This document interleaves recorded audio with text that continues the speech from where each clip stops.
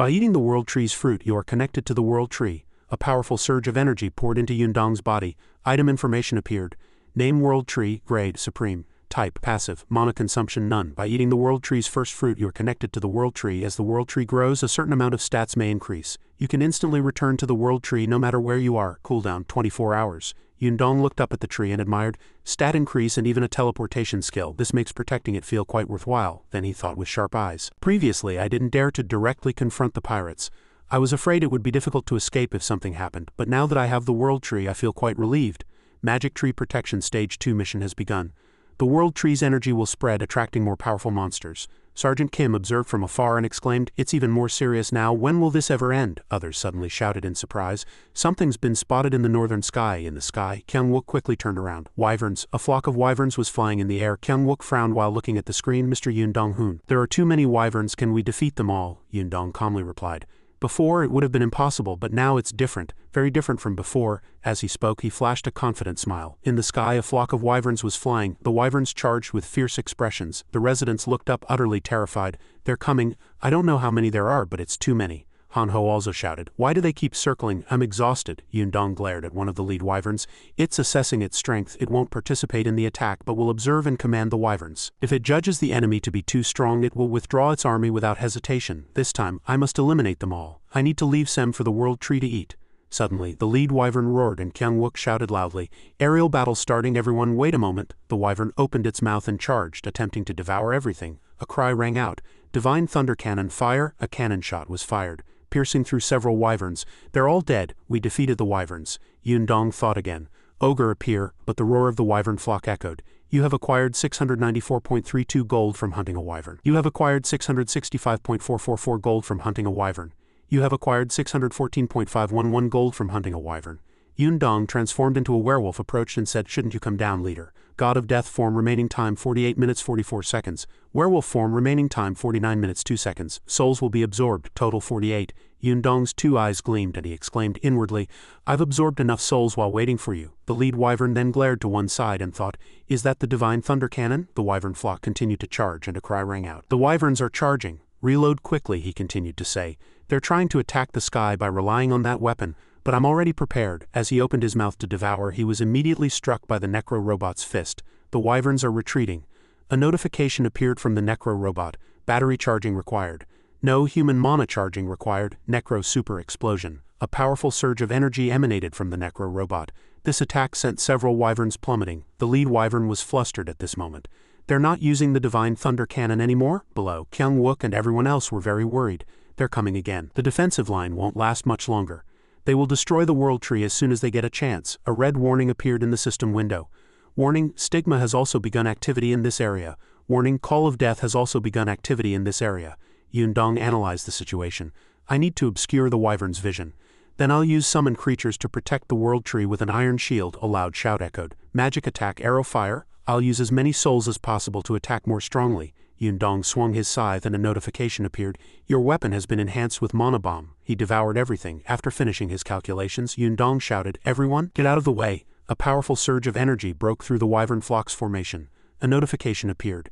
"You have acquired 566.454 gold from hunting a wyvern."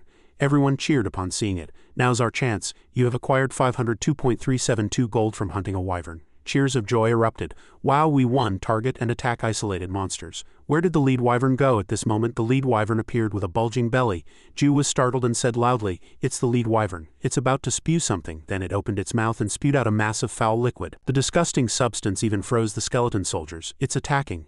Everyone get away from the old skeletons. I'll transform them." Yundong stretched out his hand and manipulated the wyvern corpses. The wyverns roared in the air at this moment, and everyone was extremely worried. Sergeant Kim exclaimed, "This is no longer a battle for humans." Han-ho's father also stepped back and said, "At this rate we'll all get hurt." The lead wyvern's two eyes gleamed and it growled. Suddenly it turned around and tried to fly away. Ju hastily looked back and shouted, "Mr. Yundong-hoon, the lead wyvern is escaping. Everyone ride the skeleton wyverns and chase after it. Don't let it get away." "Chase it." Yundong launched a twilight charge. Twilight charge activated. Immediately the lead wyvern was tightly bound like a cocoon. Jisoo shouted loudly, "Mr. Yundong-hoon, now fall." Then the two jumped down from both sides with their weapons and cut off the lead wyvern's wings. The wingless creature plummeted in freefall. A thick cloud of dust rose from the impact. Yundong approached, reflected in its eyes and said, "This is probably the first time you've been startled by someone, isn't it?" He swung his scythe and exclaimed, "Today we conquered the sky." A single attack was launched. The lead wyvern opened its disgusting mouth and howled in pain. Then it suddenly shut its mouth. Yundong turned his body again and decapitated it. As he did so, he thought, even though it was restrained by the suppression skill, its resistance is still strong. Suddenly, Ju's expression darkened and she approached. Yundong backed away, startled, and looked back. A strange surge of power emanated from her body.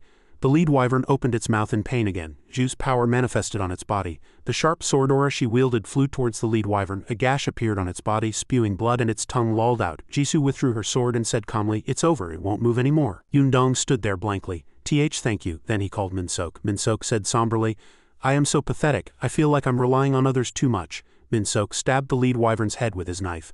A notification appeared. You have acquired 4,334,500 gold from hunting boss lead wyvern male. You have acquired a special reward for hunting a monster leader. Secret shop coupon. You have acquired the title Ruler of the Sky. Agility 2, Stamina 2, Physical Defense 10 increase, Wind Resistance 20 increase.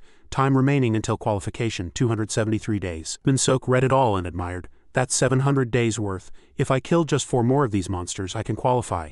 Yundong thought again. The rewards aren't over yet. The Grade B experience card I received when I killed the Dark Lord armor has been activated. The system window displayed another notification. You have acquired all experience needed to level up. Would you like to use an item purchase card? You have leveled up. Level 21. He reached out to receive the reward card. Increasing summon creatures by 3 as a level up reward. If they don't keep resurrecting, it seems a bit small, Jisoo then happily said. It's over in the sky too. We stopped the wyverns. A surge of power appeared and a notification appeared. The world tree has reached stage 2 growth. As you are connected to the world tree, a certain amount of your stats will increase. Strength 1. Kyung-wook looked up and admired. Wow, it grew so much all at once. Han-ho's father asked, did it reach the clouds? Han-ho picked up a leaf and was lost in thought. But why do I feel like only my color is a bit strange? The world tree tends to be influenced by you. Yundong stood at the base of the tree and was startled by this notification. Influenced, you say? The system window appeared. The world tree has acquired a new skill, Holy Tree's Shadow. The magic of the Holy Tree forms a powerful barrier around this area, acting as a shield and preventing unwanted intruders. The world tree has acquired a new skill, Soul Dominion. If someone blessed by the world tree kills a creature, its soul is bound to the world tree. Han-ho's father said worriedly, but isn't this more like a soul-eating tree than a world tree? Han-ho sighed next to him. Then he turned around, winked playfully and asked, worried? His father boasted about his village protection skill, but was immediately slapped by his son, who now claimed the world tree had surpassed it. Ah, domestic violence, it hurts. I don't have protection skills anymore, his father said angrily. Why does this brat get more arrogant as he grows up? Ju smiled wryly next to them and said, the more protection the better. Yundong laughed and thought, to be honest, if that terrorist had suddenly detonated a bomb, the world tree would have already been gone. Now that we have stealth ability, no one can infiltrate, and soul dominion. Doesn't that further emphasize Anubis's power? If I deactivate Anubis, the souls used in the skill will disappear when facing a large enemy. I have to go through the transformation and soul gathering stages. The world tree supplying me with souls is the best option. Yundong opened his mouth again.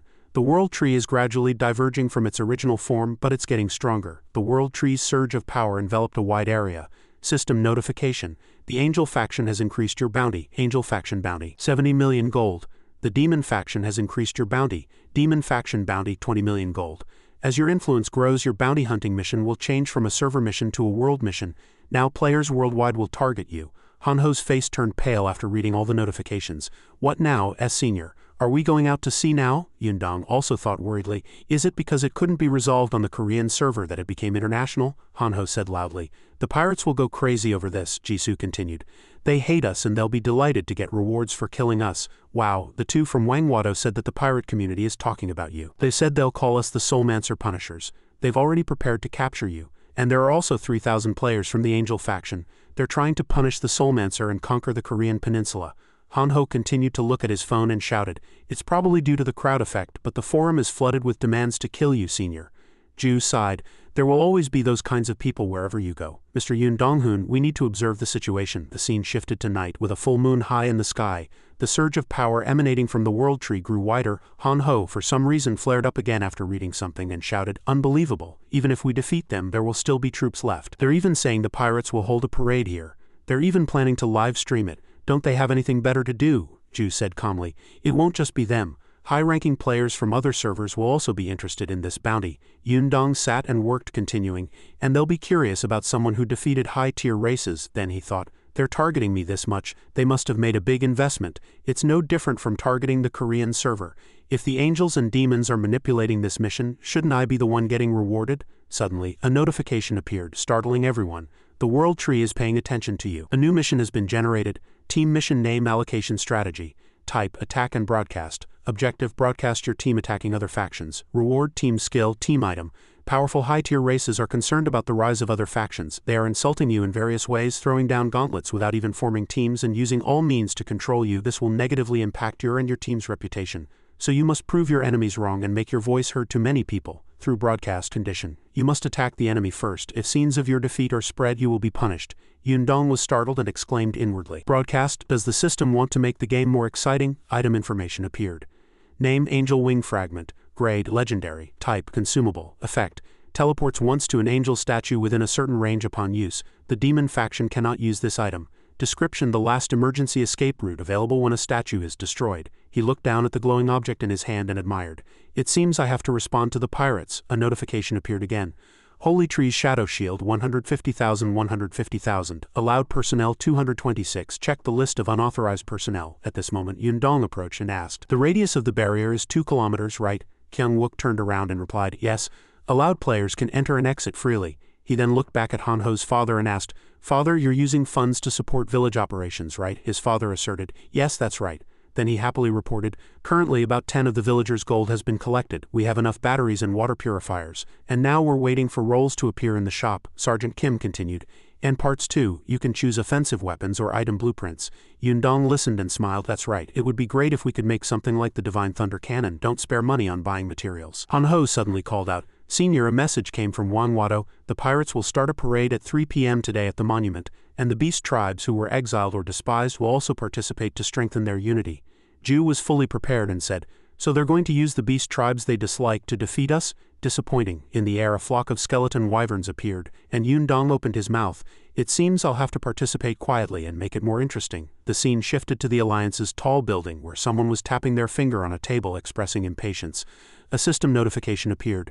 Team mission name Annihilate Demon Faction in urban areas. Type. I have to fight because of this 4-winged angel statue. Yun Minwang sighed helplessly. Yun Minhwa continued, Commander, the rewards aren't much, but we can't avoid this battle. Choi Dong-hoon asked again. Who is guarding the northern statue? She replied. It's probably the Reconstruction Alliance. Choi Dong-hoon frowned, thinking, after failing to attack Yun-woo they're shifting the blame to me. If it's the demon faction it'll be hard to avoid a fight.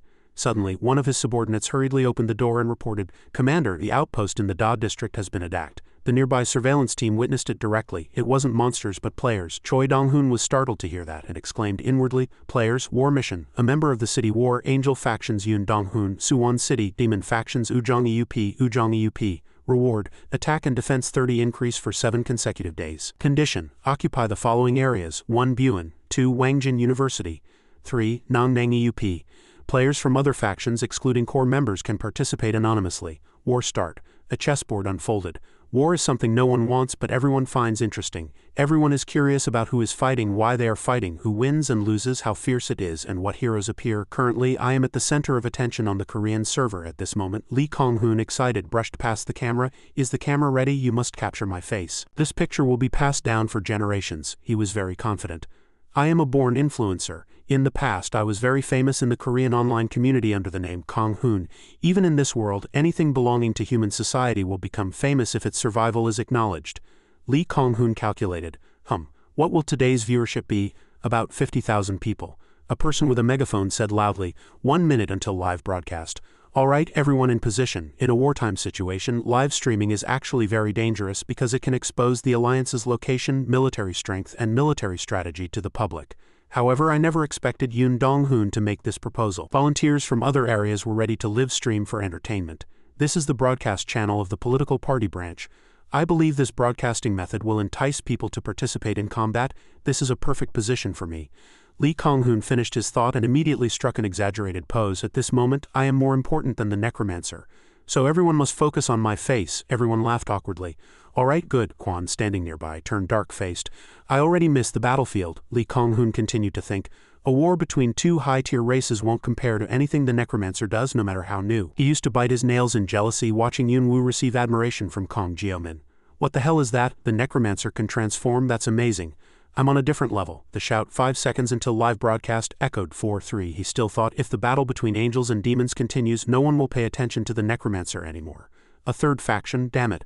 Let's see how far he goes. He bit his nails in displeasure. A loud shout echoed again. All right, Lee Kong-hoon quickly plunged into acting with a bright, friendly, and playful expression. Hello, I am Kong-hoon, the god of war. Shall I show my dark followers how I shoot hellfire? Now where is Grand going from here? Suddenly, the director cautiously approached him with a phone. Lee Kong-hoon asked in puzzlement. What's wrong? The person, flustered, showed him the phone screen. Brother, your channel only has 12 viewers. Lee Kong-hoon's distorted expression appeared on the screen. What? That's impossible. This is Kong-hoon's channel. He was startled when Quan spoke again. The Necromancer started his own channel. All the viewers seem to have gone there. Lee Kong-hoon shouted, his face terribly contorted. The Necromancer again? What's more important than live streaming during a war? The director said the Necromancer had moved. Lee Kong-hoon grabbed the person's neck and frantically interrogated. Where did he go? To the sea. But it doesn't seem like Kong-hoon do. He probably went out to sea. What? Yunwoo and his team members were flying above the sea on skeleton wyverns. His expression was very confident. Lee Kong-hoon, seeing this, turned pale and shouted, he's attacking the pirates. He intends to attack the main force. In one part of the sea, ships were gathered. On the nearby land there was an army. A person stood before a giant headless Buddha statue. That person was none other than Troll Lord. One subordinate came in and reported, the time has come, General Sky. He said, good, let's go. After that, Troll Lord turned and went outside. He stood on the city wall looking down. And the people below began to murmur. A live stream presenter spoke into the microphone. General Sky and his subordinates are coming. Now we will meet the Red Revolutionary Army. We will unite our strength to face the catastrophe. While the live stream presenter was loudly chattering, Troll Lord quietly calculated inwardly. Having reached this stage, I was pursued to the sea after retreating from Chinese server 2, but thanks to that, I now control this entire island. Factions from several servers have also sent envoys to live stream. There are also spies. This means everyone on land is watching us. They will witness how I mercilessly finish off and crush other players. My power and compassion, he thought, revealing his teeth and smiling hideously and terrifyingly. At this moment, the live stream presenter extended his hand towards him, smiling. Now General Sky has something to say to us. He then offered the microphone to Troll Lord with both hands. Troll Lord took the microphone and said with a dignified expression, I awoke in a sea of blood on the day the apocalypse began. And today more and more forces are retreating from the land. I am certain other factions are very wary of me, but now rest assured, I have no intention of returning soon. Tomorrow I will cross over to Joseon. After occupying it, I will confidently declare that I am the true master of this continent. However, before he could finish speaking, a spatial tremor pressed down on him. The entire group fell into chaos. Yun, a tremor, is it the effect of an explosion? Suddenly, a powerful surge of energy struck the roof above Troll Lord's head and he looked up. His face darkened. It was Yunwoo, transformed into a werewolf. He appeared riding a giant skeleton wyvern. Several pirates pointed and shouted, that's a flock of wyverns. Yunwoo extended his scythe forward and immediately giant ghosts appeared in the air. What the hell is this? That's the Necromancer. That's the Korean server's Necromancer. Troll Lord frowned in puzzlement. Why is he here? Yunwoo raised a stone statue head and showed it to him. Isn't that an angel statue head? Damn it. Explosions continued to erupt and the space became a sea of fire. A system window appeared. The third option, destroy the high-tier race statue. Troll Lord suddenly laughed maniacally. Are you appearing in the enemy faction to destroy an angel statue? Your audacity is greater than I thought. Horrific screams echoed. Are those summoned monsters? Those are different from what we heard. They said they were walking skeletons. One person calmly commanded loudly. Mages and ranged warriors attack. I must protect General Sky. Yunwoo was still looking down from the air. He found Troll Lord, the main target. Jisoo called out to Yunwoo at this moment. There are sniper groups on the city wall and outside buildings. The surrounding army is also gathering now to correct this error, he replied. It seems they were preparing for an external attack. The one with an angel wing fragment wasn't the only one. Inwardly he thought, but if this drags on, the battle will become even more difficult. Not all reserves can be enemies, but I am already surrounded by the enemy, Yunwoo said. I want to proceed with the next step of my plan. Jisoo quickly turned and executed. Understood. First compromise with the snipers and eliminate them. Immediately his army charged towards the sniper groups. They were attacked and screamed in pain. They're coming. Damn it, everyone retreat. Synergy list 3 aerial superiority rank classification synergy. Condition 40 or more aerial units. Effect, flight speed 30 increase, teleportation 20 increase, ranged attack evasion rate 20 increase. Troll Lord looked up at Yunwoo and said, is that the Necromancer? Interesting. He stood in the midst of his army, his eyes shining brightly, looking very terrifying as he watched the ghosts raining down like missiles from above. At the same time, a system notification appeared. Acquired 8,000 gold by defeating a player. Acquired 11,000 gold by defeating a player. Acquired 12,000 gold by defeating a player. Han Ho, live streaming on his phone, shouted excitedly, overwhelming power is the best in the world. That person is my senior. But General Sky still didn't move. Is he frozen in awe of senior's overwhelming power? Yunwoo said. The snipers and mages have been almost eliminated by our air force. Now it's time to confront the pirate captain. Below. Troll Lord still calmly admired. The scenery in the sky is irritating me right now. After that, he commanded, shoot them down. Immediately, the mage groups extended their hands and unleashed a powerful surge of energy. Yunwu was immediately overwhelmed by that power. Is it gravity magic? Can a regular player use such powerful magic? Below, the mage groups also did their best. His face contorted. Ahem, one person, bleeding from 7 orifices, barely managed to say, "Long live General Sky, General Sky." Warning, a wave of rage is spreading throughout the area. Yunwu exclaimed in surprise. Is it a sonic attack? He was overwhelmed to the ground. Screams echoed again. The Necromancer has fallen. I will sacrifice my life for the general. He thought inwardly, is that brainwashing skill? Those are no different from powerful dragons. He then called his pets to attack. Your undead have been upgraded with the recently absorbed souls. 1. Attack power 30 increase 3. 2. Defense 30 increase 3. 3. Magic resistance 30 increase 3. 4. Movement speed 30 increase 3.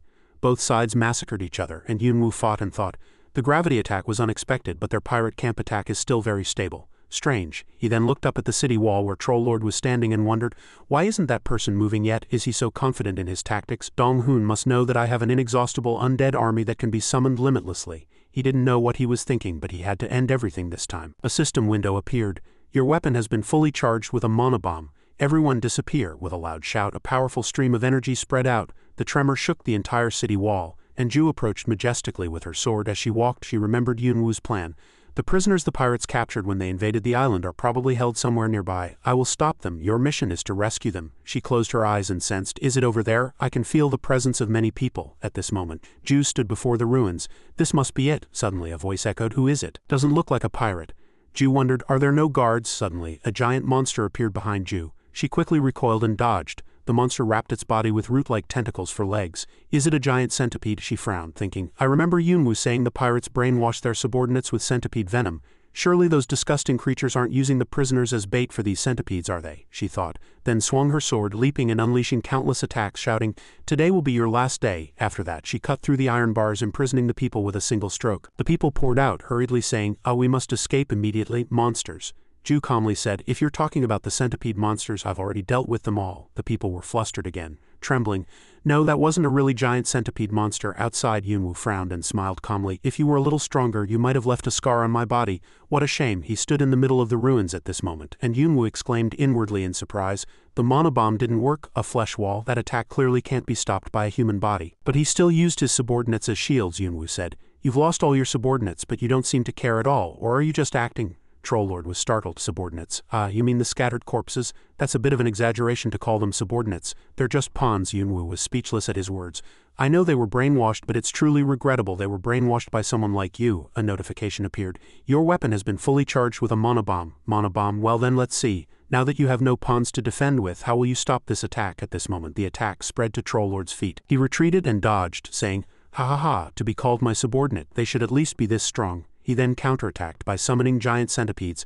My first profession was a cult leader, and the other was a beast tamer. All the monsters in this world are my subordinates, Yunwu said. Giant centipedes? If you took monsters as subordinates, why didn't you unleash them from the beginning and bother gathering people to form a faction? Troll Lord calmly said. Monsters are good at breaking things, but they're not good at maintaining order in factions. If I let my guard down for even a moment, they'll tear each other apart. Moreover, having one's own faction is a good way to survive in this unstable world, isn't it? Also, thanks to those people, I was able to create excellent items. At this moment, his subordinates rushed over, shouting, General Sky is in danger over there. Yunwu looked around, worried. Damn it, the pirates are attacking from outside. Stop him.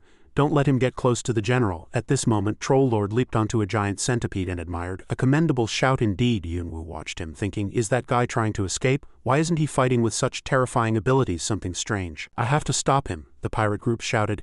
Everyone stop the Necromancer. If you want to fight, you'll have to get past our corpses. Yunwu summoned my puppet. Go up. Corpse explosion. Immediately, everything around exploded, but Yunwu could no longer see Troll Lord. Where did he go? Where did he escape to? At this moment, he stood behind the smoke with 2 giant centipedes on either side. He said grimly, Necromancer, thank you for helping my pawns unleash their full abilities. He spoke with a terrifying expression, then unfurled a scroll engraved with magical symbols. Item information appeared. Name, Demon Gate Scroll. Grade, Legendary. Type, Magic Scroll. Effect, opens a demon gate for 24 hours. Detailed information, opens the path to the demon's lair, allowing you to explore it and obtain very rare items. However, do not rush.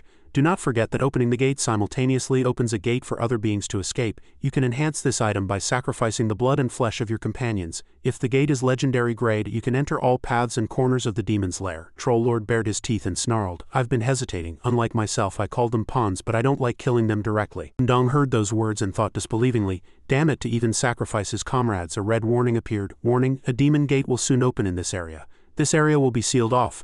A massive burning gate appeared. Han Ho, live streaming, saw it and exclaimed in surprise, what's happening? The entire island is covered by a shield, and the atmosphere is too strange. But it's too late, I can't escape anymore, Yundong thought to himself. Sealed off? Surely the World Tree return skill isn't blocked too. Troll Lord then transformed into a massive muscular red body. He snarled, Necromancer. No, now I should call you Demigod Anubis. His skill information appeared. Skill information. Name Warrior's Awakening Stage 1. Type active, mana consumption none, can transform the user into a battle beast for 1 hour a day. Battle beast subordinates never feel fear when their master is nearby. The more creatures killed, the more the battle beast stats increase. If the battle beast shows weakness, subordinates can attack or flee the battlefield. He bared his teeth and declared, this world before or after the apocalypse is a place where only the strong can survive. The system continued to display red warnings. Warning, weak spirits activated in the entire area. Warning, call of death activated in the entire area. Warning, the entire area is engulfed in the poison of death. Battle Beast 5-star. Yundong's side is the demigod of hell. Who will be the ruler of this ruined world? At this moment both sides fiercely confronted each other. Going back to a year before the apocalypse began, the space was still blue. Troll Lord intently stared at the bread in his hand. At this moment a dog looked up at him with sparkling eyes, drooling. Growl. Troll Lord kicked the dog and shouted, Get lost, you stupid dog. This is my food, he thought irritably. Damn boss makes me work all day and gives me barely any salary. The dog growled at this moment. Troll Lord shouted, How dare you growl when I'm eating? But before his eyes were even fiercer dogs, he exclaimed in surprise. You brought your friends too. Troll Lord spilled his meager food and said helplessly, Alright, I give up. Anyway, this is just food I stole from the boss. At this moment Troll Lord was still an ordinary person living a hard life. What a miserable life. I was born into poverty and lived without parents. But if I live like this, I'll meet other damned guys and get bullied. To avoid that, he started working to live like an ordinary person. But Troll Lord turned back and looked up at the Buddha statues again. He held a piece of bread and said, People say that if you do good deeds you'll be rewarded later, right? It's better to do this than be robbed. I'm being kind to them now, he thought. I want to live like a human. Even though they're beasts, I just hope to be rewarded for the good deeds I've done. But while working, Troll Lord was constantly bullied by his superiors, and he returned to his hideout and sat down frustrated. Troll Lord gnashed his teeth in anger. Good deeds, my ass. I'm so exhausted I feel like I'm going to die. Is living a normal life this hard? Working is tough, salary is low, and people are indifferent to each other. No, even a small mistake and they'll eagerly try to devour you. Don't ordinary people help each other when they're in trouble? Why is no one lending a hand? Is this the life I so desired? Troll Lord felt the unfairness of this life.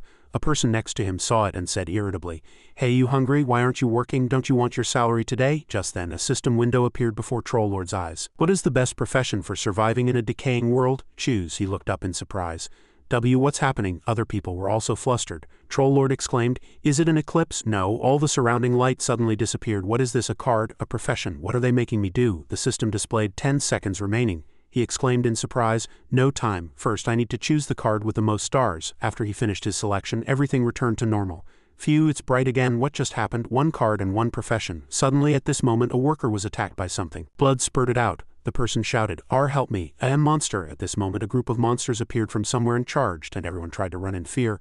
Get out of the way. Troll Lord tried to run, but turned back and saw the worker desperately asking for help. Help me, my legs have no strength at all. He kindly extended his hand and said, Take my hand. But he was strongly pulled back by the worker and the worker escaped. The worker exclaimed triumphantly, Fool, be bait and buy us time. Troll Lord felt helpless. Help, is this the price for being kind? He fell to his knees. A monster rushed over at this moment. Just then another comrade returned and split the monster in two with a single blow. He loudly reassured everyone.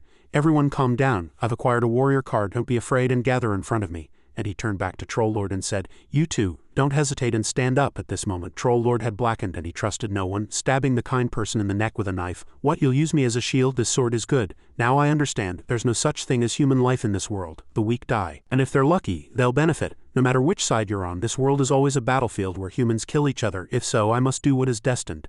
Devour the weak, become strong and survive. When he returned to his hideout, Troll Lord entered with a sword in hand shouting, Did you catch them? Good. Dogs were tearing at the monsters. What was I expecting? I fed them for a year, but beasts are still beasts. He then unleashed his power and skill information appeared. Skill information.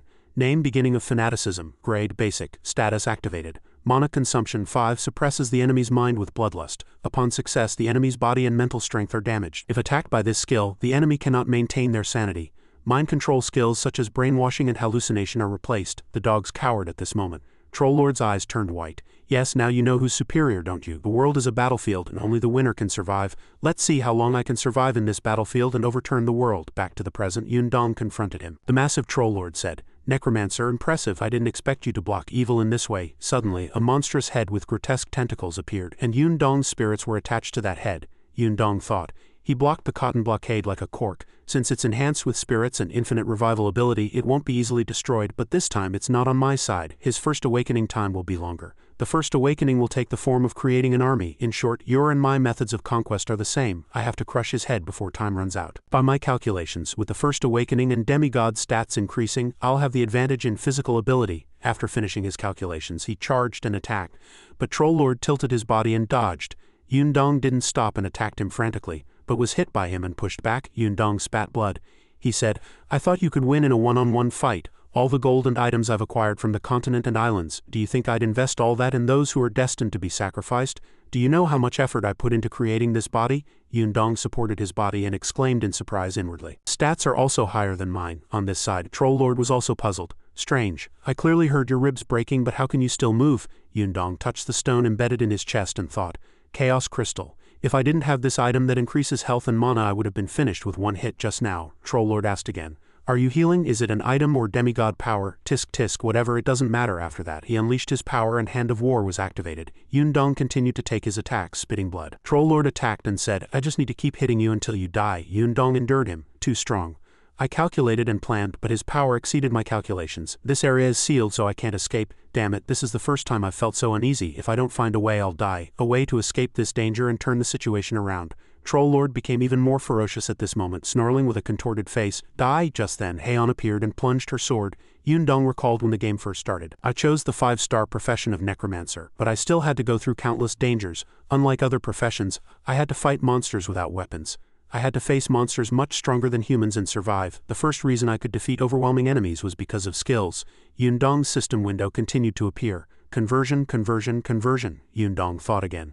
Oran was also very important. Oran's conversion skill could change the direction of most enemy attacks. Unless it was a very strong opponent or a large-scale attack, it could change the direction of all attacks. Troll Lord scornfully shouted, Pathetic Necromancer. You're trying to survive with these skeletons? Yundong stood up and confidently replied. What are you talking about? That's the best thing I have. It always exceeded my expectations. A notification appeared saying conversion failed. He snarled, and I'll have to take him down first. I'm tired of your tricks. It's over, Necromancer. Yundong still analyzed. The second reason I could survive was because of teamwork. Troll Lord bared his teeth and asked, What now, brother? You thought that if Oran and I attacked, only Min I would take the attack, didn't you? If we divide roles and focus only on our own, no matter how strong the enemy, we can defeat them. He, being countered by Yundong, was kneeling on one knee, puzzled.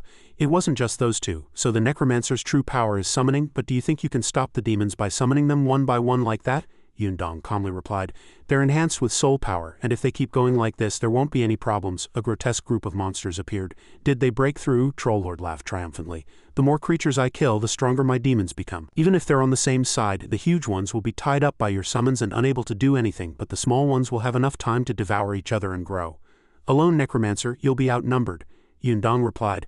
The third reason I could survive until now was because of strategy. Troll Lord's face became ferocious at this moment, and he snarled. A group of armed men rushed over, shouting, Eliminate all monsters. We must block that gate before General Sky arrives. He looked back at his subordinates in puzzlement, and Yundong thought to himself, Actually, the plan was to deal with the pirates first, but this isn't bad either. A hidden mission appeared in the status window. Name Path of the Demon. Category Survival. Objective Survive for 24 hours. Reward D-grade experience card. Additional reward. A curse beyond your ability has fallen upon this land. The path of the demon will soon open. Creatures from outside dimensions will pour out and trample everything in this land. You can do nothing. Survive by any means necessary.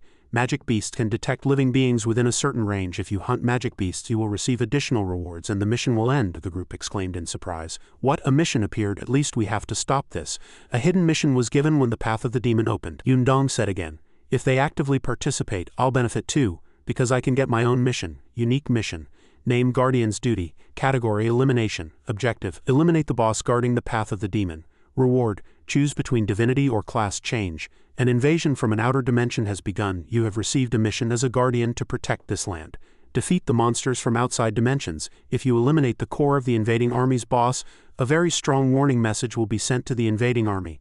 The boss guarding the path of the demon will appear after the second wave ends. If you fail to eliminate the target within 2 hours, the guardian title will be revoked. Yundong thought this was an opportunity to acquire absolute divinity like Hangang Seo, not his current temporary divinity. Ju then said to Yundong, "May I participate with you?" Troll-Lord said. "Then that's good. All of this happened because of your power. I wouldn't say martial arts is the only power, but I didn't expect this from you." He then asked again, "So you're scared?" He denied. "No, nothing changes anyway." He clenched his fist and swung it, snarling, "Whether it's power, wisdom, authority, or martial arts, only the strong survive. Whether it's me or you." After that, a powerful attack flew straight towards Yundong, followed by a kick. Still not enough. Yundong pushed himself. "The battle situation has regained balance, but time is not on my side. I missed that skill. That skill could have changed this crisis." Troll-Lord still snarled madly. "Just as I expected, I have to kill you first." He, wielding a weapon, then unleashed power from his body, sending nearby creatures flying. Yundong also couldn't avoid the attack and spat blood again. This guy, he saved that skill until now. Troll-Lord flaunted his muscles. "Skills with powerful force consume a lot of mana, even I don't use them carelessly. But to deal with you and the creatures you keep resurrecting, I have no other choice." Speaking, he delivered a blow that sent Yundong flying even further. He was huge, and all the surrounding warriors looked much smaller. Everyone attacked together, but he easily swept them away. "I am being pushed back. Damn it, I can't hold on any longer." Yundong's body was constantly being attacked, feeling like it would shatter. "I gave my all and still lost." At this moment, Hanho flew down on a pet, throwing a shuriken, and shouted, "This is Suwon, the Red Star. This damn senior, I said I didn't want to fly, but he still made me do it." Hanho rushed forward and caused a huge explosion. Everything was engulfed in thick dust. Hanho was still perfectly conscious and gave a magnificent thumbs up. "Wasn't I just awesome? I almost died. Look at Senior." The pirates were dealing with the dagger monsters falling from the sky at this moment. Another reminded him, "Don't get distracted. Stop them." Hanho was still triumphantly waiting for recognition.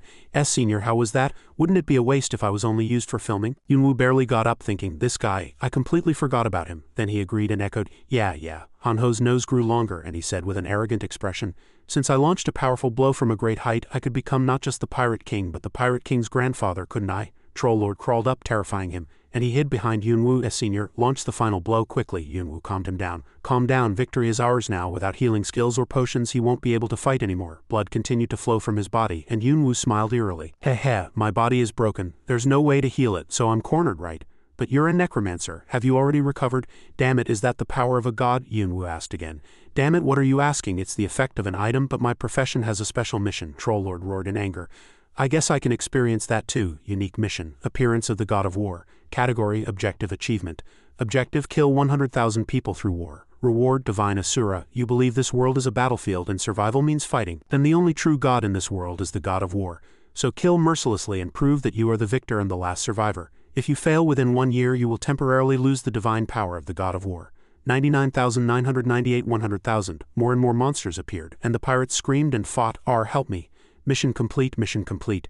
Heh, perfect timing," Troll-Lord screamed as 2 more arms appeared on his body. "The battle isn't over yet," Yunwoo thought. Divine power, damn it, he was also doing a mission after all. Then he loudly reminded everyone, "Everyone focus your strength." Suddenly, Troll-Lord was enveloped in a powerful force pouring down from above. His body was engulfed in lightning. After it passed, he was bewildered with a charred body. What? Yunwoo was startled inwardly. Hangang Seo. On the other side, Hangang Seo stood on a steep cliff with a deep sea below. He looked into the distance and muttered, "Too far. I don't know if it's because of the launcher, but the power seems weaker than I thought." Butterfly pointed her finger at this moment and asked, "Hangang Seo, isn't using items like that a waste?" Item information. Name, Eye of Horus. Grade, Legendary. Type, Consumable. Effect, can see from a long distance. How far depends on the amount of mana used. If aimed, it hits the target. Once all uses are consumed, the item disappears. 1-2. She crossed her arms and said, "He's a player who acquired a rare divine item, so he might be a good companion." Hangang Seo waved his hand. "The Necromancer is very calculating, but his personality is also emotional. So I can use his power in various ways, such as begging, compromising, or threatening. But will Beast listen to me?" As he spoke, he waved his hand and created a huge lightning bolt. That lightning was so powerful that I killed him. That power pierced through space and headed towards Yunwoo's battle location. It poured down on Troll-Lord as if to burn even his soul. The sky on Hangang Seo's side was still clear. He silently looked down at his charred hand. Butterfly asked excitedly, "Hangang Seo, how was it? Did you catch him?" Hangang Seo clenched his fist and replied, "I used almost all my mana to attack while flying, but it seems it only helped the Necromancer." The battle scene was slowly coming to a halt. Troll-Lord Charred Black opened his mouth and exhaled smoke. Ju was startled. "He's still alive after being attacked," Hanho replied. There's probably still one left. At this moment, with his limbs cut off, he screamed in indignation. I lost. Yunwu approached and asked, how about it? Any complaints? That you lost because of someone else's intervention? Then he smiled eerily, baring his teeth. No, I just wasn't strong enough. Since the game started, it's never been lenient with humans, so there's no need to be lenient. Kill me, Necromancer. You won. Yunwu said nothing more and struck down decisively. The system immediately displayed a notification. Acquired 340,000 gold from punishing an official player of the Angel faction. The Angel faction has increased the bounty on you. Angel faction bounty 75 million. Yunwu was startled. He was a member of the Angel faction. He always called himself a high-tier race, but when I killed one of his people, all you can do is increase the bounty? Hanho pulled out a beautiful key at this moment. Hey, senior, here's an item. Item information. Name, key to the demon's cave, grade unknown, type, necklace, effect, mana 10 increase, description, when worn if attacked by a monster the opponent will not attack you. However, to use this effect you must continuously offer human lives to the demon's cave. Remaining duration 23 days. Each renewal grants a demon shard item. Yunwu thought, this item is useless except for mana increase, so did he carry it to obtain the scroll? I should get rid of it after completing the mission. Elsewhere, a powerful force surged into the sky. People were moving on top of a building, gathering on the rooftop. The leader said, we're almost at Suwon Fortress. Let's rest for 10 minutes and then go again. One guy took off his hat and asked, boss, is the bounty for this mercenary team really 3 billion gold? The boss turned around and replied, I don't know the exact price, but it'll be quite lucrative. The target is at the Necromancer's base. The hatless guy looked at his other comrades. Everyone's exhausted. This job involves the Necromancer, so there won't be many people from Team 1 either. The boss said, what if there are no people from Team 1? I'll just destroy the small village before the Necromancer returns. No one will notice we did it. He smiled triumphantly and pulled out an item from his hand. The Evolution Society also provided us with good equipment. Item information. Name, mana backflow device. Grade, player crafted. Type, consumable. Effect, can reverse mana and nullify magic. Description, place it near the barrier and use mana. In 10 minutes you can punch a hole in the barrier. Good luck, crafting master's skill. Then he said, let's go. If his base and this village are destroyed, it will be difficult for the Necromancer to move freely. On this side, skeleton soldiers, bandaged all over, continued to deal with monsters. Yunwu and Ju stood nearby. Hanho held his phone and was diligently focused on his photo-taking mission. Senior, make a cool pose. You're so cool. Senior and Ju, senior, take a picture together. Then his expression became ridiculously serious. When Senior was attacked by General Sky, the video will stop. I'm Suwon-ji. We can edit it to promote and sway public opinion to this was a one-sided victory. Yunwu was so embarrassed by this comrade that he wanted to pull his pants down, but he replied helplessly, okay. Jisoo had a stormy expression on her face. Hanho, which Suwon did you even grow up in? Hanho saw their expressions and burst out, this is all because of your mission. Just then a notification appeared. Faction mission. Title, Counterattack Operation. Category, Guerrilla and Propaganda. Objective, broadcast scenes of inflicting heavy damage on other factions. Reward, faction skill, faction item. High-tier faction forces are very wary of the emergence of new factions. They mock you in various ways, declare war on you before your faction is even formed, and try to control you, negatively impacting your personal and faction's reputation. You must prove your enemies wrong and make your voice heard to many people through broadcasting. Condition, you must strike first before other factions attack. If scenes of your defeat are exposed, you will be punished. Monster Gate Stage 1 attack completed. Total 3 stages. Next attack begins in 20 seconds. Yunwu looked at it and exclaimed, so the Sky Monster was a Stage 1 monster after all. Then what will come out in the next stage? Whatever it is, I've already prepared thoroughly so I can block everything. Synergy list. 1. Hidden Company Organization. Classification, Personnel Synergy. Condition, Commander Level 3, Attribute 90, Number of Members 90. Effect, Attack Power 7, Defense 7. Additional damage 3 when attacking the same enemy. 2. Shield Level 2, Classification, Weapon Synergy. Condition, 60 or more shields equipped. Effect, Shield Defense 10, Magic Resistance 10. Additional damage 30 when shield attacking, counterattack chance 15 when shield attacking, disadvantageous status resistance 20. 3. Giant Level 5, Classification, Attribute Synergy. Condition, 50 or more giant attributes. Effect, damage received from small to medium-sized monsters -44. Ironclad Knight Level 7, Classification, Armor Synergy. Condition, 70 or more full armors. Effect, Armor Defense 45 creates a shield equal to 45 of total defense. Undead enhanced with collected souls. 1. Attack Power 50 increase 5. 2. Defense 50 increase 5. 3. Magic Resistance 40 increase 4. 4. Movement Speed 40 increase 4. 5. Disadvantageous Status Resistance 20 increase 2. Yunwu said with sharp eyes, no time, come out. God of Death form, remaining time 14 minutes 33 seconds. Werewolf form, remaining time 15 minutes 1 second. Monster Gate Stage 2 attack begins. Suddenly the ground turned into a pool of blood and terrifying black hands shot out from within. Black hands, something's jumping out. Countless black creatures appeared, overwhelmed by the threat of alien life forms. The pirates were suppressed by that power. Heh, what's happening? A notification appeared. All stats decreased by 20, Yunwu thought, wearing the key necklace. Alien life forms, did General Sky have this item because of them? The alien creatures struggled and charged, and Yunwu's face turned grotesque. They all screamed. A status window appeared. Your divine power reduces the stats of lower-level monsters by 30, Yunwu was startled. Hey, the demigod attribute is so effective. Skeleton soldiers rushed forward and attacked the alien creatures. Yunwu held his scythe and charged, shouting. Then sweeping them all away is no problem. Acquired 500 gold from hunting an alien life form. The pirates were shocked. He killed a monster in one hit, Yunwu exclaimed in joy. I got new skeleton soldiers. He was startled by the notification. Cannot revive alien life forms. He looked at the horrifying gate and wondered, no, what dimension is beyond that gate? I can't conclude now, but it'll probably be fine. So let's end it here. In an instant, the space above the sea became blue and refreshing again. The people watching through the screen cheered in joy. Wow, as expected of the Necromancer. The invincible one. Heian stepped forward proudly at this moment and asked, who called the Necromancer? Everyone immediately cheered. Rai Heian, our village leader. Rai Heian. She was very excited and thought, the Necromancer is really worth his money. Others might doubt, but I must remain firm in my belief until the end. The third faction will survive. On the Alliance side, Choi Dong-hoon and everyone else were silently watching the broadcast. Yoon Minhwa spoke first. The reason we're watching this broadcast is to understand his combat abilities in case he becomes an enemy. He defeats monsters too easily, he continued. Yunwu has become much stronger after meeting him in a short time. Yoon Min-hee again excitedly offered his opinion. Commander, I think we should negotiate to resolve our conflict with Mr. Yunwu. Peace, friendship, harmony, shouldn't we become better? Yoon Minhwa asked with a blank expression. Do you know that I'm still at war? The smile on his face froze, and explosions continued to be heard from other buildings. On the seaside, the alien creatures only opened their mouths and screamed. Then a huge body struggled, and a question was heard. How did the Necromancer defeat these monsters? Ju cut them down and shouted, Evie, everyone retreat. She put all her strength into a sharp sword strike to deal with him. Just then her system notified her. Leveled up, level 17. Han Ho was live streaming from the air again. Monster Gate Stage 2 attack completed. Next attack begins in 20 seconds. Everyone was still struggling to deal with the monsters. Focus and bring healing potions. Time is running out. Don't let your guard down. Jisoo turned and asked Yunwu how much time is left. A status window appeared. God of Death form remaining time 8 minutes 23 seconds. Werewolf form remaining time 8 minutes 51 seconds. Yunwu thought, I have to finish it in 8 minutes, he calculated inwardly. Now's the time for the boss monster guarding the demon gate to appear. I need to immediately tighten the encirclement and attack with full force as soon as it appears. A notification appeared. Monster Gate final attack begins. Jisoo shouted, Yunwu, I have a bad feeling. They're condensing. Yunwu also sensed the approaching danger. A powerful force was released. A warning cry was heard. Get out of the way. Yunwu was still calculating. Summons are perfectly protected with all kinds of buff effects. The boss monster guarding the demon gate has appeared. A huge foot with black claws emerged. A grotesque monster appeared. Its body looked as if it had been torn in two. As soon as it appeared, the system notified. A threatening presence from an outer dimension suppresses you. All stats decreased by 50. Ordinary people all clutched their throats at this moment, their faces stiff from lack of oxygen. Heh, how can we defeat that guy when we can't even breathe? Yunwu also thought worriedly.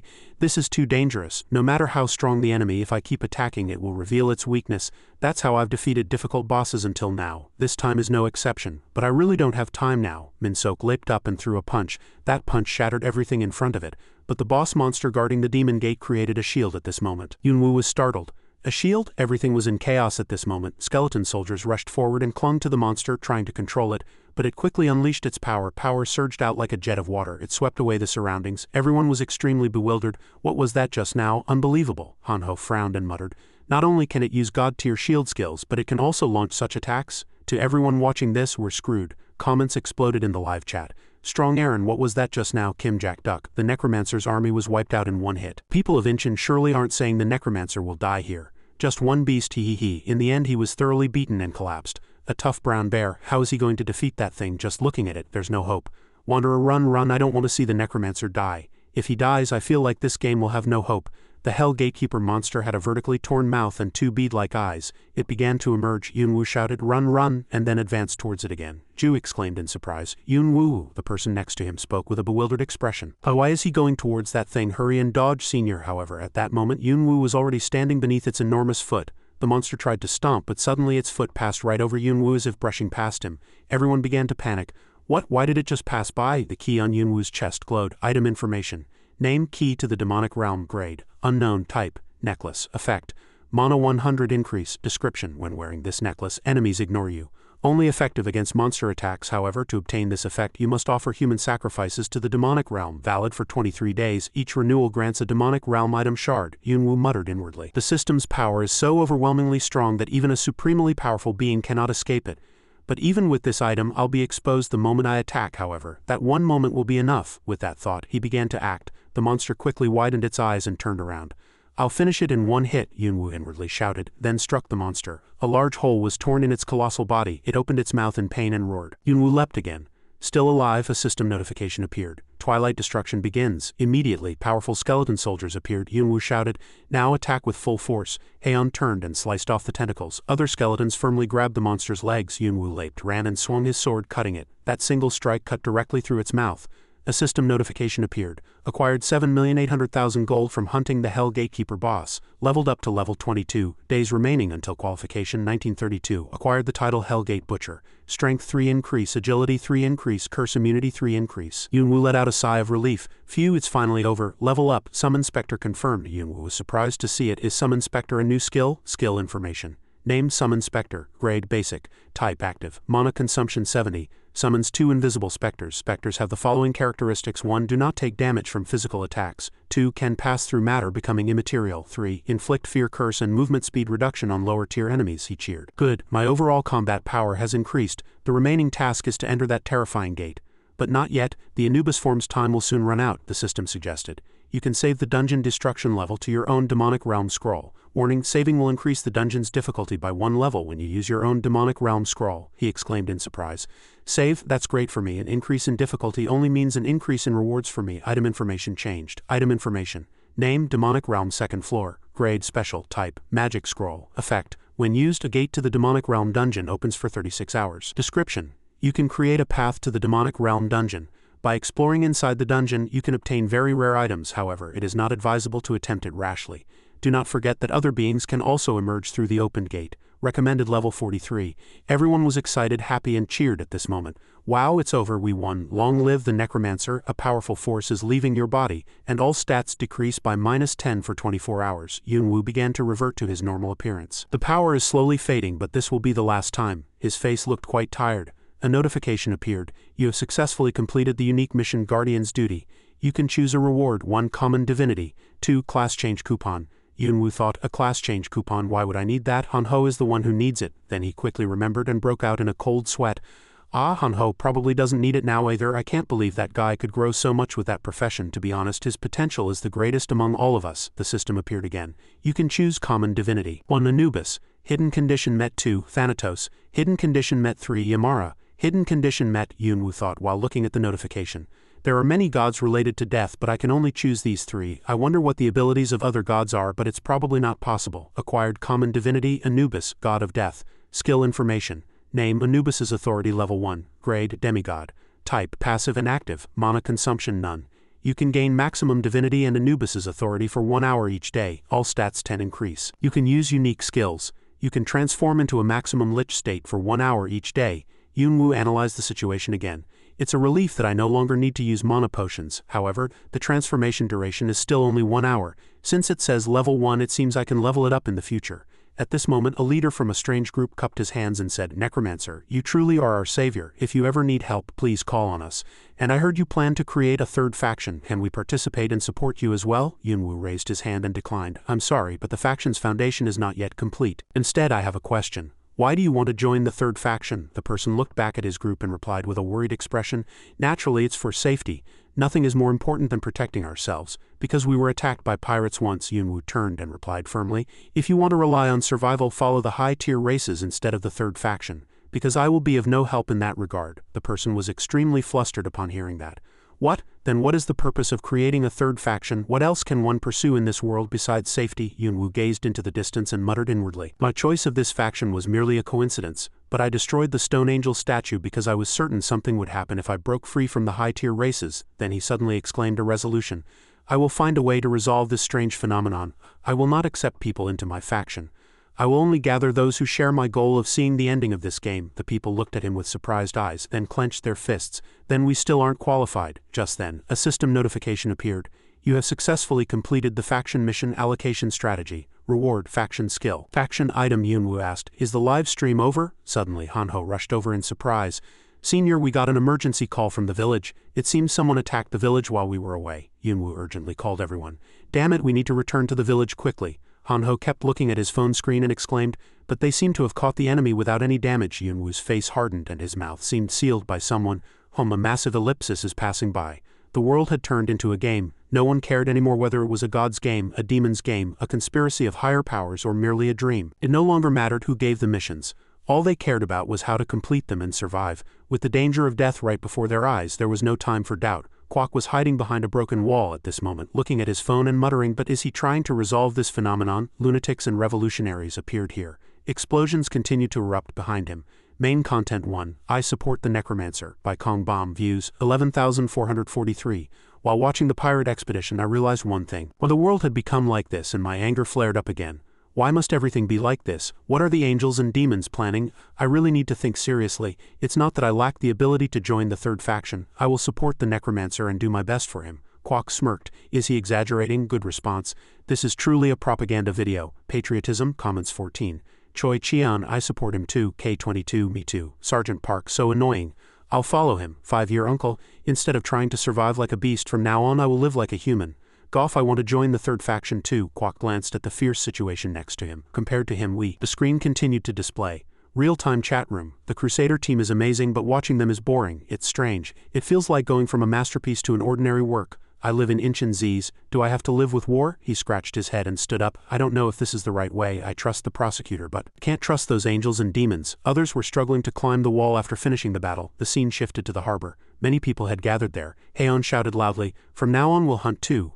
Dad, you heard what the Necromancer said. If we keep going like this, we'll all die. I am one. Gyun quickly reassured his daughter. Haha, Heian, we can do this. Calm down, don't rush too much. Go slowly and carefully. This is to protect ourselves and ensure no one is sacrificed or hurt. However, Heian's new Godongsom faction confidently spoke on her behalf. Haha. Our Heian isn't as reckless as you think. The plan is already in place. Heian continued to urge. Let's go, Dad. We need to mobilize all our manpower to restore and develop the infrastructure. The residents also began to make a decision at this moment. Yeah, every time there's a big problem we have no choice but to rely on him. We've already received help twice, so we have to help the Necromancer. Heian's eyes gleamed. Dad, now pass the throne to me. The sound of her name echoed. Raheian, she thought inwardly. Someday I will be a firm pillar of the third faction. The scene shifted elsewhere again. Hanho, holding cool throwing knives, cheered excitedly. Yeah, I finally got them. Item information. Name, magic daggers. Grade, heroic classification. Dagger. Effect. When throwing daggers, fires magic swords forged like ordinary swords. Cooldown 10 seconds. He continued to cheer. How long I've waited. I finally got my own unique weapon. Yunwu secretly broke out in a cold sweat next to him. Your fists would be stronger. Then Hanho quickly frowned. Ha ha ha. Then how can bare hands beat weapons? If Hung says so, then so be it. Yunwu looked up and admired. They really plundered a lot of goods. I want to sweep everything away, but I think I should leave some resources for the residents to restore. Then he thought. But I can't discard this. He happily pulled out his wallet. Item information. Name, Earth Silver Vault. Grade, Special, Classification, Finance. Effect, a portion of the gold acquired by contracted players is automatically deposited. Description, you can register a contract by touching the vault. The vault owner can determine the commission rate, and the gold acquired by contracted players is automatically deposited into the vault according to that rate. Commission rate 50, number of contracted players 119, current gold owned 67,858,248 gold. Jisoo also happily received what she deserved from this mission and experience coupon. I reached 5th rank. Server rankings, 1 Hangang CO2, Yundong 157 level 22 300 level 24, Ian Diem Osman level 19 5, KO 39 level 18. Hanho read all the rankings and cheered excitedly. Wow, so both 2nd and 5th ranks are from our third faction. That will greatly impact our rank promotion. A moment later, the three stood before the spatial gate. Yunwu said, let's return to the village. The World Tree's gate of return is opened. In the village, grotesque weapons were being gathered. Kyung-wook, Sergeant Kim, Hanho's father, and the skeleton soldiers came to help. Sergeant Kim cheered. Wow, what is this? Kyung-wook replied. The pirates plundered these. Others also came out and examined them. What is that? And this scythe, the shield level is also higher than what I use. Then it should naturally be stronger. This is too perfect. We might even become stronger than the Crusader team. Sergeant Kim laughed and said, with this growth rate, it would be impossible. Yunwu returned at this moment and asked, you said there was an intruder, right? You couldn't even chase him, so how did you catch him? Kyung-wook's face hardened as if recalling. At that time, a group was patrolling around the village. A person in a helmet and pighead armor asked, why do we need to patrol when we have the World Tree shield? The fat person with glasses reminded them, don't rely solely on the shield. In games and novels there are always special abilities or equipment that can penetrate shields. Look, like that? Suddenly, everyone was surprised to see the shield being affected. The person in pighead armor shouted in fear, "Hide, hide!" The fat person with glasses, sweating profusely, said, "Oh, what are you doing? They've breached the shield. They seem much stronger than us." The fat person with glasses quickly pulled out his phone. I need to report. If we can't handle it ourselves, reporting is the best option." On this side, the mercenaries were touching the barrier. The leader asked, "How much time is left?" One of them, manipulating something, turned around. "Almost done." Suddenly a shockwave emanated. A hole was punched in the shield and the mercenaries charged in. "Good, we've breached the shield, so hurry in. We'll kill these villagers as ordered." So they confidently entered the village, but another barrier inside stopped them. An electric fence? The internal guards, having received the report from the fat person with glasses, immediately took aim. The leader quickly leapt, shouting, "No, it's a trap. Use the buildings to jump over the fence. Watch out for snipers." Just then a single attack flew towards him.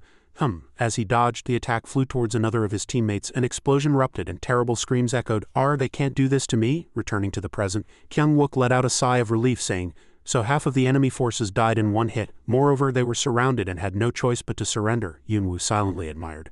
"They prepared thoroughly," Kyung-wook said triumphantly. "Well, as soldiers we have to protect the residents, right?" Sergeant Kim continued at this point. "The hostages are already divided into 2 storage rooms inside the exhibition hall." Kyung-wook added, "They are all receiving treatment, so you can visit them later." Yoon-woo cheerfully manipulated the system screen.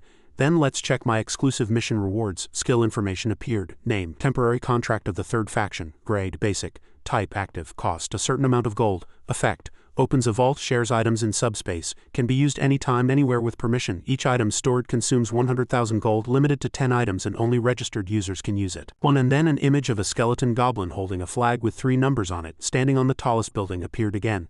Item information. Name, temporary flag of the 3rd faction. Grade, special. Type, faction item. Effect, when the flag is placed, players belonging to the 3rd faction receive a 1 buff to all stats within a 1 kilometer radius. The buff strengthens or weakens depending on the faction's power. Yoon-woo looked up and thought, the function and area buff are clearly different from ordinary skills, but it's only temporary. The 3rd faction is not yet stable, and compared to the high-tier races it's not even worth mentioning. They should have something like dragons that powerfully enhance all stats during an attack. His face was deep in thought at this moment. A notification appeared, World Tree Growth Level 2, 15 growing. Yoon-woo was still lost in thought. Fighting those guys won't be easy. I need to build a stronger organization, an organization that can be strong even without buffs. Soon night fell and the moon rose high. Yoon-woo and his party appeared before the intruders, and he asked with glowing eyes, "Is it the Hunter Guild?" The boss, covered in bandages, trembled and replied, "Have you heard of it? It's a famous guild that lends its power in this world." Yoon-woo replied grimly, "I see, then today will be your last day." He shouted and explained, "The guild attacked this place. We have no hostility towards you, although it's true that we made a serious mistake." They were very scared at this moment. Ju stepped forward, her eyes were tinged red and she held the hilt of her sword ready to draw and swing it at any moment. Yoon-woo continued, "Do you want us to forgive you? But right now I'm full of hostility towards you." "What should I do?" the boss quickly shouted again. "As a regional commander I don't know much. If they find out we failed and were captured, someone will come to negotiate." He listened and hardened his face. "Negotiate? You commit such acts and then expect to negotiate?" Han-ho also continued seriously at this moment. "That's truly ridiculous. They seem to think this is a real business," Yoon-woo instructed. "Then let's wait and see if anyone comes to negotiate." Just then outside a man with a cunning expression appeared at the door and introduced himself. "I am a negotiator from the Hunter Guild. Could you please lead me to the Necromancer?" After that, the group was led inside, and as he entered he frowned and thought, "I thought the mission to snatch the husband was quite easy, so how could they have failed? What exactly was the problem? Was the information wrong? This is the biggest threat we've faced since the guild's inception. For now I need to focus on negotiating." Upon arrival a call echoed, "Come in." As soon as he entered he saw Yoon-woo sitting at the head of the table with Han-ho and Ju on either side, all with grim expressions. Yoon-woo asked, "Are you the negotiator?" The man sweated and thought in fear, This person is the Necromancer." After that an overwhelming force pressed down on him, making it impossible to stand upright. His eyes glowed and he commanded, "Speak." After that he forced himself to speak calmly. "It's an honor to meet you, Necromancer. I am Ki, team leader of negotiating team 2 from the Hunter Guild. I apologize on behalf of the Hunter Guild." He knelt at this moment, wondering inwardly, what is this overwhelming killing intent? Yoon-woo, with a deeply thoughtful face and still a killing glint in his eyes, suddenly said, "The Evolution Society?" The man forced a laugh and retorted, What are you talking about? We are the Hunter Guild." He still said coldly, "I don't have time to deal with you. While you're stalling here, the guild's mission recipients might have already escaped." He sweated and thought, "That can't be. The Necromancer is a hero of the Korean server, isn't he? I thought he'd let us off if I just placated him a bit and promised rewards." Yoon-woo stood up at this moment. "There's no way they won't run away. They won't know how to deal with it. I already said I'd kill everyone when that damn terrorist Kim invaded this place." Drops of sweat dripped to the floor. Ki's face contorted. This was completely unexpected," Yoon-woo continued. "I can obtain memories from your corpse. I'll kill you, find your hideout, track down everyone there and exterminate them. I plan to start in 10 minutes. So try to persuade me to change my mind. Key quickly unfurled a bag full of gold and treasures. What do you want, gold or items? I came here to negotiate with you. Necromancer, we are prepared to pay the price for our misguided decision. Immediately, a blade touched his neck. It's too bothersome to massacre you and search through your memories. So tell me, the Evolution Society, where is their base? He was confident in his guess at this moment. A moment later, a car quickly left the village. Han Ho asked in confusion, will it be okay? What if that guy betrays us and joins forces with the Evolution Society? Yunwu turned and replied confidently, if it's a guild, they'll definitely side with whoever benefits them more. Of course, there's a risk, but there will definitely be some kind of reaction. After that, he inwardly resolved to solve all of Korea's problems whenever he had the chance. Suddenly, Sergeant Kim appeared with his comrades carrying bags full of grass, and he exclaimed joyfully, Mr. Yunwu, we harvested some glowing grass from Pondong Mountain. I think it's an herb. Item information. Name, healing herb. Grade, rare. Type, herb. Effect. When used, wounds heal quickly. Herbs are more effective when compounded. Regular use can strengthen endurance. Item information. Name, hell root. Grade, rare. Type, herb. Effect, caution. This herb has harmful effects. Ingesting hell root reduces vitality. When compounded, the herb is more effective. After reading all the information, he reminded everyone, be careful. Everyone began to be cautious. Is it the influence of the world tree's instability? Sergeant Kim reported again. We plan to build a drug compounding room. There's already a pharmacist, Kim, who volunteered. And although there's no foundation yet, we can start by experimenting and slowly learning the recipes. Yunwu, holding the herbs, replied cheerfully, potions are important both before and after battle. Inwardly, he calculated that if he used this well, he could get a huge buff. At this moment, Han Ho called out loudly again, Senior, my dad leveled up. He was angry because of his son. Leveling up? What am I, an object? Han Ho gave his father a cunning look. Now Dad won't need mana and gold to expand the safe zone. His father also fell into deep thought. Is it after the tree grows? Suddenly, he heard news of an integration. I gained a skill called Flight Restriction. If I close my eyes, I can see near the shield. Han Ho applauded and cheered again. As expected, it's a divine shield, isn't it? Amazing, his father boasted again. My son, it's not over yet. When you're next to me, if you close your eyes, up to 3 people can connect with this skill and see near the shield together. Suddenly, he chuckled triumphantly. Ha ha ha, someday my shield will become famous not only in this village but throughout the world. Han Ho didn't miss the opportunity and reached out his hand. Then Dad won't need any more gold, right? Give me the bag. He quickly dodged, at a loss. Ha ha, the person with the bag also has power. Should I do that? He frowned. Give it to me quickly. Think about how many times Dad lost in card games. After that, a blatant robbery of Han Ho's father's belongings continued. Yunwu and Ju could only watch the entertaining spectacle from the side. He thought that the world tree was a reckless goal, but it clearly had an influence. A notification appeared in the status window. The world tree's bounty has been bestowed upon this area. Item crafting success rate 50. Additional option acquisition chance 10 during crafting. Item crafting cost -10. Yunwu was surprised to see the power enveloping the space and exclaimed inwardly, it's only grown to level 2 and it's already this much. I'll be able to widen the gap with other guilds. Just then, Tae Chung and his party appeared in a car, and before it even stopped he called out loudly, Boss, we found a new store but something strange. When I tried to check the level it said forbidden. Yunwu was startled and exclaimed forbidden. After that he excitedly grabbed his collar and asked urgently, where? He quickly realized it was a secret shop. I didn't expect to get a chance to use the secret shop coupon I got from defeating the boss so soon. Yunwu's face was clearly excited. A moment later, the scene shifted to another location, and Tae Chung guided Yunwu to the shop. The system appeared. Would you like to use a secret shop coupon? Yes, no. Yunwu turned to them and said, you guys wait here. Tae Chung admired and tapped his shield. We're forbidden, but the boss just goes in as expected. The boss is the best. Yunwu walked inside thinking, a secret shop. Last time, instead of randomly choosing, I chose to buy a few high-grade items within 10 seconds. Since I have over 148 million gold, I won't have to give up items due to lack of gold like last time. The same goes for that item. If I'm lucky, I might even get it this time. A notification board appeared. Please be seated. A total of 5 selected items will be displayed in order. If you wish to purchase, please say purchase. Decision time is 10 seconds. Items that have passed cannot be purchased again. The first item was revealed. Glass bottles containing colorful liquids appeared. Item information. Name, Panacea 5-bottle set. Grade, special. Type, consumable. Effect, cures all abnormal statuses when used. Price, 3 million gold. Remaining time 8 seconds. Yunwu quickly manipulated it. It's the item I missed last time. Purchase. The second item was revealed. Item information.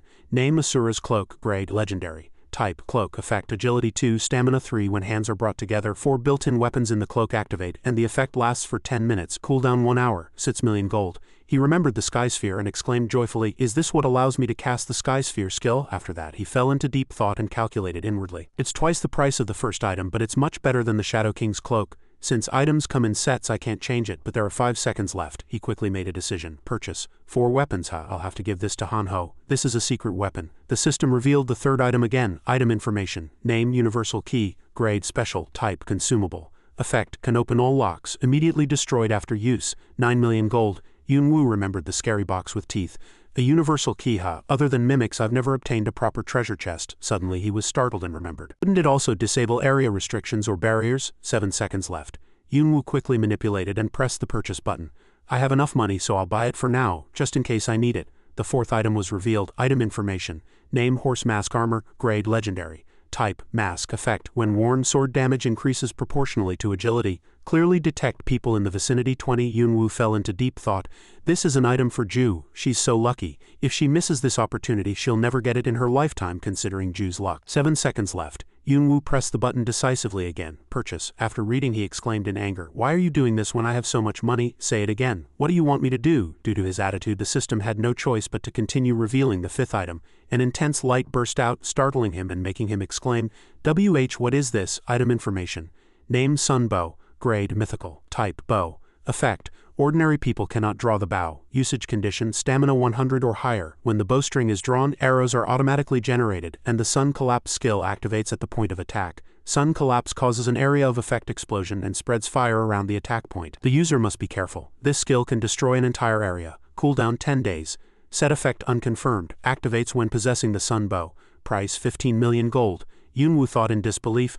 A mythical grade item? I've never seen mythical grade equipment other than the World Tree seed, but it's in this shop. Considering the influence of the World Tree, I can't ignore mythical grade items. The usage conditions are also much stricter. It requires 100 physical strength to shoot one arrow. Even with Anubis transformation, my limit is 57. 7 seconds left. Yunwu hesitated greatly. This isn't something I can use right away. I've never used a bow before, but even if it's an emotional decision, I have to buy it and keep it.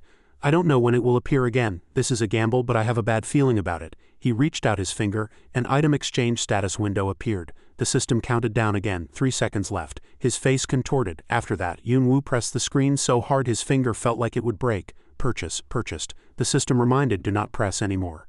Item reveal has ended. Automatically closes in 10 seconds. Yunwu stood up at this moment. The shopping was over. What I was really aiming for was the Shadow King's set items, but I guess I expected too much. The probability of getting exactly what I want is very low, but there's one more item left. I have to find it somehow. I'm sure my power will increase tremendously once the Shadow King's assets are complete. The scene shifted to the World Tree. Hanho, who received the cloak with multiple arms, exclaimed excitedly, "Hee hee hee hee hee hee hee." Did everyone see it? General Sky attacked me and shattered me. Senior, can I really have this? Fists flew one after another. Yunwu turned and said, was I hit that badly? Hanho chuckled cunningly.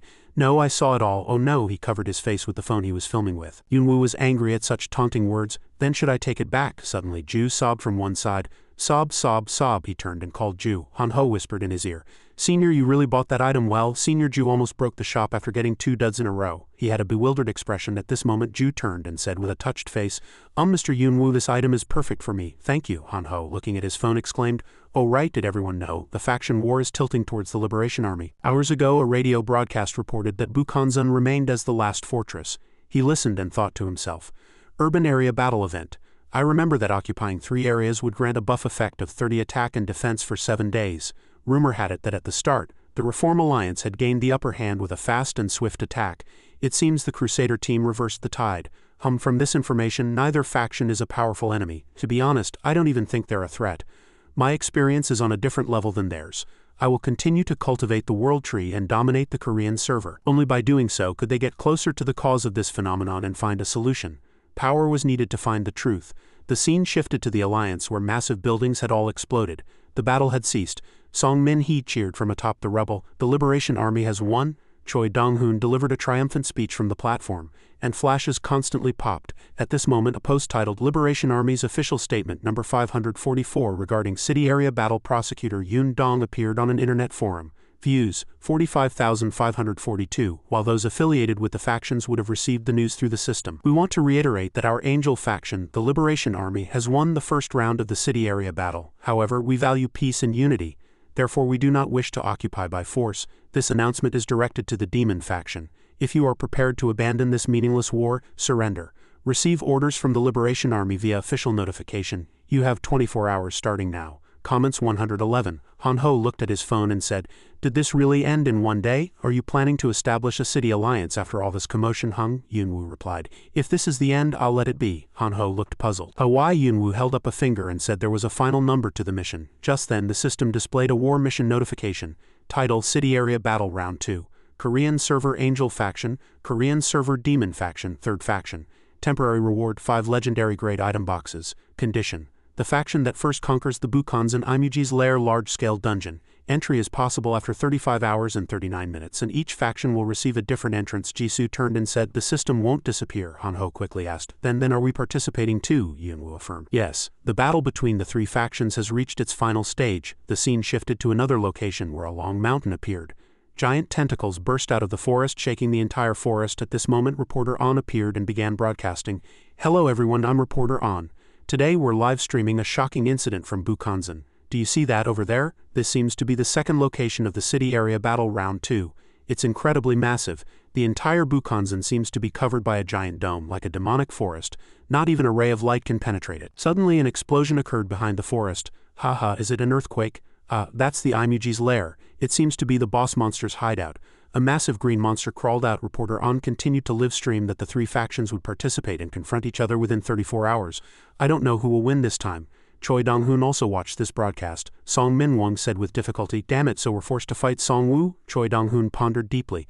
"I don't know if we can avoid fighting him, but if we get caught up in the system, we'll likely end up fighting Yunwoo." 8889 said. Even the team members seemed worried. Choi Dong-hoon continued agitated. "Of course I'm worried sick too." Then he suddenly slammed the desk, stood up and gnashed his teeth. "But I refuse to lose. Fortunately, the demon faction has lost power, so we only need to focus on the Necromancer. We will win." Song Minhwa said, "Yes, understood. We will prepare countermeasures against the undead army." Song Min-won looked at something else and exclaimed loudly, "Haha, why are these people?" "Hey, prosecutor, reinforcements have joined the demon faction. The Gangwon-do Struggle Guild has declared its allegiance to the demon faction, with 12,454 members." A man named Belmian stepped forward majestically at this moment, declaring, "As Belmian, Guildmaster of the Struggle Guild, I and 254 guild members declare our participation in this battle. We will cooperate with Wonbu's Reconstruction Alliance to lead the demon faction to victory. As players from Gangwon-do already know, we are warriors who survived the hellish Tieback Mountain. Filled with countless monsters and their commanders, we have fought ceaselessly and finally achieved victory." As he spoke, he raised his hand and brought it down forcefully, continuing, "But we won't stop here. We will move to a new battlefield and win again." The system screen displayed City Area Battle Round 2 winning faction prediction betting. 1. Angel Faction 0 total amount odds. 2. Demon Faction 0 total amount odds. 3. Third Faction 0 total amount odds. Betting vouchers are provided upon betting. The winning faction will receive a 1 bonus of the total betting amount. Those who accurately predict the winning faction will receive payouts according to the betting ratio. The 1 bonus is not included. Choi Dong-hoon gnashed his teeth in anger. "This crazy system forces us to fight, then makes us gamble on dungeons." Elsewhere, a voice of surprise rang out. "They'll give 1 of the total betting amount," Song-woo suggested. "I think we should pretend to be weak first," Han Ho said worriedly. "Then everyone will think we're going to lose." Song-woo placed a hand on Han Ho's shoulder and said, "I'll make them hesitate. Now's your time to shine, Suwon Goblin." He was slightly speechless. "You'll do well, won't you? If you do too much, you might get addicted." Ju chuckled, reminding, "Yes, provocative words and taunts are bad." The other two turned pale. "It's better to just gotcha," she quickly explained. "At least I gotcha directly with my own gold." A treasure chest labeled MG-su appeared. Han Ho vowed, "I'll never cause trouble, I swear." Song-woo scratched his head and asked, "Then how should we pretend to be weak?" Han Ho thought for a moment, then said, "Aha, we can use these people." At this moment, in the Angel faction, Choi Dong-hoon was also confidently declaring, "Our Liberation Army will also lead the faction to victory in the Bukonzan Dungeon Conquest in Round 2. Since we received the winner's reward, our chances of winning are very high. The legendary grade items we received will be shared with the teams participating in the City Player Alliance currently being established, and power will be distributed fairly." At this moment, the live chat room was very active. Lee Jong-soo, "I trust Prosecutor Yoon Dong." Watermelon 333, "If you live in the capital, trust the Liberation Army." What kind of watermelon is a Korean watermelon anyway? I wholeheartedly support Healer Lee Chan. Their selection process is very strict. If your level is low, go to the Liberation Army. In the Demon faction, they were also live streaming. Viewers, let me introduce this person behind the screen. The chairman of the Reconstruction Alliance. A middle-aged man appeared with a triumphant and arrogant expression. One person looked at it and exclaimed in surprise, "I've seen him somewhere before. Is it really that person?" Chairman Lee Young-won in the live chat room. Andong-hyuk Mango Fortress. "Isn't that Chairman Lee Young-won of the Angel faction?" Inho Lee Young-won GSNG. "That's right, even if the world ends, Lee Bong-won is Lee Bong-won. Ah, he disappeared before everything collapsed, but he seems to have gotten stronger now. Bug delivery is crazy. I never expected this. But if it's Lee Young-won, it'll probably be different. He's a bulldozer and has an incredible list of achievements. Old man Lee Young-won confidently spoke into the microphone at this moment. You all know how much I've developed this country. Just as we develop the nation through business, we will revive the entire demon faction. And we are not the only demon faction. I know there are many demon faction players from Busan. We want to contact them, and we will gladly offer 2 items as a reward for this battle, and 1 legendary grade item will be given to independent players who choose our faction.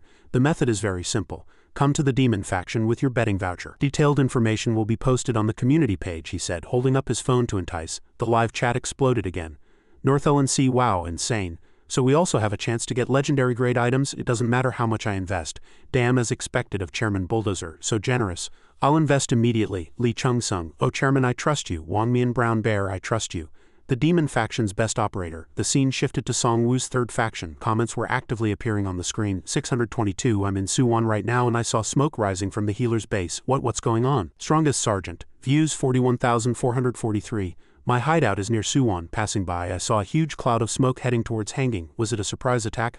I even heard sounds of fighting. It seems someone attacked while everyone was complacent about the upcoming battle. Comments 13 Kim Min Chai 0156. Even terrorist Kim failed. Mobmo Nam. He even caught all the W's. Everyone can enter freely, but escaping won't be easy. He. Strongest Sergeant 900. It's clearly a surprise attack. I saw them right after the invasion. The damage was quite severe, and the healer seemed to have been caught off guard. He probably got attacked because he warned terrorist Kim and then left. Lee Yul, what? Really? Bush River, that's right. Think about it again. Most of the healer's victories so far have been surprise attacks, but afterward he's been attacked. Ra Haeon looked at her phone screen with a surprised expression at this moment. The comments continued. 27 L Lee Yul, it's real. Trembling, that place was terrorist Kim's live stream location. Yo, he died after all, Mawson, but who would dare attack the healer? Who would dare do such a thing to him, who annihilated all the pirates? LKS standard. If this is true, those people will gain explosive popularity on the internet. They'll be known as the ones who attacked the healer, Princess. Finally, the healer's opponent has appeared, Phantom Dragon. Oh, is this the mysterious 4th faction? Finally, the final boss has appeared. Ra Haeon and everyone quickly realized. They all exclaimed simultaneously, it's clearly a trick. In Song-woo's working area, Han Ho kept flicking his fingers while looking at his phone. Good. The comment reactions are just as I expected. Good. Send in the actors. Let them in. At this moment, the mercenary group caught last time was dragged out, and their leader said worriedly, but the guild won't like that. They value their reputation greatly. If they find out I dragged them into this fabricated incident. Kyung-wook's face hardened upon hearing that. So, do you want a hit from a divine thunder turret? Are you planning to start a war with us again? The leader pursed his lips and quickly denied. I don't have that authority, Kyung-wook asked again. Or should we have a chat with the healer? He'll probably swing his scythe of death before you even get to speak. As he spoke, he turned his head towards Song-woo and the leader quickly said to start filming. Then several people went up to the platform and started live streaming. 554. Liberation Army official statement on city area occupation battle. Prosecutor Yoon Dong, views 45,542. Although members of our faction have received notifications from the system, I will reiterate, the Liberation Army centered around the Angel faction has won the first round of the city area occupation battle. However, what we seek is peace and unity, therefore forced occupation is not necessary. We inform the Demon faction, if you are willing to give up this meaningless war, surrender by accepting our official notification, then follow the Liberation Army's instructions. Make your decision within 24 hours from now. Comments 101. A system notification appeared. City Area Occupation Battle Round 2 Winning Faction Prediction Betting. 1. Angel Faction 69 million gold 50.6. 2. Demon Faction 63.2 million gold 46.1. 3. Third Faction 4.3 million gold 3.2. Betting vouchers will be issued upon betting. The reward for the winning faction is 1 of the total betting amount. The reward for those who accurately predict the winning faction will be distributed according to the betting ratio. The 1 bonus for the winning faction is excluded. Han Ho exclaimed, looking at his phone screen. Wow, the number of people who bet on us has drastically decreased. Ju continued, but not everyone seems to believe that notification, Yoonwoo calmly said. Only a very small number of people are willing to risk their lives in this dangerous game. We'll just wait until we inject funds later. Besides, it's best to go to Bukanzen as late as possible. Then they'll mistakenly think we're not coming at all. Han Ho was very excited to hear that. Understood. Now's the time for Aura Han Ho to show his stuff. Yoonwoo frowned, looking at his four-armed cloak. No matter how I look at it, it seems disgusting. The scene shifted elsewhere, and helicopters flew in the air. Choi Dong-hoon quickly landed. A notification appeared. Arrived at combat zone. Warning, no killing allowed within the combat zone. If caught attacking an enemy, it will be considered assassination and penalized. The Angel faction people shouted angrily, "Hey, Demon faction bastards, what are you staring at?" The Demon faction calmly replied, "What? Who kicked your food bowl? Just because killing is prohibited, you're getting all confident." After that, both sides started cursing each other. "Are those hungry bastards the Gangwon-do Guild?" Collision. "They're just cheap mercenaries used to killing only monsters. How can squirrels or monkeys like them expand their influence when they yap like that? Look at those idiots. All show, no go. They're all slowpokes. I'll bury an axe in their heads and those smiling faces will twist." Reporter On was still busy at this moment, standing in front of two spatial gates. "Everyone pay attention. This is the entrance to Bukanzen, where the second occupation battle will soon take place. Both the Angel faction and the Demon faction seem to have arrived." "Assistant, how much time is left?" The assistant checked the clock and replied, 1 hour and 10 minutes. Reporter On grew anxious. Could the healer be as seriously injured as the Hunter Guild said? He still hasn't appeared. Will I never meet him again? Suddenly the assistant said loudly, "Ha!" Reporter On, look at the sky. The Demon faction looked up at the sky in a panic. That's... Oh damn it, that's right, it's the healer. Songwoo appeared at this moment riding a boss wyvern skeleton. The three quickly landed. "Those guys," exclaimed in surprise. "They really came, they seem fine. So what do we do now?" Songwoo muttered inwardly. "Bet on the weak faction." Reporter On requested an interview at this moment. Just a moment, may I interview you, please?" Songwoo calmly walked past. And Reporter On, not wanting to miss this opportunity, quickly turned around. "Excuse me, healer, just a moment," her assistant said with annoyance. "Really, does that guy think he's a superstar? He doesn't know how terrifying the power of media is in this world." Songwoo met Choi Dong-hoon face to face at this moment. "Long time no see," Choi Dong-hoon sighed. "So we meet again as enemies after all. I don't know what's inside, but if we just avoid each other, we won't have to fight." After that, the two turned their backs to each other. Choi Dong-hoon thought to himself, "Honestly, even if he's an enemy, I don't want to fight or kill him. We were once allies and now we're grateful to each other. But if I have to kill him, I will." Both had the same thought. Watching from a distance, Belmian wondered, "What are those two talking about, Elder? The Necromancer seems unharmed." Chairman Lee Youngwon's face darkened. "He surely is. He planned everything in advance. That cunning fellow probably still only has money on his mind." As he spoke, he gestured to a subordinate. A luxurious wooden box was brought, and when opened it revealed 4 powerful arrows. Item information. Name, Blood God's Arrow. Grade, unidentified. Type, player-crafted item. Effect, concentrates intense divine power, increasing damage against immortal beings by 2000. Grants a purification effect to hit undead. Description, this weapon was born after long research and improvement. Would you believe it if I told you it was made by boiling priests? This arrow causes a fatal explosion if it hits the Necromancer's heart. Artisan skill. Chairman Lee Young-won frowned and reminded, "We only have 4 arrows, so we must use them carefully." Belmian picked up an arrow and replied confidently, "Even without these arrows, all attacks will deal critical damage if they hit the heart." Understood. You have 4 chances, but aim precisely from the first shot. If you miss even once, that damned fellow will immediately notice the power of these arrows. Chairman Lee Young-won still cautiously instructed. Belmian assured, "Trust me, but where did you get this weapon? It's as if it was born for the Necromancer." Chairman Lee Young-won replied coldly, "You don't need to know." Belmian smiled brightly again. "Haha, the chairman seems to be a businessman with many secrets. I respect that." Chairman Lee Young-won continued. "Don't just try to catch the Necromancer. Also, be careful of his comrade, that swordswoman." He pointed at Ju. "She's rank 5. She didn't get here by relying on the Necromancer. In the video of annihilating the pirates, she alone killed a monster with the ability to crush tanks." "I saw that too," Belmian said. "The chairman is convinced that girl will be a key figure to turn the tide, so deal with her first when the battle begins." Belmian regretfully showed a cunning expression. "What a pity, she has a face suited for subordinates." At this moment, Yunwoo and his 2 companions stood at the entrance. A system notification appeared. "The temporary entrance for the 3rd faction has been marked." Yunwoo turned and said, "It's good that each faction has a different entrance, haha." "Ha, why the long face?" Hanho replied with a displeased expression.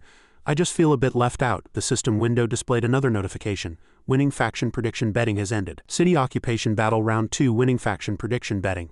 1. Angel faction 170 million gold, 41.6. 2. Demon faction 163.3 million gold, 39.9. 3. Third faction 95.355 million gold, 18.4. Total 408.6 million gold. Bonus 4 million gold or more. Betting vouchers will be issued upon betting. The reward for the winning faction is 1 of the total betting amount. The reward for those who accurately predict the winning faction will be distributed according to the betting ratio. The winning faction bonus of 1 is excluded. Han Ho finished reading it all and excitedly exclaimed, "Oh, if we win, the bonus amount will increase exponentially." Ju turned and smiled. "Isn't this better than gacha? At least you get results for your efforts." Yunwoo focused on another notification. "My current betting status. Winning faction prediction, 3rd faction. Betting amount 70 million gold. 73.4 predicted.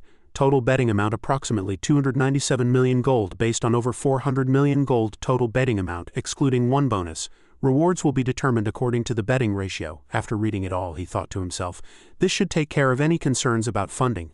Our faction is a small group of elites, so we're at a disadvantage in attracting investment. In situations like this, we'll have to gradually siphon off money from other factions to grow. Notifications rapidly appeared again.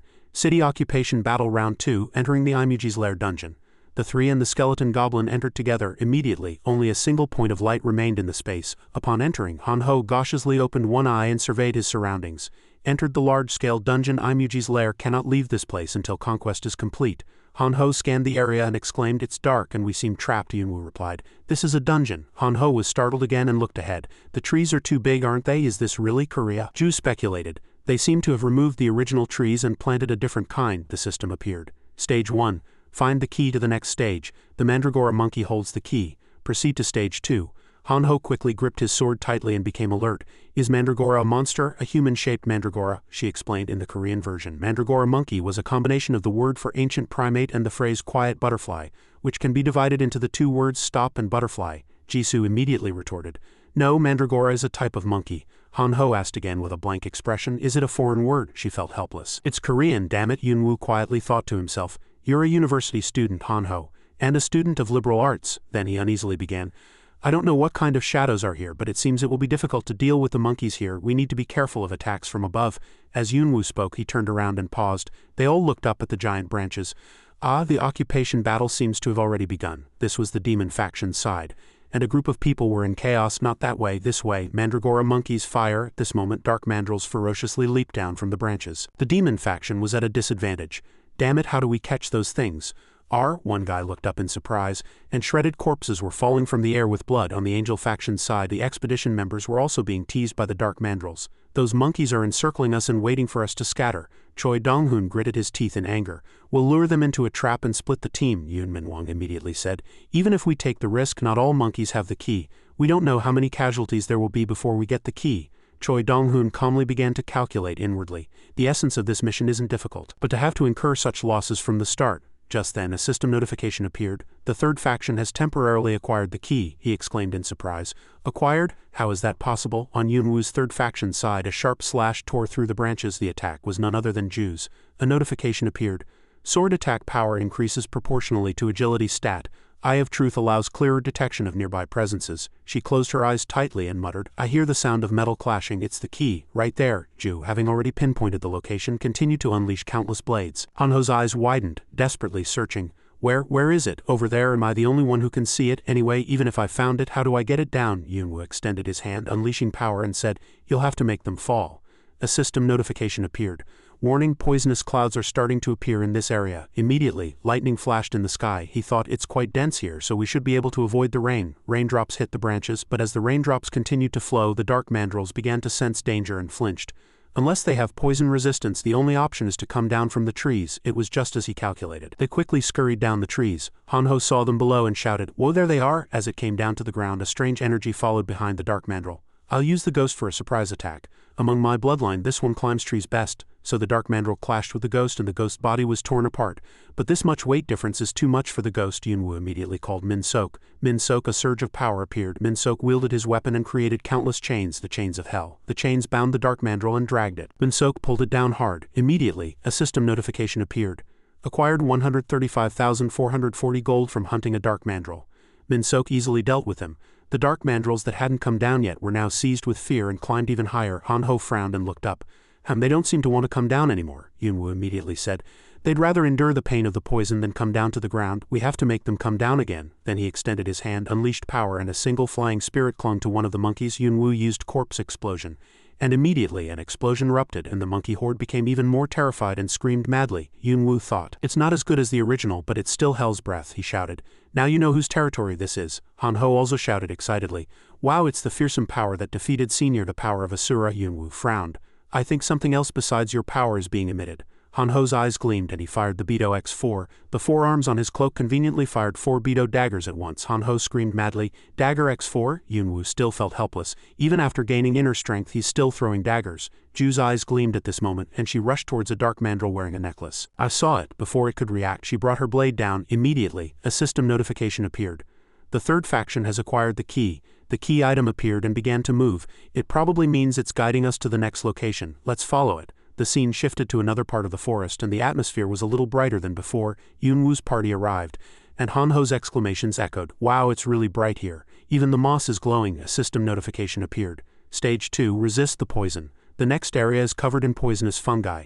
Hunt 100 giant poisonous wasps here to obtain honey and proceed to the next stage. Poison resistance, Yunwoo exclaimed in surprise. Giant wasps. A swarm of wasps rapidly appeared. Hanho's eyes widened as soon as he saw them. Damn it, they're as big as drones, Ju also exclaimed. They're so big it's surreal. Too noisy, the hive must be over there. She looked up at the giant hive. Hanho laughed. Are you crazy? Who touches a beehive? Then he saw Yunwoo's thoughtful expression and paled in panic. Senior, are you really going to do that? Please, Yunwoo smiled cunningly. Hunting one by one takes too long. As he spoke, he took out a crossbow and began to test its information. Item information. Name, Fire Dwarf's Auto Crossbow 2. Type, Crossbow. Effect, Agility Stat 3, Main Damage 30, connected to a secondary weapon storage allowing continuous firing without reloading. Mana can be used to fire flaming arrows for 1 minute. Yunwoo fired 3 arrows simultaneously. Burning them down is the end, but at this moment the beehive was protected by a shield. Yunwoo exclaimed in surprise. A shield? Hanho's face turned even paler. They have god-tier skills too, Yunwoo still calmly said, and we'll have to go up and deal with it ourselves. Skeleton Mandrill. At this moment the wasps also rushed out and attacked by stinging with needle-like stings. He looked at it and exclaimed, poisonous stings. The poison isn't that strong, but with poison resistance these stings are just ordinary attacks. Attack. At this moment the skeleton soldiers charged towards the shielded beehive and a surge of power emanated. Yunwoo summoned the skeleton bear soldier again. Honey is bear's favorite food, so at this moment the bear soldier's eyes gleamed as they charged. 4 bear soldiers attacked the shield from 4 directions. The shield quickly shattered and disappeared. Once the shield was gone, Yunwoo attacked 3 more times. Acquired 5,000 gold from hunting a giant poisonous wasp larva. Acquired 5,000 gold from hunting a giant poisonous wasp larva. Acquired 25,000 gold from hunting a giant poisonous wasp larva. Acquired 200,000 gold from destroying a giant poisonous wasp hive. Acquired 5,000 gold from hunting a giant poisonous wasp larva. Giant poisonous wasp 34,100 hunted. Hanho exclaimed in surprise. Wow, at this rate we'll hunt all 100 in no time. They don't seem to want to leave the burning hive. Yunwoo said again. No, it's more than that. He looked puzzled. Why? He looked down and explained, we need to be the pioneers. Hanho's face was full of question marks, not understanding anything. Elsewhere, dark mandrills were cut down and killed. The demon faction said, finally caught it. We got the key, let's chase it. One of them ran and shouted. 20 people died. The sacrifice was inevitable, but it's not too high a price. Belmian at the front gritted his teeth and said, this is the second time. I know it's hard to complete a mission with just a few skilled people, but we assembled a raid party composed only of fighters and ranged players. We have to protect the mages and healers. I intended to absorb the damage and succeed in the raid no matter who came, but I've fallen behind the Necromancer again. What will the chairman think of me? He was afraid Chairman Li Youngwan would be disappointed in him.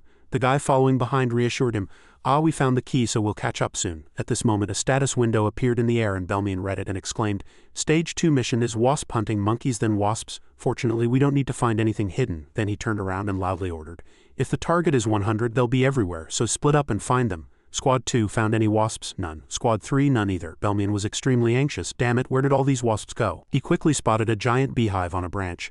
That's a beehive? No way. Suddenly the beehive fell and the entire surrounding area was engulfed in a huge fire. He roared in anger, imagining Yunwoo's cunning expression.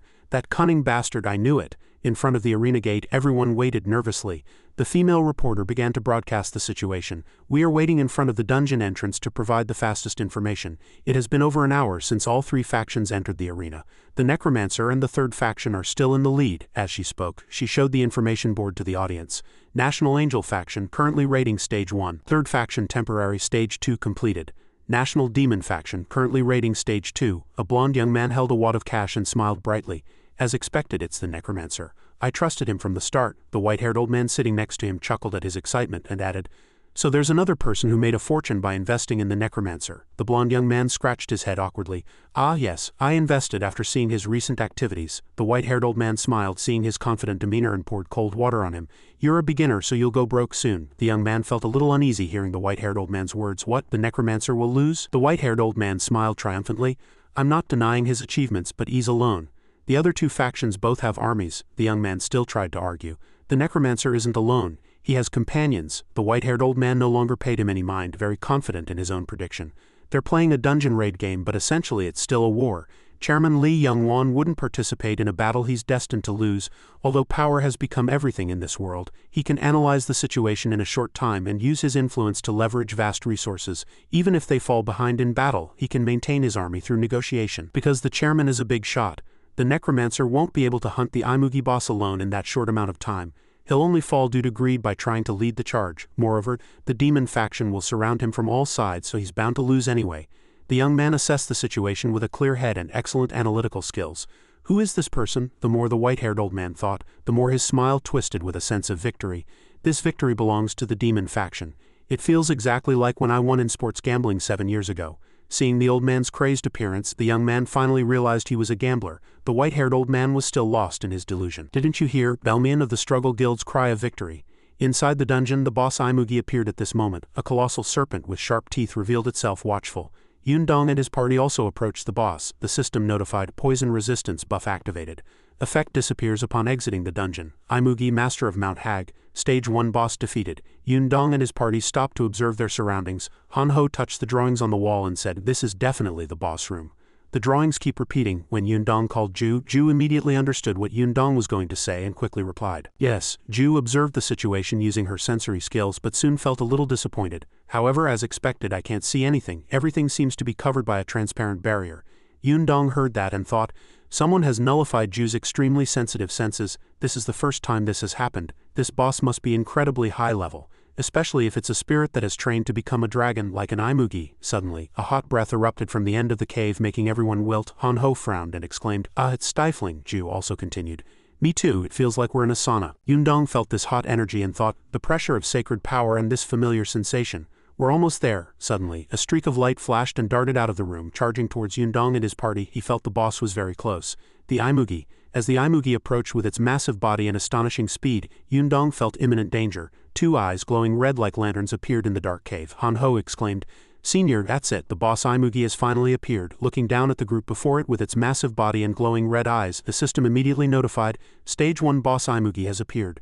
Yundong looked at the boss and assessed its colossal size and elastic scales. That means it's not only massive and strong but also fast and agile. The Imugi extended its head and welcomed the masters of this land. Yundong heard that and was surprised, thinking inwardly, it can speak? Does it have intelligence? Yundong praised. You speak clearly, different from the previous ones, the Imugi replied sarcastically. You come all the way into this deep cave only to say such things. No world can exist without language. Those creatures only perceive themselves and the outside, but I am part of this world and I possess full consciousness. Yundong heard that and gritted his teeth, thinking, quite plausible words. Is this also a form of pre-battle conversation? While Yundong was assessing the Imugi was also observing Yundong and his party. Are you just 3? I sense more presences above, but they seem to be just wandering around. Yundong stared intently at the Imugi and asked, "Are you going to fight us?" The Imugi replied calmly, "Aren't you here to kill me? You speak as if I initiated the fight. Whether you desired it yourselves or it was at someone else's behest, you've come to take my possessions, so you're no different from thieves." Yundong heard that and was speechless. Everything it says makes sense. But no one replied. The Imugi scoffed. Why is no one answering? Do you concede? Since you cannot refute my perfect logic, I shall assume you have conceded. The Imugi opened its mouth wide as if to swallow Yundong and his party whole. Then take responsibility for your choice. Yundong reacted quickly and dodged. It was just a cutscene. Yundong immediately commanded, "Attack, prepare yourselves." The system notified again. Warning, Hellfire Swamp summoned. Countless blue flames appeared around the Imugi and its 2 eyes also blazed, ready to charge at Yundong. Yundong saw this scene and speculated. Magic, it fights not only with its head but also with its body, he shouted, reminding everyone, "Get out of the way." At this moment the flames intensified, sweeping Yundong and his party in all directions like a wave that devoured everything. What was even more surprising was that the flames traveled for a while, then changed direction and again attacked. Yundong was surprised by this sight. Is it rotating? Yundong hurriedly leapt up and dodged, cursing inwardly. Damn it! Then he immediately summoned his weapon. Summon Scythe of Death, God of Death transformation, remaining time 60 minutes, obtained the power of the Lich Lord, max bloodline increased by 50, all stats 10. Undead who die can be resurrected or regenerated indefinitely as long as max bloodline is maintained. The Imugi assessed Yundong's power. You possess demonic power. Yundong swung the Scythe of Death in his hand. Then what about divine power? The system immediately displayed. You have temporarily acquired the power of Anubis, God of Death. You are temporarily in a demigod state. All stats 10. You can use the unique skill Master Soul Absorption. You can use the unique skill Master Mental Attack. You can use the unique skill Master Mental Attack. The Imugi became serious at this moment, and a hint of interest was added to its voice. What a fool. Damn it, not only a demon but a madman too. The system continued to notify. Warning. Giant spirit regeneration initiated. Warning. Death's response initiated. The spirit army was slowly regenerating. The Imugi was surprised to see Yun Dong already in full armor, charging forward with an iron fist. The necromech has entered the fray. I was too complacent. This creature isn't human. A talisman seal suddenly appeared at this moment. The Imugi was surrounded by countless talismans, and as the Iron Man and zombie army approached, the Imugi became slightly flustered, not knowing where to deal with first. Yun Dong was quite confident but was soon surprised. What, it stopped? The Imugi's eyes gleamed and it asked grimly, "Is that all you have?" The Imugi began to counterattack. Yun Dong and his party scattered. One was swept into a whirlwind and flew into the sky, another was engulfed in fierce flames, and yet another was struck hard by a giant rock. Yun Dong saw that and commanded, "Wyvern monster." A skeleton dragon named Wyvern immediately appeared and shot forward to confront the boss Imugi. The Imugi said to it, "It's useless." As soon as it finished speaking, the Imugi attacked the Wyvern with energy, tearing it into several pieces, and the Wyvern could only let out a miserable scream. Yun Dong, realizing the situation before him, thought, "I'm no match for it." Han Ho panicked and desperately held on, exclaiming, "Ah, Senior, what do we do now?" Ju also continued, "It seems it'll be difficult to even get close to him." He watched the Imugi massacring wildly and thought, "Dangerous. I might have to use a resurrection spell here. But if I do, those two will die. I can't give up. There has to be a way. The system wouldn't just create this monster without one. Is there a strategy that uses the terrain or skill cooldowns? Is its attack range limited?" Suddenly, he remembered the drawing on the wall when they first entered. The drawing had a triangle behind a snake. The system displayed 80 souls bound to the Soulmancer. Yun Dong continued to think, "I shouldn't have targeted the Imugi from the start. The answer lies elsewhere." The system displayed, "Monobomb has been combined with your weapon." He thought of the triangle drawing and decided to break the wall the Imugi was blocking. The system suddenly errored, and strange characters appeared. The boss image also looked blurry. Client-server connection temporarily suspended due to error. Error code phone. Han Ho and Ju were bewildered to see the surrounding images blurry. What's going on? Yun Dong speculated. Could this game be broken? While Yun Dong and the Imugi's battle raged fiercely, the system notified of an error again. Yun Dong looked at the Imugi's blurry image and thought, "It stopped? Is the game broken? Is this my chance?" Move! Yun Dong wanted to use this opportunity to deal with the Imugi, but no matter how hard he tried, his body wouldn't budge. "They're not obeying my commands. No, how did I even move them in the first place? Have skills disappeared? But I'm still in Anubis form." "They haven't disappeared, they've just been set to unavailable." "Good." Suddenly the Imugi spoke. "Have you ever felt like someone was watching you but not now?" Yun Dong, "We've gained temporary freedom." Han Ho's eyes widened and his mouth dropped open when he heard the boss Imugi call Yun Dong by his name. "Senior, that thing just called you by your name, right? How long have you two known each other?" Yun Dong was also greatly shocked. Outwardly calm, he quietly calculated inwardly.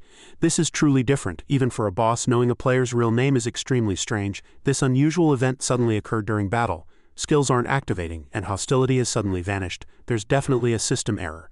Something beyond system control has happened." The boss Imugi seemed to have realized something after the system error. "There's no time. This place is the only one outside the creator's gaze, so they'll soon notice us." Ju asked, bewildered. "The creator?" Han Ho shivered with cold as if his brain was frozen. "Master, Buddha, Asura, but I'm an atheist." The Imugi replied, "Of course not your creator. The being who created me, us, this place, and the power you use." Yun Dong heard that and thought, "That being brought this system to our world, so there's an invader behind the scenes manipulating this world through the system." Yun Dong asked, "Who created you? Who are they?" The Imugi replied, "I don't know exactly. I don't have the right to know the creator's existence." Yun Dong looked at the boss and thought, "That makes sense. If you're also a dungeon boss and your existence depends on the system, isn't it natural that you wouldn't know the creator's existence?" The Imugi spoke mysteriously. "It was a revelation. A mystical energy entered me, though for just a moment I could perceive a part of it, so now listen carefully." Ju immediately became wary and stood in front of Yun Dong. "Yun Dong, Yun Dong." Yun Dong stopped her. "Ju, let's just listen for now, we can think about it later." The Imugi said seriously, "Yun Dong, there is a being who wishes to speak with you. That being is like my creator. But they cannot appear directly now, so they are attempting to convey a message to you through my mind." Yun Dong thought inwardly, "A being like the creator? Does that mean there are multiple beings who created this system?" Yun Dong looked up at the Imugi. "What do they want from me?" The Imugi stated the point concisely. "The collapse of the system." Yun Dong looked at the Imugi as if trying to confirm what he had just heard. "They want me to end this game?" He was slightly puzzled. "Why? And among countless humanity, why me?" The Imugi explained. "They have been watching continuously, observing everything. They were searching for one person who could deviate from the system's existing guidelines, and they chose you, Yun Dong." The Imugi's eyes gleamed and it said in a serious voice, "Survive and overthrow the system. They will surely find an opportunity to contact you and call your name." The system was recovering from the error at this moment. System emergency recovery 13 raindrops fell, and the Imugi said sadly, "I've only now realized how meaningless my existence is. All these memories, all this history, it was all fake." The Imugi shed tears. To be a being born only to be destroyed without any meaning. After you kill me, secretly take this inverted scale from my body. Hanho, eavesdropping from afar, was surprised to hear that. An inverted scale, Ju, who was next to him, also explained, it's a scale that grows in reverse among a dragon's scales, known as a dragon's weakness. The system displayed, System Emergency Recovery 56. The Imugi quietly crawled away as if it had accepted reality. This is a gift from that being to help you. The hidden power within it will let you know if there are eyes watching you. The Imugi began to destroy everything around it using energy, and flames engulfed the sky. Hanho, seeing that, cried out in fear. Going wild in the middle of a conversation is cheating. Ju dodged and asked, do we have to keep fighting? Yundong watched the Imugi wildly destroying and said, no, all of this is an act to deceive the creator. It's creating traces of battle. He turned to Hanho and Ju and instructed them, listen carefully, both of you. When the recovery bar you see before you is full, we must pretend to keep fighting as if nothing happened. The system notified again. System Emergency Recovery 87. The Imugi gave Yundong its final words of instruction before the system was fully recovered. This is just the beginning, Yundong. Kill me and survive to the end. Overthrow the system and reclaim your world. The system displayed. System Emergency Recovery 99. Yundong looked at the Imugi's attack and thought, if I get hit by that attack, I'll die. But there's no change in the attack. This speed is enough to dodge. The attack's power is real to avoid the creator's suspicion. If you look very closely, you'll realize this battle is entirely staged. If you're going to act, you have to do it properly. Hanho immediately charged towards the Imugi, exclaiming, you're quite something too, you lizard. You endure fire quite well too. She leaped in with her sword, exclaiming, here's another one. Then she directly slashed the Imugi's head with her sword. Hanho thought inwardly, this damn thing moves its body automatically. The Imugi took a shocking blow to the head, and as Yundong charged towards the back wall, it exclaimed, not there, he praised inwardly, quite good acting. Yundong flew towards the wall, glowing curiously, and asked, is there something strange here? Yundong, having broken through the obstructing wall, found a blue glowing jar. The Imugi hurriedly blocked the jar and shouted in rage, you rude invaders. Will not so easily break the jar of the dragon ancestor. Yundong thought, then if everything happens too easily, we might arouse suspicion. Yundong hurriedly attacked the Imugi with a monobomb. As the bomb approached, the Imugi was slightly flustered but quickly regained its composure and summoned a barrier. The bomb's power was almost entirely absorbed by the magic barrier, having little effect on the Imugi. Yundong thought, as I expected, attacking the main body is ineffective, but it's enough to obscure its vision. Yundong summoned the wyvern again to directly confront the Imugi. At this moment the Imugi, like a true actor, shattered the wyvern and continuously hurled insults. You worm-like creatures, you rude bastards, disappear from my sight. He smashed the monsters he had summoned and continuously yelled, you damned maggot-like creatures. While the Imugi fought wildly, Yundong flew up and shattered the jar containing the dragon ancestor's remains. The Imugi screamed no upon seeing the jar shatter. The system displayed, Stage 1 Imugi's ancestor jar destroyed. The Imugi lost all its magical power. The Imugi cried out miserably, these damned worm-like creatures shattered my ancestor jar. Yundong saw that and praised, that thing's acting is Oscar-worthy. Now even those so-called creators won't suspect anything. Songwu swiftly commanded the soldiers, now that it can't use magic, that thing is just a snake. A big snake. All out attack. Everyone charged and attacked as ordered. The Imugi incessantly circled around them. Songwu, with his sword in hand, appeared from the sky in front of the Imugi's head. He swung his sword, dispatching the Imugi in one blow. The system continued to notify, you have defeated Stage 1 boss Imugi and acquired 11,550,000 gold.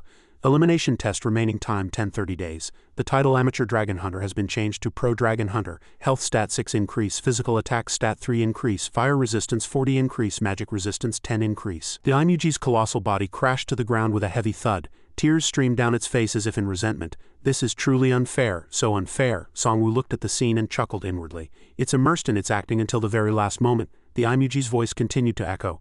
Do I really have to die by the hands of these bastards? Songwu looked at the Imugi. Shall we get serious now? Ju was bewildered. Were you serious just now? Hanho also pouted. Exactly. If you swallow this, it's over. Songwu approached the Imugi's corpse and picked up a shining scale, the inverted scale. This was the item the Imugi had said we should take when it was alive. The system displayed. Item information. Name I, strength I, classification I, effect I. He was startled by the system. There's nothing in the information slot. What is this item for? Suddenly, a black panel appeared before his eyes. Songwu looked at it quizzically. Broadcasting, live broadcast, is someone watching? Does this mean the being called the creator is watching me and this message cannot be seen? This can even hide from the system. What on earth is going on? The creator. A second being, equivalent to the system but with different thoughts. Who are they, and why are they participating in this game? The system displayed, the third faction temporary camp has won the city area battle round 2. Rewards will be given to the faction representative. 5 legendary grade item boxes. Rewards will be given to the faction representative. 1 of total betting amount, 4,865,700 gold. Winning prediction dividends, third faction dividends 296,954,696 gold. Song Woo rejoiced, having acquired nearly 300 million gold in one go. Ju looked up at the ceiling in surprise. The underground is shaking violently all of a sudden. Is it an earthquake? Look, the ceiling is opening. Han Ho grinned triumphantly, excited. Look at the faces of those poor bastards. Only the hasty ones would have chosen the angel or demon faction, right? Ju ignored him, her expression disdainful. The smell of a nouveau riche. Song Woo left with his comrades carrying the spoils. He calculated inwardly. Now that the mission is over, the restricted area BK around Bukanzan must have been lifted too. Will those guys give up easily after this defeat? Never. The system displayed Dragon Lair dungeon raid has ended. The dungeon will disappear immediately. The demon faction members snarled in rage upon receiving the notification. Damn it, that damn necromancer bastard. Belmian hung his head, his face dark. 741 members entered and 211 died. A humiliating loss. We gained nothing and lost much, but it's not over yet. We rose from defeat, conquering the hellish Tieback Mountain, filled with countless monsters and their commanders. Tieback Mountain, a monster territory, mind you. Belmian stood up, raised his sword high, and shouted, "Let's rise again. We'll make Bukanzan the necromancer's grave." As he spoke, he calculated inwardly. In preparation for this situation, the chairman had already prepared 320 reinforcements. Plan B was set up precisely for this kind of scenario. Belmian's face was consumed by madness, and hatred clouded his reason. We will defeat and capture that necromancer monster. On the other side, massive trees crashed down with a thud. The female reporter broadcasted the current situation. Everything is completely over. The giant dome that covered Bukanzan is disappearing. And the winner, the necromancer, is emerging. The female reporter was slightly annoyed that Song Woo's party paid her no mind. It's surprising that the third faction defeated two invincible factions and rose to the top in the Korean region. She fumed inwardly while broadcasting, "That arrogant necromancer bastard." Suddenly Ju appeared behind the female reporter. Her sharp eyes and hand resting on the sword hilt were menacing. What? Everyone around them, terrified, immediately fled. The cameraman, his face pale, asked, "Reporter On, did you perhaps anger that woman?" Reporter On quickly denied. "What did I do?" At that moment arrows flew. Jisoo reacted quickly and blocked them. The female reporter stared blankly at it. "Arrows," Reporter On screamed in surprise. "Is it a surprise attack? Who's attacking the necromancer? The mission just ended. Is another fierce battle beginning?" Screams echoed around them. People standing around were also hit by arrows and scattered. "Watch out, there are people on that side too." Countless arrows were fired. Song Woo looked at the flying arrows. The first two shots, "This feels ominous. Are they aimed at me?" Ju rushed forward and cut down the arrows. Song Woo, the guy who shot the arrows, will definitely launch another surprise attack. I'll deal with them, so be careful." As soon as she finished speaking, she flew up and continued to cut down the arrow-shooting assailants. The assailants fell, and their speed was astonishing. Reporter On, watching from above, was immediately astonished. "Everyone, can you see that? Can that really be called a human? The red demon of the third faction. The only one who makes a difference," Song Woo calmly praised. "Reporters who broadcast at the risk of their lives are truly amazing too." Han Ho worried if he could survive Ju after everything was over. The demon faction people charged, trying to tear Song Woo's party apart. One of them shouted, trying to stop her, "Red demon, you won't do that." Before he could finish speaking, Ju charged and swung her sword, beheading the charging assailants. "Who are you calling the red demon?" Belmian commanded. "Crossbow unit, retreat. Mages deploy. Look at Ju massacring people." Belmian gritted his teeth in anger. Where did this crazy woman come from? How can she stop the sniper unit? Ju slowly approached like a demon, beheading with a single sword, and he finally understood why the chairman had told him to eliminate that damn woman first, but he hadn't known she would be this strong. Belmian calculated. "No need to worry. We still have 2 arrows left. We must eliminate that woman and regain a perfect opportunity." He turned around and commanded. Belmian turned and ordered, "Iwin, use the painting. Let's blast that woman first." Iwin immediately replied upon hearing that. Yes, he took out a massive landscape painting. The system immediately notified, "Chomson landscape painting activated." As soon as the painting unfurled, a black liquid rushed towards Ju. She swiftly dodged, but the more she fought, the more surprised and terrified Ju became. "What is this? I can't block it." The liquid wrapped around Ju like a net and tightened its grip. A moment later, Ju slowly opened one eye and looked around. All she saw was a white blizzard swirling. Jisoo shouted worriedly, "Where am I?" "This is a deep valley in Tieback Mountain." Belmian rejoiced as the plan succeeded. "Good. That demon has been sent far away, although we failed several times. The winner will ultimately be us." Belmian raised his sword high and shouted, charging towards Songwoo. "Cut off his head." Songwoo was extremely furious at this moment. "I warned you repeatedly." The system displayed that Anubis divinity Songwoo immediately summoned the power of the god of death. An invisible pressure heavily weighed down on Belmian and he grimaced in pain. The system displayed an unidentified energy source invading the entire system. Body function deterioration due to unidentified energy source. All stats -1 decrease. All subordinate stats decreased and they screamed in fear. "What is this?" Belmian calmly reassured. "Calm down. Wait until he summons the undead. We've thoroughly researched him and analyzed necromancy enough to become necromancy experts in a few minutes. When he summons a large number of undead, he'll emit black smoke. He can cast poison curses or debuffs. Then he'll encircle his prey and hunt. We mustn't charge recklessly. If we do, we'll be debuffed." slowly and quietly approach. The system displayed again body function deterioration. All stats -2 decreased due to unidentified energy source. Belmian was bewildered. His subordinates shivered with cold sweat. The debuff stack, damn experts, they never mentioned this. Songwoo, with eyes full of fury, looked at the people in front of him and said, "This is your last warning." A terrifying energy erupted around him, pressing them down like snakes. Belmian gasped as he saw a colossal dragon slowly appear. Songwoo threatened, "From today there will be no demon faction in the Korean region." Two subordinates worriedly looked at the monster before them.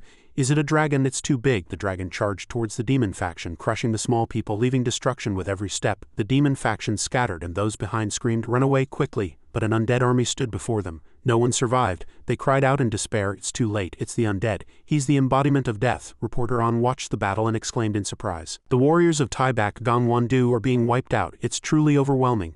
"They're no match at all," Belmian charged, brandishing his sword. "That damn necromancer, does he think he can defeat our powerful army just by being able to summon?" Songwoo calmly replied, looking down like a demon from above. "Yes, and you will become my conflict guild." Belmian scoffed at him. "You're wrong. If the red demon isn't here, you'll lose." Songwoo was attacked by two unexpected surges of power with no time to react. A dazzling light erupted from the night sky, revealing an arm drawing a bow aiming to shoot a flaming arrow. Gil closed one eye and opened the other, telling herself, "Control your breath, Gil, be calm." She reminisced about her school days. "While in the high school archery club, I was called the most outstanding archer in Korea for 50 years. Gil was always at the top, and even the teachers cherished her greatly."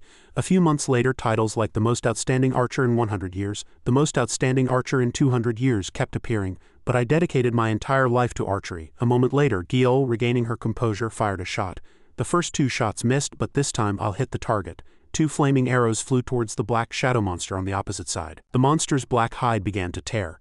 "Is the archer shooting from over there?" The monster's head and two arms exploded, and a dazzling blue light erupted from its head. Gil, having defeated the monster, breathed a sigh of relief. "What can you do even if you stare at me like that? Consider it an honor to die by the hand of an archer like me." But the battle didn't seem to be over yet. Black shadows appeared above the light emanating from the monster's corpse. Gil, bewildered, recognized the skeleton soldier. Numerous skeleton soldiers were approaching from afar, and one of them, bewildered, realized that the final blow had come from an ordinary arrow. "Ah, these two horned skeleton soldiers are probably the leaders." He cleverly discerned Gil's weakness. "So you only have 4 special arrows?" She was startled by these words. Just then, inside, Hanho chuckled. It's not bad to get angry, as I said, right? Earlier." Seeing Ju fall into a pool of blood, Hanho loudly said, Senior Ju is gone." Sanju, sweating, calmly reassured, "Calm down, Ju is a rancor." The guy in the fur cloak turned around and grinned sinisterly at the bewildered Iwin.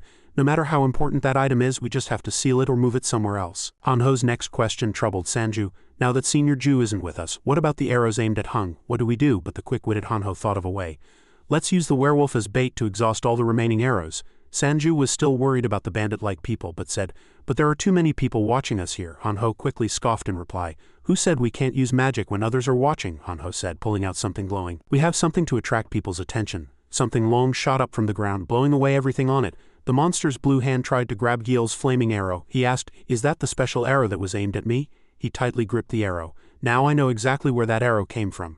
Game item information appeared. Item information. Name, Blood God's Arrow. Grade, unidentified. Type, player-crafted item. Effect, concentrates intense divine power, increasing damage against undead-type creatures by 2000. Undead attacked by this item receive a purification effect. Description, this weapon was born after long research and improvement. Would you believe me if I told you this item was made by boiling 10 living priests? This arrow causes a fatal explosion if it hits the necromancer's heart. Artisan's skill. Gil, utterly terrified, stomped her feet and shouted, "I don't want to die here. I have to escape. There's no way to stop the necromancer now." When she calmed down, the monster appeared before her, and she said with a trembling voice, "Escape?" Inside, Hanho fired several shots, and Gil, completely flustered, was terrified. He raised his 2 hands and looked down, saying, "Then I'm a fan." On this side, the thugs, seeing the monster appear through the forest, someone loudly said, "We shouldn't have launched a dispersed attack. If we hide among these trees, that thing will find us." The guy in the fur cloak heard this and was terrified. How can that thing find us in such a dense forest? At that moment, several ghosts flew around from somewhere. The game notified, "You have been cursed by a ghost. You are confused. Movement speed -30 decrease." The guy in the fur cloak widened his 2 eyes, looked up and shouted, "Necromancer, that thing is watching the battle from the sky." Gil was, more blue monsters appeared, and a red-cloaked skeleton flew down, cutting down several thugs and monsters. The guys in the fur cloaks were displeased by this scene. "Those are our reinforcements. Why aren't they on our side?" The poking guy clenched his fist, trembling with rage. The boss clearly said a large number of reinforcements were waiting, but in such a critical situation no one came. Then large and small vehicles are driving on the night road. The old boss is in those vehicles. The poking guy realized the entire gang had been abandoned. He raged. "Boss, you're a wicked old snake. Did you abandon us?" He thought of a way and told his subordinates. At this rate, the Necromancer will annihilate all of us. I win. Take out that box. I win, his voice trembling suggested. Perhaps we should retreat now, but the guy in the fur cloak vehemently refused. He shouted loudly, "No, we can't retreat now. We can't go back to Tieback Mountain now either." When this method didn't work, I win, suggested another. Then how about we rely on the monsters in Tieback Mountain again? The guy in the fur cloak again vehemently shouted. No, he was terrified. The monster's face made him break out in a cold sweat, and no one could stop that damn thing. We'll have to abandon that box to escape from it. I win could no longer be persuaded and sat on the ground, placing the box in front of him. Then he chanted a spell. If that's what you think, just take it. The guy in the fur cloak bit into the lump of dirt in his hand, and his body became massive and muscular like a monkey. A notification appeared in the game. The spirit of the mountain is overflowing in your body. All stats greatly increase. You have acquired the auto-healing skill, recovers 5 every second. You have gained the power of the mountain god, and your influence over natural objects also greatly increases. Your charm over all spirits also greatly increases. His entire body seemed to be made of lava, and his roar was not human. At this moment, a red notification appeared in the game. Warning: health parameters below the allowed range. The spirit of the mountain god will temporarily take effect, but afterward you will suffer severe pain and a serious penalty. Warning: the spirit of the mountain god has infiltrated your body and has begun to absorb the player's stats. If you ignore the current state for too long, you will die. He looked down at his 2 arms. Spirits flowed through his entire body, and his whole body seethed from within. The guy in the fur cloak was now very confident in his abilities. It was just as I expected. My main profession, weightlifter, really goes well with my sub-profession, dark spirit user. With this we can win. He took his sword and leaped from the ground, surprising the monster there. The guy in the fur cloak plunged his sword straight down, and surrounding rocks and dirt flew everywhere. The ground exploded, and the monsters also roared. Some even had their armor shattered. Not only them, but all his comrades were also sent flying by the shock, and their faces turned pale. The guy in the fur cloak's body grew larger and larger, and he held the sword in his hand and shouted loudly, "Come out, Necromancer. Come out and face me one-on-one." But everything was in chaos because of him. Only smoke was visible, and the guy in the fur cloak still said loudly, "What else can you do besides hiding behind skeleton soldiers? Are you a cowardly rat who doesn't know how to fight?" His voice echoed. Everyone watching the live broadcast heard his voice. All players on the Korean server, aren't you all curious about this fact? About what the Necromancer actually looks like? Han Ho was inside a 2-horned monster puppet. Even at this stage, you want to fight one-on-one after using all sorts of underhanded tricks. There were countless damned guys like you who charged at me, but I personally wiped them all out. The guy in the fur cloak also retorted loudly without backing down. I'm different. For a long time I've only survived with my own strength and body. This time and in the future it will be the same. I'm not like a rat hiding behind skeleton soldiers like you. Before he could finish his second sentence, he lost patience and attacked. Your mouth is truly shameless. How dare you call yourself strong with that attitude? Han Ho, wearing the puppet, laughed. He asked again, do I really have to say that? On this side, the comrades who came with the guy in the fur cloak were sent flying. They lay on the ground trembling as if on the verge of death, and one of them approached and called out, "Allies, please stabilize the injured first." I Win grabbed one person's hand and pulled him up. "You have to get up now." The person's face was not visible, but only their voice was heard. "You're really kind." The two stared blankly at each other. Han Ho was the one saved, but they were not comrades. He quickly seized the opportunity to send I Win flying to another place. He had made the first move. His comrades, though limping, tried to stand up. They shouted loudly at each other. "Enemy, that guy is the weakest of the Necromancer's comrades. He'll be easy to take down. Finish him off." Han Ho frowned in anger. "The weakest? Your minds are about to change immediately." Just then he flew up in a bizarre manner. Evil God Lee Han Ho appeared. A bearded guy cried out in fear. "What kind of boastful move is that?" Countless fragments from Han Ho's clothes struck this guy, sending him flying. Yu-Jitsu bloodied fist. The comrade below was utterly terrified and pale, but tried to calm himself. "Don't panic.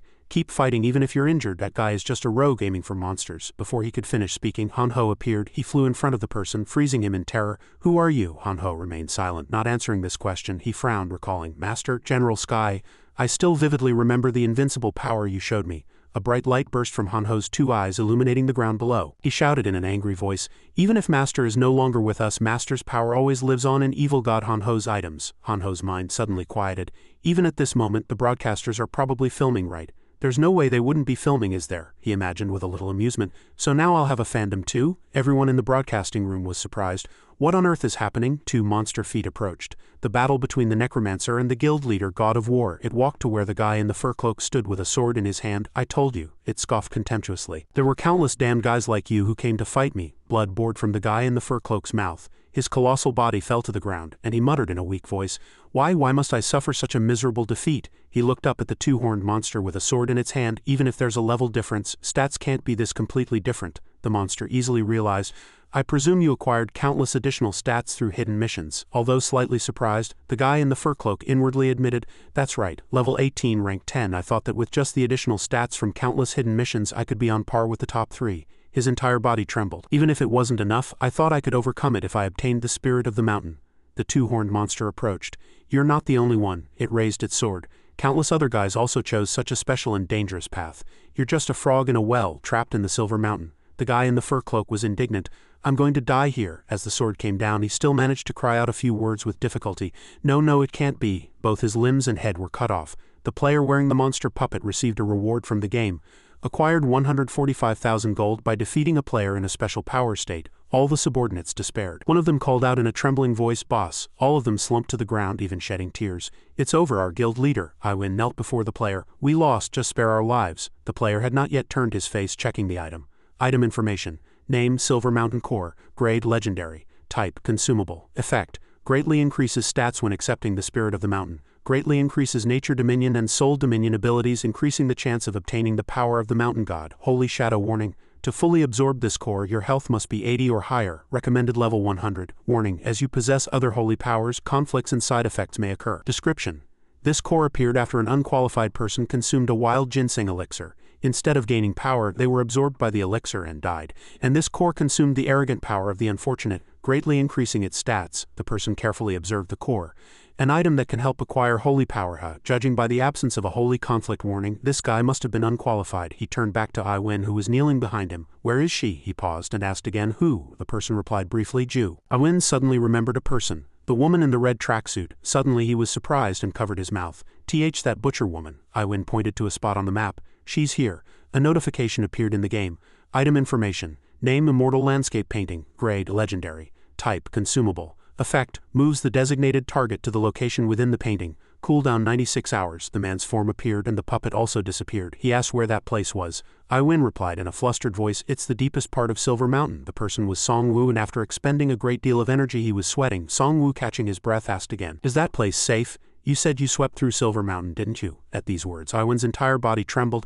That statement is somewhat true, but saying we completely swept through it is a lie. He still remembered how monsters swarmed like ants back then. We tried to eliminate them, but the mountain was too deep and the monsters grew more numerous and stronger day by day. He lowered his head and continued. After that, they started fighting for power. One of them unified the entire mountain. Iwin remembered the triumphant appearance of the leader monster. A being called the King of the Mountain was born, Songwu thought inwardly. A king of monsters, huh? The story I just heard makes me suspicious. Can there really be a creature that earned the title of king among simple monsters?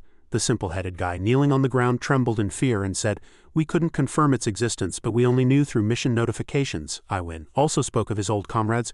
We couldn't endure that guy's comrades, so we moved to another area. At this moment, Hanho also approached, and he suddenly realized, so that's why you joined the demon faction. The demon faction needs to form a legion, and the guild fighter needs a place to settle. Songwoo's expression became serious. Everything is troublesome. I can't just let the monsters thrive. Hanho leaned down and asked, any other information, even if you become a slave? Don't you want better treatment than the rest? He suggested that sufficient meals and alcohol would be provided. But Iwin firmly raised his hand and refused. No, I don't want to drink alcohol. I'm still 18, so I can't break the law. The two couldn't help but doubt this answer. 18, a high school student, Hanho shouted loudly, and used a spell to bind Iwin's two hands. Putting aside the looks, why isn't a high school student dressed neatly? So drinking is out, but looting is fine? At this moment, a group of cloaked people approached. One of them asked, Mr. Songwu, what's happening? Songwu was also surprised to see their appearance. He's not the type of person who plays tricks like the guild fighter. Wan's old comrades were surrounded by Songwu's people. Our wide area surveillance team found a group belonging to the demon faction preparing an ambush nearby. We successfully subdued them. He replied to what he had just heard. Since the leader has escaped, we plan to destroy the base. But before Songwu could finish speaking, his attention was drawn by the recent battle. He praised Songwu. As expected of Songwu, the situation here seems to be resolved, he thought inwardly. The team failed in the dungeon reconnaissance mission. Songwu doesn't want to fail again, but continuously punishing and sacrificing guild members is not worth it. He gestured to his subordinates. We will take care of the remaining remnants, Songwu inwardly vowed, but I will not miss the opportunity to completely eliminate the demon faction. Songwu stroked his chin and said, I have a proposal. You calculate everything and I will deal with the demon faction in the northern city area. The Liberation Army will be able to control the city area without much effort. Songwoo said in a low voice. Reconstruction Alliance, huh? He doesn't beat around the bush. This offer won't be free. You seem to want something from us. They immediately started working. Hanho manipulated the camera from above and Songwoo rechecked the image on the computer. According to Songwoo's previous proposal, he had requested them to find information about Silver Mountain through the wide area surveillance team. Songwoo looked at his phone screen. Those people used magic to send Ju there. We cannot contact Ju through the community channel. Songwoo actively offered cooperation. If that is your request, then fine. Songwoo shook his hand, signifying a compromise. Although the two were competitors, there was no need to maintain a tense relationship. In this world, friendly diplomacy is also very necessary. The cameraman outside observed and said loudly, "Did everyone see that? This symbolizes the Necromancer's victory. It's an overwhelming power like the blood of a giant Yemen. Even swordsman Yun Dongpo would probably acknowledge it." A notification appeared in the game. Leveled up to level 13, successfully completed hidden mission, mobilized 100,000 personnel, reward received, exclusive skill, new function unlocked, can receive viewer donations. The girl exclaimed joyfully upon receiving the notification. "Ah, so cool," she bit her nails. "If I could interview the Necromancer's team now, my viewership would be much higher." The bald man next to her watched the game carefully, but said that will be difficult. The camera turned to Songwoo. He spoke to the camera. "May I say a few words on broadcast?" She replied joyfully. "Of course, say whatever you wish." As it was a ranker's broadcast, everyone wanted to watch. From ordinary citizens to administrators and monsters with souls, Songwoo declared in front of the camera. "Before the end of today, I will destroy the demon faction's Umbu headquarters. You all know why, don't you?" He referred to the blue souls. "Zombies don't distinguish people. They only distinguish living from dead." Songwoo added finally, "If you don't want to be destroyed, escape and evacuate your families. This is my last mercy." All the officers watching the screen broke out in a cold sweat. "No one will survive until tomorrow morning," she said to the cameraman, terrified. "Players in Umbu, if you see this news, escape quickly. Take the elderly and children to safety," she shouted loudly into the walkie-talkie. "Please, no one confront him." The bald man looked at his phone screen. "Reporter on." He showed the phone screen where he was watching the live broadcast. "It seems the demon faction in Umbu is live streaming their stance on the Necromancer." Songwoo also turned back upon hearing that. Under the black sky of night, more and more people gathered in a tall building somewhere. Someone pointed to the sky and noticed a familiar figure. That person shouted loudly, "He's here, it's the Necromancer." The monster's foot touched the ground and Songwoo descended, his black cloak fluttering. Numerous people, including Min Cho, stood outside. "Welcome, I am Lee Min Ho. I managed the hideout in the Umbu area." Songwoo approached and asked if what he said on broadcast was true. He replied politely, "Yes." Min Cho looked sad, thinking of Yin. "We unconditionally surrender." The Reconstruction Alliance Executive Committee, including Li Yin-wan, fled in terror. He looked back at the others. "The players here never accepted the Reconstruction Alliance's control from the start." At this point, Lee Min-ho's entire body trembled, so participating in their plan was partly forced. "Please understand us." Songwoo's face hardened. They immediately drew a line with the Reconstruction Alliance. Songwoo thought inwardly, "But I have no intention of doing so now." He asked again, "Where is that item?" Lee Min-ho quickly pointed the way with both hands. "This way. We are holding it." The surrounding people also gathered to watch. Everyone murmured, "Is that the Necromancer? He looks ordinary. Is he really going to eliminate us?" As he said on broadcast, Songwoo realized his bad reputation had spread widely. "At least I left a strong impression. Although I gained a lot of infamy thanks to it, I could easily get the last one." After a while, Songwoo stopped in front of the statue. The demon statue. Finally, the third option hidden mission appeared. A blue notification appeared in the game. Third option, destroy high-tier race statue 2-3. Songwoo stopped and looked at the statue, the burning chalice and the inverted spear. Next to the demon statue was also an angel statue, a sword-wielding angel and a crown-wearing angel. Songwoo fixed his gaze on the two statues. The more he looked, the more his curiosity grew. "What does this mean? Do the statues represent what each faction should pursue?" he commanded Oran. "Whatever it is, that dream cannot be realized." Oran flew up and shattered the demon statue with his sword, and the game immediately notified. "The demon faction has increased your bounty. Demon faction bounty 50 million gold, the people below complained. "My level dropped, yours too. I just joined by force." Yunwoo stood there, clenching his fists. A game notification appeared. The third option, destroy high-tier race statue 3-3. You have successfully completed the trial. The hidden third option rewarded you with the opportunity to establish a third faction. Then the faction mission board appeared. Title Grand Moment Foundation. Reward initial operating funds of 30 million gold. You have passed the trial to become the founder of a new faction, and you are finally eligible to create a formal faction. The first mission to establish a faction is to lay the groundwork for long-term development. Choose a good and safe area that can lay the foundation for hundreds of years of development. You must find a place to build your base within 72 hours. Once placed, the base cannot be changed. Hanho held a fragment of his senior's horn in his hand. "We found an item similar to the angel wing statue." Item information appeared on the game notification board. Item name, Demon Horn Fragment. Grade, Legendary. Classification, Consumable. Effect, When used, one demon statue within range can be teleported once. Cannot be used for the angel faction or the third faction. Description: can be used as a last resort escape method if the statue is destroyed. Yunwu walked further towards the monster. Another thing that can't be used for the third faction. We had taken advantage of many loopholes in the system, but now it was time for all of this to end. He rode the monster with the people and left. Manhwa pleaded, "Necromancer, I have a request. Can we also join the third faction?" They complained that they had received a large penalty for the destruction of the statue, and her husband had also been kicked out of the demon faction. Yunwu was silent for a moment. "I'm sorry, but not now." The monster flapped its wings and flew away. Before flying far, Yunwu looked back. "We do not encourage or easily accept everyone's participation. Prove your determination to win this game and your value." After Yunwu flew far away, Manhwa spoke his mind below. "It's hard enough just to survive, but he's telling us to win the game?" As night fell, light poured down from the sky onto the giant tree in the middle of the city. He furiously tapped on the lit phone screen. Hanho looked at the screen with a worried expression.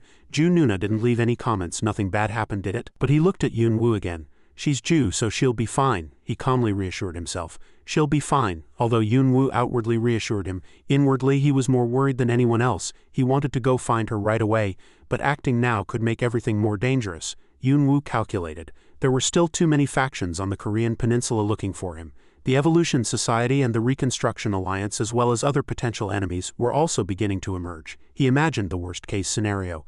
No matter how careful he was, if he searched for her in a vast area like Silver Mountain, his whereabouts would be known to others. If they only targeted him, it would be fine. But if they targeted Ju as well, it would be really bad. Yunwu closed his eyes. The Free Guild's wide area surveillance team has many members and their skills are truly excellent. For now, let's just wait. Outside, the light pouring down from the sky grew stronger. The game announced, World Tree Growth Level 283 growing. People went to see it, excited. "We don't have lights at night, and since there are no lights around, it stands out even more." He felt that there was no need to hide it anymore. The man next to him replied, "It stands out too much." He pointed to the sky and said to everyone there, "If you can't hide it, use this. Increase its divinity and reduce its presence to outsiders." He pressed the agree button on the game notification board. "Would you like to select the base location for the third faction?" "Yes." Then a notification board for entering the faction name appeared. Warning: name cannot be changed within 30 days. Warning: changing the name requires a lot of gold. Yunwu was very happy and thought, there's only one name. The World Tree was still absorbing a lot of light here. World Tree, it will be the World Tree faction. A notification board appeared, surprising everyone. "Congratulations. A new faction has been established. Faction missions have opened. This is because the faction has become a formal faction. New features will open according to the faction's grade. You have successfully set up the faction mission. The Grand Moment Foundation has awarded initial operating funds." A blue light enveloped Yunwu's body. "You have received the title First Founder. All stats are increasing. You can add members. Select member list. The World Tree, a sacred tree of life, has become the symbol of the faction. This is because it met all special criteria." The game's congratulatory notification board was sent to him. Message from the world: "Congratulations. For the first time in Korean server history, a player leading the World Tree faction has been born." The person jumped for joy. "Now we're a formal faction too. What are demons and angels anyway?" Everyone around him was also very happy. They didn't even know who they served. The long-haired man observed everyone. Without a faction, the villagers felt alienated and very lacking. Hanho thought to himself, "Should I create patriotic content?" Yunwu also thought, "That's right, the emergence of two factions is a major topic." A new mission appeared on the game notification board. Emergency Faction Mission, World Angel Faction. Title: Purify the Seeds of Evil. Objective: Destroy the World Tree Faction and kill leader Ko-157. Objective is unlimited. After completion, touch the angel statue. Reward: 150 million gold and server's highest rank. Emergency Faction Mission, World Demon Faction. Title: Crush the Worm Eggs. Objective: Offer the corpses of World Tree Faction players to the demon statue. Objective is unlimited. After completion, touch the demon statue. Reward: 1 million gold per person with rewards for the biggest contributor. Yunwu frowned and looked up. These guys are spending a lot of money, he thought. Are these guys starting to feel threatened? From outer space, a blue light shone on Earth. World Mission, the world's hated one. Type: Hunt and Protect. Objective: Hunt and protect players of the World Tree Faction. Reward: Rewards vary depending on the situation. 5 million gold for hunting each World Tree Faction player. 500 million gold for killing leader Ko-157. No budget for protection. The first leader of the World Tree Faction, Ko-157, the world's troublemaker, has angered both high-tier races, so both races have decided not to let him be. This event is global and not restricted to any server. You must choose whether to follow the orders of the high-tier races or resist them and join the newly established faction. The content of this mission may change depending on the situation. Hanho shouted loudly as soon as he heard the notification. "You crazy bastards. How much per person?" "Senior is 500 million gold." He waved his hand and refused. "Don't come near me." Everyone here was also very surprised by the news they had just heard. What, really? As Yunwu looked at them, the atmosphere instantly changed to a lament for the dead. The fat man's eyes gleamed. They're hunting us. All the surrounding players jumped up. That's impossible. Did you hear that? ESP sound and gold sound. Dig for herbs and make potions to fill the warehouse. Yunwu was startled. Good heavens, who changed these innocent people? Suddenly he thought, myself. The long-haired man next to him understood the situation. Unlike before, to survive they only knew how to run away. He and the other two looked at each other with determined expressions. Senior Yunwu, we will prepare for battle. This time we will prepare for a bigger perfect war. He put his hand in his pocket and pulled out the scarf inside. Good, this time let's prepare thoroughly too. Yunwu wondered, will it be fun there? The two words live appeared on the game notification board. He looked at the people around him. You guys really can't take your eyes off me. Then an idea suddenly occurred to Yunwu. Good, I'll make it fun. As day broke, the color of the sky changed. The phone was live streaming. Live. Demon Factions Warren Guild. Official statement on World Mission 19.55 viewers. The fat man and two other men were live streaming. Demons of Busan, let the Warren Guild fight them. We can choose between peace and diplomacy. The audience here was watching the live stream carefully. 694. An independent faction supports the World Tree faction. 697. A group of 188 from Chuncheon wishes to join the World Tree faction. 702. I belong to the Demon faction, but I want to congratulate the healer. The following comments continued in the comment section. 715. Doesn't everyone think we've seen this somewhere before? Expert Kim wrote it. Views 41,443. I want to talk about the world mission. Isn't this very similar to the Donghek peasant revolution? When the peasant army couldn't be stopped, they even called in foreign forces. Think about it, it's truly shameful. Am I the only one who finds it unpleasant and annoying that garbage from foreign servers comes all the way here to hunt just one healer? Damn it, even if the country falls, fake patriotism still remains. Man from Makba. That's not fake patriotism, it's a matter of survival. What happens if pirates come here and cause chaos for a while? Inside the helicopter, a girl in pink clothes was watching the live stream.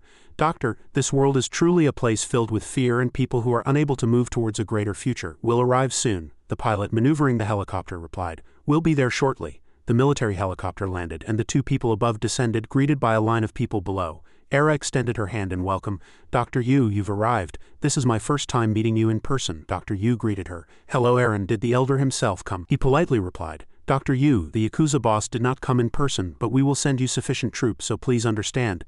He looked over there. Understood. Then if it's not the Yakuza boss who is standing here now, Era extended her hand and said, this is Boss Okada Akira. He led everyone into the room, and the person known as the Sword Saint was one of those in charge of guild secretary training. Dr. Yu and the girl in pink clothes were led the way first. The person sitting inside was none other than the Yakuza's elder. Suddenly his eyes gleamed and that light pierced through Dr. Yu. The game announced, a sharp gaze pierces through your identity.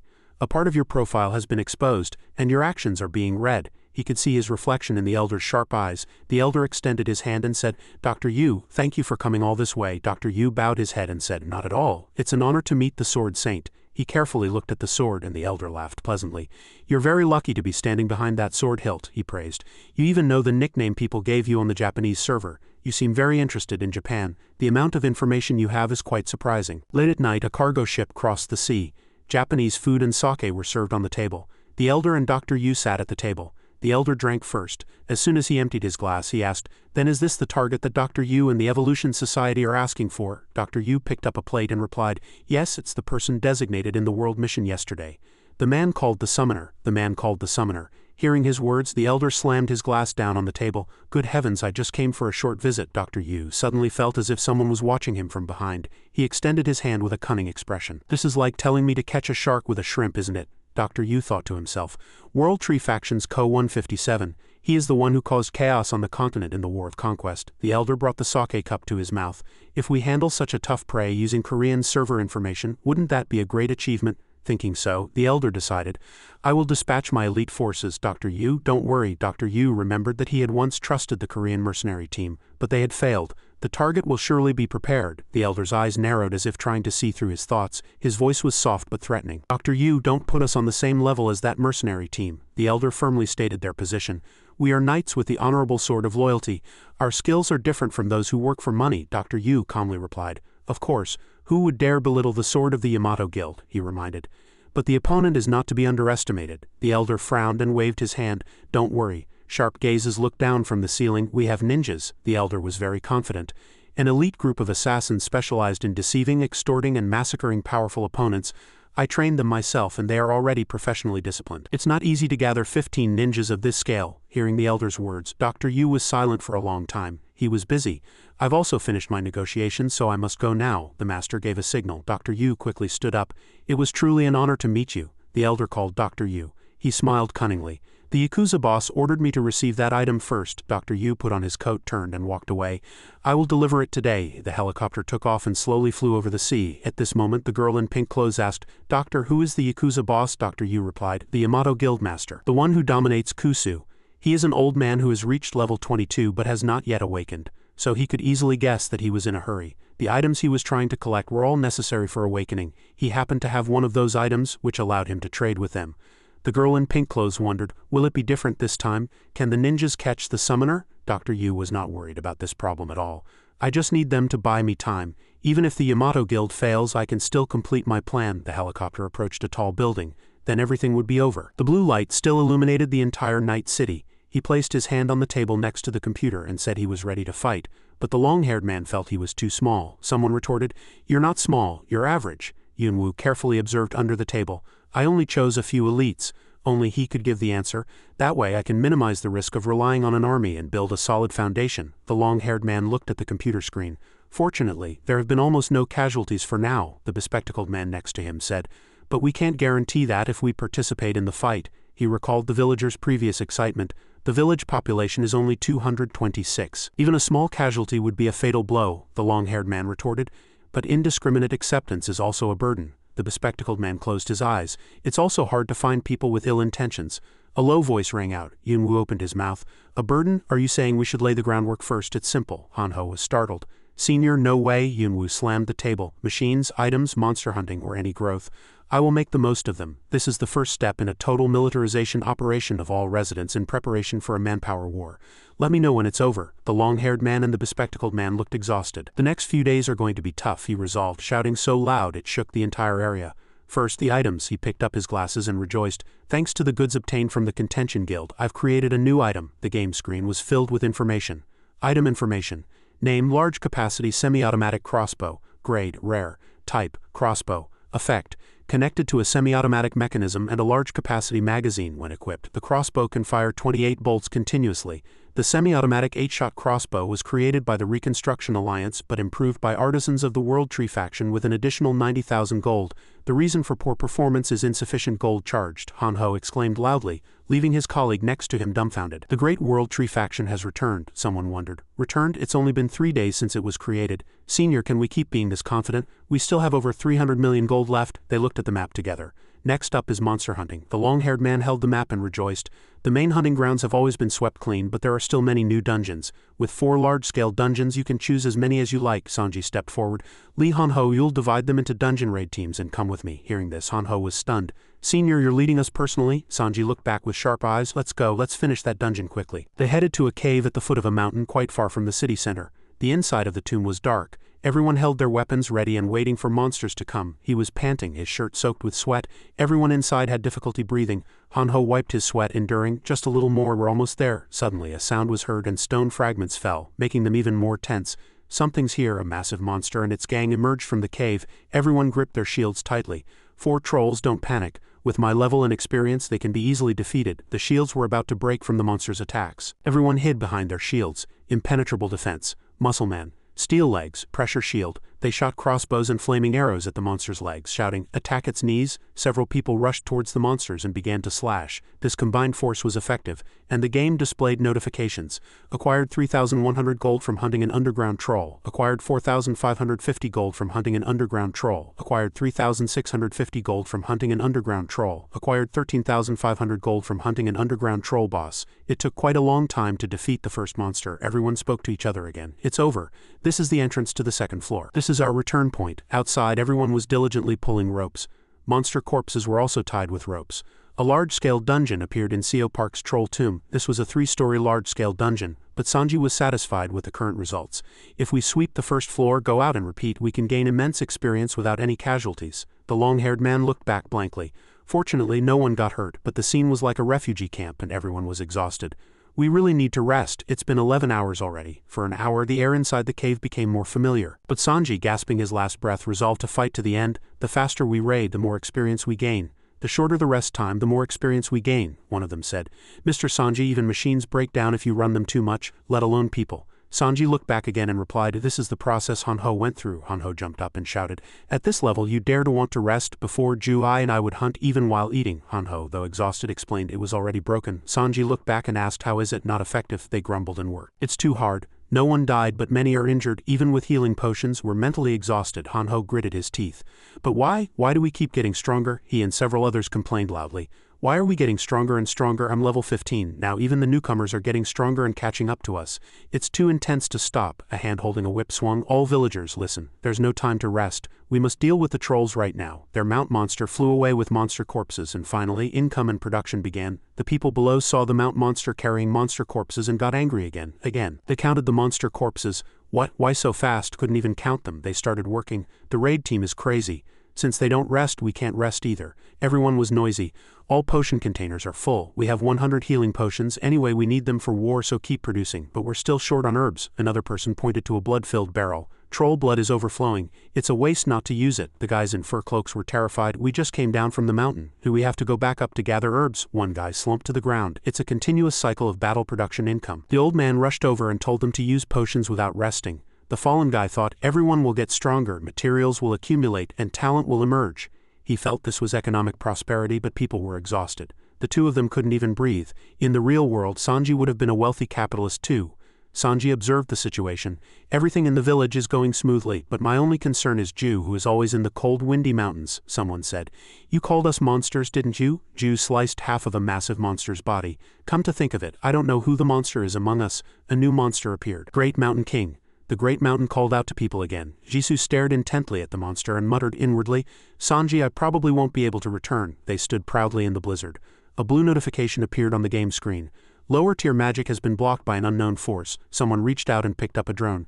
"So we can't search with unmanned magic drones?" The long-haired man picked it up. "I hear monster hordes approaching from the hillside. That's probably why the Contention Guild left this place." The man next to him speculated. "They probably thought it was better to fight other factions than to be here. The monsters here are too strange." Then he turned his gaze to the monster corpses. It was as if every single monster was a boss. The green-haired girl was doubtful. "The environment here is too harsh. With the resources and personnel of the wide area surveillance team, could someone really survive here alone?" The long-haired man stepped forward. "You don't know Ju. If you saw her fight, you'd know she's no ordinary person." The green-haired girl followed. "But this isn't a quick battle. Unlike us, she doesn't just search during the day and return to a safe zone at night." Long-haired man recalled Sanji's face. "If only her body is found, what would the summoner say? You abandoned a weak girl to die." The green-haired girl urged again angrily. "Find her quickly, there's no time to rest." At this moment, two of their comrades raised their hands in the distance. "Found her, we found a witness." They all headed together to a snow-covered house. An old man and his two granddaughters came out. The man in the white robe reported, "The old man and his two granddaughters live in the mountains. They were with the missing person for a short time." The long-haired man, hearing the old man's words, spoke loudly again. "What, she left on her own?" The old man was surprised. "Yes, she was a girl in red clothes." The long-haired man asked again. "Do you know where she went?" The old man recalled Ju's frail appearance. "She borrowed clothes from us and left, never to return. Her clothes were too worn, so I lent them to her, fearing she couldn't withstand the cold." The moment he finished speaking, the old man collapsed on the floor. "Damn it, I've been fooled by city people again." The green-haired girl who came with him quickly said, "Senior, according to the granddaughter, she seems to have taken on a mission." The man in the white robe turned and said, "It's probably related to the Great Mountain King. She's probably following a mission path." He still didn't believe it. "Nonsense, do you think she went to find that monster herself?" The old man suddenly jumped up. "That's right," the long-haired man immediately asked. "Did something come to your mind?" The old man said in a trembling voice. "The girl also ate a lot of the food we had stored. What bothered the old man the most was that the girl hunted wild animals and left them as repayment, but I've never handled animal meat before. I always went to the market until now." The old man's young granddaughter stood on her tiptoes and tried to touch the man in the white robe. He said to everyone again, "The granddaughter said the Great Mountain King has a Shadow King item, but I don't know what that means." Everyone was dumbfounded. The long-haired man didn't believe it. "Two kings in the Shadow King?" The guy standing behind also said, "This information isn't in our system." After hearing the news from the old man, everyone started searching. Someone speculated, "If that woman is really going to the Great Mountain King, it won't be easy to track her." Exactly, but they had to admit one thing. "We're sorry, Ju, but from now on it's not a mission, it's a suicide mission." The robed man leading the way told his subordinates, "Report the situation to the summoner." The twilight glow illuminated the city's tall buildings. A fierce battle was unfolding here. Sung Tae looked down at the monsters and envied the World Tree faction people. The neighboring area is constantly developing, but we're still like this. He looked over there and wondered, has this place changed too? The short-haired girl smiled brightly and said, we'd like to ask for directions. Sung Tae looked at her silently, a slight worry crossing his face. In a world like this, strangers are always uncomfortable. His comrades got out of the car and asked, Sung Tae, what's wrong? Sung Tae confidently said there were 26 people in his faction, so they would be fine. He forced a smile and said, I don't know either, I think I'm lost. Another person in the car looked out. Lost in a world like this, the man with the buzz cut shouted loudly. Go to the police and have them find it. The short-haired girl asked, is this the way to Suwon? Sung Tae was dumbfounded. Suwon, there's a sign pointing to Suwon up there, it's not far. Sung Tae pointed at the sign with his knife and said, don't you see that sign? Can both of you not read? The long-haired girl smiled brightly and pointed with her finger. Then Suwon is that way? At this moment Sung Tae lost patience. He gritted his teeth. Why do you keep asking the same question? Don't play games, I won't forgive you. The long-haired girl smiled cruelly. Her lips stretched wide and her eyes had no whites. Calm down, we don't need signs or anything. We're not interested in letters, and we can't read. Sung Tae's colleague arrived and reported that they had taken care of everyone. She looked at them and smiled sinisterly. We looted the surrounding areas and poked holes in the perimeter, poor things. Sung Tae knelt down. I will guide you to Suwon, please just spare my life. She wore a mask. What I need isn't a guide. Sung Tae was terrified by her words. I only need you and your phone. I want to extract information from the Korean server channel. She left with the man next to her. You're lucky, it's not common to meet our Team 1 and still survive. The man with his face completely covered approached. But don't misunderstand, even if it wasn't you I could find someone else. He forced a smile. Yes, master. Though scared, Sung Tae bravely asked, but you don't seem to be from this area. Who exactly are you? The long-haired man replied. We are merely teachers who came to teach a lesson to the insolent ones on your server. Now, lead me to the summoner's hideout. As the morning sun set, they arrived at the dungeon guided by Sung Tae. Inside, monster corpses were strewn everywhere. Underworld third-floor dungeon troll tomb. One was still alive. It breathed fire and roared from its mouth. The system called it a boss monster. Underworld king. The guys inside were still fighting. The leader tried to block the attack with his shield, freeze its feet with ice magic, prevent it from getting too close to us as much as possible. The short-haired girl pointed with her finger and shouted loudly, Air Force, focus fire on its feet. Team 1 prepared to freeze its feet again. A four-armed monster rushed over and blocked the arrows. Everyone told each other that by alternating attacks they could overcome the cooldown problems of skills and magic. This was the most effective attack tactic against boss monsters. Several other bosses also appeared. These bosses were never easy to defeat. Someone shouted loudly, it's taking something out. The monster pulled out a crossbow and prepared to load it. Crossbow. At the same time, multiple monsters continuously launched attacks, but those boulders didn't reach them at all. They used defensive magic. Everyone rejoiced at this sight. The short-haired girl said excitedly, the entire team has received specialized defensive magic training for situations like this. We can even block the Thunder God's hammer attack once or twice. Several players leapt up and attacked the monster with their weapons. Hanho looked up in surprise. Nowadays even trolls and monster kings have 6 legs. Sanji felt such disgust he wanted to pluck Hanho's eyes out. Hanho said from the side, but it's all fake. The moment the monster fell, the system notified. Acquired 115,000 gold from hunting the Underworld King boss monster. Everyone cheered and celebrated their victory in various ways. Success, we defeated it. Level up, Sanji smiled from outside. Their levels and confidence. The power of the World Tree faction is steadily increasing, but at this moment one guy pointed over there and said in surprise, quick, look, there's something on the wall. Everyone passed through that large door. The system displayed information. The door is protected by powerful magic. Only those inscribed on the wall can approach. Requires a release spell of level 3 or higher, or a lock-picking skill of expert grade or higher. The long-haired man was surprised. This is the second time I've encountered something like this. The dungeon doesn't seem to give any other clues. It seems like a hidden reward obtainable only through personal skills, and Hanho can be sure that no one here has such an ability. The three passed through the door and investigated. Yoonhee lamented, there's no keyhole, how do we break the lock? Intermediate Liano was the best thief. He felt this task was very difficult. Yoonhee had the super thief profession but was still in the training phase, but Sanji was here. He smiled brightly, really, I think I've found another way. He pulled out a master key from his hand. Hanho wondered, what's that? The system screen displayed the name. Master key, grade, special type consumable. Effect, can open all locks. Destroyed after one use, there is a locked door. You can open the door with the master key item. Do you want to open it? Yes, no. Sanji held the key high and used it. The colossal door opened. The door is open. It's the Underworld King's treasure vault. Hanho was speechless in surprise next to Sanji. He smiled contentedly. It's truly breathtakingly beautiful. I didn't know trolls collected such things. Hanho reached out his hand in surprise to catch the light. This troll has a really peculiar taste. Did it know the purpose of all these things and collect them? Inside, gold coins were piled high like mountains, and there were also holy relics. The system displayed item information. Item information. Name, holy tank. Grade, legendary. Type, military equipment.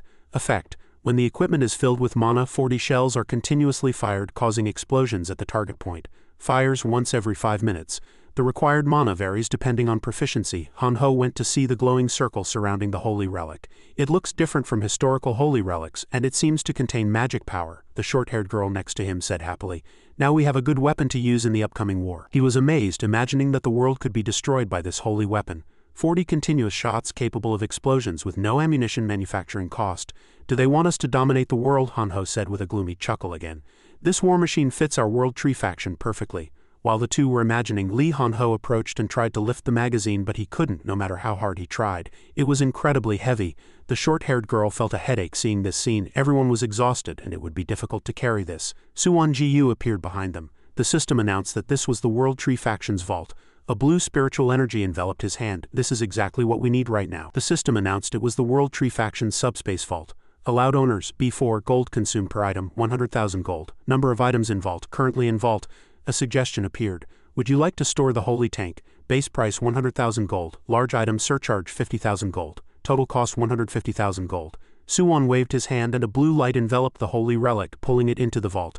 A dazzling light erupted from the holy relic, surprising everyone. Han Ho rejoiced. That's incredible, now that I think about it. If they intended to make this like a game, why didn't they give everyone a personal item space? Suwon walked past the piles of gold coins. Now how should I view the other items? Before he could even go, Han Ho jumped up and said, everything is mine, it's not mine. Suwon held a toy hammer with a wooden bird on its head. What is this? This is a troll wizard's staff. Lee Han Ho found it very familiar. It looked similar to a sot. Han Ho asked him in surprise. What's a sot? Lee Han Ho explained again, and Han Ho became even more puzzled. He scratched his head like a monkey, the thing standing next to the pillar. Did I really intend to send this guy to college? Item information appeared on the system screen. Item information, name Lucky Sot, grade heroic, category tool, effect. All production capabilities and production skills within a 5 km radius of where the sot is installed are increased by 10. Also, all success rates are increased by 10. Han Ho lifted the staff. This seems to be its effect. Suwon saw it and guessed it was a production booster. Lee Han Ho fell into thought again. This is certainly a good thing, but I'm not sure if the villagers will like it. Oran looked at Han Ho with joy and said, there are rare materials and other items piled up here. Suwon and the others rushed to find if there was anything else usable. He guessed it would be difficult to check everything right now. They returned to the place where the monster corpses were. Suwon turned and told everyone, we've harvested a lot these past few days, so let's head back first. The next morning, that light in the city disappeared. Han Ho's staff was placed next to the world tree. The system notified that the blessing of the sacred tree had been bestowed upon this land. Item crafting success rate increased by 50, chance of acquiring blessed options during item production increased by 10, item production cost reduced by 10. The effect of the lucky sot is applied to this area. All production capabilities and production skills increased by 10. All success rates increased by 10. The tree planter grumbled. The enhancement stats are stacking up next to the world tree. The combat team is making us do more work. Damn it, now I have to work even while I sleep. He grabbed Lee Han Ho's collar with tears in his eyes. You should have broken this on the way here. Suwon and his party approached, and the short-haired girl was happy to see so many trees growing. Since the sot was installed, the number of herbs seems to have increased too. He remembered the people in the mountains. The herbalists had not yet returned from the mountains. Did they run away? Only now did Suwon admit. To be honest, I was a bit too much, Han Ho asked again with intent. Just a bit. Suwon's conscience suddenly returned at this moment. He told everyone, all right, we'll rest for half a day. But he immediately crushed their hopes. After that, we'll start attacking higher difficulty large-scale dungeons. Lee Han Ho was still happy. What does it matter? We can rest now. The short-haired girl was the same. Still too delicious, although they had to work themselves to death again afterward. At this moment, there was truly no human decency. Suwon turned and said, unfortunately, there's a time when the border areas are weakest, so I plan to deploy all surveillance teams. Lee Han Ho lamented, complaining that it was all because of this damned Sky Eye skill. Han Ho didn't miss this opportunity and said, didn't you say this ability allows you to monitor the entire world? As night fell, that light again illuminated the world tree, and from a distance the light could be seen through binoculars. The people on this side were ready. Target confirmed. He pointed at Suwon. It's definitely that guy. And a giant unidentified tree is emitting intense energy. They descended from the rooftop. They went down one floor. The man asked if the world tree was described as being able to create a barrier that limits its range beyond this. The man was still observing with binoculars. It looks like they're resting now. Omato laughed triumphantly. We need to aim for when that guy steps out of the barrier and kill him. Black cloaked figures gathered, and someone was observing everything from a nearby room. Everyone kept watch until that guy came out. As day broke and the sky cleared, several military vehicles emerged carrying injured people. The short-haired girl stared at her phone screen. This large-scale dungeon is on a university campus. Scouts, fanatics, and others appeared there, and a boss monster also appeared. From what he knew, it was a type of fallen spirit who is coming here. Suwon suddenly remembered something. Were there similar cases of fanatics worshipping that spirit? We can conduct defensive training. not just physical impact but also magic and curses. Hanho looked at him, frowning and sighing. You're probably the only one who uses dungeon attacks for training, Senior. Senior Lee, Hanho spoke loudly on this side. Hanho's vanguard departs, the short-haired girl reminded him worriedly. Hanho Oppa, even if it's close, be careful outside the barrier, Hanho chuckled confidently. Don't worry, Hanho clasped his hands together like a Buddha's halo. What if something happens? I will pray immediately, the short-haired girl prayed helplessly. Hanho sat in the car, laughing cheerfully. He waved his hand and said, there's a way, anyway, it's time to go. The short-haired girl worried. Will he be okay? Suwon replied. Don't worry, Hanho is stronger than you think. He'll be fine. Several military vehicles departed, and this sight also caught the eyes of the Japanese mercenaries. The man threw off his cloak. They've started moving, judging by their direction and route. They're heading east. They chased those vehicles and Team 3 closed in on the target. If the Necromancer is there, act immediately. Otherwise, switch to Plan B. The man in the blue cloak looked that way. Soon they caught up with the vehicles next to a roadside sign. They stopped at a nearby building. The truck was moving slowly. Suddenly, the man in the blue cloak concentrated on something. The two-horned man turned and asked, What's wrong? The man in the blue cloak asked, Didn't you detect anyone else's presence? The two-horned man looked around but found no difference. Someone else's presence. He turned back to observe and asked again, I don't see anything. Are you sure? The man in the blue cloak was still very suspicious. No, don't you feel anything? It doesn't even feel like wild animals are following me. From a distance, someone was watching them. Yabu Aga is behind us. He always watches us from afar. The two-horned man felt there was nothing to worry about. What's there to worry about when we have someone watching us like a hawk and sending warnings? Besides, who could be chasing us? The man in the blue cloak still had something to say. That's true, but as soon as he uttered these words, a chilling gaze silenced him. You're underestimating our comrade's abilities. If you're an outsider, it's better to just shut up and observe. Omato was silent on this side. He asked, Hey, can we contact Hausa now? One of his subordinates asked again worriedly, Chairman, should we contact them? Omato rubbed his chin and replied, I haven't received a report for 2 minutes. He looked at his phone screen and now they weren't even answering calls. The two-horned man said loudly, Impossible. The man in the blue cloak seemed to be reminding him. 2 horns, 2 other subordinates flew in. Omato instructed this mission.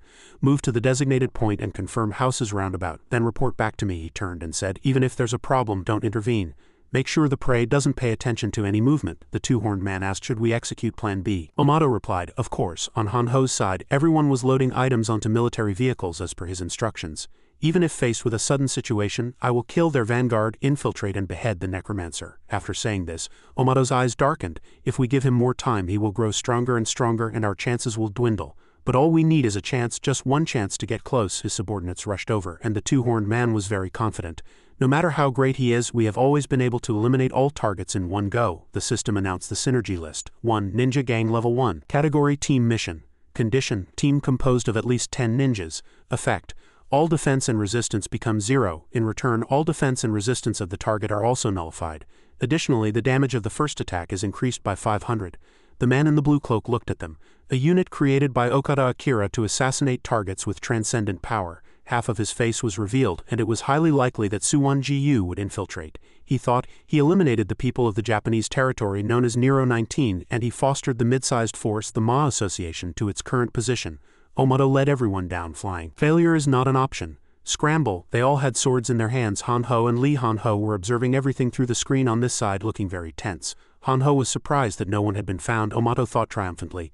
This is their last moment. Before they could even land, fire flew from somewhere, striking down several of them. Toma was startled by the movement and turned around. He was shocked. Were they stabbed by something? Anti-aircraft guns? Toma and his other comrades continued to fly, unexpected, but they couldn't retreat now. They had to break through the encirclement. Everyone below also saw them appear. It's the guerrilla unit. Blood suddenly splattered, but Toma was still very excited at this moment. Too late, when he heard the sound of movement and turned, all his comrades had fallen. Scattered sword marks splattered blood everywhere. Toma landed quickly. What? They weren't anti-aircraft guns. A woman's footsteps slowly approached. That person was Ju. Hanho was shocked to see her appear. Ju Nuna. Toma broke out in a cold sweat and asked inwardly, a woman? You mean Hausa and his subordinates were all killed by this woman? He could only see 2 other people now. The Ninja Operation Alliance is gone. That means everyone except us is dead. Toma held his sword. He finally spoke. I heard there was a samurai on the Necromancer's side, but I didn't expect her to be this good. He introduced himself. My name is Kato Toma. Ju replied directly. So? Toma was startled. The sword was still aimed straight. Why? This successfully angered Toma. He shouted, this tribe has no manners. Samurais exchange greetings with minimum courtesy before competing in skill. Ju calmly replied, you seem to be too immersed in your samurai role. Coming here to slaughter, how disgusting. Toma again made excuses for his failure.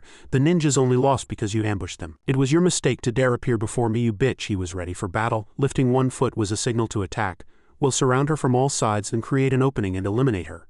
Toma charged with his sword and 2 subordinates. "You arrogant woman, if you hadn't called us assassins, I wouldn't even think of fighting you one-on-one." His fingers held knives with hooks. Toma charged, but even with a sword he used kunai. The sword was just a decoy, the kunai was the real attack. Jisoo cut down the knives that had just flown in. 3 people darted around her. Toma was very confident inwardly. She's finished. Are the kunai also smoke bombs for encirclement? He immediately used shadow concealment. Jisoo hadn't attacked yet, and Toma was thinking of revenge inwardly. 9 ninjas disappeared before her eyes. She'll die without even knowing what killed her.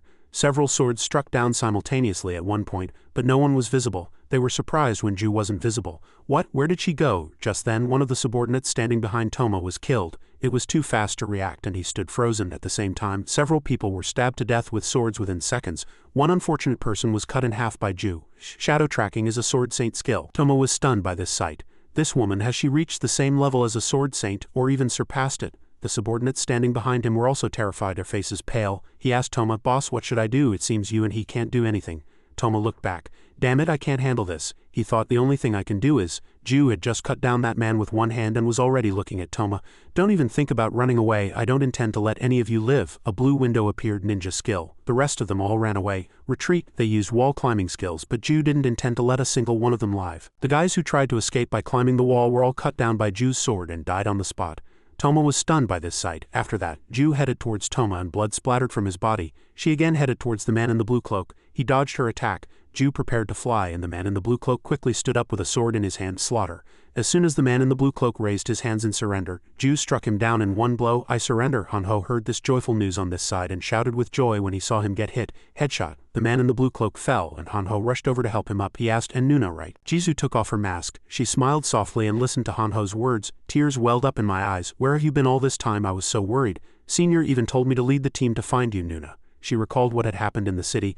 "I arrived in Suwon a few hours ago, saw suspicious movement and chased them all the way here." Jisoo asked again. "Can I meet Suwon Ji-yu?" Hanho looked down at his phone screen and said, "I contacted Hung. He'll be here soon." Soon, Suwon-gu's flying monster appeared where it was needed. As soon as he dismounted from the monster's back, he asked, "Ju, are you okay?" Ju's eyes looked at him gently.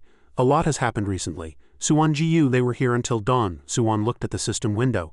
"So you received this mission after defeating a great monster?" The game system window appeared. Hidden mission. Title, Encounter with the Great Mountain King. Category, Target Location Identification. Objective, Reach the King's Camp. Reward, you will receive additional rewards for the hidden mission. The Great Mountain King, who rules the Taibak Mountain region, wishes to meet strong individuals who have defeated his subordinates. He is a rational individual, not a cruel monster. He wishes to meet outstanding players. If you meet the Great Mountain King, you will receive an unexpected mission. This could change your destiny. If not completed within 48 hours, the hidden quest will be cancelled. The Great Mountain King wants to test you. The closer you get to the mountain lair, the fiercer the monsters will become. The Great Mountain King's mood will determine your life or death. Ju recalled her time in the snow-covered mountains. "I wandered the mountains and met the Great Mountain King, but how should I describe it?" She still remembered the monster's appearance. According to her, the monster resembled an imugi and even gave me a quest. Hearing Ju's story, Seong Ji-yu could guess what it was.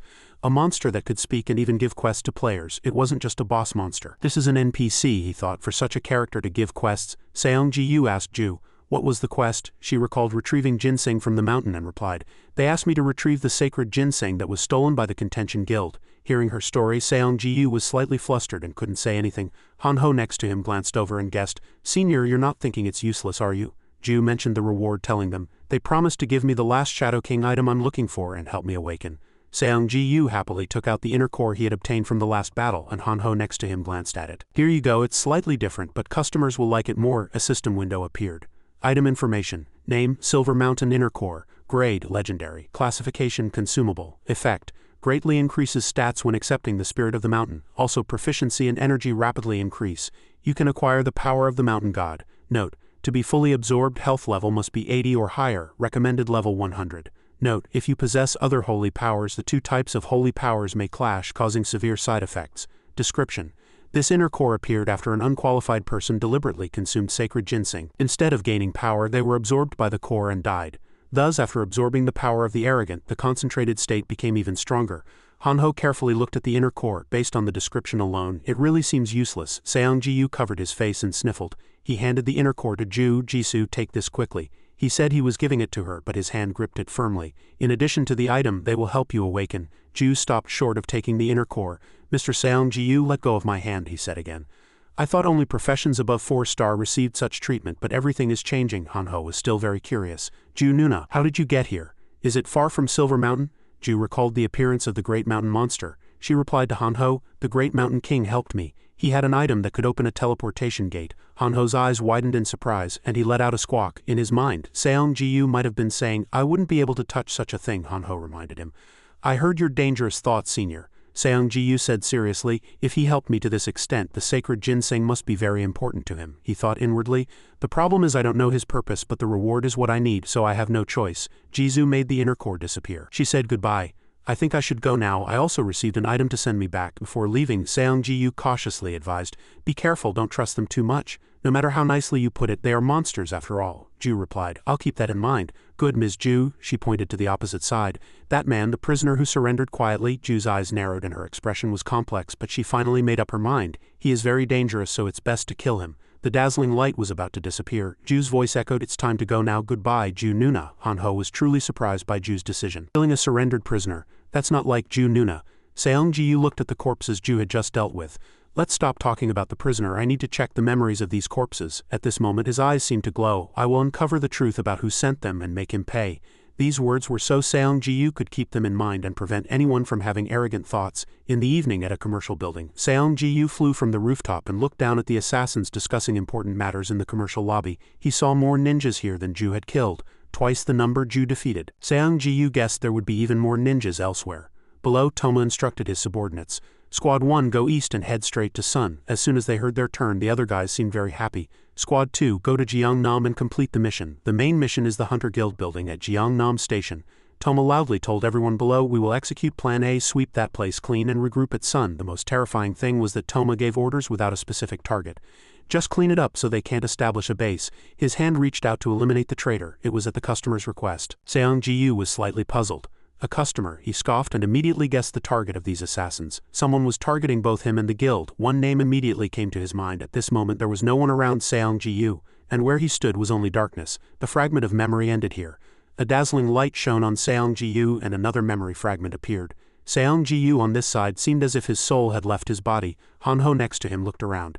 He even pinched Seong-gu's cheek. He looked at Ino again. Senior always looks so bizarre at times like these. He stops like a broken machine, Ino replied, sweating. That's a skill you should only use when safety is guaranteed. As soon as Hanho turned around, he met Seong-gu's affectionate gaze. He pressed down on Hanho's head in revenge. Kinsman, if the opponent is a hostile entity, it will move, but I didn't expect you to dare to do that. Senior, Hanho cried out in pain. My head is broken. Ino cautiously approached and asked, did you get any special information? Seong Ji-yu answered Ino, but still didn't let go of Hanho. There's one thing we need to deal with right now. Ino looked at the fallen assassin across from them. Can we deal with that person as Ms. Ju said? Seong Ji-yu carefully observed the person and replied, no, let's wait and see for now. At the train station, the assassins had just taken care of the people on the rooftop and were dealing with the guards. The curly-haired man touched the hilt of his sword with a satisfied smile. Good. According to the information we extracted from the one we caught downstairs, their main base is in the penthouse apartment. The curly-haired man stood up. It's just one floor below where we are standing. If we deal with the guards here, their formation will soon collapse. He looked at the ventilation shaft on the opposite rooftop. The curly-haired man cautiously instructed his subordinates, we will infiltrate through the ventilation shaft and immediately disable the penthouse security. Cause no commotion. Kill everyone so no one escapes. The subordinate had already dealt with the people in his area, dragged the bodies and went downstairs. He kicked open the door and the people inside were startled. Wait.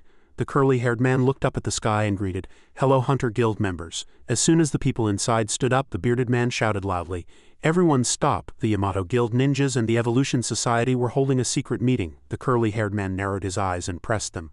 I heard you were investigating behind our client's back. You don't seem entirely useless. Yoshia calmly faced the assassins and continued the conversation.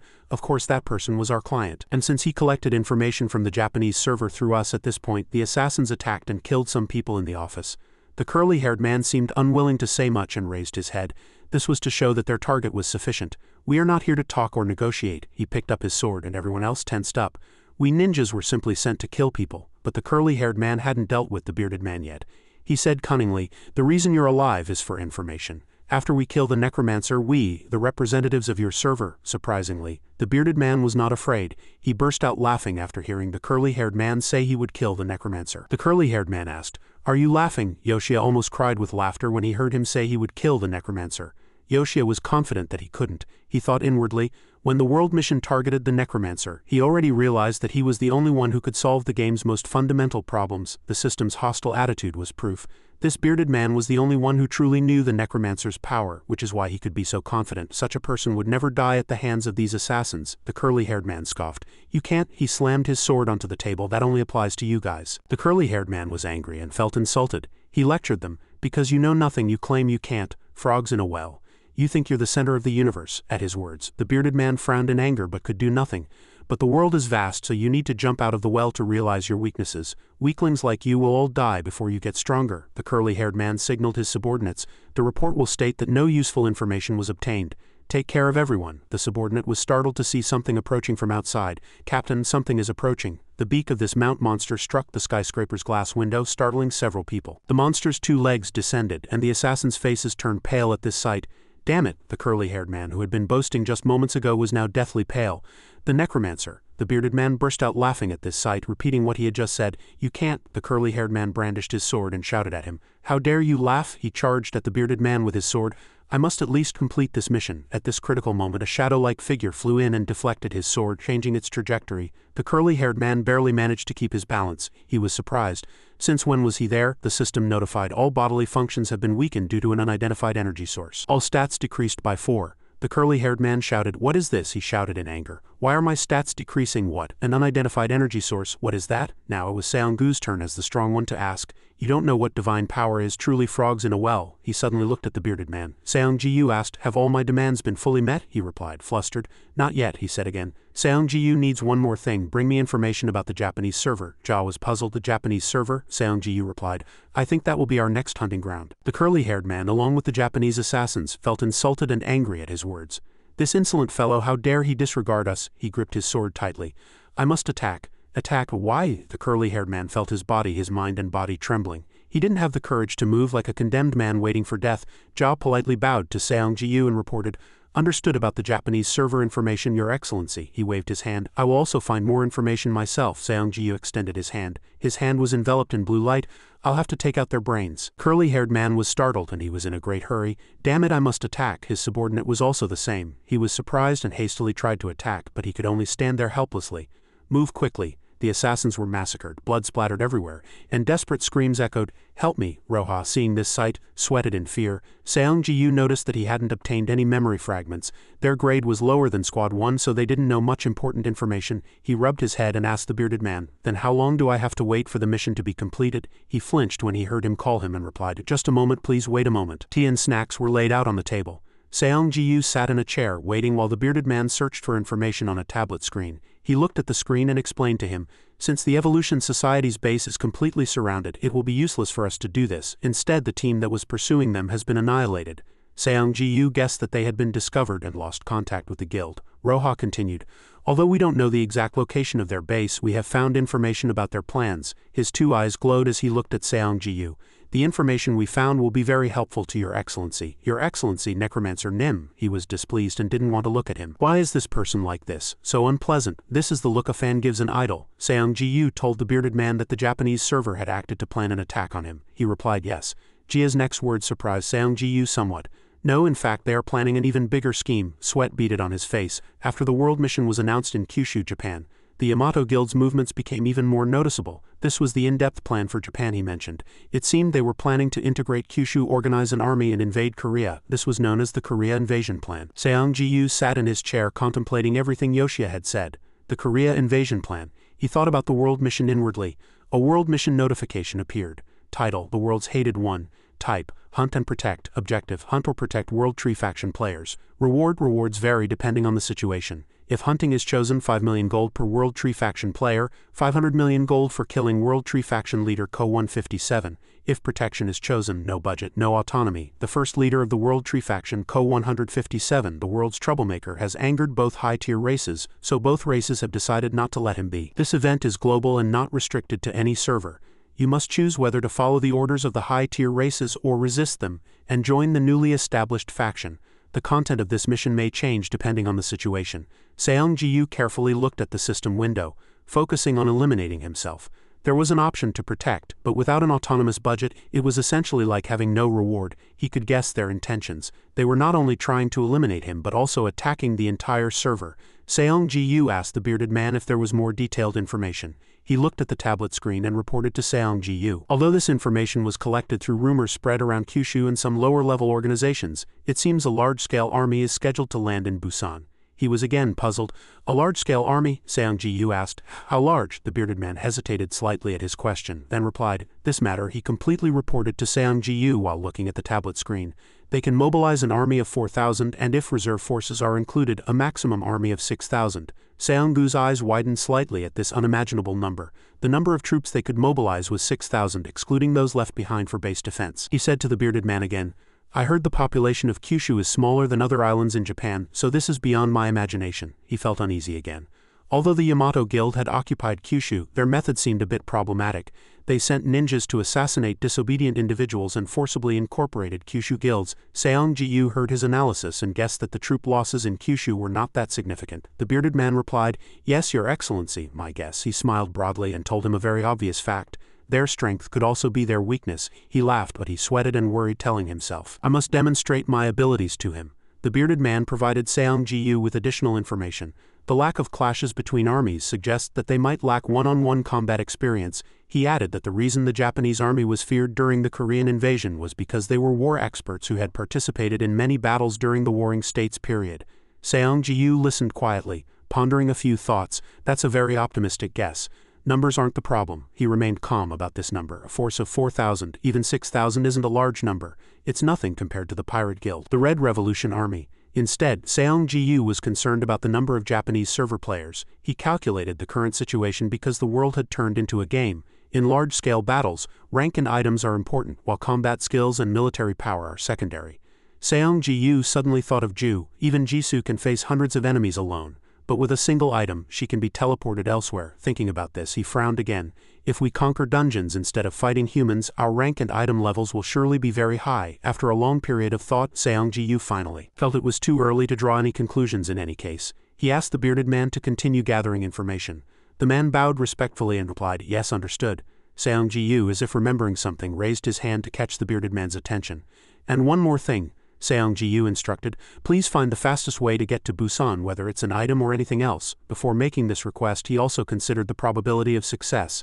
Since Gang Sok and Dae Sanwong had managed it, there must be a way. Seong-ji-yu finished speaking and stood up. Before leaving the room, he said, that way we can respond immediately if a problem arises. Although puzzled, the bearded man quickly reminded him about the fee. Seong-ji-yu turned back with a sharp gaze, making the bearded man subservient.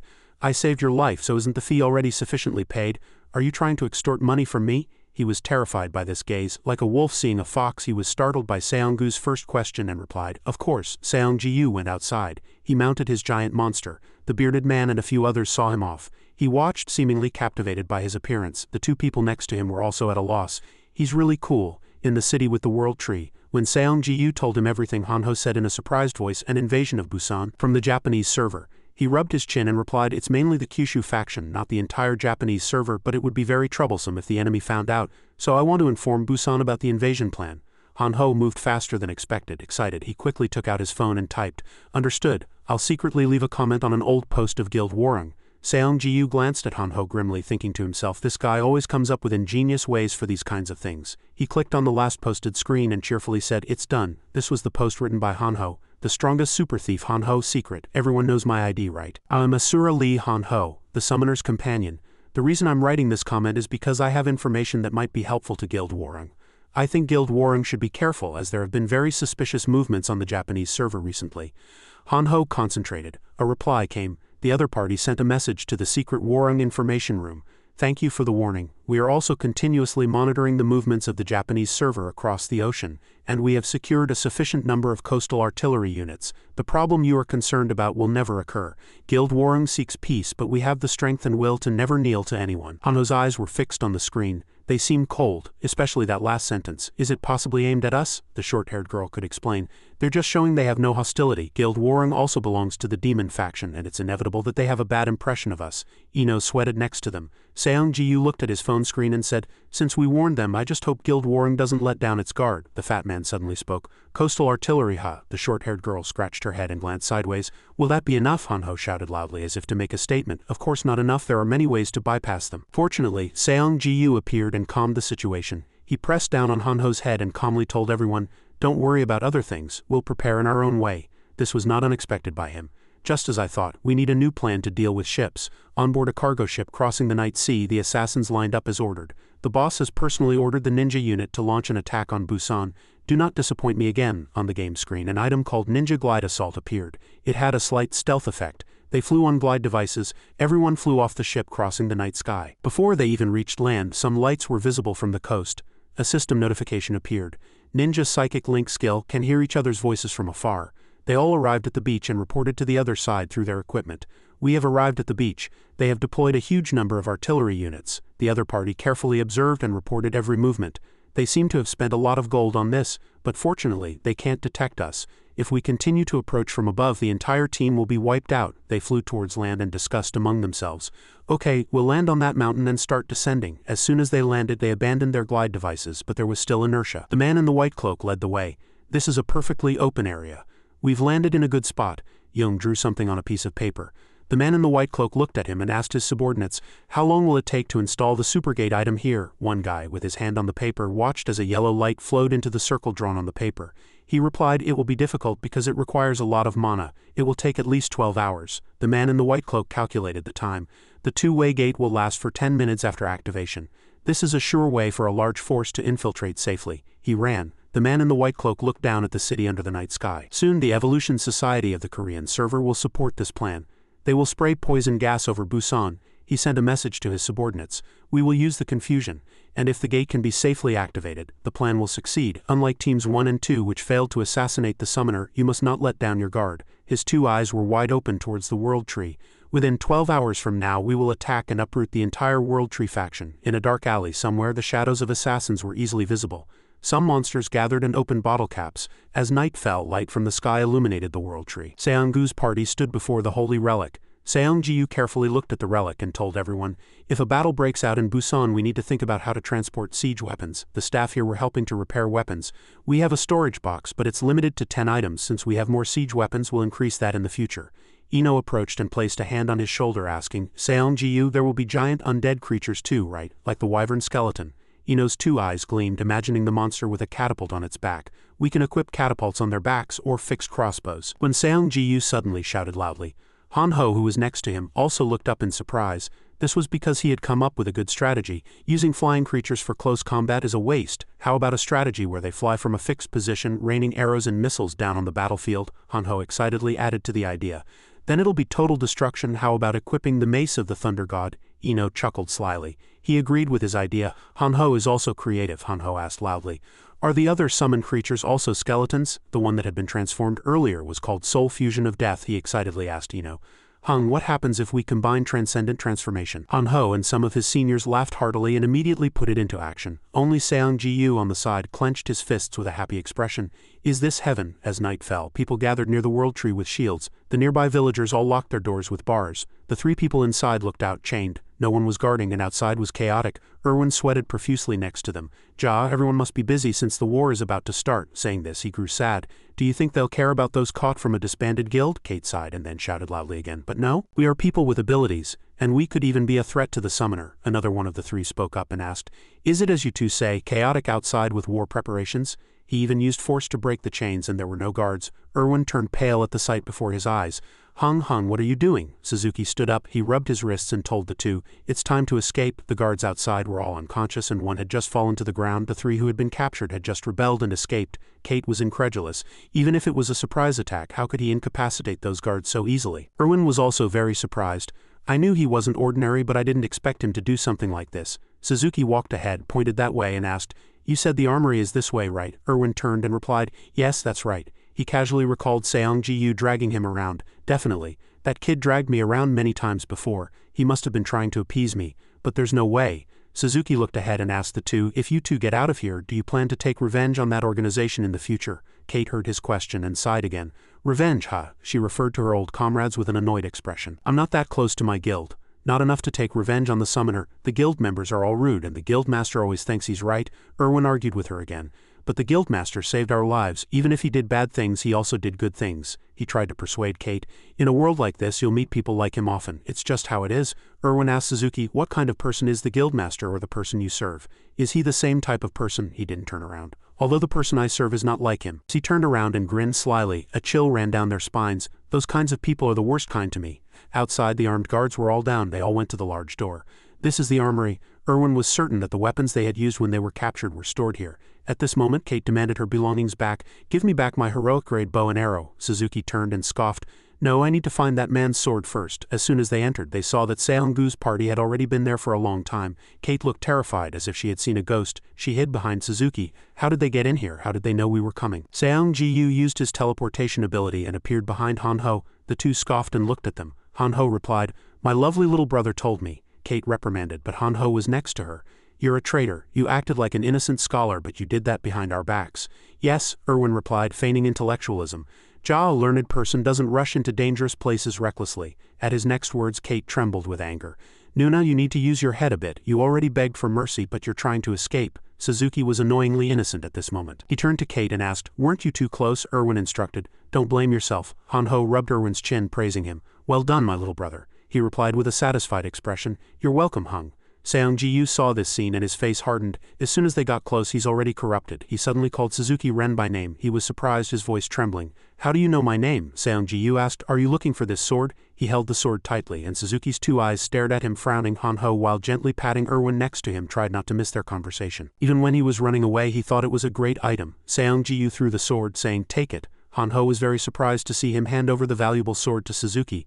Hung, what are you doing? Even Suzuki was dumbfounded and received the sword. Erwin loudly said, that is the act of a gentleman. Seonggu said to Suzuki, I don't want to hear you say I'm a coward. Since I've returned your weapon, he commanded Oran. Oran, kill him. Oran rushed forward and clashed swords with Suzuki. Hanho was surprised to see the two fighting. He was even more surprised by Seonggu's decision to return his weapon and then tell him to kill him. Hung, you're not the type to do such a useless thing. Oran used a skill to strike Suzuki, but he dodged. Oran changed direction and jumped behind Suzuki. Sheeta's hand skillfully held the sword with two fingers. Suddenly the sword thrust straight in, but Oran also dodged. Two sword attacks rapidly exchanged between the two, so fast that the swords were invisible. Hanho watched the battle intently. That item is truly amazing. He has the upper hand over Oran. Seonggu felt a different sensation. That item isn't amazing. It's just an ordinary sword. Hanho was very suspicious, recalling Suzuki's swordsmanship.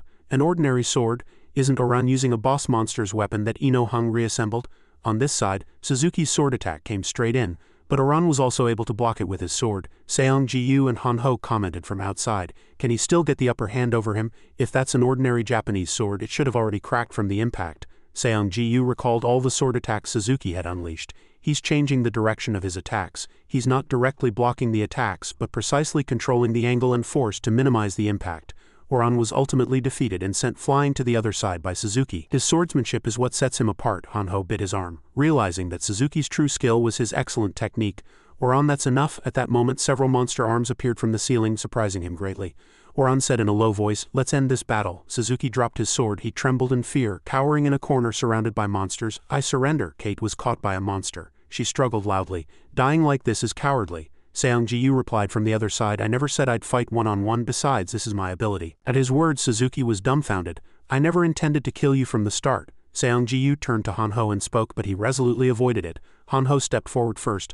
I'll take care of these guys later. Since Anjun was a good example, you do well too. Hanho pointed at Suzuki, who was caught by a monster, and said. He quickly explained to Seonggu, I'm not confident. That guy is dangerous. Seonggu reassured him, you don't have to worry about your safety. The guards had also all woken up. Seonggu definitely knew this fact, so he told him not to kill anyone. The guards were only stunned by him. At the summoner's words, so perfectly understanding him, Suzuki stared blankly at Seonggu, wondering who he was and what he knew about him.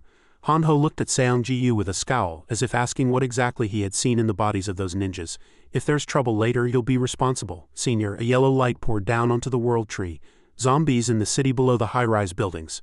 A device popped out, and someone loudly gave the firing command. It was a device mounted on a monster, which rose 900 meters into the air before their eyes. Confirming the target, the operator gave the command. Fire at the zombies below. The zombies conversed among themselves.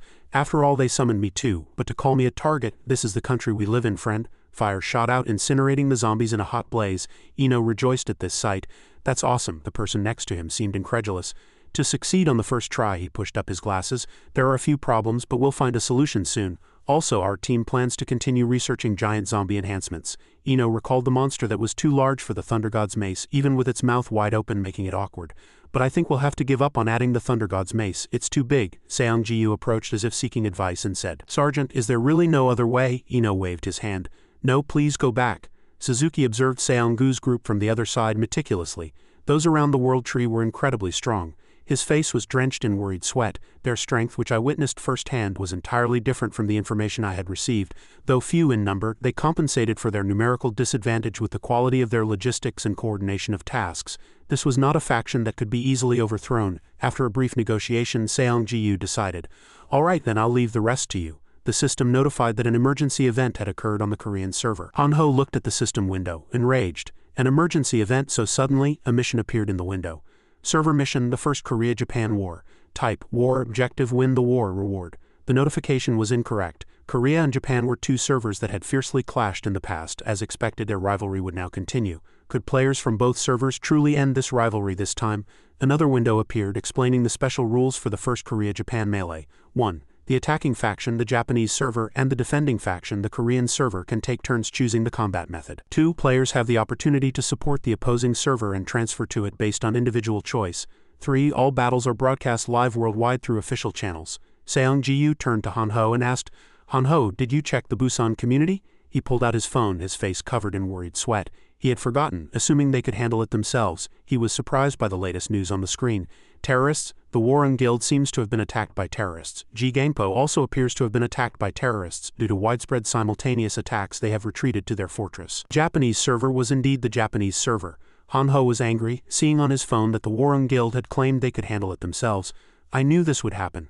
Seong-Ji-Yu could guess who was behind this. The Evolution Society and the Yamato Guild had jointly carried out this attack. He surmised that the Warren Guild had no other choice but to abandon their base and retreat. Han-Ho sat down and calmly reviewed everything. "But they're calling this the Korea-Japan War. It's just a local conflict, not the entire server. The current system was heavily instigating this war." Seong-Ji-Yu agreed with Han-Ho, scowling with a furious expression. "That's right, but the problem is that this war is a trap we can't avoid." He believed that the entity who benefited most from this, the creator, was clearly enjoying this, hoping to instigate a larger war. An alert appeared on his phone screen. Official channel live, worldwide live battle between Korea and Japan servers, 7,915,144 viewers. First, choose your playstyle. The attacking faction, the Japanese server, chooses first, 1 all-out war. 2. Capture. 3. 1v1. The man looked at the recently updated system notification and smiled cunningly. "The Japanese server has chosen method 3 to 1v1, the system announced. Both servers have chosen method 3 to 1v1. Each faction's representative must choose a great warrior. If either side violates the rules, they will be penalized as immediately deceased. The winning side will receive a buff." Seong-Ji-Yu glanced at Han-Ho. They chose 1v1. He looked at his phone and surmised that the Warren Guild must have been hoping for a comeback and a victory. Based on that information, he judged that the Yamato Guild must also have been confident in the martial prowess of their members.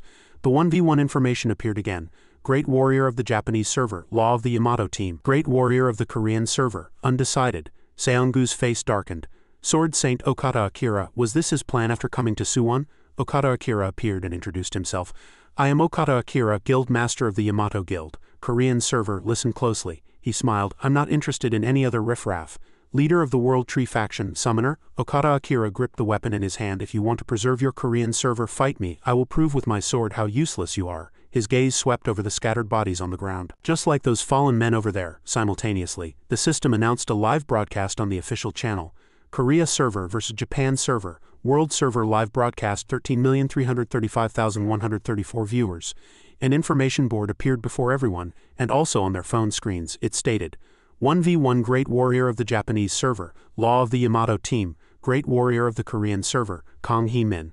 The Great Warriors of each faction must arrive at the designated location within 1 hour. All other forms of competition are prohibited once the duel begins. Violation of rules will result in immediate death. Seong-Ji-Yu looked at his phone, startled. "Kang Hee-min?" Han-Ho exclaimed at the sight.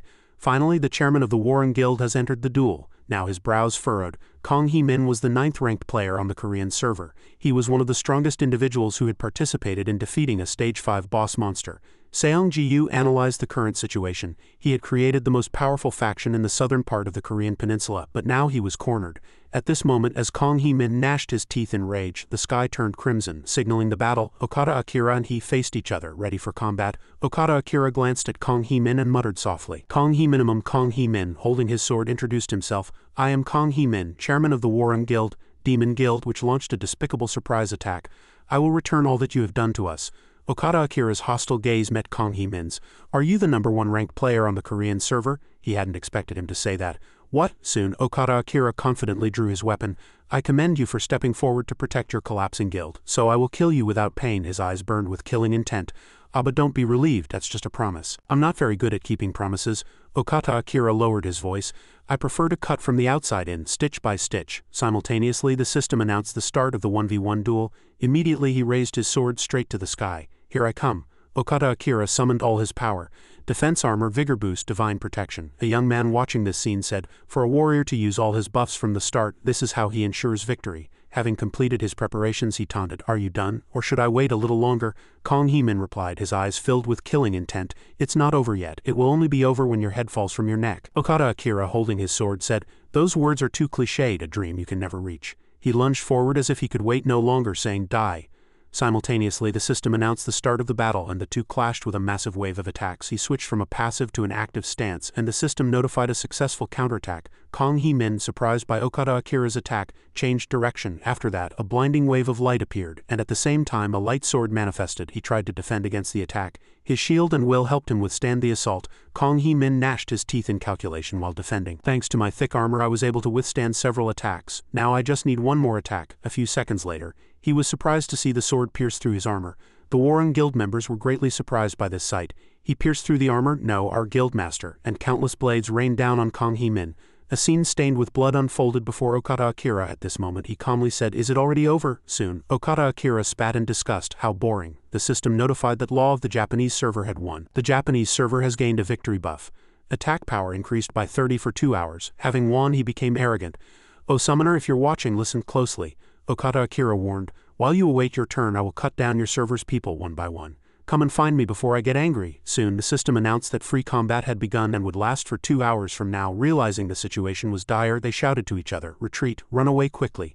Seong Ji-yu and he looked at this scene in disbelief. One person said in an incomprehensible tone, What on earth is happening? Han Ho, trembling, asked Seong Ji-yu. Senior, is this real? The duel between rankers ended so quickly. Jisoo turned and reported, Seong Ji-yu, I received a message from the Liberation Army. They are preparing an attack in Busan and seem to want to invite you. Han Ho looked at the screen. The broadcast had just ended. Faced with this situation, Seong Ji-yu was flustered. I'm sorry, but he knew clearly in his heart. With their current defensive capabilities, it would be difficult to withstand continuous attacks from foreign forces.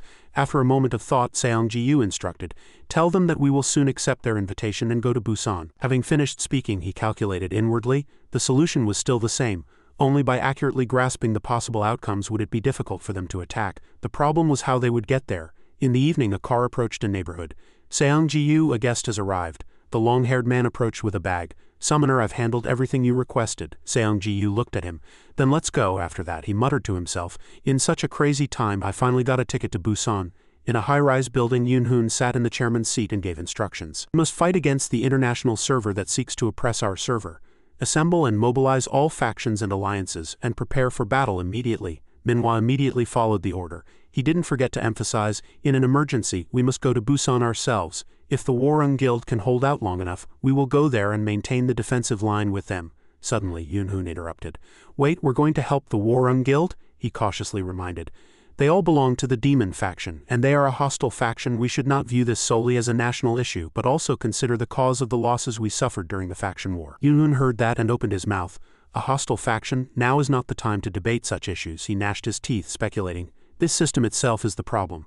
This system seems to be trying to destroy the Korean server. Yoon-hoon let out a small exclamation. The red-haired girl agreed with Yoon-hoon. Since the world mission, many problems have occurred in the system. Based on the current situation, she analyzed, all recent major missions are instigating negative actions inside and outside the Korean server. To survive, we must preserve the Korean server. At this point, he speculated. So your opinion is that this cooperation is to protect the Korean server? He closed his eyes and instructed. Notify the surrendered demon faction members in Wonbu that we will participate. Tell them we will release them and provide ample rewards. Following this, Yunhoon stood up and instructed. I ask everyone to cooperate with me to escape this dangerous situation. Everyone immediately followed the order. Having finished his instructions, he walked away, muttering to himself, "Why is the system pushing us into such a bleak situation?" Yunhoon looked at his reflection in the glass. Is it just because the third faction emerged from here? If so, then the angel faction, the demon faction, and the third faction must all participate in the battle. He then became serious. Players must cooperate regardless of faction. This is also my goal. But at the same time, a special faction mission was issued. Special faction mission title, Find Glory in Chaos. Type, Assassination. Objective, successfully assassinate 157. Reward ranking points. As the Korea-Japan war erupted, the Korean server fell into chaos. This is also an opportunity for you to boldly eliminate pests. Take orders and draw your swords to fight. Violation of rules will result in a decrease in ranking points. Accumulating points in this mission may cause you to not receive bonus points for other faction missions. Yunhoon was greatly indignant at this sight. At a time like this, the system is still giving out such missions. This mission does not help any of the goals I want. Suddenly he remembered Seong-ji-yu destroying the goddess statue.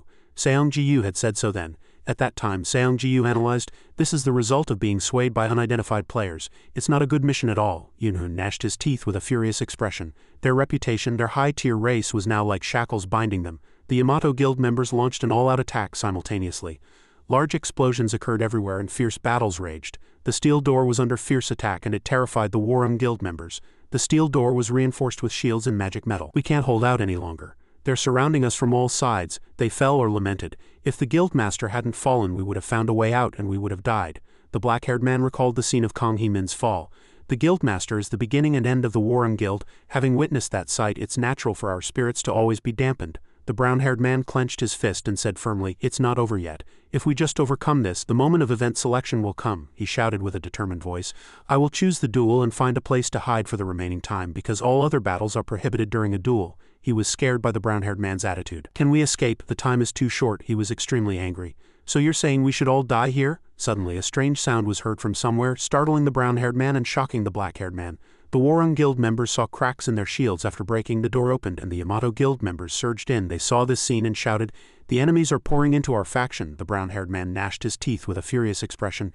"Damn it, it's really over now." He felt sad upon hearing that. "Well, we did our best." He clenched his fist. "Nevertheless, I never expected to die such a disgraceful death." The black-haired man asked, puzzled, "What do you mean pathetic?" The brown-haired man immediately reminded him.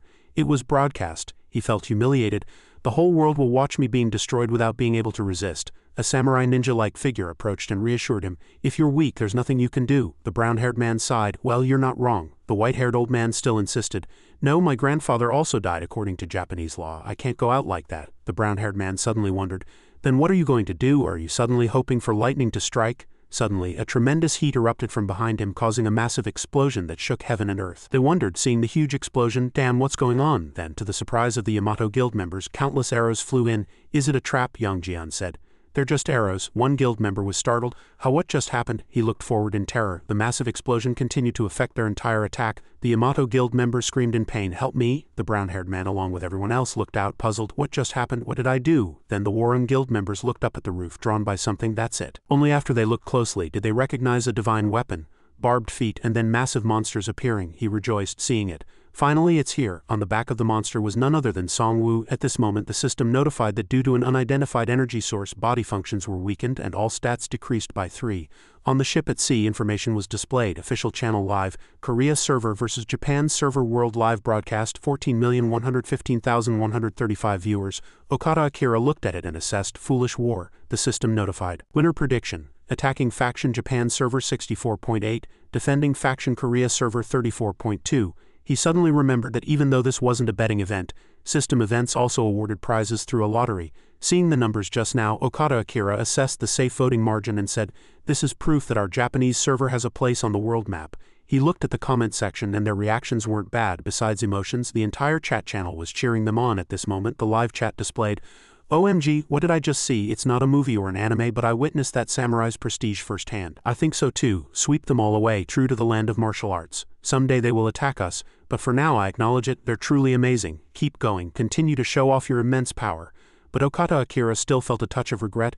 If only the moon were out, this would be the perfect moment. At this moment the long-haired man appeared. "I apologize, Sword Saint." His voice trembled slightly.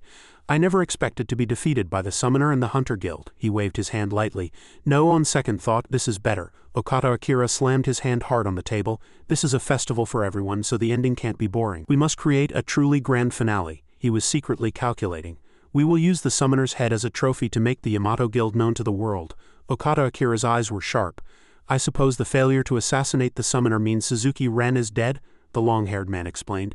"He was dispatched under the pretext of securing a retreat route. That's when he hesitated and died at the Summoner's hand." He heard that and stroked his chin. "I was going to kill him after the mission anyway, so should I consider this a good thing, not having to get my hands dirty?" Okata Akira spoke his feelings. "I felt uncomfortable with him from the first time we hunted together." He crossed his arms and spoke. "He played a key role in the Yamato Guild's great expedition, so he should consider it an honor."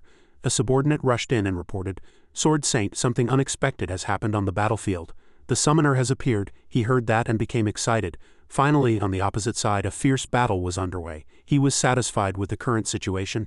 They were attacked by the guerrilla unit, but they are still numerous and their morale is high. I can't underestimate them. Songwoo glanced at the items in his hand. "Even the equipment is the worst of all the factions I've fought, but soon it will all be mine." Indeed, because there had been no large-scale battles with other players, they had always hunted monsters.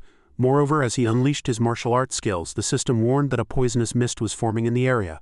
The Yamato Guild members immediately shouted, it's raining, put on your raincoats." They brandished their weapons. "If there are zombies, deal with them with skills. You never know when they might explode." The Yamato Guild members also quickly looked up at the sky. "If a skeleton dragon comes down, immediately activate the shield and freeze its wings with ice magic," the commander ordered. "Freeze the bigger ones before they arrive. Hold your ground, move into formation. Don't separate, no matter what happens." Songwoo saw that and knew he was being tracked. He analyzed the current situation. But usually in such cases, targets are concentrated in one place and eliminated simultaneously, but they are close to each other in their respective positions to block area attacks. Currently, Songwoo was not worried at all, but even so, it will only buy them a few more minutes. In a critical situation, they reminded each other. "Summon zombies to block them. They're pouring in. Quickly close the distance." He still watched leisurely. Everything is getting further and further apart. As time passed, the gap widened further. Songwoo's sharp eyes observed everything. "Unless the players resurrect those hostile to me, we'll have to endure one-sided damage for an hour. So many enemies tried to assassinate him." Sounds echoed among the Yamato Guild members. "Break it, freeze it. They'll resurrect, even if it consumes a lot of mana. We have to petrify them." A moment later they were astonished. "An earthquake, oh my god, that again?" A monster emerged from underground, roaring terrifyingly. The Yamato Guild members still reassured each other. "He made the wrong choice. There are many buildings here. Large creatures will have difficulty moving." Unfortunately, it moved surprisingly fast. "It went that way. It's just circling there. There's no way back. Don't waste mana. If it attacks, just freeze it." Suddenly the monster stopped, surprising the Yamato Guild members. "It stopped?" They screamed in terror. "Surely the skeleton dragon isn't blocking the escape route." The skeleton dragons were dropping countless huge boulders below. "They're throwing rocks. Activate the shields." Seizing the opportunity, Songwoo used his martial arts skills to fuse the large and small boulders together. Then they merged and transformed into a giant robot. Necrogen appeared. Necrogen MK2 Akira appeared. The two robots, in a very aggressive stance, jumped into the fight. Necrogen, a weapon summoned by the Korean server's summoner. The opposing mages also began training to respond in time. While they looked like powerful machines, the two robots, despite being very modern machines, looked like Chinese imitations. Looking at the robots' faces, the surface was rough overall, and even the control technology and special effects were mediocre. Ino lacked technical elements. It lacked a sophisticated design that could balance mobility and complex structure. The mages, very confident in their powers, began fighting the robots. This land has long been the land of super robots. Such low-grade imitations cannot compare to the power of the genuine articles. The two robot brothers leapt high and launched their first attack. The mages, seeing the robot's strange behavior, laughed heartily. "Haha, you can't break that, so you're tucking your tails and running away. A clumsy and slow robot trying to fly? I think that's definitely a fake." "How?" the robots signaled to each other. "Brother, little brother, let's begin." The older robot lifted a large wall. Then he shouldered it. It was Necrogen's stone wall. The mages immediately became angry. "They're turning the whole road upside down," the other guy wondered. "What on earth are they trying to do?" Then they realized the danger beneath their feet. "How the poison water is up to our ankles." The summoner stood in the center, overlooking the entire city. "This is Busan. You can see mountains everywhere. Most of this area is high above sea level, with a mountain in the middle. If you block the water from flowing down, rainwater will accumulate." The mages were scrambling in the already overflowing water. "The water is rising too fast. What should we do?" The older robot commanded angrily. Little brother, quickly punish these inferior beings who dared to insult us, the younger robot replied. Yes, brother. Then the two robots charged like arrows with Necrogen's powerful strike. The water rose higher and higher, completely submerging the area. The mages shouted, "The water is almost overflowing." The two robots first used all their strength to block the water flow. The people below shouted, trying to find a solution quickly. "The vanguard will all die. Bring an antidote." "We'll go save the vanguard." The summoner stood high above, filled with hatred. They did what they shouldn't have done. Then he gritted his teeth and commanded, "Break the barrier." Immediately, the two robots moved according to orders. "Dispel summon." Then the water flow immediately became even stronger and fiercer. The mages cried out in panic, "The poison water is coming like a tsunami." A rough wave swept over everything. Mages riding wyverns were neutralizing the rainwater with ice magic. Even if it's a small amount, if water flows down from the mountain and accumulates, it will be unmanageable. People submerged in poison water cried out in a critical situation, "Swim and drink the antidote. Players' health should be enough to escape." Suddenly, a blue-eyed water monster with glowing eyes appeared behind one mage, sending shivers down his spine. Ferocious fish swam to where people were and began to hunt. The mage shouted loudly, "Skeleton fish." The summoner laughed, hearing the mage's screams. "It's due to lack of experience. Those who can't remain calm in battle will inevitably face such consequences." People in the control room looked out and, very amused, said to each other, "It's really cool to see them being swept away. Let's clear the battlefield while we're at it." After a long period of fighting, the system announced that free combat had ended. Then the following options were presented consecutively. Choose the next battle event. Defending faction Korea server chooses 1 all-out war. 2 capture. 3 1v1. Time remaining for selection 0:45 seconds. The summoner looked up. He was slightly surprised. "Is time up already?" Then a drone flew above his head and introduced him.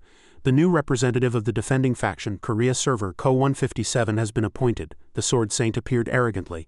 "Hey, summoner," he arrogantly demanded of the summoner, "you must have come at my request, so there's only one correct choice here." He immediately proposed a duel. 1v1 duel. Choose. The Sword Saint pointed at him and challenged, "And show the world your power."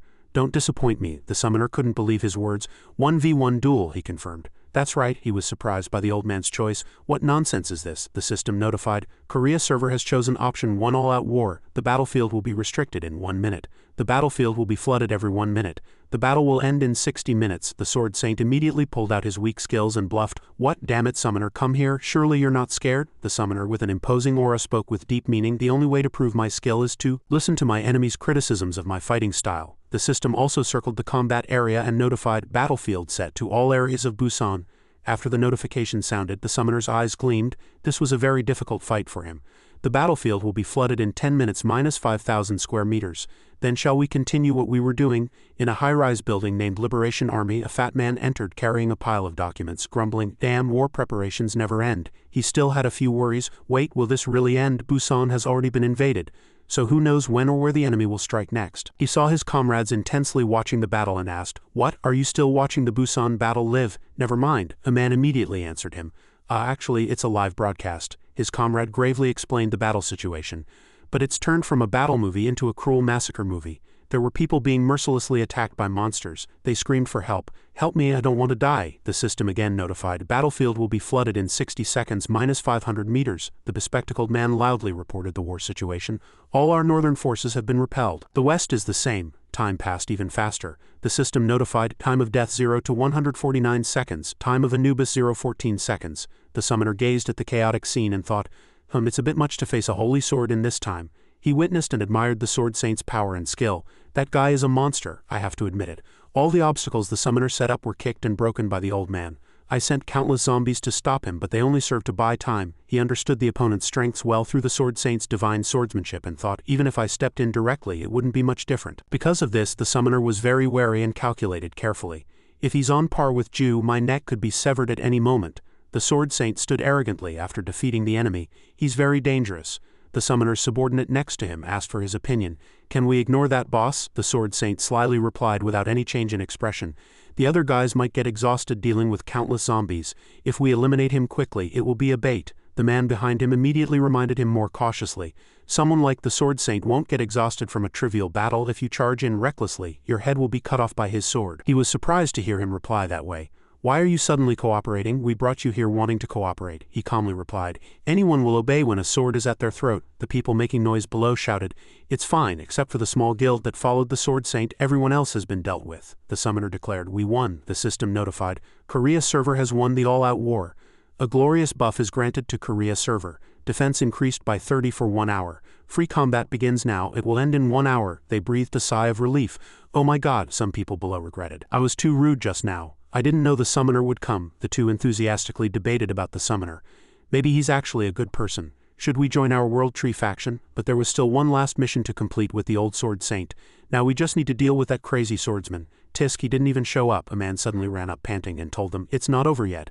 Everyone look at the broadcast. As the sun set and twilight turned to night, huge waves rolled in one after another on the sea. Battleships charged at furious speed.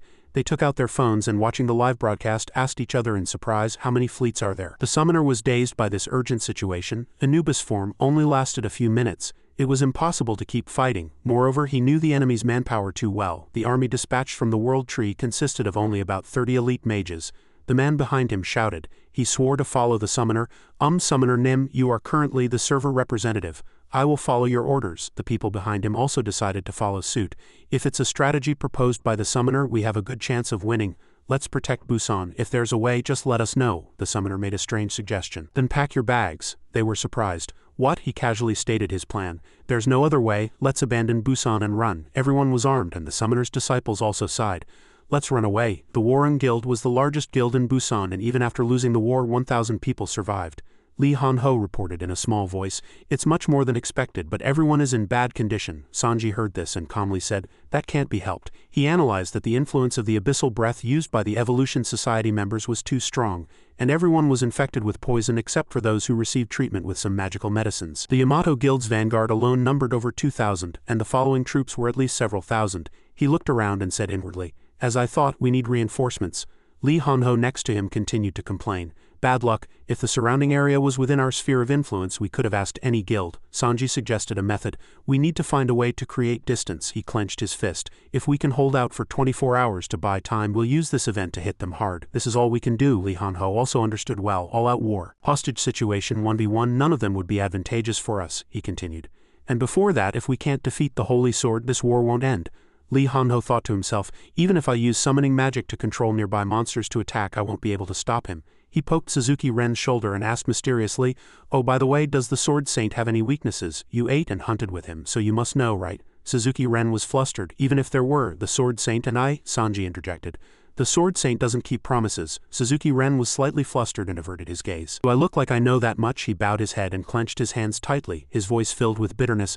"I had no choice." He regretted autumn and everything that followed. He had no chance at all. The scene shifts to Kyushu, Japan. Ito Ryu was a small kendo dojo in a corner of central Kyushu. Yuishin Ito Ryu, Hokushin Ito Ryu, Ito Soden Mudo Ryu. Like many Ito Ryu schools in Japan, these shared the same name but had no relation to the dojo whatsoever. Inside the dojo, Suzuki Ren's father was teaching strictly. "A sword is a weapon used to cut and kill people. It's just a tool," he seriously reminded them. "But even as a tool, its value changes if it holds a story. That's what our Yori Ryu sword is.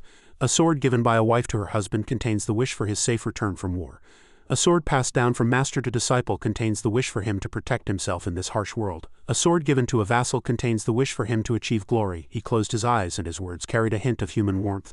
"Though all are swords, they are cherished because they hold the hearts of others. A sword, no matter how well maintained, will be damaged, defending, cutting. At the end of such wounds, it will break, but we cannot allow it to break," Suzuki Ren's father continued. "Swordsmanship that uses a sword without damaging a precious object. That is the swordsmanship you will learn from now on." He called Suzuki Ren. Suzuki Ren exuded a mature aura even at that age. Suzuki Ren answered seriously. Yes, his father's teachings were constantly etched into his heart. Analyze your condition and the condition of the enemy's sword comprehensively. And above all, train in techniques and swordsmanship that minimize impact on the weapon, going through the stages of grueling training. Suzuki Ren lamented inwardly that he had received harsh training since childhood. "Though it was tough, I'm glad I had talent." He recalled defeating a seasoned swordsman. As he grew up, Suzuki Ren realized, "But that wasn't the path I chose." At that time he was walking down the street. A loud voice was heard. "Ren, didn't you hear?" Kenta hastily urged. "We'll be late for Haruka's promise, let's go quickly." Suzuki Ren paused for a moment. He pointed at the sky and said, "Wait." A game window just appeared in the sky, as Kenta pushed him impatiently. Suzuki Ren finally gave up. "All right, Kenta, I'm coming." A short while later the two were severely scolded by Haruka for making her wait too long. Seeing the huge banner, Suzuki Ren exclaimed, "Manhwa anime exhibition." Haruka also gasped in surprise. "I didn't expect so many people to come." Kenta grinned triumphantly. He. Of course there are many. Though it's called a minor culture, it's the best in the world. Haruka ignored his words and asked Suzuki Ren worriedly, "But are you sure you should be here? Ren, you were doing anniversary training with your uncle at the dojo, weren't you?" Kenta still chattered alone. "Countless manga and anime works," Suzuki Ren answered the question, and an unspeakable sadness showed in his eyes. He quietly replied, "Well, even though it wasn't what I wanted." He recalled the conversation from that day. His father loudly asserted, "Ren, you have talent. As a successor, you have surpassed my techniques." He was about to reprimand him but said he was neglecting his training by playing with friends. However, Suzuki Ren curtly interrupted, "Is swordsmanship really necessary in the current world?" He listed things one by one. "Cars, airplanes, TVs, phones. We live in the 21st century. It's an era of scientific civilization. No matter how much I hone my skills through harsh training, there's no use for them." Day by day, the number of official members decreased and eventually only 2 remained. He looked back at his 2 friends outside. "And I've never really played with my friends, Kenta and Haruka." His father still tried to make excuses. "That's regrettable, but however." Suzuki Ren turned around and asked a question. "Father, you want me to inherit the dojo, don't you?" He flatly exposed. "What you're worried about isn't me but the dojo that has been passed down for generations." After finishing his words, Suzuki Ren turned and left. His father called out to him urgently from behind, "Ren, we're not done talking yet. Come back, Ren." The flashback ended. He pulled at his hair in annoyance. "Even if I have talent in swordsmanship, I can't earn money with it." Haruka smiled softly and said, "Perhaps your uncle has other plans." However, Kenta next to him firmly asserted, "It's 100 times better for Ren not to inherit the dojo. He's always had difficult and grueling training since he was little, and his body is covered in scars. Actually, he likes manga and anime more than swordsmanship like me." He clapped Suzuki Ren on the shoulder with great enthusiasm. "No one knows the future. Instead of inheriting the dojo, let's become awesome otakus like us." Suzuki Ren could only make a helpless expression. He lamented inwardly. "Kena otaku isn't a profession. It's fun, but I can't earn money with it." Just then, a question window suddenly appeared in the event space. "What do you think is the best profession for surviving in a collapsing world? Make your choice." People saw this and murmured, What is this? What kind of event is this? A power outage? No emergency power either?" Kenta was also surprised by this. He shouted loudly. "Ren?" Suzuki Ren cautiously looked around and analyzed inwardly. "Even if it's a power outage, the building shouldn't be this dark." Suddenly, a streak of light flashed, making him close his eyes. Then, job cards appeared around him in sequence. Suzuki Ren vaguely thought, "Job cards, are these cards what they mean?" Kenta calculated very quickly. He urged his 2 friends, Ren, Haruka. "These kinds of things usually happen in novels. Quickly choose a card." Suzuki Ren quickly looked around. "If so, something big is going to happen. I need to choose a card with many stars." Kenta picked up a card. The system immediately notified, "You have chosen a job card." At that moment a pair of gloves fell. Kenta shouted, "Damn it, I chose the fighter card and a pair of gloves fell." He asked in a panic, "Do the rest get special abilities and get stronger through hunting?" Haruka was still sad. "I chose healer and received a staff." Suzuki Ren looked at the 2 and thought to himself, "Weapons drop according to the profession." He looked at his empty hands again with an incomprehensible expression.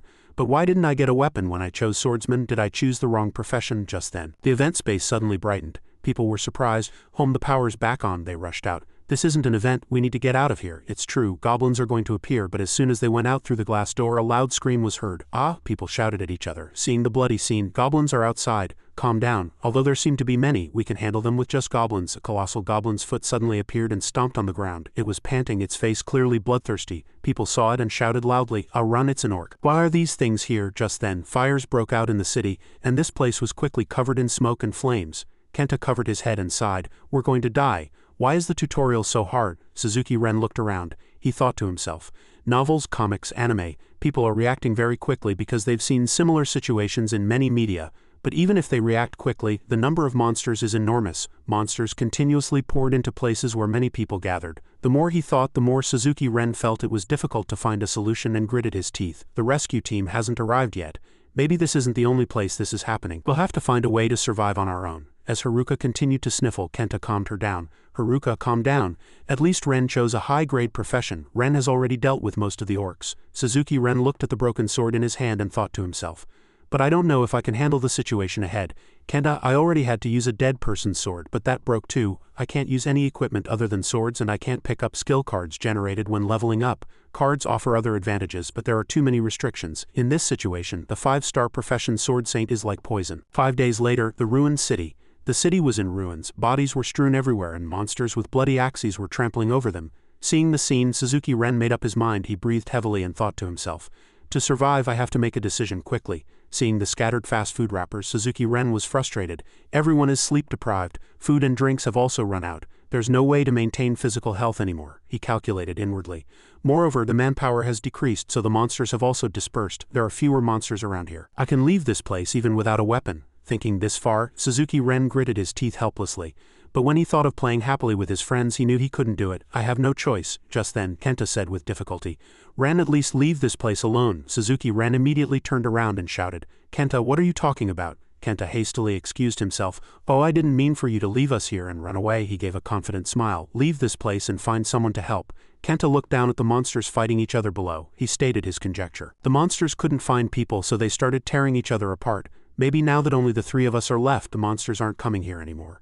He said optimistically, if there are only two of us, we can hold out until you come back. Haruka also agreed. That's right, Ren, do that. But Suzuki Ren was well aware of the hellish situation they were in. He denied it inwardly. Nonsense. Find someone to help us. Where am I supposed to find survivors in this state? Even if I do, will they help us? This place is full of orcs and fairies. Kenta again placed a hand on Suzuki Ren's shoulder and said firmly, Ren, you have to survive. Suzuki Ren immediately realized, Kenta knows too. Feeling Kenta's hand on his shoulder trembling continuously, Suzuki Ren thought inwardly, this plan is too absurd, at least for now. He gritted his teeth. His face was filled with the helplessness of not knowing what decision to make. Suddenly a loud scream was heard and the three immediately looked out the window. Kenta asked in a panic, it's the monster's screams. What's going on? Suzuki Ren quickly grasped the situation. He shouted, the monsters are running in one direction. Kenta, Haruka, our saviors have arrived. So the three seized the opportunity and rushed out of the building. Thick smoke and dust obscured their vision, making them stop. Suzuki Ren was flustered. How many rescue teams are there? Haruka judged. All the surrounding monsters seemed to have run to that side. Kenta was also very wary. Don't go near, you might provoke the monsters. As they got closer, they witnessed monsters being cut down by sharp swords and sent flying. Monster blood splattered continuously and all the monsters were dealt with. The one who did it was none other than Suzuki Ren's father. He rushed over and called out, Father. His father replied with a slightly trembling voice, Ren, you're alive. But he calmed himself. Yes, you wouldn't die at the hands of those monsters. Suzuki Ren continued to ask, Father, did you come alone? No rescue team? Behind him, Kenta shouted with joy. Haruka were rescued. Haruka also shed tears of joy. But only Suzuki Ren noticed the blood on his father's lips. He thought suspiciously. Blood. His father had a sword stuck in his back and blood was continuously flowing out. Suzuki Ren's father could no longer bear it and collapsed. Suzuki Ren quickly caught him and let out a surprised scream. Father. Haruka was also surprised by this scene and clutched her chest. Kenta shouted in disbelief, Uncle, you fought with monsters in that condition? Ren's father, with a trembling body, endured the pain and tried to calm his son. Father's fine. He stroked Ren's head, who was frozen in horror. Father was just afraid he might never see you again, Ren hastily asked loudly. Father, you're joking, right? You said you were strong, Ren's father replied weakly. No, he tiredly uttered one word at a time. I'm not that strong. Even when I taught you swordsmanship, I was always afraid. That was the only way I could survive. That's why I had no choice but to teach you swordsmanship. The world was changing rapidly, but was it truly the right thing for me to teach you swordsmanship? I was always afraid that I might be blocking your path. He reached out his hand once more to touch his son's face, but then he felt relieved. Thank goodness I taught you swordsmanship. Afterward, Ren's father uttered each word in a weak voice. Thank you, God, you will surely survive in this world. His hand went limp. Ren's father spoke his last words as he left this world. Soon, Suzuki Ren's sorrowful cry echoed throughout the space a moment later. As he powerfully swung his sword, cutting down a monster, Ren thought to himself, just as father said, I was able to survive in this world thanks to the swordsmanship I learned. I think I'm very well suited to the sword saint profession. Ren looked at the cards in his hand one by one. Though there used to be many restrictions, as his level increased, his stats also grew. Although he couldn't use skills, his special physical abilities helped people, and thanks to that, he gained a bit of fame. People began talking about him excitedly. I heard the person called the Sword Saint saved people from an orc lair. I heard people in this building area were also rescued. Ren then recalled the time he met Okada Akira. At that time, he hastily opened the door and called Kenta and Haruka from inside the building. Laughter then echoed. Are you the one called the Sword Saint who saved people, but you still look like a child? The Sword Saint said in a menacing voice. Now that people know about you, you'd better be careful. When the world is this chaotic, famous people will become easier targets for villains. Suzuki Ren's hand holding his sword trembled with anger as he saw his friend being captured. What on earth are those people doing? The Sword Saint showed an indifferent attitude. Oh, this, he said with a cunning smile. I just want to be the only friend of a famous friend. Ren thought to himself at that time. I've never considered the wicked intentions of other people. How far can people go in this environment? The next day, as he reached out to grasp his sword, a nearby rock suddenly exploded and shattered. It was due to the massive mace of a ferocious monster. However, in just 1 second, Ren easily sent it flying. He exclaimed excitedly, seizing the advantage. That's the last one, but the Sword Saint mercilessly struck Ren's stomach with one kick and said, That's enough now. He cunningly drew his sword and pretended to be kind, offering advice. It's not good to hunt bosses alone. Since you said you don't want to cooperate in harming others, we decided to hunt together. He beheaded the monster with one stroke. I landed the final blow so I'll get more experience, but we're best friends so you understand, right? Suzuki Ren mumbled to himself, recalling that time. Experience rewards hidden missions, he took everything. Even my reputation. The villagers who witnessed the scene cheered as the Sword Saint defeated the monster. Wow, it's the Sword Saint, he calmly accepted all the praise. I heard he defeated the boss alone. I knew it. I heard he started saving people after the disaster struck, however. Some people still whispered doubtfully. But I thought the Sword Saint was younger. The person next to them immediately waved their hand in denial. Oh, that's just a rumor. The Sword Saint also heard those words. His face darkened and he called Arahaha, who quickly replied. The Sword Saint said with a serious expression, "It's about time to say goodbye to that friend." The flashback ended, and returning to the present, Suzuki Ren still stood there. Lee Hanho sighed and said, "Still, you tried." Recalling the things he had done to Ren, he felt uneasy inwardly. Was I too cruel to that poor kid? He was just a weakling. Hanho immediately whispered to Sanji, "He's a bit like us, but my life has always been a mess." He also added that he seemed like a sad ending version. Sanji thought, survivors are trying to form groups, and there's also a vampire always preying on humans. We could have become like that. Hanho once again recalled their shared memory. But we almost died hunting or in dungeons. Sanji was speechless. Everything will turn out well in the end, so we won't end up like that, right? Just then Kato Toma said to Ren, "Help the ninja team eliminate the summoner and return." He frowned, recalling. This was his last order, he continued. He said he would release Kenta and Haruka. At that time Kato Toma added, "You can find out through the memories of the Squad 1 commander." As soon as Hanho heard this, he suddenly exclaimed loudly, "Hung," he hastily reported. "Enemies are right in front of us." Werewolves. Sanji recognized them as the Evolution Society. And at the same time Hanho exclaimed again, "Senior, look at the sky, there are strange kites floating in the sky." He was flustered. There's something in the sky too. Suddenly, bullets were fired from there, and Sanji quickly shouted, "Air raid!" Mascots with glowing eyes stared at the flying squad in the sky. The Evolution Society below, ninjas above, were surrounded. Sanji and Hanho fought, relying on each other. Hanho said, "Senior, what should we do?" They walked towards the soldiers. "There are too many injured here, so retreating with this number will be difficult. Yes, our side is also blocked by high-rise buildings and mountains." Everyone huddled together, trying to find a way out or a way to win the fight, and he thought, what if I hide inside the buildings? No. Everyone inside would be trapped and slowly die. His face and eyes were filled with worry. "This is serious." Hanho appeared with a fierce expression and shouted, startling him, "Senior, can you use the Ghost Realm?" Sanji gripped the dragon pillar tightly and said, "If we use that, they'll certainly be too busy to care about us, but even if we survive, the Warung Guild members and the injured will all die," he commanded. "First regroup and prepare for battle. There's no other way, we have to hold out here and find an escape route." Arrows were fired to begin the fierce battle. The people riding the kites leaped down and cut down all the arrows. Everyone charged and fought, and the ninja team arrived. The soldiers raised their arrows and fired, taking down the archers on the fortress. The man with his face covered like a ninja was using some kind of skill. Ninja skill, pigeon bomb. All the pigeon bombs flew towards the archers, and be careful. All of them exploded in red and caught fire, sending stones falling from above. Min-Sok gritted his teeth and endured, his face contorted in pain from being crushed by stones. A comrade fighting called out his name loudly. "Min-Sok, don't worry, retreat. Everyone, charge at one person and fight. I'll take care of this side." Min-Sok fought with all his might and a very powerful force erupted. "Get lost, skeletons." The two fought, and the fierce and exciting battle captivated many people. "The rest of you, deal with the archers first." The masked man tried to defeat him with his own strength but failed. He used all the power he had and used the chained dragon head. "You can't enter here." Abyss chain. The chains tightly wrapped around his body from the sky. The chains tightened as if to kill him. He whispered to his comrade next to him, "I'll leave that side alone. We'll take down this fortress and get inside." The goblin skeleton, bound by chains, cried out for help. "Senior." It was spinning around. "Go." It spun, broke free, came down, dodged, and flew far away. While spinning, it also killed a few soldiers there. "He's flown back." The masked man tapped the goblin skeleton's head and said, "You childish fool, stand still." The masked man drew his sword and went to fight. "Just a skeleton dares to wield a holy sword." The goblin skeleton killed him with a single bullet. A gun. Now he shot at the remaining people and gunshots echoed, followed by screams of "Get down, coward," using a gun. On this side, two people were talking. "I think we blocked the attack on the fortress. But the first floor defense line has been almost destroyed." The leader had a very angry expression. "The situation is not good. We won't last long," one person said. Feeling their strength being destroyed, a mighty army appeared with its leader leading the charge. "Their main forces have arrived." A powerful force appeared with its commander. "So we finally meet, Necromancer?" The soldiers were surprised and terrified.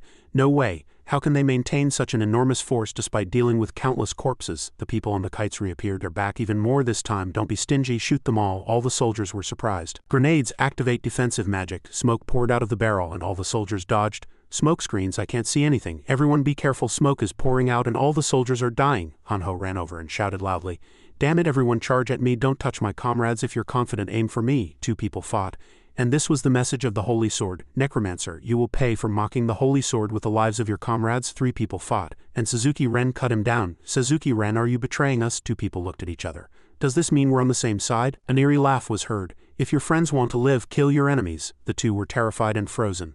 That's our enemy now. A brilliant sword flew from somewhere. Did you say you wanted to live? The holy sword has already commanded to kill everyone. He replied with a surprised and flustered expression. What, you? On the other hand, two people were in a meeting. The person whose memories I read was Mr. Kato from Squad 1, right? The holy sword commanded him to kill everything. He no longer wanted to restrain the dog. His whole body trembled. No longer want to restrain the dog? How can this be? He smiled cunningly with a stern expression. Your very existence is an insult to the holy sword. Your useless profession can't even use skills, yet you're called a sword saint. So he's wanted to eliminate you for a long time. Power surged, and I think so too. Ninja assassination technique. Power flashed past, but no one was hurt. Did he dodge? He came back and counterattacked. How? He was trembling there, recalling Kenta and Haruka. Suddenly a scream was heard.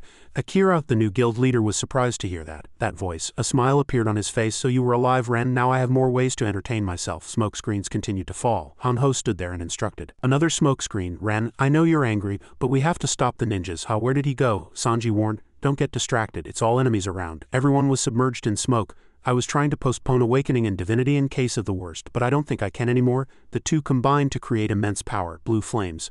A woman appeared. Jisoo, Ju. The two fiercely faced each other. Songwoo solemnly said, Jisoo, how did you get here? The soldiers prepared to attack. Crusader team, prepare for battle. This made him think inwardly. The Liberation Army? A sword-shaped light plunged straight into the ground. Yunhoon swung his sword, detaching the blade from his body. At the same time, a system notification appeared. Tempo's domain has been declared in the surrounding area for 2 hours. All allies receive an auto-healing effect. 2 recovery per second. All stats of Crusader members increase. Be Konghun ordered to load. The Jade was just as fierce. Kill them all. Ju looked down and said, fortunately I'm not late. Hanho was surprised to see her and approached. Jisoo Nuna, how did you get to Busan? She calmly replied, I completed a hidden mission. After learning that a battle was breaking out in Busan, I asked Dae Sanwong for help. Ju turned back and smiled. He gave me something called a meteorite. Hearing her words, Songwoo thought to himself, that was also the item that brought us to Busan. That monster is really rich. I want to be friends with him. That item is not easy to get, yet he just gave it away. He looked at the people lying on the ground, puzzled. Did you bring the Crusader team? Ju replied. Yes, tens of thousands of meteorites are falling. You said you needed reinforcements, didn't you? Yunhoon appeared, cutting down monsters. Ju calmly explained why she brought them.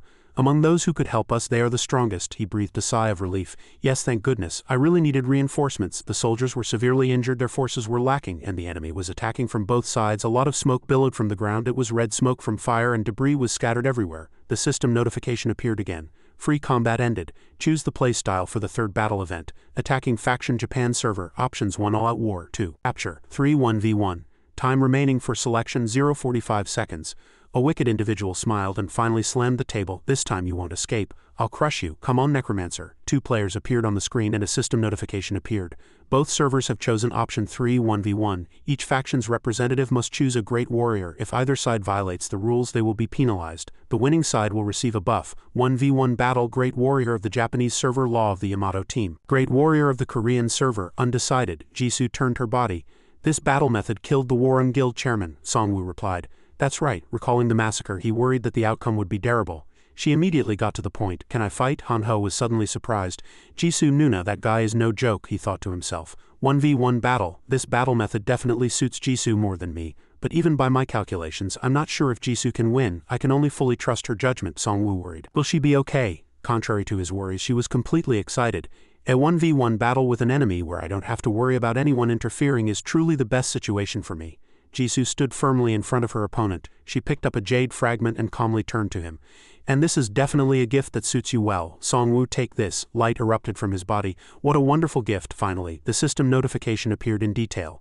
Item information. Item name, Shadow King's necklace. Grade, legendary. Effect, strength stat 6 increase. Can manipulate shadows to gather visual and auditory information. Cooldown 5 minutes. Successor of the Shadow King, foreign substance 4/4 collected. You have completed the hidden mission collection. Successor of the Shadow King. Reward will be sent to player crowned Shadow King. Jisoo once again declared with conviction. Now please choose me as the great warrior. I will put an end to this battle. The two entered actual combat. 1v1 battle. Great warrior of the Japanese server, Law of the Yamato team. Great warrior of the Korean server, Ko 399.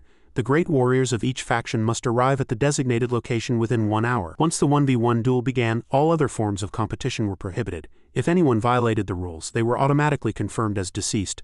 A man in a black mask, his body ablaze, approached. Sword Saint, those despicable scoundrels are truly disgusting. The masked men waited with folded arms. They were all looking forward to this duel. Blue flames enveloped Ju, illuminating where she stood. She looked at him and asked in a contemptuous voice, "Who else?" Red lightning flashed in his eyes. "How annoying! How many times have I said it? I want to punish the summoner, not deal with these petty nobodies." The vicious man began to speak provocatively. His comrades were enraged. "The summoner doesn't dare to duel directly, does he? Is that why he keeps sending others to their deaths?" Ju waved her hand dismissively. "No, perhaps it's because such a battle doesn't even require the summoner to intervene directly," she continued. "I believe my abilities are enough to fight you." A gust of wind passed and the two began their battle. The vicious man slowly drew his long sword. "What a truly crazy woman, can't you see how strong I am?" The vicious man's reflection was visible in Ju's eyes. "I can see you very well." Those words truly wounded his pride. He was consumed by rage. Holding two swords, she rapidly charged at the vicious man. "But you don't seem to see me, do you?" He didn't answer, but hesitated slightly. She charged, saying, "Don't be afraid. This is just the prelude." System notification. 1v1 duel started. Ju swung her sword, activating her hunter's instinct. If the battle lasts longer than 120 seconds, Hunt Start will be activated. A giant tiger erupted from behind him. Prey successfully designated. Warning: connection to hunter's instinct lost. All senses paralyzed. -5. With one blow he threw. He was startled and felt dizzyingly imperiled. System notification: your calm and resolve have been restored. All senses recovered. 40. In an instant Ju vanished from his sight. She suddenly disappeared. He charged forward, swinging his sword wildly, and she quickly leapt behind him, glancing at her opponent. The vicious man analyzed the opponent's ability to appear consecutively, predicting her technique. "Are those footprints?" Witnessing the sight, he became excited. "She's no small fry either. All right, let's go all out." His sword struck down at Ju, but she dodged. While dodging, she also advanced and attacked. As the attack landed, the vicious man's problems began. Her strength, her physical stats are far from ordinary. Before the vicious man could think further, Ju struck his knee, inflicting pain. He knelt, and she didn't miss the opportunity to scoff. "Contrary to your arrogant demeanor, your body is so weak." The vicious man quickly moved behind her. "You're going to track footprints?" Ju fully concentrated on the battle, deftly dodging attacks, judging herself to be at an advantage. She said triumphantly, "Now it's my turn. Isn't this great? Is this true swordsmanship? Don't just thrust straight like a buffalo." While she struggled, it was chaotic outside. "How dare you call her a buffalo? She's stronger than a bear, and she's a woman, you know." Her eyes blazed with anger. "Hanho Opa, yellow card." The vicious man pointed his sword at Ju, a triumphant smile on his face. "Now it's your turn. Anything else? Bring it all out." She asked him again in a contemptuous voice. "Anything else? If there is, you'll see how you die." Hearing this, he found it so amusing that he burst out laughing. Truly, boastful mouths are one of a kind, like a madman. The vicious man only laughed. "In just a few steps I saw right through you. You only look good on the surface, just swinging your sword strongly without any technique." In an instant, he quickly rushed forward.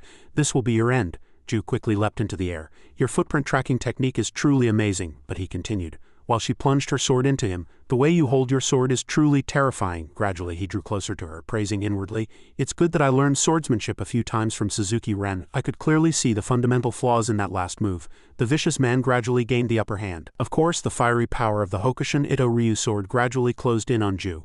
He unleashed a blow, and with a single cut, the ground split in two. Compared to the technique, it was nothing. Suddenly, she said. 2 minutes have passed. He was puzzled. "What?" She prepared to use her skill. "Hunt Start has been activated." She was excited. "Start." Jisoo began to counterattack, activating Hunt Start. Her stats rapidly increased for 1 minute. 60. The prey's attack power rapidly increased. 50. An intense light radiated, blinding others. The elder was greatly surprised by this sight. "What?" The opponent keeps attacking, making that light even brighter. The elder had to keep slashing to avoid damage.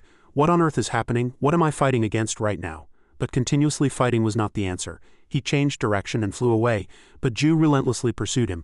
Neither her way of moving nor her swordsmanship has become more refined. Ju leapt up and aimed her sword, and light erupted from the blade. The elder raised his sword forcefully to block. He realized, however, that her essence had changed. This technique was swordsmanship. The elder expended a lot of energy blocking this technique, and he gnashed his teeth, showing his ugliest side. It was so powerful that there was no time to counterattack. As soon as she finished the blue light technique, Ju rushed into a golden flash. After a long fight, the elder realized one thing. It's difficult to analyze her movements due to her speed. He swung his sword and slashed. As soon as he saw her shadow, he swore. "This damned woman." The elder carefully watched Ju approaching and inwardly asked again, "Am I losing to a woman who doesn't even have basic knowledge of swordsmanship? Can I defeat an elephant?" This question reminded the elder of his previous battle with Suzuki. He was injured all over and exhausted. He asked, "Even a warrior who has trained swordsmanship to the extreme, will they have enough ability to defeat an elephant?" The elder glared at Suzuki, his face darkening. He showed a very confident attitude. "What are you trying to say?" In front of them lay a gigantic monster corpse. "We were lucky in this hidden dungeon. But what I want to say is that we should avoid enemies that are difficult to defeat." Having said this, the elder bared his teeth and sighed. "That only applies to those who fight with pure swordsmanship." The theory he had just stated was actually put into practice. The elder swung his sword and cut down the gigantic monster that stood tall before him, splitting it in two. But if you can use skills, it's a different story. With that you can defeat even an elephant. He aimed his sword again. The convenience of skills is that you can use them as soon as you learn them.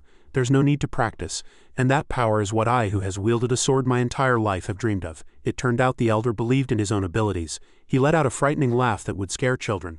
Thanks to the stats I gained by leveling up in various dungeons, I now possess excellent swordsmanship, and no enemy can stand against me. Suzuki sighed deeply, exhausted. I wonder, he lowered his gaze and suddenly glared at him. When you meet a truly strong opponent, back in reality, Ju continuously unleashed attacks. The elder had to think of ways to evade to reduce stamina consumption while blocking attacks. I have to retreat. First I have to get out of this sword storm. Hokushin Ito Ryu. The moment he retreated, Ju leaned her body and pursued him.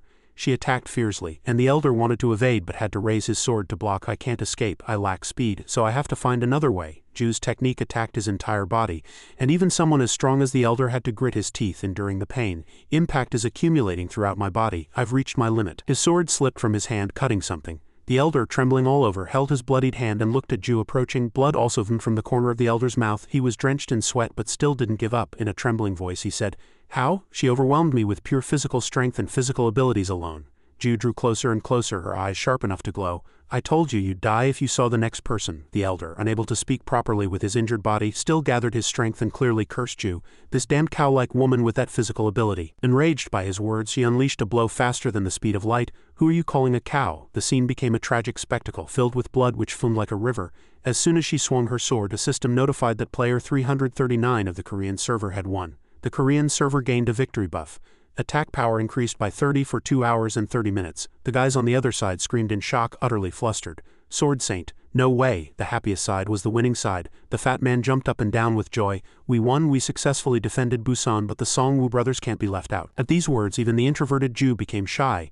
"Ju-Uni, I knew you'd win." The one who shouted the loudest was none other than Han-Ho. "That damn Sword Saint, how dare he call Jisoo-Uni a cow, I never thought that." The moment Ju turned around, the elder's head was engulfed in flames. It seemed as if life still faintly lingered within him. He coughed up blood. The people here observed the Sword Saint's head. Blood vessels and nerves were gradually regenerating. Someone shouted loudly, "Blood vessels, his body is regenerating." 2 streams of flames also flashed from behind the elder. He unfurled his burning wings and flew, now appearing as a blazing hawk. "To force me to make a final choice, I will not forgive you." The people below were utterly flustered by the elder's appearance. "What? He's gotten bigger. He's not human anymore." He slowly approached Ju. "Is that a skill or a transformation from multiple items?" A familiar voice made her turn around. "Jisoo, I'll take care of him now." Songwoo, wearing a monster puppet, approached. He looked back at her. "Dealing with big guys is my specialty." The puppet temporarily disappeared and Songwoo frowned, looking up with resolute eyes. "Come on, I'll tear you to shreds." Ju stared intently at him and warned loudly. "Songwoo, what surrounds him is the problem." Something was glowing behind the elder in the distance. Several small missiles began to fly. They were flustered again. "What missiles? They're flying towards us." Evade. As soon as they collided, a massive explosion occurred. His subordinates who followed him were all terrified. They felt like they were about to piss themselves. He said with teary eyes to the rest to retreat. Several black spiritual energies floated in the air. An experienced person like Songwoo instantly recognized it as the Breath of the Abyss. System notification. Mana greatly increased due to Breath of the Abyss. This Breath of the Abyss enveloped Songwoo. He didn't hesitate to say one thing: Evolution Society. Why are they doing this? What's their plot? They must have known this would have a beneficial effect on me. Indeed, this was beneficial to him. The Breath of the Abyss accumulated in his body. A blue light enveloped Songwoo. He transformed into another strange form. "Whatever your plan is," Songwoo, having transformed into the Grim Reaper, entered battle. "Whatever it is, I will end it today." Grim Reaper duration increased. Blue windows kept appearing. Anubis duration increased. Songwoo clenched his fists. Awakening duration. This was a very powerful Breath of the Abyss. They had created items on a different level than last time. Before entering battle, he carefully instructed Ju. "Jisoo, gather everyone and leave this place immediately." Her eyes widened, and she asked again. "Then you?" Songwoo held the Grim Reaper's staff in his hand. He answered the old man. "I'll keep an eye on our surroundings and slowly catch up to you." If Songwoo wasn't mistaken, the Evolution Society wouldn't end this attack so simply. He watched the Breath of the Abyss emanate from the groups hidden on the rooftops of surrounding high-rise buildings. They were werewolves belonging to the Evolution Society. Werewolves in neat suits, their faces covered with gas masks, holding hoses that sprayed the Breath of the Abyss. Songwoo again comprehensively surveyed the city's current situation and deduced. "Are they trying to fill the entire city with the Breath of the Abyss? But why do I think I'm not their target?" The werewolves didn't know they were doing something beneficial to their opponent. "The Breath of the Abyss has accumulated in my body. All skill cooldowns have decreased." He knew one thing. Approximately 5,000 of the Yamato Guild's comrades were dying. The elder flew. He scolded his subordinates in an enraged voice. "These damn bastards, what are you doing?" Songwoo observed the situation and finally guessed. He was slightly surprised. "Don't tell me this madness was their plan from the beginning." Songwoo looked at the approaching airplane. A transport plane. The airplane was intentionally trying to land on the rooftop where the werewolves were. Unfortunately, since neither humans nor werewolves could fly, they experienced their last free fall. Someone uttered 2 words. "Damn it!" The elder flew quickly, and the plane changed direction, landing elsewhere, scattering stones. They lost strength and fell. The elder no longer flew. He stood and questioned the Evolution Society. "This means you've betrayed me." Thanks to the elder, the plane burned fiercely. Suddenly, something like an elephant's trunk rose from the wreckage of the plane. Even the elder was shocked by this sight. What are these crazy bastards doing?" Several gigantic vines shot out from the elephant's trunk, striking him simultaneously, and the scene became utterly chaotic, with blood pouring out enough to fill several buckets. The elephant's trunk retracted its vines, and Songwoo observed everything happening nearby. What on earth is going on? This feels stranger and more terrifying than a monster. What surprised him even more was that it was absorbing the breath of the abyss, and all souls were also being sucked in. No, not just that, even souls. Even the usually calm Songwoo was slightly astonished. "Is that thing absorbing souls too?" The monster's head rose. As soon as it opened its mouth, it swallowed the dancing elder whole. Passing by a pool of blood, a long-haired man with his head protected by 3 magic circles approached. He greeted, "Long time no see, Necromancer." Songwoo repeated what the long-haired man had just said. "Long time no see," he scoffed, rubbing his left chest. "You've probably never seen me in this form before. You've already seen another side of me, haven't you?" he asked. "Are you the Evolution Society's chairman?" These 2 words came to Songwoo's mind. "Doctor. The one who occupies most of the top 20 on the Korean server." He didn't answer the first question. He asked again, "Then what's your rank?" The long-haired man's answer was as good as not answering. "My rank? That's not important," he scoffed, recalling his previous identities. In the end, they were all one person. The long-haired man remembered that the former Songwoo had also met him in another form. "Not just me, but you too." He knew that this matter also involved him. Even the corpses scattered everywhere. The long-haired man raised a finger and radiated light. "Everything will eventually become one person. This is the end of this game." Songwoo was silent for a moment, then answered his question.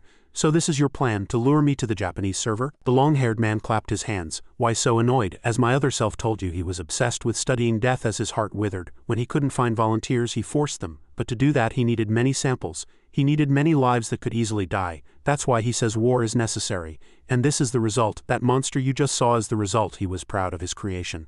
"Allow me to formally introduce you. This is the ultimate life form born from the study of death, the Chimera." Just then, a special mission appeared on the system notification board. Title: Death's Illegitimate Child. Type: Hunt. Objective: Eliminate.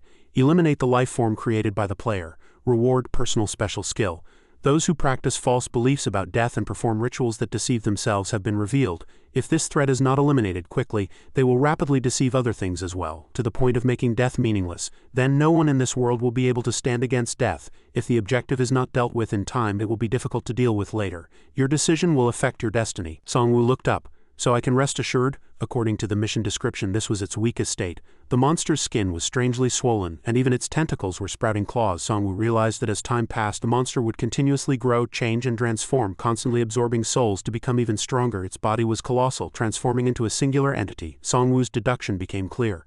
"Ultimately, humanity will be swallowed by that monster," the long-haired man, satisfied, declared loudly. "This is the wondrous future. We have now reached the final stage." His gaze shifted and fixed on Songwoo. "I have always investigated the Necromancer's power. I will absorb him and end his life." A crown suddenly appeared above his head. Songwoo reminded him, "Don't be mistaken." Item information appeared on the system notification board. Item name: Shadow King's Crown. Grade: Legendary. Classification: Hat. Effect: Special Conditional. The player can only use the Shadow King's power after collecting all of the Shadow King's artifacts. Shadow King's artifact collection status 4-4. A blue light emanated from Songwoo's body. This declaration crushed the long-haired man's new dream. "This is not yet the pinnacle of humanity," the system aided him. "You are qualified. You have obtained the Shadow King's power." Countless undead surged forward. System notification. Warning: Children of the Great Soul have appeared nearby. Warning: Echoes of Death have appeared nearby. The long-haired man calmly watched this scene, even with one eye closed. "Aren't these effects we've already seen?" Wind blew, making Songwoo's cloak flutter. 2 final boss monsters appeared, and a warning notification reappeared. Warning: The Shadow Legion has appeared nearby. Several monsters burst from the ground. The ground had already turned into a swamp spawning monsters. As the successor of the Shadow King, you have learned a new skill: Shadow King's Power. The system displayed the skill information in detail. Skill name: Shadow King's Power. Grade: Special. Classification: Active. Condition: Successor of the Shadow King, Shadow King's Crown. The cooldown time of all skills is greatly reduced in relation to the Shadow King's artifacts. -50 Shadow King's Steel Armor. You can transform shadow magic under your control into the Shadow Legion. This effect lasts for 1 hour. The Shadow Legion has 50 of your attack power and 150 of your defense. As long as you are alive, the Shadow Legion will not be defeated. Cooldown time 12 hours. Songwoo aimed his spear. This is the pinnacle. The long-haired man sweated and he was flustered. At this point, the long-haired man's face turned to fear. His voice trembled. So we weren't the only ones who upgraded. Every time I meet you, you always show me something surprising. Songwoo's eyes gleamed. I won't mince words anymore. I don't know how long it took you to create this, but 2 monsters will attack first. The long-haired man snapped his fingers inside the barrier. I'll eliminate them right now. So impatient, he's summoning a magic barrier. 2 punched simultaneously, and loud sounds emanated from those punches. Songwoo's 2 monsters cooperated to attack the opponent's monster. The long-haired man's monster took all those attacks. Other headless monsters also charged to attack the tentacle monster. Just then, amidst the chaotic scene, a helicopter hovered above. When Park Won-un opened the door, the bald man was shocked. This is crazy. Park Won-un, be careful, she replied loudly.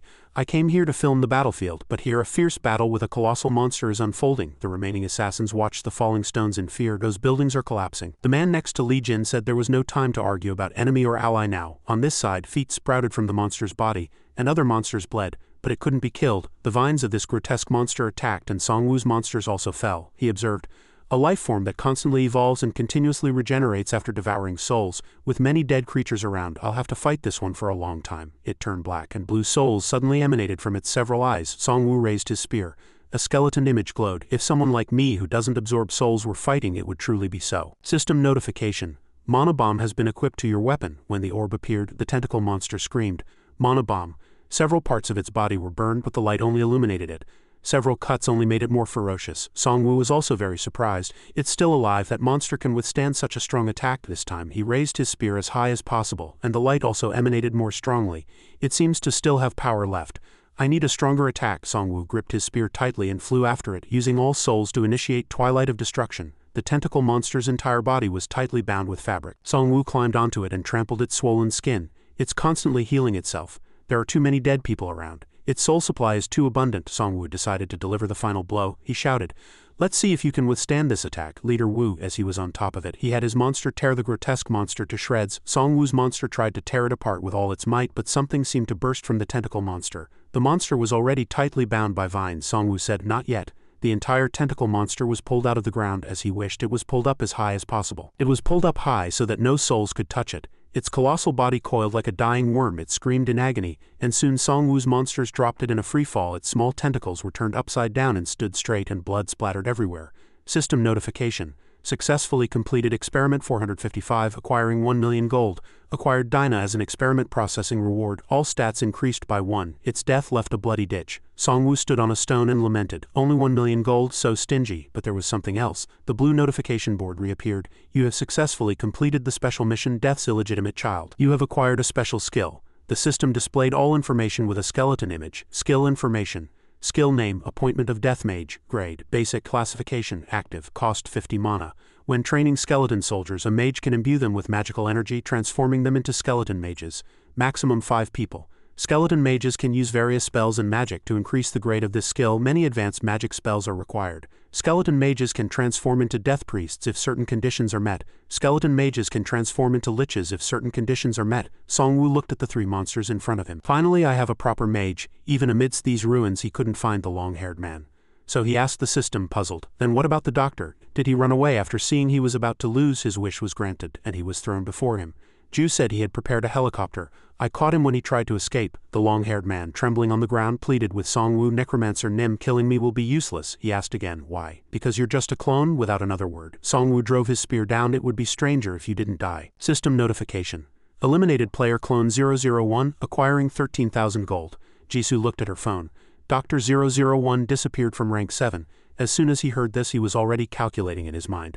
This won't end overnight. I need to bring a werewolf from the Evolution Society and collect clues to track down these clones. He said to Jisoo, first let's end the war. Only parts of the tentacle monster's corpse remained intact, and suddenly its skin peeled off. The old leader of the mercenary group crawled out of the shell, covered in blood. He gritted his teeth, furious. Necromancer and the Evolution Society, you thoroughly used me. I will not let this go. The Sword Saint was about to deal with things and leave. But he stopped. He looked back and couldn't suppress his rage at the continuous explosions of buildings. Damn Evolution Society. I knew they were evil, but not to this extent. The Sword Saint quickly ran between the buildings, escaping. He muttered to himself, I didn't expect them to go this far, trying to swallow both the Necromancer and me. These guys are truly untrustworthy. A moment later he stood somewhere on a rooftop, arms crossed, looking up at the inferno caused by the explosions. War, the situation seems to have changed. The Sword Saint covered his mouth with his hand and pondered. The problem is what to do with the main areas. Suddenly, someone hiding behind a door behind him peeked out and said, "Oh, so you're trying to escape alone?" This person wore a long coat that reached his knees and tightly gripped a sword in his hand. He shouted loudly, "Suzuki Ren?" The Sword Saint opened his mouth. "I thought you were dead, so you were waiting for me?" Ren's eyes were filled with hatred for him. Suzuki slowly replied, "Legendary grade can only be used once. Monsterization consumption skill. I knew a skill that could resurrect." He suddenly realized, "Ah, that's right. We completed the hidden stage of Monster City together." Suzuki glared at the Sword Saint. "Actually, that was my hidden mission." He heard that and sighed, realizing he had been deceived.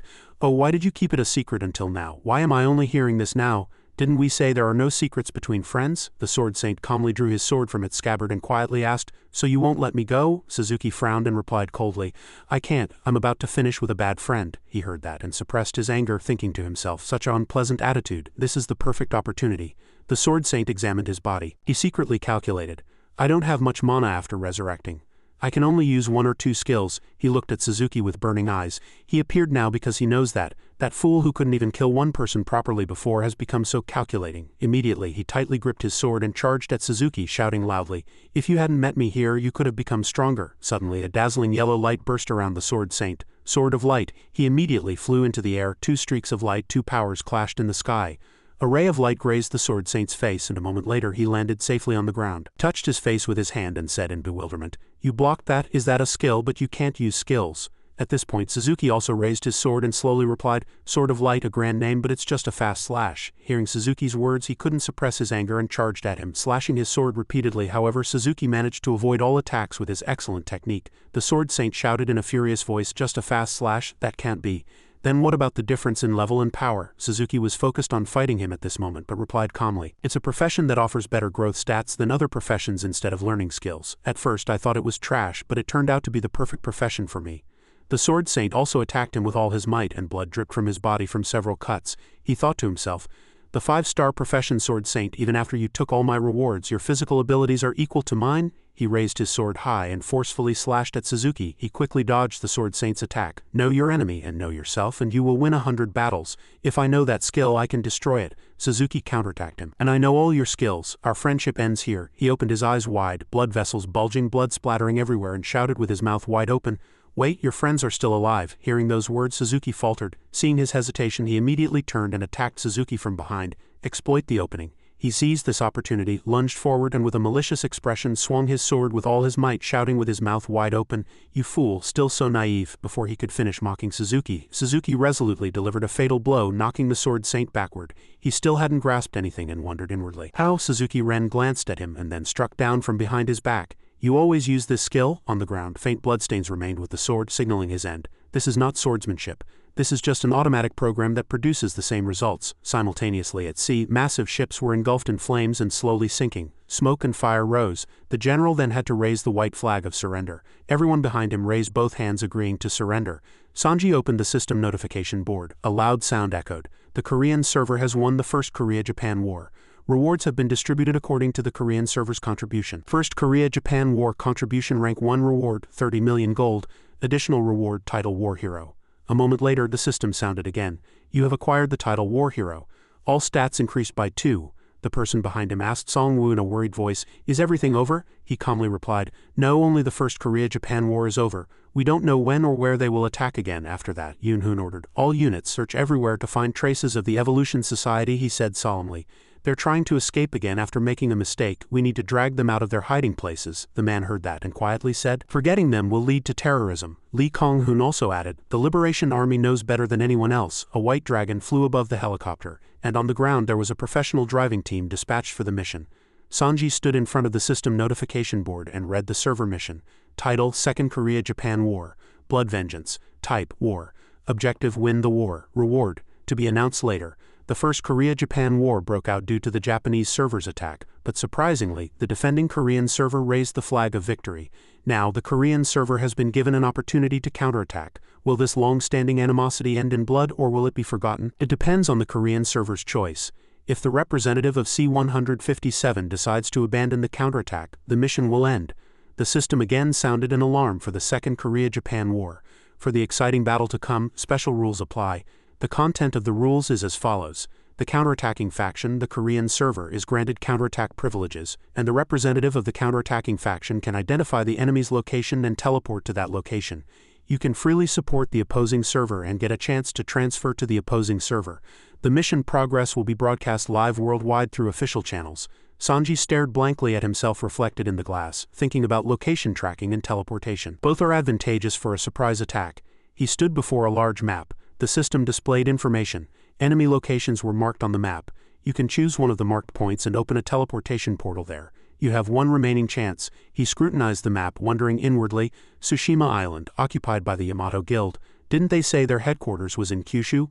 Sanji stared intently at the map before him, calculating in his mind. In any case, being able to move directly into the enemy's camp is not bad. If the main expedition force is unexpectedly annihilated, the defensive line will collapse. That will be the ideal time to attack. He carefully observed the location marked on the map by the system. The problem is that Sanji is slightly worried about this place. The enemy unit Deco, marked on the Korean server. He silently stared at the map, lost in thought. This is where the Evolution Society has been hiding all this time. Their headquarters has been exposed through this mission. Hanho turned around and shouted, "Brother, what should we do? Should we attack Tsushima?" Sanji replied firmly, "No, their forces there won't disappear either. They've lost all their ships, so it'll be difficult to invade." The sight of terrifying animals came to his mind, but the Evolution Society was different. "Those damn bastards are like cockroaches." Sanji frowned, showing strong resolve. "If we don't finish them, we'll never know when they'll lay eggs and multiply again. We need to clean up the inside first." At this moment everyone walked into the slowly gathering crowd. From a distance, Yunhoon approached and asked him, "Sanji, didn't you say you were returning to Suwon?" He looked at him with an awkward smile. "Ah yes." Suddenly Yunhoon gritted his teeth, clenched his fists and burned with determination. "The Liberation Army has decided to go all out to find the Evolution Society. We cannot let them keep stabbing us in the back." Sanji froze, looking at him, thinking inwardly, we've already found them, but he can't tell them. They'll lose the element of surprise. He calculated inwardly, I can trust Yunhoon. The problem is that the Evolution Society is good at gathering information, so they might find out about us. Sanji found a solution. It's best to catch them by teleporting when they're off guard, but he needs to save that for the future. He hoped for good results. Then they can go to Tsushima Island for the Second Korea-Japan War. Sergeant Kim shouted excitedly, "Now let's go home, check the scores and start the helicopter." Sanji quietly told Jizu, "When we get to Suwon, let's quietly separate from them." They slowly left together. He spoke about his plan. "We're going to infiltrate the Evolution Society's headquarters." She glanced at Sanji. "It reminds me of when we were at Georgia Station. I don't want to confront them again." At this moment, someone quietly called out, "Sanji." Suzuki smiled contentedly, grateful for everything so far. Hanho poked his head out and said, "You were beaten, tied up and dragged around everywhere." "Amazing," Suzuki replied with an awkward smile. "No, actually, I'm glad brother saved me." He pointed to the white dragon behind his back. "Brother even lent me transportation and told me to return to headquarters." Sanji looked at him from a distance, tilting his head. "Suzuki Ren, you don't have many chances, but if you return to Japan, first look for your comrades. I'm not sure if the scene I saw in the corpses was before coming to Busan or while on the way to Busan." Suzuki bowed his head in gratitude. "Thank you for the information." The helicopter began to slowly spin its rotors. Sanji thought, even in moments like these, hope is needed. If his comrades are alive, they might be able to stop the Yamato Guild. The helicopter took off and returned home. Now only the Evolution Society remained, and all that was left was to finish them. In a mountainous area, an electronic map suddenly appeared before everyone's eyes. Sanji stared at it, studied it, and then guided everyone. "This way." Jisoo moved but complained, feeling uncomfortable. "This path is blocked too, not repaired," Sanji exclaimed. "That's why their hideout hasn't been exposed until now." After a while Sanji was flustered. He looked up and down, muttering inwardly, "Strange, it should be here." Suddenly a hand quietly pulled him into the bushes. Sanji suspiciously called out, "Jisoo," but she gestured for him to be quiet. Sanji, crouching, wondered. "Did you see something?" Jisoo said tensely. "No, but there's definitely something here." A strange hand suddenly reached out slightly nervously. A notification screen appeared stating, "Entered virtual reality. Not visible from the outside." Sanji looked at it suspiciously. "Here," Jisoo speculated. "It seems to be some kind of stealth device." She looked around, thought for a moment, and then exclaimed, "This place seems to have been used as a military camp before, and there were beastfolk and players." Suddenly, chains caught Sanji's eye, and he thought inwardly, chains, could there be a suppressed power within? Sanji speculated. Or perhaps even within them, someone makes the rules and someone has to follow them. The two carefully hid behind a wall, and Jisoo suddenly called out, "Seong Ji-yu over there?" She pointed to a grotesque monster and said, "I think I saw that in the Pontek. An Evolution Society experiment." Sanji smiled bitterly and exclaimed, "How many lives were sacrificed to create that thing?" Jisoo suddenly became agitated and said, "Look, it's a machine full of human corpses inside." Jisoo cursed in a rage. "These crazy bastards, the world has ended, but they've crossed the line." Sanji took the lead and ran, looking back and instructing, Let's infiltrate the deepest part and finish them all in one blow. When our firepower is strong, we need to inflict irreversible damage within an hour. Jisoo froze with tension.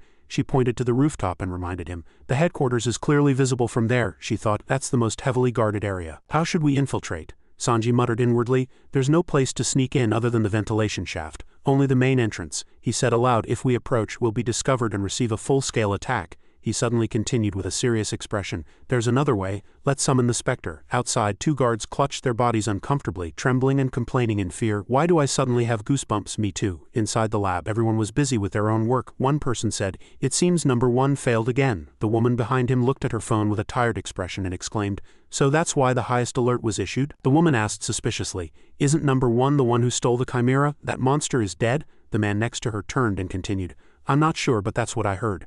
None of the special forces we sent came back. The woman clutched her head, exhausted. How many people died to create the chimera? We're not on good terms with the beastfolk leader either. The man smiled contemptuously and chuckled quietly. That guy, you mean? He ended up in prison because he didn't listen to Dr. Yu. The woman speculated. Dr. Yu seems to be trying to eliminate those monsters, he exclaimed with joy. Then that's fortunate. I'm tired of living with stinking creatures. A stranger secretly infiltrated a hospital's confidential area. The person inwardly exclaimed, the morgue here is decent.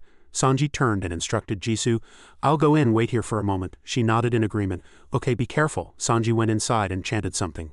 Spectre's incarnation. Immediately, a black ring with dark energy appeared in his hand. Sanji muttered inwardly, the Shadow King's ring. By injecting mana, I can teleport within shadows within a 100 meters radius. Sanji stood with his back to the corpses. The door slightly opened and a man pushed a rotting corpse into the morgue. Sanji, who had been waiting behind the door, approached him, covered his mouth with his hand and spoke in a cold voice, HMPH, HMPH. He nodded in reply, yes.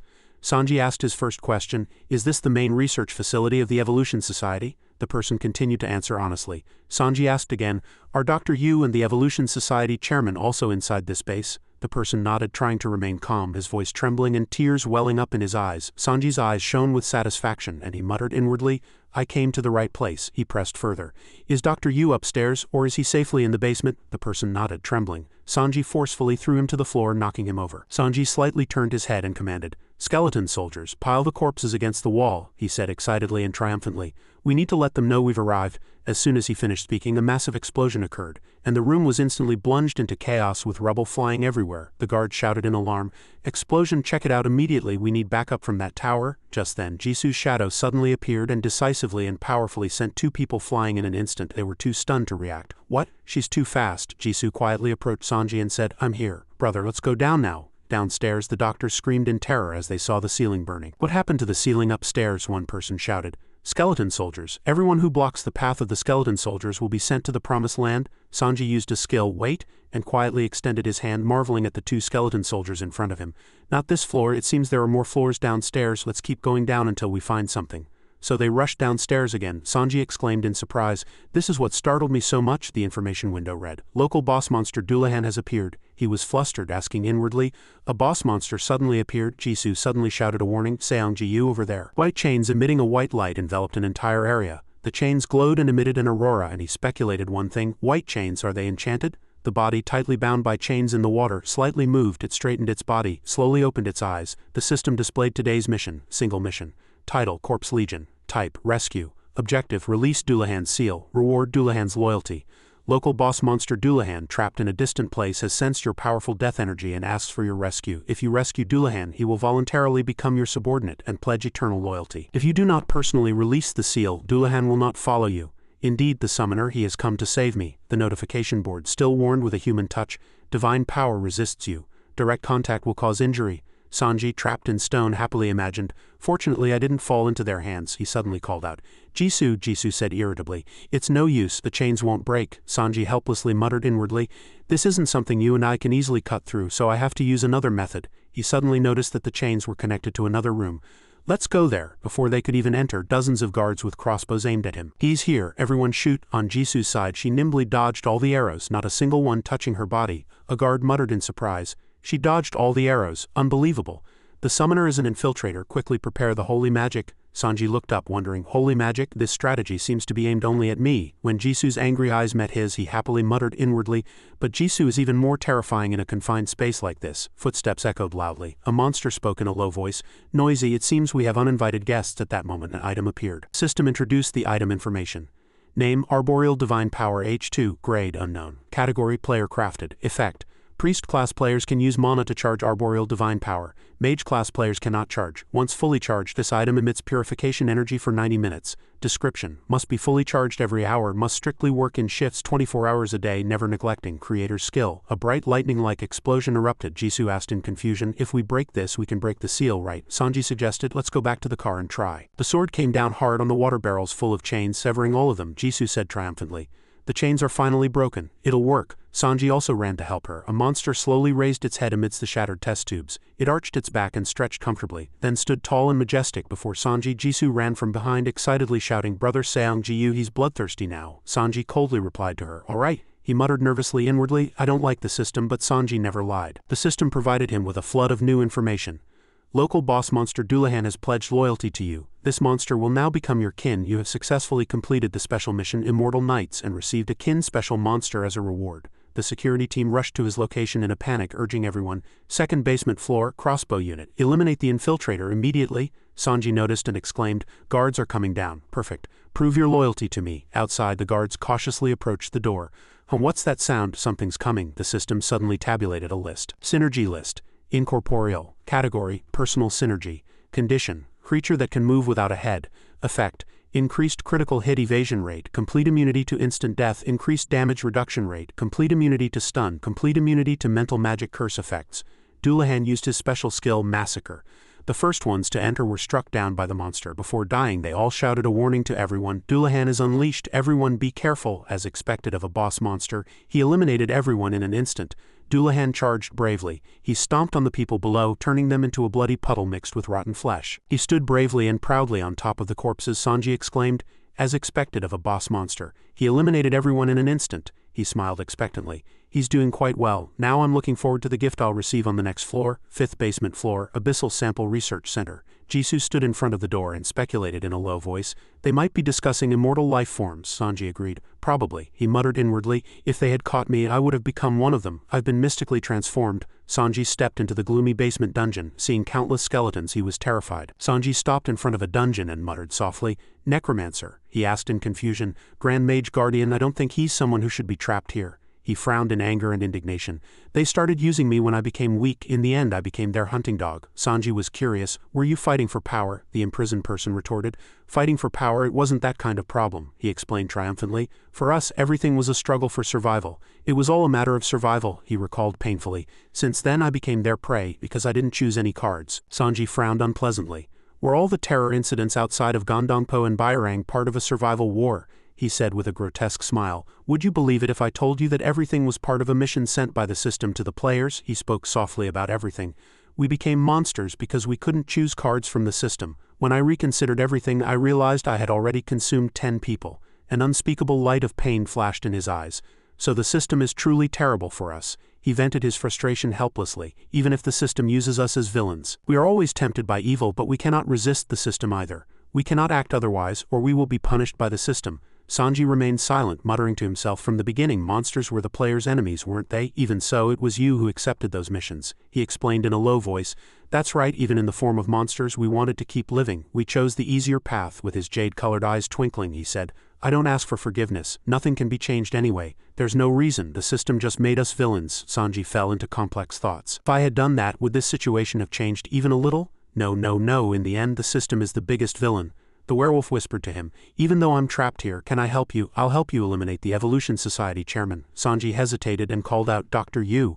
But before he could finish, the werewolf cut him off. I'm so sorry, but that damned guy used us, the werewolf recalled with anger and resentment. He used us as if we were his minions and later pretended to help us. Those despicable werewolves used us like lab rats. He thought for a moment, then continued, besides, there were people who participated in order to return to being human, even though they didn't want to kill.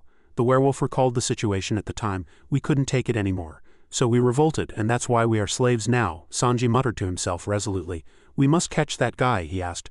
So where is Dr. Yu now? The werewolf guessed that he was in a secret room on the 8th basement floor and was preparing to meet him. Sanji asked again, puzzled. Preparing? Is it another strange experimental result like the Chimera? The werewolf shook his head and replied. No, this time he was worshipping something else.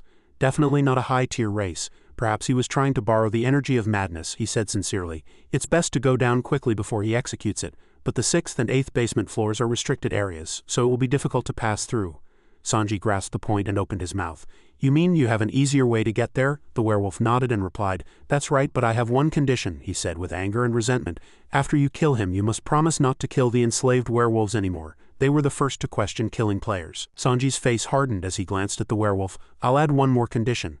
Promise to live quietly from now on and not accept any missions or anything from the system. The werewolf sighed and said resolutely, I promise. If we do such a thing, we will die by your hand. The werewolf raised his head and pointed into the distance, showing him the way. Go in this direction and break that wall and a secret elevator will appear. That's the only direct route to the 8th basement floor. Sanji hastily turned and walked away. I need to hurry. The werewolf suddenly fell silent and said cautiously, Hey Necromancer, no one knows what Dr. Yu worships. His eyes gradually sharpened. But it is a monster with infinite power. You will need to be careful. Sanji didn't care and lightly turned his head to reply. I don't care what kind of monster it is, he secretly worried inwardly. I am now preparing to confront an unknown life form, a being not even mentioned by the high-tier races. Suddenly, the entrance to the door burst open.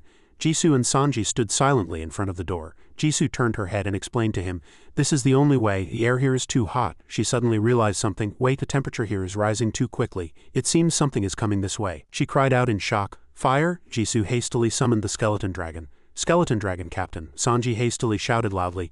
Jisoo, get out quickly, fire can't burn me, he calculated inwardly. If I combine the Dragon Hunter title with the cloak and dragon scales, I can eliminate 70 of this flame, the system reminded. Warning. Fury is erupting from underground. Sanji froze in tension. The temperature of this flame is even higher than the hellfire from last time. Even I won't be able to withstand it. The system successively introduced new information. Item information, name, Hellfire Armor, grade, special. Classification, binding item.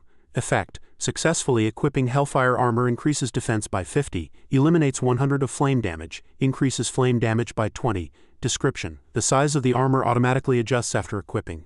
The armor is bound to you and cannot be transferred. When not in use by the player, it is stored on the player's waist in mana form. Do you want to equip Hellfire Armor? Yes, no, this is an item that is bound after equipping.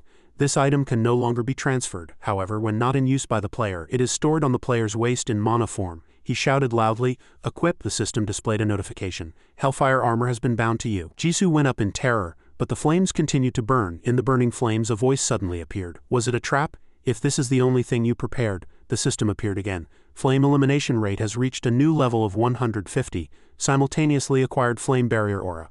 All direct attacks gain a burning effect. Your HP gradually recovers with each flame attack, he said in a cold voice. Everything is over. In the shadows, countless monsters appeared with murderous intent. Sanji muttered inwardly.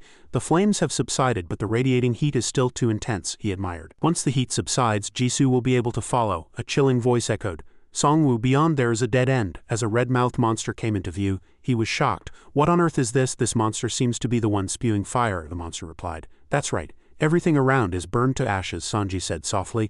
There's one thing left to do. A flash of light from the blade and a resolute voice echoed. Destroy it. The system displayed a notification. By eliminating an unidentified entity, you have incurred the wrath of the unidentified entity. Sanji muttered to himself in confusion. Unidentified entity, he frowned and exclaimed. Instead of getting gold, I've earned resentment. It wasn't a high-tier race, and the system hiding its identity is not a good sign. Sanji thought for a moment, then speculated inwardly, is it the being Dr. Yu worships or the one the Guardian warned me about? There's a door on this path. As the door in front of Sanji slowly opened, a boy came out and bowed politely. Welcome to the Korean Ministry of Interior and Safety Special Organization Center for Response to Anomalous Phenomena. Sanji asked, puzzled. The boy? The doctor's clone replied clearly and concisely. I am your guide. He looked the boy up and down and lightly assessed. Such a young guide, this guy must be manipulating us and concocting some strange plan, right? It's too obvious, the skeleton soldier asked in shock inwardly. Really? The boy suddenly smiled respectfully. I'm not manipulating, I just want to have a conversation, the doctor's clone softly explained.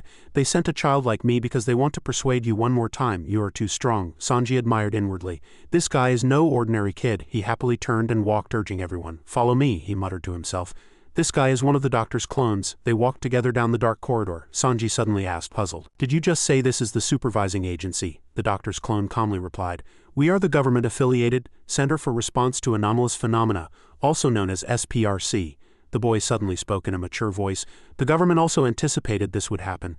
Some mysterious forces are intervening and trying to control the Earth.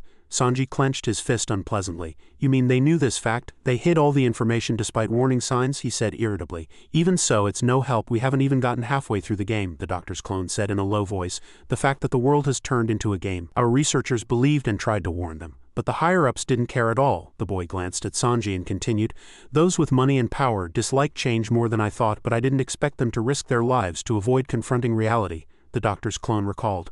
On the day everything culminated, Dr. Yu He-hung, the center director, and his research team took direct action. We evacuated 4 selected survivors from the area and created an independent system for the future. Sanji looked around in shock. No, I was wondering why they could build such a large-scale facility. I mean, they prepared in advance? Everything was prepared to rebuild Korea, to work on behalf of an incompetent government, and to achieve the ultimate goal of this game. Sanji asked if it was about the transcendent beings they mentioned, the new humanity. The boy answered honestly, exactly. That is the only way for everyone to achieve the best ending, the doctor's clone said with a meaningful smile. Dr. He-hung drew the cards of a mad scientist and an archbishop, the boy admired. The 2 cards that would help find the truth resonated. Thanks to that, he got closer to the answer than anyone else, Sanji asked, puzzled, if it was the answer to this game. The boy glanced at him and replied, Dr. Yu believes this game is a test of humanity that evaluates human values, the doctor's clone said excitedly. And the way to pass it is to transcend the limits of ordinary humans and become a greater being. That's why he studied death, the greatest challenge to humanity. The boy smiled lightly at him and invited, if we talk longer, you will understand us. Sanji suddenly cut off the doctor's clone. Wrong.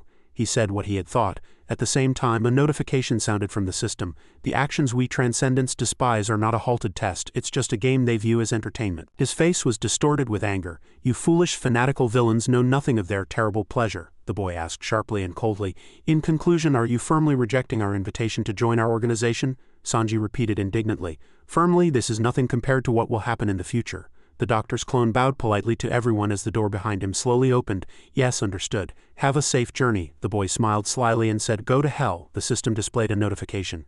Divine power resides in the Holy Spear. Oran suddenly rushed out and said unpleasantly, I knew something like this would happen if you refused. Sanji exclaimed in shock. Oran, the system displayed an introduction notification. Item information, name Mountain Goblin Shield, grade, heroic classification shield. Effect creates a shield that can nullify 3 magic attacks. Cooldown 1 hour. Sanji asked, then what about that guy? Oran replied hesitantly. He ran to the kitchen. He seems to have sensed something, he reported in a low voice. There are traces of holy power upstairs. Sanji cried out in surprise. It's a priest. He looked at the door and was terrified to see it already closed. The entrance is blocked. Oran looked at the priests and speculated. Those seem to be controlled by someone. Sanji urgently suggested, it hasn't been confirmed yet, but we need to defeat those monsters first. The system displayed generous rewards. Acquired 16,000 gold for defeating player. Acquired 14,000 gold for defeating player. Acquired 14,000 gold for defeating player. Sanji muttered inwardly, looking at the system notifications. They seem to be ordinary players.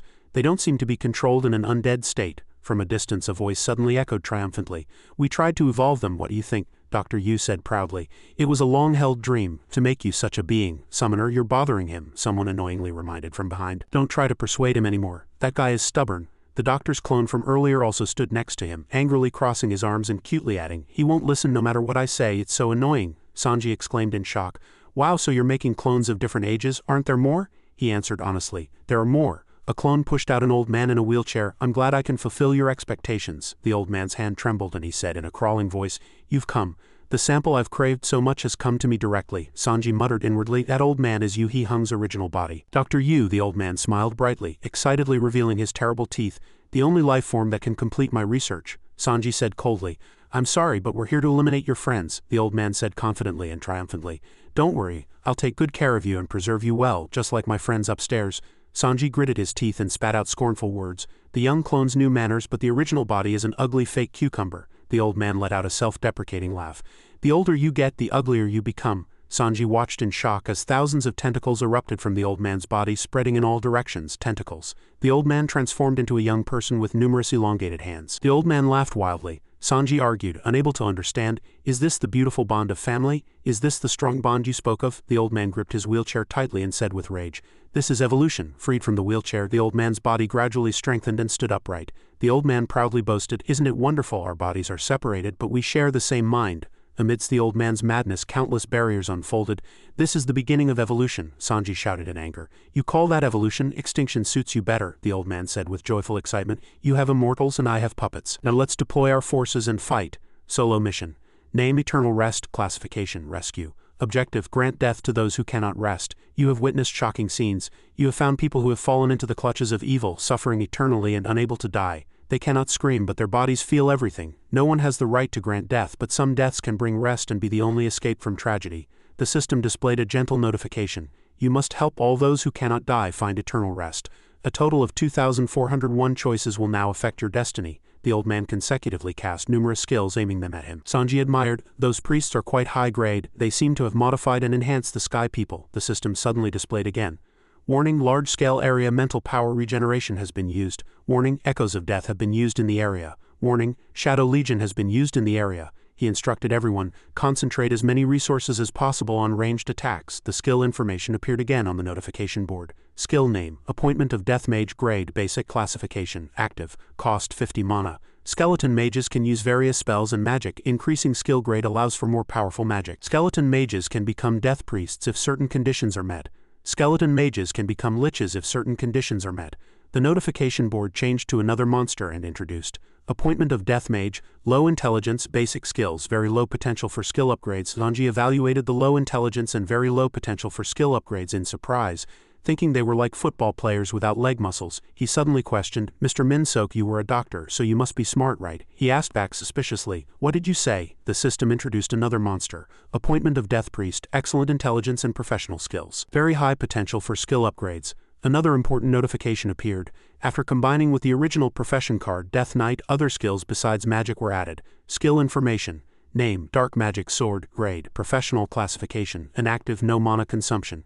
You can strengthen your weapon without infusing mana. Adds 110 Chaos Curse to the selected enemy. The enhancement effect rapidly increases with each skill level. Numerous notifications continued to appear. The monster looked back at Sanji and speculated, new magic skills are constantly forming. Seong-ji, as I expected, you anticipated this. Sanji secretly kept shaking his head in a cowardly manner, refuting. He kept shouting, No, what the hell, I'm scared. The monster rushed forward triumphantly. You might not look like it, but I learned a lot during my school days. A faint shadow appeared. The old man said excitedly, Is there still a hidden skill? Sanji loudly refuted. This isn't a skill. Just then, Ju suddenly entered with a cunning voice. If the situation gets worse, I need to contact Oran. Sanji gently explained. The door closed suddenly. But I knew you'd come. The old man held a gun and said excitedly, Another prey is coming. I'll let my puppets continue to play. Sanji was shocked. That's the divine power arrow from last time. Ju, please take care of those. Only you can stop them. Ju charged as fast as lightning and fought bravely. She skillfully attacked and dodged, avoiding their attacks. The researcher folded his arms with a satisfied smile. Damn it, just as I thought, the healer was the problem. It's not easy to break through the magic barrier. Ju shouted worriedly. Seong-ji, there's a mage on the right, he replied nervously. Too late, he commanded. Block it. Sanji looked around and lamented. It's not just healers. There are other professions too. If we keep going like this, we'll be attacked from all sides. I need help to get close to that guy. He suddenly leaped onto the monster's head and shouted, Imugi, he thought inwardly, if I ride on the Imugi. Ju warned again. There's a mage on the left. A large explosion occurred in the middle of a dark, gloomy room. He fell to the ground and lamented. That guy easily killed the Imugi. High damage and thick defense. The same goes for the puppets. The puppets move very precisely, like playing chess. He frowned incomprehensibly. But if I were him, why would I fight like that? He suddenly realized. It's because they use mana. What if we deplete their mana? Ju refuted. Impossible. Mana is continuously being replenished. There must be a mana source somewhere. The monster on the opposite side cast another spell. Divine Blood Arrow. Numerous arrows were fired towards Sanji's party. He glanced at Ju and lamented, Is he trying to take care of the outside first so Jisoo can't intervene? Sanji deliberated, deciding that a frontal confrontation wouldn't be effective. This guy is controlling countless puppets alone, and I don't know how many more there are, Sanji realized with a start. Wait, how is he controlling the puppets without tentacles, or is he really controlling the puppets through tentacles? He gritted his teeth in anger, gradually understanding how the old man's body worked. He must be controlling them through some device. That means there has to be a machine controlling everything, Sanji inwardly commanded. Spectre, find it. Find that machine and turn it off. The old man suddenly folded his arms and fell silent. Good, it's not as difficult as I thought. Analyze the opponent's actions with excellent intelligence and counterattack in the most effective way. My strategy is perfect, the old man said regretfully. I should have done that from the beginning instead of sending clones. Sanji's eyes shifted slightly. I saw it. An incredibly perfect and detailed plan formed in his mind. 6 rooms, 6 machine rooms. Sanji was flustered and hesitated for a moment. But how do I destroy them? The walls are too thick and there's only one entrance. He tilted his head and looked around. What can get in there? Urgent footsteps were heard, and the person quickly ran into the room. The old man was startled, folded his arms and said, Dullahan, have you finally found a new toy? He cautiously shook his head. No, Dullahan is just a decoy. The reason I threw the summoner was to allow him to escape, the old man lamented, seeing it.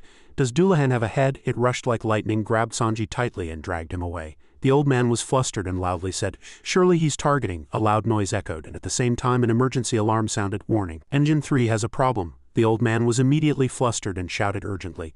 No, is he attacking the healer first? The old man followed him, reassuring himself. It's okay, there's still emergency energy left. I need to hold out for about a minute until the energy returns.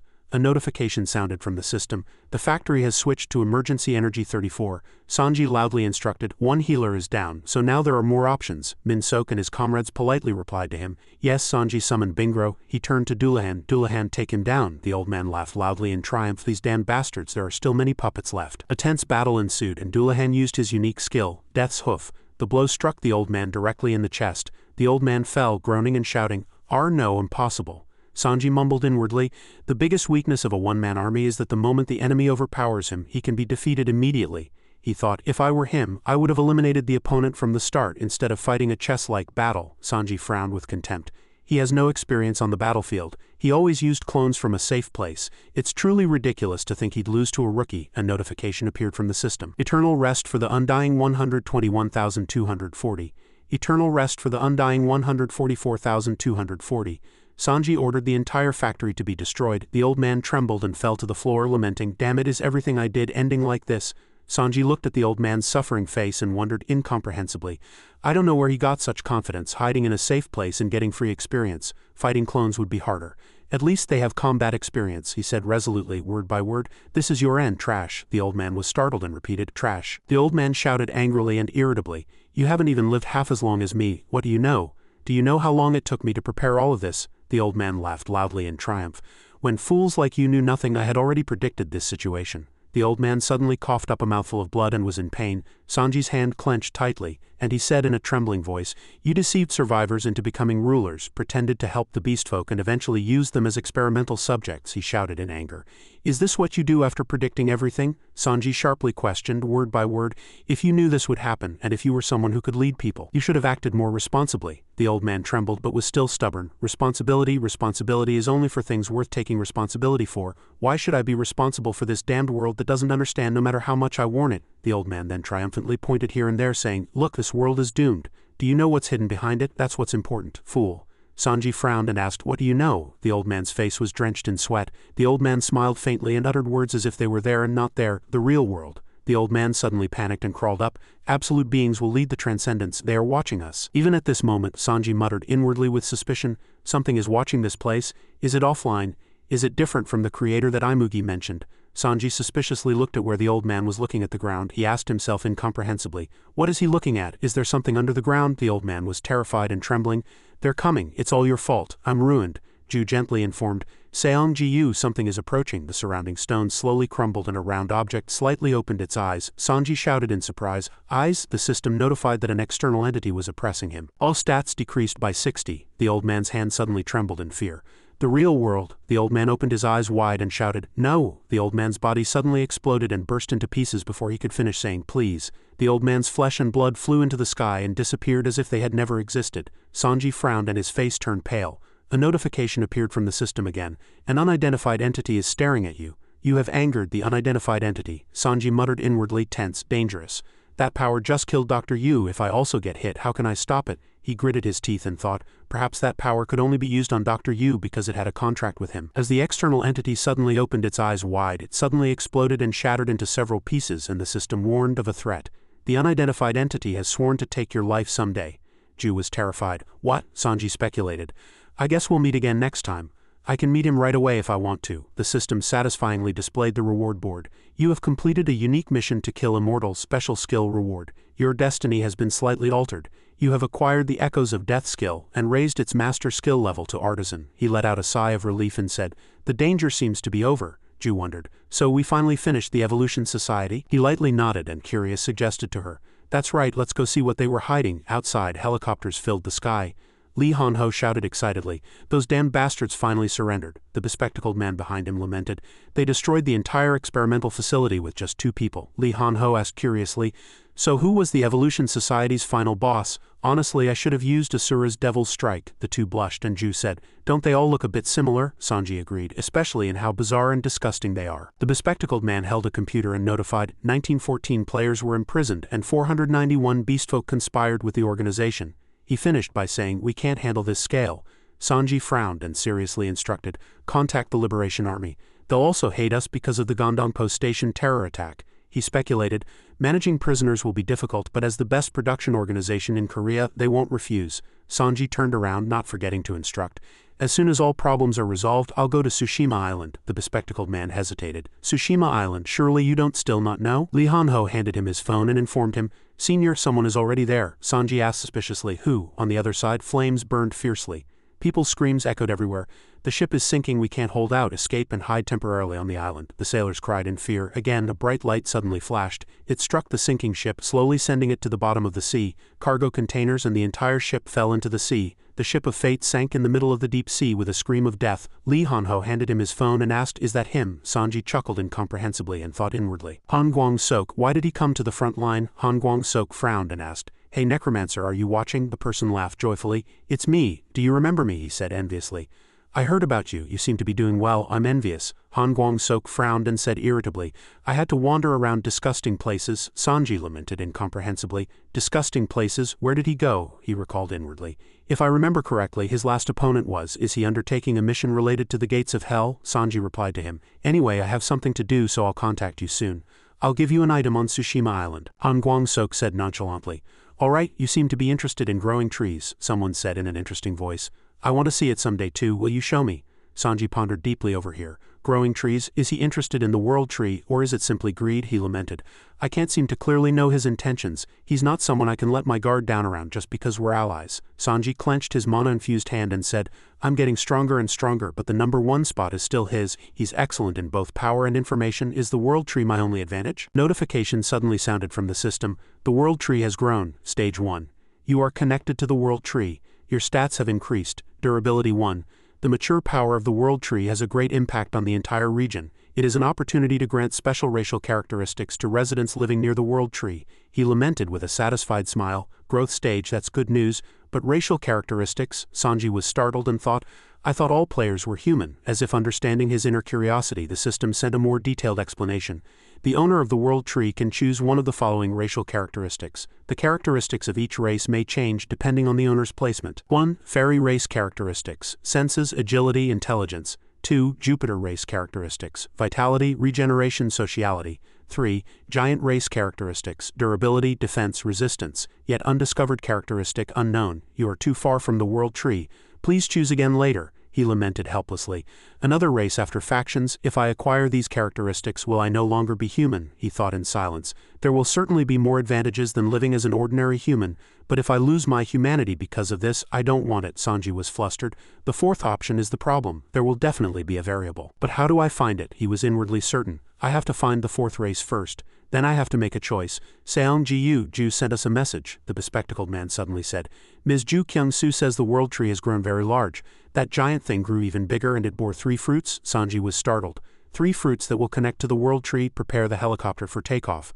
I have to go immediately. At the airport, the system displayed a mission for Sanji to complete. The Korean server has finally won the second Korea-Japan War Blood Vengeance. Rewards have been distributed according to the Korean server's contribution.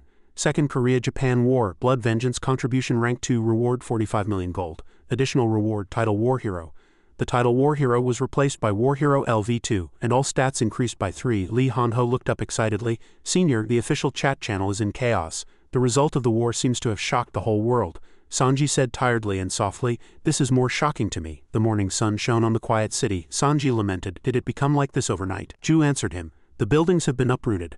I guess the city will have to be redeveloped. The fat man next to him added, but thanks to that, the shield range has expanded to 3 kilometers. The town's area is finally wider. Han-ho then recognized Rai and exclaimed, ah, so the area my father has to protect has also expanded? The bespectacled man quietly said, we contacted the Warren Guild to collect supplies from Tsushima Island. In return, we'll take a share for ourselves. Sanji raised an eyebrow in admiration. rebuilding after using it, protecting the DJ and transporting Busan spoils. Aren't we too short on manpower? Kyung-soo stood up and reassured him. Don't worry, Kong-sok has joined and reliable assistance will be with us. She reported that 256 players were heading to Suwon under the command of the new hunter. Sanji said with satisfaction, that much manpower should be enough to hold them off temporarily. Jisoo chuckled.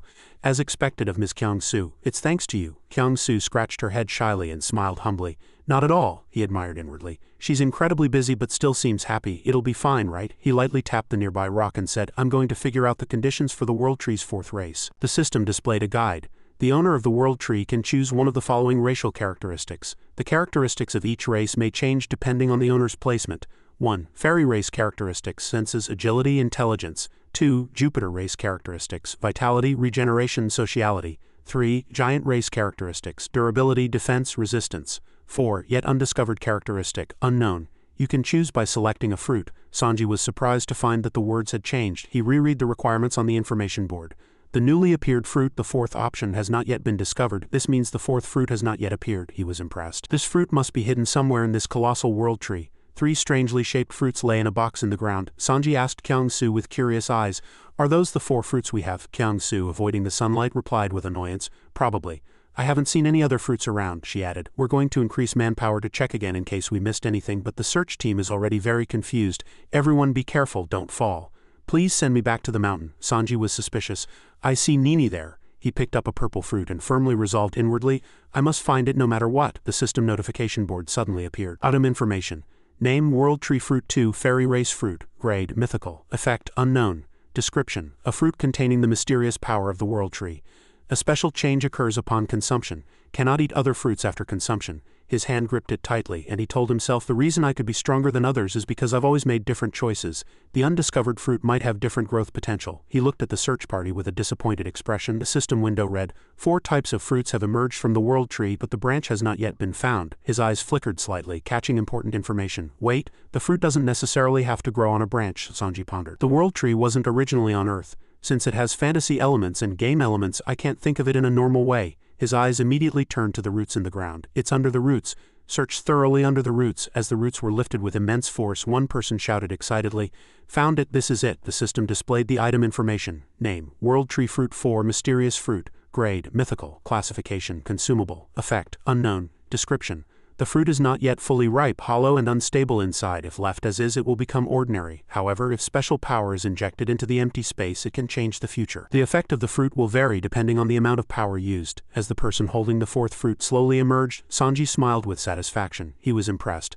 As expected of the mysterious fruit, it's on a different level from the others, whether it's Chokrypton or chosen. Yes, I should choose that. Instead of choosing a specific race, it allows me to decide for myself. The system notification board resonated with praise. You have completed a mythical mission. Upon meeting certain conditions, you acquire an unconfirmed mythical mission. Name origin of the Dragones race. Type unknown. Objective. Find clues to evolution. Reward. Evolve into a new race. Acquire 2 ultimate seeds. One is a powerful and evolved race, and the other is a lifelong servant with transcendent power. When the 2 seeds combine under specific conditions, a new myth is born. The clues to evolution will be revealed when the unidentified egg hatches and the World Tree reaches its completion stage. If even one of the seeds is damaged, it will fail. Sanji lowered his head with a disappointed expression. I've obtained something amazing, but it seems I can't freely choose it as I wish. However, he immediately regained his composure and consoled himself. No, there's no need to be disappointed. Although Wendo dominated the Korean server, this is a dragon race that has never appeared before. Sanji turned his head and subtly called Min Sok. As he spoke, the system displayed the remaining days notification. Started at 5,000 days, but we've come this far. Time remaining until evaluation, 1,001 days. At this rate, the egg will hatch soon, Jisoo said casually. Won't the level of boss monsters we're hunting these days be enough? He smiled softly. Don't worry, if we do our part, it will take care of itself. Someone suddenly flew and landed in front of everyone. She descended and greeted, Necromancer Nim, long time no see. Sanji stepped forward and greeted her. A guest has arrived. Welcome. You've changed a lot? Hanho suddenly held out his phone and whispered into his ear. I think they call her a Wado ruler these days. He looked puzzled. A ruler, we called them because we need more manpower. Everyone was working diligently. Hanho stood up and pretended to perform a sword dance. These are all level 20 Vonner's dagger skills. Jisoo bravely protected the party from fierce monsters. Hanho cheered, reporting on the mining progress on his phone. It seems a mining area has been created in Bakken Mountain. It's quite large, so the Liberation Army plans to use it temporarily. Sanji wondered. Did they contact us because they consider us allies? Hanho replied quietly. We belong to the Angel faction, so we fought a big war. But fortunately, we still maintain a good relationship. Sanji touched his hat with his hand and thought carefully. Now that we're quite stable, economic power will become important, Hanho sighed tiredly. We can never catch up on our own. Just then, the bespectacled man's voice suddenly rang out. Long-range reinforcements have arrived. Sanji instructed, don't open the sealed box. It's the breath of the abyss. Too many items came from the ogre skeleton mage. The workers cried out in tears. More endless labor? You're joking, right? These people are really too much. A system notification appeared. The region has acquired the World Tree's Prosperity LV2. Item crafting success rate 60. Item crafting performance increase chance 20. Item crafting cost 30 reduction. Rare material discovery chance in region 10. The woman from earlier suddenly said, among Kong Sook's talents there's also a player who can build fortresses. The person behind quickly added, it requires a lot of gold but its sturdiness is worth it. The system displayed a rough evaluation. Fortress Meadow View open. Fortress Grade B details, length 15 meters, width 3 meters, materials common stone ore, effects magic barrier 5000, ranged player attack power 10. Price 30,000 gold 3 square meters excluding material cost. Fortress Grade B details, length 17 meters, width 4 meters, materials, mana stone, mana core, effects magic barrier 6000, mage attack power 20, auto-firing flame towers 4, price 250,000 gold tower excluding material cost. Sanji shouted excitedly. Excellent, Hanho quickly commanded. Proceed immediately, the architect said worriedly. The problem is we have construction materials but the estimated cost is 150 million gold. Sanji patted his shoulder and reassured him, don't worry. We have enough gold. It's not my money but I'll show you what I have. Gold owned 599,884,844 gold. Everyone suddenly fell silent and looked up at the approaching helicopter. Sanji asked himself, are they bringing more supplies? Jisoo suddenly descended from the helicopter and shouted in a panic. Seong Ji-yu he asked again in surprise. Jisoo, didn't you say you went hunting in Gangwon-do? She quickly informed him. Dae Sanwong asked me to tell you he wants to see you. Sanji pointed at himself with a puzzled expression. Me? Jisoo suddenly asked with a serious expression. Do you remember the prophecy stone we saw earlier? The one Sergeant Kyung-soo handed to him. He answered honestly, feeling nervous. Did it say I was a demon? That the LCK born in Korea would be protected by an undead legion? Sanji calmly reassured Jisoo. But I'm already the LCK so that won't happen, she shouted with an agitated voice. It's already happened, Jisoo quickly told him everything. I don't know what other mysteries there are but Lee has appeared on the Korean server. Jisoo was afraid. It seems they're gathering in the south. Sanji was surprised and exclaimed. The second coming of hell. I thought I had stopped it but it's happening again on the Korean server? He frowned and firmly resolved, if another Lee exists the best way is to eliminate him immediately. Because if I don't, the enemies will share resources with us. Sanji pondered. The awakening mission focused on getting the Scythe of Death first. The Scythe of Death is mine but there might be other unique items. He was confused about how to decide. In other words, if the opponent gets it first, I'll be at a disadvantage. Seong Ji-yu Jisoo suddenly cut off his thoughts and said, are you going now? He lightly snapped his fingers and decided, upgrade. We're going to upgrade, Jisoo repeated skeptically. Upgrade? He comfortably raised his hand and pointed at the 5 boxes in front of him. The 5 legendary grade boxes I got from the Imugi dungeon. I'm opening them now. Gotcha item information. Name, legendary grade item box, special grade, classification, event item. Effect, opening the box grants 1 random legendary grade item. Hanho with a dark expression suggested to Jisoo not to touch the box. Nuna, you have the worst luck, Jisoo grumbled unpleasantly. I'm going to get a legendary grade item anyway, are you saying I shouldn't open anything? Sanji was slightly surprised by the notification board the system had just sent. You can exchange 5 legendary grade item boxes for 1 mythical grade item box. He turned his head and said in a low voice, I'm sorry but let's take the mythical grade box. Jisoo shouted in surprise, what did you say? Hanho next to her scoffed again. Nuna, you expected too much, the system asked again. Do you want to exchange? No, Jisoo ran over regretfully. I have a good feeling about this, at least let me open the lid. Sanji ran over, opened the lid and instructed Hanho. I'll open it. Hanho hold her. The system confirmed the exchange for a mythical grade item. Item information. Name, Fan of Bihang, grade mythical, classification staff, effect magic resistance 15 can control 10 souls of the dead, demons or shadows. The ability of shadows varies depending on their harmony with the death attribute. Description contains the heart of one who subdued demons. He lamented helplessly, Bihang, the child of a demon and a human. I didn't expect to get something like this. The system interrupted. Conditions met. The system notified, L. Ruler of Death, Fan of Bihang, Ruler of Demons unknown, must collect more. Sanji was surprised that it was similar to when he received the Anubis mission. He carefully examined the fan and pondered. The fan also has 3 components. This might be even stronger than Anubis, but I can't be sure right now. He turned his body and looked at the 2 people arguing on the other side. The preparations are complete. Jisoo grumbled unpleasantly. I really had a good feeling about this one. Han-ho covered his mouth, suppressing a laugh. Luna, that's impossible. After being hit by Jisoo, Han-ho suddenly became serious. The terrain is complicated, so let's go by helicopter, she suddenly suggested. There's an easier way to get there. Jisoo took out a glowing item and explained, Dae Sanwong gave me an item that can take me straight to the mountain. What an amazing monster. It seems that monster likes Ms. Jisoo. Sanji urged everyone. Alright, let's go meet Dae Sanwong. Everyone's footsteps walked together on the cold snow. Jisoo happily introduced, I've definitely been here before. Was Soroksan like this in the past? I don't remember. If we go deeper, the scenery will change. So everyone kept walking until they reached the end of the path. The beautiful scenery there made people admire it again. I've heard about it for a long time, but it truly looks like a fairyland. Sanji looked around and was impressed. The air is really strange. But all changes are caused by the system, he reminded himself. This is an irregular Demon King's hideout. It's always unpredictable, so I can't let my guard down. Jisoo suddenly raised her hand and pointed to a small cabin in the forest. Over there, Sanji said helplessly. It doesn't look like where Dae Sanwong would live. Han-ho also couldn't hide his disappointment and grumbled. I didn't expect anything like a dragon palace, but this is a bit disappointing. Han-ho suddenly noticed something and asked curiously, Are those tiger people? Jisoo explained, No, they are. But before she could finish speaking, the tiger person ran into the house and excitedly reported to the person inside, Brother, Miss Jisoo is here. The hoe in his hand stopped. What, Miss Jisoo? The system notified. Local boss monster Dae Sanwong has appeared. Dae Sanwong shouted with an agitated voice. You've finally come. Welcome. He welcomed them warmly. Sanji looked at the farming tools in his hand, the hoe and the hand plow, and the potatoes half buried in the ground. And sweet potatoes. Seeing Sanji keep staring at him, Dae Sanwong said shyly, Oh, I was just digging potatoes for today's meal. I'm already all dirty. Dae Sanwong rested his chin on his hand and thought carefully, but a distinguished guest has arrived, so what should I do? The youngest broke the lid of the cauldron, so I can't cook rice, the tiger person explained in a small voice. I just lightly covered it and it broke. Dae Sanwong shouted in anger. That was given to us by the owner of the mountain below. You need to control your strength, you foolish fellow. He calmly composed himself. All right, don't worry about that. Just guide the guests inside. The tiger person turned his head, looked at Sanji's party and introduced them. Yes, brother, come this way. In a rustic room at the edge of the forest, Dae Sanwong happily offered a basket of potatoes and ate them deliciously. Dae Sanwong asked curiously, These are delicious potatoes I just dug. Won't anyone eat them? These are vegetables I grew with magic. The tiger person added praises. That's right, brother worked really hard to grow these. The bear person also admired.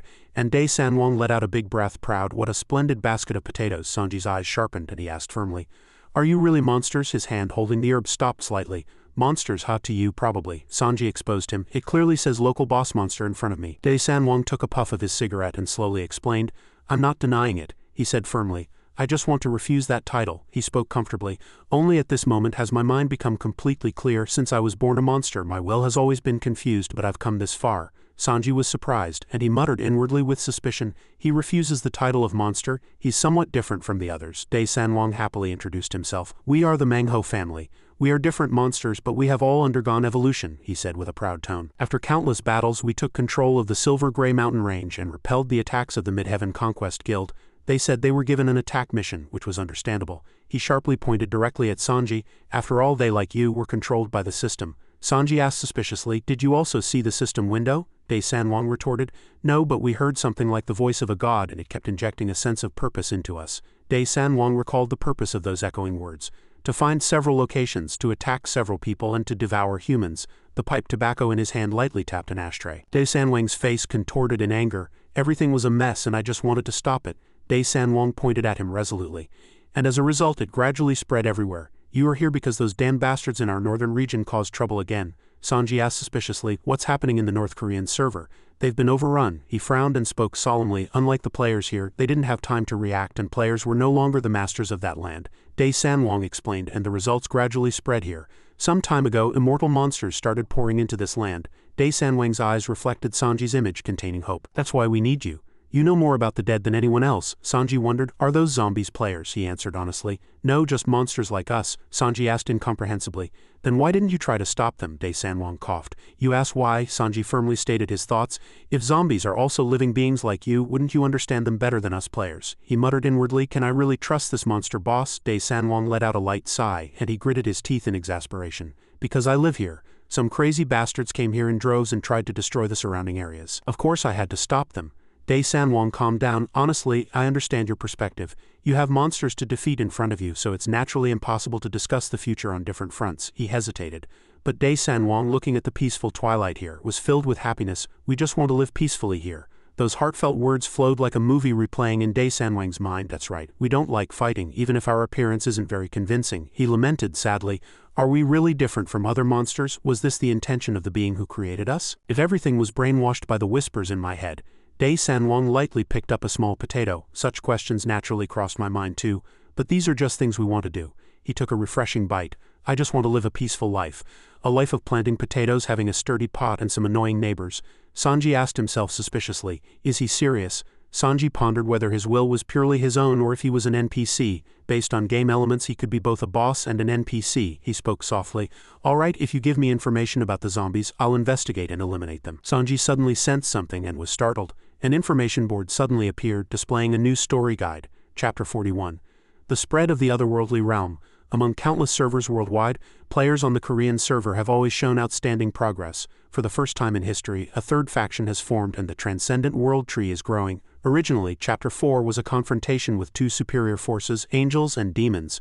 Unfortunately, due to the significantly weakened power of these two forces in Korea, the emergence of new story content was inevitable. In this endless hell, success was not the achievement of any individual on the Korean server, proving it to be a place where exceptions constantly appear. The system softly delivered an important warning. A monster legion that has overrun the North Korean server is advancing southward like a tidal wave. Their goal is to drain the life energy of the world tree growing somewhere on the Korean server. This event will continue until either the monster king of the North Korean server is defeated or the world tree on the Korean server is destroyed. Lee Han-ho was surprised and asked his senior, "What is this?" Dae Sanwang asked calmly, "Did something big just happen?" Sanji solemnly lowered his voice. "You said you wanted to protect your home, right? All of this land," Dae Sanwang grumbled unpleasantly. "Isn't it clear enough yet?" Sanji continued coldly. "I can't accept you as my neighbor yet," he proposed, "so prove yourself. The problem is getting more and more complicated. I need to use him for now. If you want a home, help us protect the Korean server." Dae Sanwang became excited and smiled cunningly. He put the potato he had bitten back in its place and said, "Don't eat these, they're not even half cooked yet. Who boiled them earlier?" Dae Sanwang stood up, turned towards him and called, "Follow me. I'll take you to someone who knows detailed information about the zombies." In a cold, icy region, Lee Han-ho asked suspiciously, "It's somewhere around here, Your Majesty, are you sure you know the way?" Dae Sanwang answered confidently, "We'll be there soon." His expression was really rude. "I'm Dae Sanwang, what's the problem?" Sanji, walking behind, suddenly spoke. "If you know about zombies, are you players from the North Korean server?"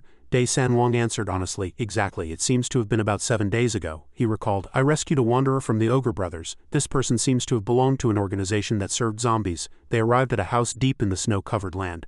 Dae Sanwang called out loudly, "Innkeeper, I'm here. Come out for a moment." An old man came out with an unpleasant expression. "What, you monster, what are you doing here again this time?" Dae Sanwang said with a subtle smugness, "What monster? I'm the king of this land, don't you know who's protecting you?" A little girl suddenly ran out and shouted cheerfully, "Monster uncle, want to play? Where are the tiger uncles?" Sanji admired, "A monster playing with children, what a rare sight." A little boy excitedly approached Ju Jisoo and asked, "Jisoo Unni is here too, how are you doing these days?" Lee Han-ho stepped forward and explained, "These are the people who helped Jisoo Unni." Dae Sanwang suddenly turned around and asked curiously, "But innkeeper, where's Lee? If you call him a communist, did you hang him on the mountain?" Just then, Lee Sun-ho came out and greeted them politely. "You were here. I was working in the backyard, so I didn't know you arrived." Excessive dialect is automatically filtered by the system. Dae Sanwang introduced the person with this information. "This is Lee Sun-ho from the north," he softly teased. "He was once a selfish person who served zombies, but now he's on a good path, so don't turn him into a skeleton." Inside the house, Lee Sun-ho repeated in surprise. "The situation in the North Korean server, even without zombies, that place will soon collapse due to environmental factors." It was tense. When the cards first appeared, adults were told not to touch them, and the government even enacted a prohibition law. Lee Sun-ho stopped in surprise. "Wait, if that happened," he nodded and replied. "Yes, the North Korean server was a place where monsters far outnumbered players." Lee Sun-ho admired, "A server with more NPCs than players is bound to fail." Lee Sun-ho's hands trembled as he continued, "Even players who successfully drew cards did their best to complete missions, but they failed in the process of persuading people to follow them," he sadly admired. Labeling small, independent groups as traitors made it impossible for everyone to unite and resist. While Lee Sun-ho was tense, the ignored monsters evolved from raid bosses to commanders, and the Demon King appeared. Dae Sanwang next to him also rested his chin in his hand and added with a tired expression, "These new creatures are leading other monster species in invading our territory." Lee Sun-ho said, "That's right." Lee Sun-ho silently admired, "This is the worst-case scenario." He muttered inwardly, "Ordinary players don't have the strength to fight monsters and beast humans have no reason to help them. It's up to the players to stop the monsters." Sanji speculated, "The Korean server has been full of monsters for a while and it will have a bad ending." Eventually, a message warning of an unfortunate end spread across the entire server. Lee Sun-ho continued, North Korea is a hell of monsters, and one of the rulers is the Lich Lord of the Kaesong area. Sanji asked suspiciously. Only one? He nodded slightly. Only one Lich, but he personally commanded thousands of zombies. Sanji was surprised. Thousands? Even if they're low-level zombies, that's an enormous scale. Did the title of Demon King give him special abilities? He sadly said that players began to obey monsters to survive. The Lich also actively recruited mages and appointed them as priests of death. Sanji was angered by the way he treated players like worshippers. The prophecy stone showed a scene of him as one of the worshippers, and thousands of zombies can also be controlled by these worshippers. Sanji asked, "Where exactly is Kaesong?" Lee Sunho answered honestly. "There's a place called the Temple." He thought, "It's where the evil Lich and the death priests reside. It's a terrible place, so you might want to reconsider." An excited smile appeared on Sanji's lips. "A residence, it seems more serious than I heard." Elsewhere, simultaneously, a meeting of worshippers was taking place in the darkness behind the North Korean temple. One person suddenly shouted with a pale face, and another reported, "Pastor, connection with the Southeast zombie unit has been lost. It seems they were attacked." The pastor angrily commanded, "Is there still anyone resisting? Send a raven to check." The person next to him shouted in surprise again. "Ha, I've lost connection too." The pastor pressed another worshipper. "Is the raven's eye seeing anything?" The person answered in a panic. "Not yet, I'll search further." He shouted, reporting, "There's a person 20 meters ahead. He's coming towards the temple. I think he's related to what just happened." The pastor gave an order. "Send a zombie unit to turn him into one of us. No one should disturb us while we're creating the skeleton golem." Another person suddenly offered him an orb. "I call." "Pastor, look." The pastor asked unpleasantly. "What now?" Punzan reported respectfully. "The zombies we sent are behaving strangely. Are they not following orders?" The pastor asked in surprise. "What did you say?" The person respectfully replied. "Ravens can observe the intruder's appearance up close, but they will be controlled or killed." The pastor didn't care and still commanded bravely. "Leave them, it's just some item's skill. When he gets close, activate violent action and blow him away." He smiled cunningly and said with a triumphant air, "Since you stubbornly entered here, prepare to turn to ashes in hellfire. Even if it's a sword, you'll lose your life in an instant." Suddenly a loud sound echoed. The pastor laughed excitedly. "Is it over?" The subordinate next to him answered in a panic. "Ah no," he reported. "It exploded before he even stepped on it." The pastor swore unpleasantly. "Damn it," he shouted in exasperation. "Who messed up the violent action timing? It wasn't me, was it you?" The pastor composed himself. "It's all right, we still have poison gas. Release the poison gas and kill him as soon as he enters the temple." Outside, Sanji was fiercely sweeping away his subordinates. One person spoke triumphantly. "The secret smoke is the breath of the abyss." He laughed uncontrollably. "Yes, die painfully." Sanji's body was completely unaffected and the light seemed to make him even stronger. One person admired. "It's like he's getting stronger." The pastor was flustered. "We're no match for him. We need to wake him up." The person behind him asked worriedly. "Do we really have to wake the Lich? If we do that, we might get caught up in it too." The pastor still resolutely ordered him to wake up. "There's no other way. It'll only get worse if we leave him alone." A strong light burst from a small box and flames burned hot and fiercely. "Lich," Victor said with an angry growling voice, "I am the embodiment of death. How dare you wake me at this hour?" Everyone knelt in fear and explained. "Lich Prophet, we apologize," he asked impatiently. "What is it after all? If it's nonsense, I'll turn you into skeleton golems." The burning fortress created a hot and fierce sight. Sanji frowned and stared at him with murderous eyes. The pastor quickly reported, "Lich Prophet, there's an intruder. Please kill him painfully." Lich Victor was suddenly startled and his eyes gradually filled with tension. Live broadcast Chapter 41 preview from reporter On's Liberation Zone, 34,551 viewers. A fast voice was heard. "Everyone, can you see this? This is the Korean server.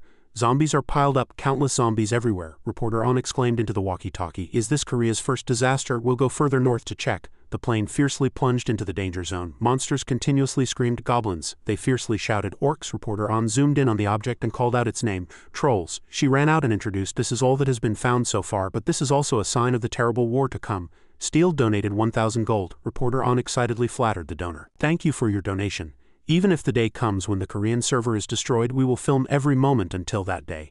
On the other side, one person stood up in exasperation and shouted, "Are you saying we can't stop this disaster?" He splashed dirty water on Sanji and said, "This is all the summoner's fault. Why do powerless people like us have to go through this? File a civil complaint." The entire screen showed an ID debate. 10:15 Summoner is responsible. Cut down the tree. Written by Choi. Views 51,450. No matter how much you cry out, this situation is beyond your control. Countless casualties occurred throughout the Korean server. Can you handle this, Summoner? Don't be stubborn anymore. Cut down the tree and end this crisis. Live broadcast the tree cutting process as soon as possible. 13 comments. Joe Bomb, I agree. If you want to fight, fight alone. Don't drag us into it. Commander Shock donation, let's wait for a wiser decision. We're all going to die. Hi-on, me too, don't cause any more problems. Wang Cheon, I knew this day would come. He kept acting like a hero and causing problems, and now look at this mess. Kim and 1. Have these ragtag people here ever fought even once? This isn't an individual's fault. The system created this situation. The woman in red shouted unpleasantly. Cowardly fools hide in corners and only cause trouble at times like this. She clenched her fist and thought resolutely. Indeed, in this chaotic world, absolute power is needed to establish order. Kyung-soo was surprised and quickly restrained her. Calm down, Hyeon. Just think of it as children complaining, Kyung-soo reassured her with a confident voice. Negative opinions can never be the mainstream. If we follow the right path, everyone will follow. Countless accounts donated consecutively. 1024 Hunter Guild supports the World Tree faction and the resistance. Written by Chairman B. Views 11,463. We will temporarily suspend all activities and dedicate all our efforts to protecting the Korean server. Combat information will be disclosed transparently. One person stepped forward and announced the summoner's X is increasing. We need to use this method to attract his attention. Large sums of money were donated again. 104 Warung Guild will join the World Tree faction. Written by Warung Information Office. Views 145,551. Although we are recovering after the Korea-Japan War and cannot provide much assistance, we recognize the seriousness of the current situation. Everyone cheered excitedly. This is a chance for all of us regardless of faction to unite and repay the summoner. Kyung-soo speculated that the Liberation Army would be on their side. Lee Han-ho exclaimed, moved, "This is the great unity of the Korean server." On Sanji's side, the worshippers were prostrating themselves at his feet. One of them, with a trembling voice, cautiously asked, "Pastor, what should we do now?" The man, terrified, quietly replied, "If you're lucky, you might survive." Sanji asked coldly, "What's your name?" Lich Victor immediately replied, honestly and politely, "Victor, I am Lich Victor." Sanji continued to ask, "What is your power?" He proudly answered, "I can control 200 low-level zombies. As a death priest, I can also summon an additional 50 zombies." The monster next to him stroked his sharp sword and said, "Brother Songwoo, this guy has intelligence. I'll take his head. Let's finish it cleanly." Sanji covered his mouth and thought silently. "First, let's get information.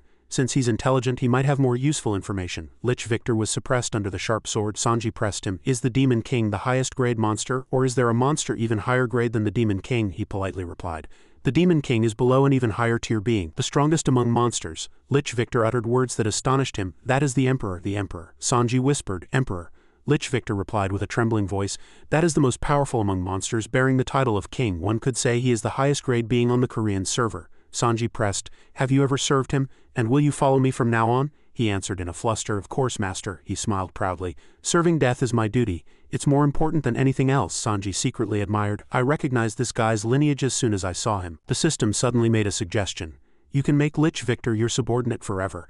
As an undead monster with independent will, he can act even outside your sphere of influence. The target will follow your commands." Sanji jumped down in front of him and secretly admired. "In fact, he couldn't escape my grasp from the moment he saw me." He raised his hand and infused him with powerful spiritual energy. Lich Victor said, moved, "Thank you for accepting me as your subordinate." Sanji commanded coldly, "Now prove your worth." In Munsani Paju, a person's urgent voice echoed, "The northern defense line has been destroyed. We need reinforcements." The defending commander frowned unhappily. "Damn it, I thought the zombies would come first. Why did these guys come first?" The red-haired girl reassured everyone.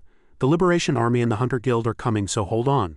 The person in the watchtower suddenly exclaimed urgently, "Commander, zombies are approaching from the north. Thousands of them are swarming." She asked herself in a fluster, "Why now of all times?" She lamented helplessly. "We're finished. We can't stop them." The watchman suddenly said in surprise, "Commander, the zombies are acting strangely." For some reason, the zombie horde rushed to attack the monsters. The two soldiers behind Kim whispered to each other in surprise.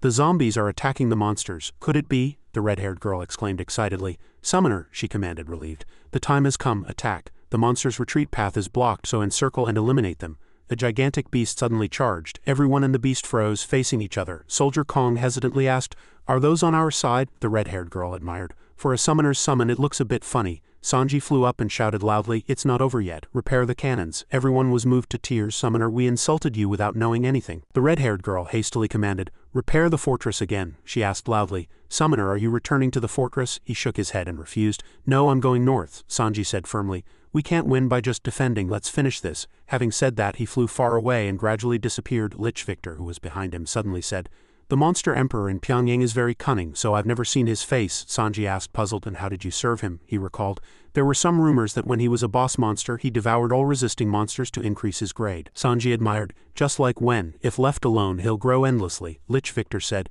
"He was an ancient dragon in the past, but now he's a salamander. He breathes fire hot enough to melt even stone." Sanji muttered to himself with a strange smile. "Fire attribute, he seems like someone I can get along with." He asked silently in confusion, "Master." His battleship flew far away again. Dae Sanwong crossed his arms and said unhappily, "Everything is unpredictable. Fortunately, I sent out a scouting party." The one who said he'd defend Imjin River suddenly advanced north, he lamented. This isn't the time for us to appear in this chaotic moment, is it? The baby tiger quickly recorded. I'll make a note of it. Commander Ju was flustered. It seems urgent, should we go? De Sanwang suddenly sighed. The king's first appearance, what a perfect scenario, Li Hanho said enviously. Jisoo Nuna, I want to be the protagonist too. She unhappily grabbed the hilt of her sword and threatened him. Shut up and go. Stop acting like a king and act like one, De Sanwang in a fluster hastily mediated. It's okay Jisoo, I just lost focus for a moment. The baby tiger's eyes sparkled. He admired her. He looked at her with adoring eyes. Acting like a king, that's so cool. Scold the commander more. My passion is boiling, Jisoo said irritably. If you guys are late, I'll ride on top of you. Hurry up, this is even cooler. The baby tiger replied obediently. Your command is my wish, the gigantic monster roared ferociously. Go, he struck the ship powerfully. Lich Victor admired. Oh, just as I thought, this power is truly the power of death. His eyes sparkled, showing admiration. A low-level zombie like me can't compare, Sanji said briefly and emphatically yes. He asked again, puzzled. Master, but if we keep advancing like this, won't our rear be vulnerable? Sanji said triumphantly. I've already made all the plans, Lich Victor flattered him. Of course I always trust you, Master. Master, a system notification suddenly sounded.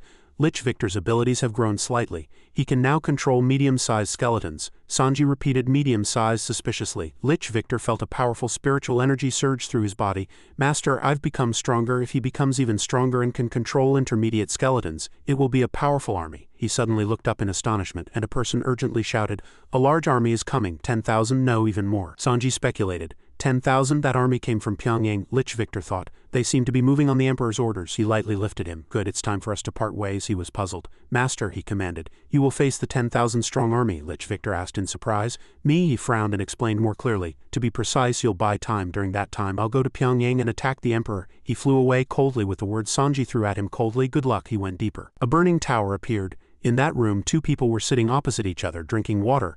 Some subordinates frowned unhappily. It's really hot, that damn fire salamander. Watch your mouth, the girl suddenly said. That guy is a notoriously disgusting monster. Don't forget that we are the true Emperor's envoys. Ader instructed the two subordinates. Our mission is to use the monsters of the North Korean server to confront the summoner. He is a potential enemy of the Chinese server, a voice accompanied by the shadow of a colossal monster announced. The butler has arrived. The butler bowed and politely announced. The Emperor has not yet stopped coughing. Everyone will have to wait a little longer. A subordinate stood up in frustration. We've waited 2 days. Is the summoner advancing north? Yet there's no sincerity. The butler still maintained that disgusting attitude and repeated, Please wait a little longer.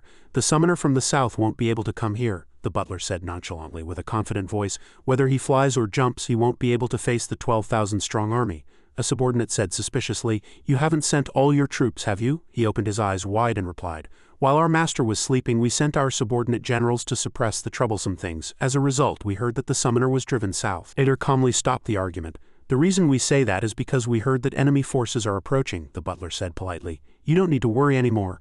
He recalled, There is one king-grade monster on the Korean server, but we have 8 of the same grade and one with power almost equal to our master, the Emperor's butler said meaningfully. Even if he is the strongest here, the standards vary for each server. The one who was just excited now understood, covering his mouth with his hand and lightly clearing his throat. Ah, then we'll wait a little longer, the butler bowed. Yes, I will relay your message to the master. The flames opposite suddenly flickered. What? A person realized and shouted. The summoner, he's fiercely approaching them, Sanji called out triumphantly. It was hard getting here. Monster, come out and greet your guest. The flaming monument suddenly exploded and shattered. The chameleon butler exclaimed in a fluster, No, master, that's dust rose, and everyone covered their mouths uncomfortably. The girl said firmly, That's definitely the summoner. A subordinate said suspiciously, How did he get here? Ader covered her mouth and quietly said, That's not the problem. She removed the hand covering her mouth and said, I was originally going to discuss how to kill him, but it seems he's already prepared to finish him off. We'll go out first. Sanji's footsteps became faster and faster. He stood bravely on the pile of debris, gazing into the distance. In the darkness, a gloomy voice thought inwardly, He's here. I knew it would happen. At least he's alive, he said triumphantly. I'll take his head myself, you're right. My feet feel like they're melting, Sanji instructed. Monsters will swarm to protect him. Minsok and Oran stopped them. Everyone politely followed the orders. Yes, we will definitely complete the mission. Oran flew quickly. The debris suddenly stirred and exploded, shaking the surroundings. A burning monster suddenly rushed out and roared furiously. Who dares to desecrate my palace to this extent? The system warned. Local boss Salamander has appeared. Sanji floated in the air and admired. It's so hot here, I just ventilated it a bit, the monster shouted irritably. I don't care who you are, he gnashed his teeth and said firmly. I'll turn you to ashes and scatter you on my bedroom floor. Sanji admired again. Fortunately, he's not as verbose as our king. A brawl ensued. Simultaneously, elsewhere, a powerful light illuminated a group of people. Li Han-ho exclaimed in surprise. A cave. Ju-un also couldn't hide her surprise. Weren't we supposed to teleport to Korea? Dae San-wong withdrew his magic and explained. I don't have such convenient magic, the baby tiger added. Unless it's a teleportation item, he continued. This cave is where the spirits of the mountains gather. Dae San-wong thought for a moment and said, there's a passage in the mountain. Through there you can instantly teleport anywhere in the Baekdu-dagon mountain range. Ju-un suggested. One torch is too dark. I'll light another fire, Li Han-ho exclaimed excitedly. It's brighter. Nuna, I have so many questions. What's that fire? She gently answered Li Han-ho's question. That's a goblin fire I got from a quest in Taebaek Mountain. It's a unique item, Ju-un said triumphantly. It strengthens key emission techniques and links with my other skills. Li Han-ho grasped the point and glancing at her assessed. In other words, Nuna got a rare item. Inside, a huge lake came into everyone's view. Li Han-ho gasped in surprise. There's a lake this big inside a cave, he exclaimed excitedly, seeing the pile of equipment on one side. These are all items. Dae San-wong turned his head and looked around, saying, it's my treasure trove. You can each take one if you want. Where did I hide them? Li Han-ho asked in surprise. Really? Li Han-ho admired. Fortunately, Senior isn't here. He would definitely fight, Ju Jisoo admitted and laughed loudly. I have to admit it. Dae San-wong found what he wanted. He picked up an axe and rejoiced. Good, it's been a long time since I've held one. Li Han-ho was still carefully picking items here and there. He suddenly set his sights on a small liquor bottle. What would make me look cool? How? What's this? The baby bear suddenly grabbed his head and threatened him. You shouldn't take that liquor bottle. Li Han-ho was startled. Ju-un speculated. Is there a core inside? The baby bear answered honestly. Exactly, it's the core Ju-un Nuna brought. Dae San-wong next to him suddenly said irritably. That's too much for you humans. It's constantly concentrating the mountain's energy, he said comfortably. Anyway, Ju-un, you pick something too. You have terrible luck, don't you? Ju Jisoo, angered, grabbed her sword. Who offers drinks and doesn't drink? Do you want to drink a penalty shot? The system introduced the weapon information. Name unfair bear, grade, legendary, type, one-handed sword, effect. Temporarily decreases strength and agility by -1 each time an enemy is cut. Stacks up to 10 times. When stacked 10 times, Song of Battle activates for 5 minutes, resisting stat decreases and nullifying damage. Another notification appeared on the system. Some conditions have been met. World Tree resident, special identity, legendary swordsman, warrior title. Other conditions unknown. Her eyes widened in surprise. This is, Dae San-wong said with a meaningful smile. I don't know what it is yet, but you'll find out soon. He turned his head towards Li Han-ho. You? Li Han-ho chuckled very cheerfully. Metal hat, don't I look cool? Li Han-ho assumed an engrossed posture. I'm a healer, rogue, demon god, and tank all rolled into one, he said. I'm an unprecedented case, Dae San-wong said helplessly. Do whatever you want, he urged everyone. Let's go. The mountain path has opened. Everyone teleported away in an instant. In a dark cave, they stopped in an unfamiliar place. The system introduced. Arrived at the Onryusan connection point. Li Han-ho admired. Wow, that's really fast. Let's go quickly before Senior cleans up the stragglers. Dae San-wong reminded. I'm sorry, but I didn't tell you in advance, but we have to deal with more than just the Emperor boss, he said with sharp eyes. The real world. Ju-un was puzzled. The real world, Dae San-wong explained. You know, the mysterious and transcendent beings you've seen before, he said firmly. If something happens this time, he will definitely come. The tense battle on the other side was still raging fiercely.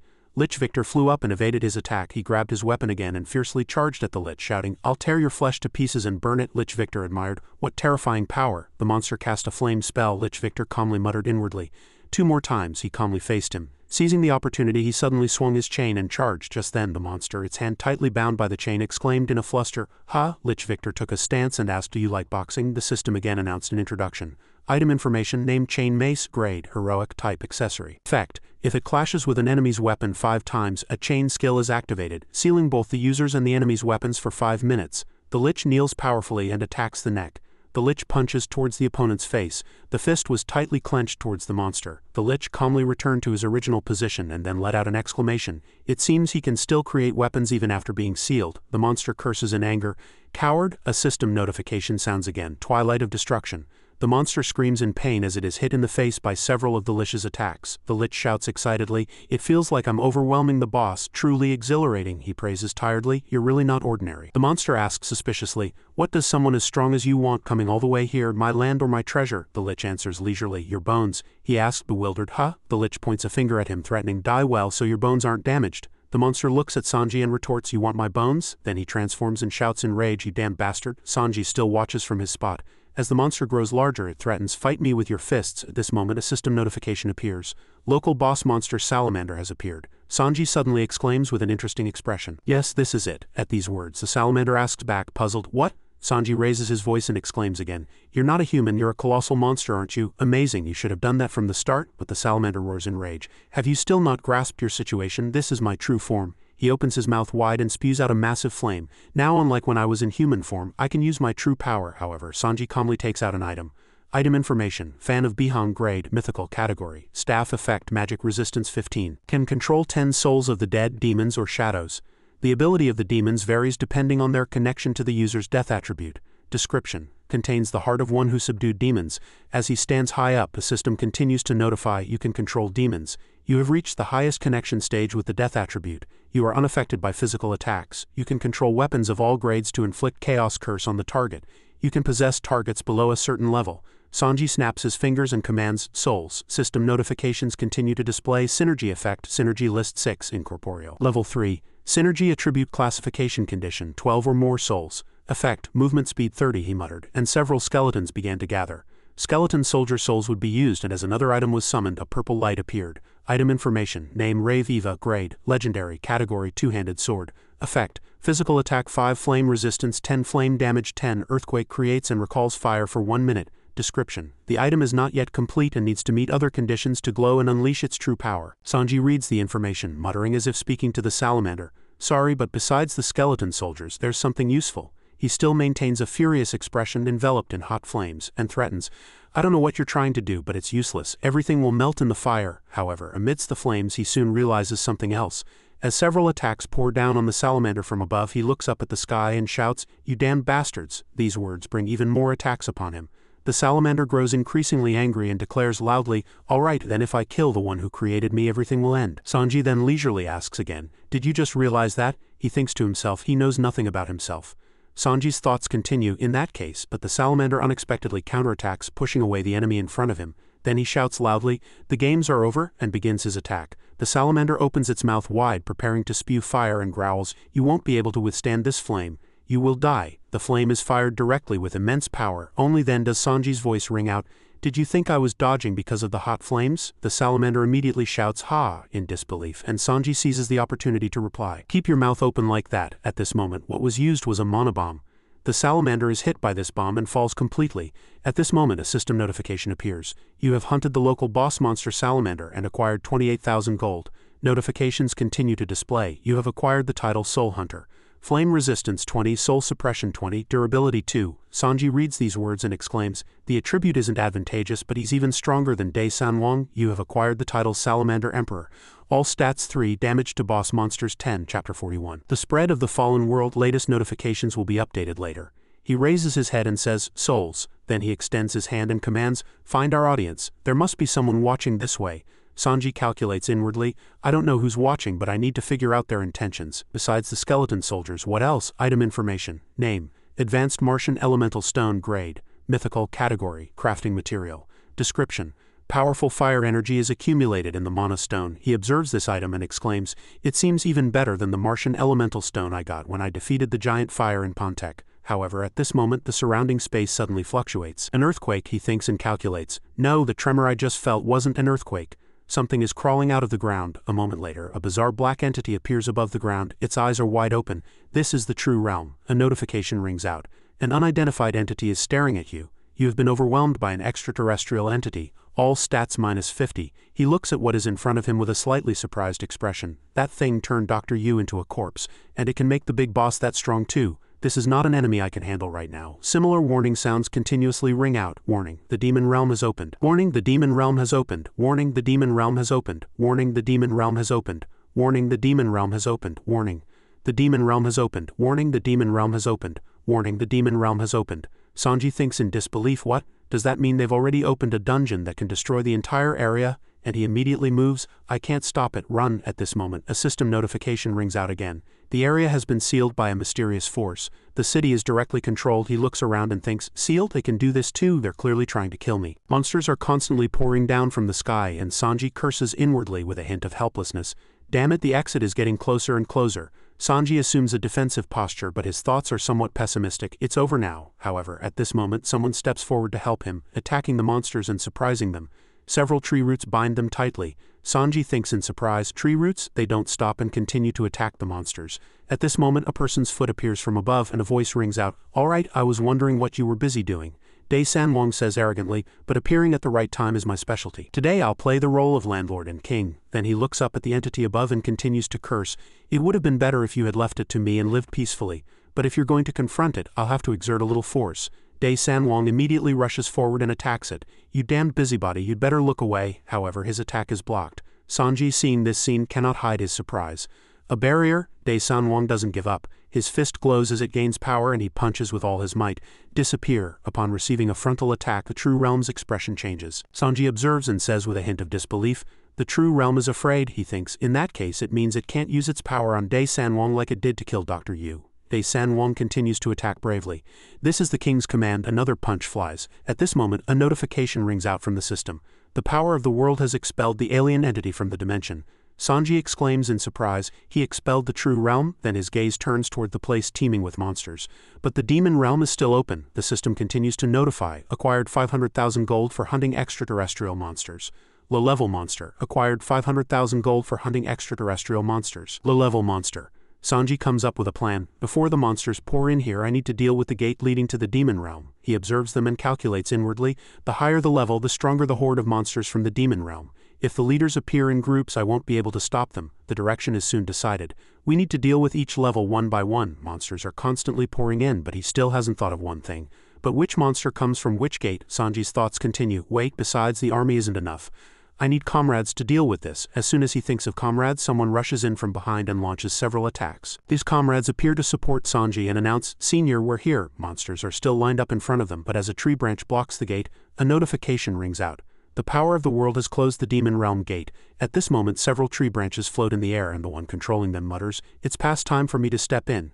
Sanji exclaims in surprise. He could close the Demon Realm gate that easily? Dae Sanwong explains. Tree branches imbued with the mountain's energy can close the gate if that person has the title of guardian deity. Hurry up and praise me. Sanji inwardly remains wary. Who on earth is this person? Did you know this would happen? Dae Sanwong turns to Sanji and replies with a smile. In a way, yes. As soon as I became the Lord of the Mountain and acquired the title of Dae Sanwong, I discovered a few things, he continues. Through the mountain's energy I discovered the True Realm, a life form that erodes the land. These two strands of hair and blood vessels also appeared with each word. Seeing them, their goal seems to be to absorb all living things on this land. They even try to suck out souls like increasingly hungry demons. But Dae Sanwong does not forget to add, I know the True Realm hates you, so I kept watching to see if he would show his head, he mutters. Should I have shown my eyes? As Dae Sanwong's demeanor is not serious, Sanji cuts him off with a single word. So who is he anyway? He answers concisely. Simply put, a god. A specific explanation follows. To be precise, a god from another world. Sanji's gaze focuses on the tree branches in front of him. Considering that Hell and Hongguang Sok are involved in the events that have occurred, I should consider it a god that rules the demon's den, he thinks. Recalling previous events, this game is a war where 3 or more people fight, including Earthlings. Dae Sanwong then speaks again. It's a world that tries to swallow other worlds. Is this a kind of causality created by the system? He speculates perhaps the system itself wanted a fair fight, since it created rules to maintain balance. Li Han-ho, controlling the tree branches, replies, for example, the power of the world, a force that can prevent its direct intervention. If so, they will use every method to destroy it. Hearing his words, Ju Jisoo adds a word. Like the Evolution Society, the reason they want to subjugate this world to themselves is the same, she explains. Since they can't directly display their power, they'll have to use countless puppets. Even if the North Korean server collapses, they'll still intervene. At this moment, Dae Sanwong closes his eyes and with folded arms speaks. If this continues, it'll be faster to show you directly than to explain. Quickly, he takes out an item. You know what this is, right? The two ask back curiously. The Stone of Foresight. At this moment, a system notification rings out again. Connection to the Stone of Foresight, the miserable end of the world -2. After the light disappears, Sanji appears elsewhere. He looks at what's in front of him and exclaims, Earth you mean? His eyes squint slightly, and he continues to assess. It seems unchanged even after the apocalypse. Isolated in shadow, only untouchable light. However, at this moment, several yellow rays of light enter his field of vision. Wait, there's something on the border of the dark domain. A moment later, it clearly appears. A face. This person smiles, and as his mouth opens wide, a notification rings out. The world has lost initiative. The True Realm is approaching. Sanji cannot hide his surprise at the sight of Earth being destroyed. What on earth? He exclaims. Everything is disappearing. An eternal ending. The light flashes again, and a notification rings out. This is the future that will occur when all the power of the world scattered throughout the world is destroyed. Returning to reality, Sanji's body is still trembling. He clenches his fist and says, What a tragedy, how can I stop it? Another voice replies, Think from his perspective. Dae Sanwong explains, What's the best way to destroy all the energy and life spreading across this land? And he points a finger at Sanji, concluding firmly, life, they will clearly spread a devastating plague to counter that energy. He thinks in disbelief. Even the Evolution Society researched that. At this moment, Day Sanwong says arrogantly, but you risked your life to stop it. Well done, very well done. Another suggestion follows. Then what's the second way? What powerful entity can oppose the true realm, take root here and influence this land? Sanji thinks for a moment and then speculates. The World Tree. Day Sanwong happily agrees. Exactly. I found that you're taking very good care of it. Now you know why the true realm wants to kill you, don't you? Then he explains. The Korean server has 3 branches with the power of the world, and I'm protecting one of them. Hearing his words, he asks curiously, the other branches? Unfortunately, Day Sanwong sighs and says, I don't know, but the world tree you planted must be one of them. Hearing this far, Sanji can calculate. Then there are pros and cons. The pro is that I can keep it by my side and protect it to the end, and the con is that it will constantly attract pests. And Day Sanwong, opening his eyes wide, stares at him and urges, so protect it well, it can help this world, but you can also kill it. At this moment a voice is heard. Sorry to interrupt your conversation, but I need to announce the rankings, and the necessary quantity for the Mugong sword has been filled. Sanji immediately grabs the sword and item information appears. Name, ruler's sword, grade, mythical category, two-handed sword, effect, physical attack 10, nullifies 20 of the target's defense effect. Description, the key to awakening the black dragon and a symbol of the chain that controls dragons. You are the owner of this sword, and depending on what you do, the sword will acquire a new name. He asks his subordinates, then what about the dragon egg? One egg is quickly lifted and a notification appears. Unidentified egg will hatch soon. 47 hours 59 minutes and 59 seconds. At this moment, Sanji continues to ask, wait, what should I feed the dragon when it hatches? The other person slowly replies, I've never raised pets and I'm not a dragon knight, so I don't know anything. Quickly, he comes up with a plan. Hyein raised lions, so she'll be helpful. If not, this parenting problem, and take the dragon to the king of Doha for strengthening. As soon as the words are finished, Lee Han-ho objects. Senior, that won't do. He proposed returning to Suwon again. Ju Jisoo wondered, as if resigned, what Sanji should do with these people. She glanced at the person lying on the ground, an unidentified player tracker. 2 escaped, but I caught 1, Sanji replied concisely. Let's just tie him up and take him with us. I'll question him after we take care of more pressing matters. The scene shifted to another warmer and brighter place. Sanji uttered a few words of admiration at the sight before him. Truly a blockbuster in the construction industry. Mayon of Enhancement's profession is an advanced architect, said the person next to him at this time. Since his profession rank allows for automatic construction, building walls won't be a problem. Sanji replied, this construction is progressing more and more. Won't there be a shortage of manpower? Then this person's expression immediately changed, and he said, thanks to the team you sent, it was fine. You knew there was a lot of work, didn't you, senior? Sanji replied indifferently, when I secretly observed and calculated, I thought I should just focus on what I can do without interfering with city management. At this time, a mysterious egg was placed near the roots of the world tree. Sanji observed the egg, calculating inwardly. When this hatches, one of the conditions for the mythical mission, origin of the race, will be fulfilled.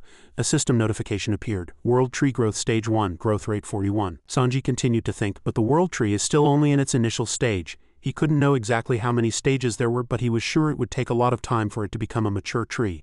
Until then, I need to focus on raising the dragon. Hearing this, he exclaimed, dragon food? Then someone stammered and added, I used to feed my pet meat, finely chopped monsters. The dragon will be the same.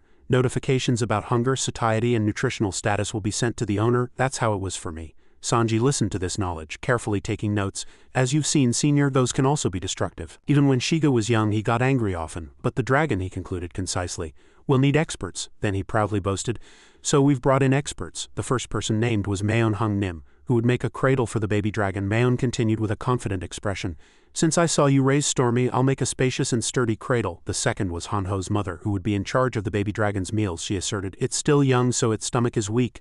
I'll prepare soft food. And then she kept grumbling, we need to raise the baby dragon to be a good child. Even though I couldn't teach Han-ho. Lee Han-ho looked flustered upon hearing this. Sanji's mother then smiled wickedly, and even the dragon's egg seemed to tremble.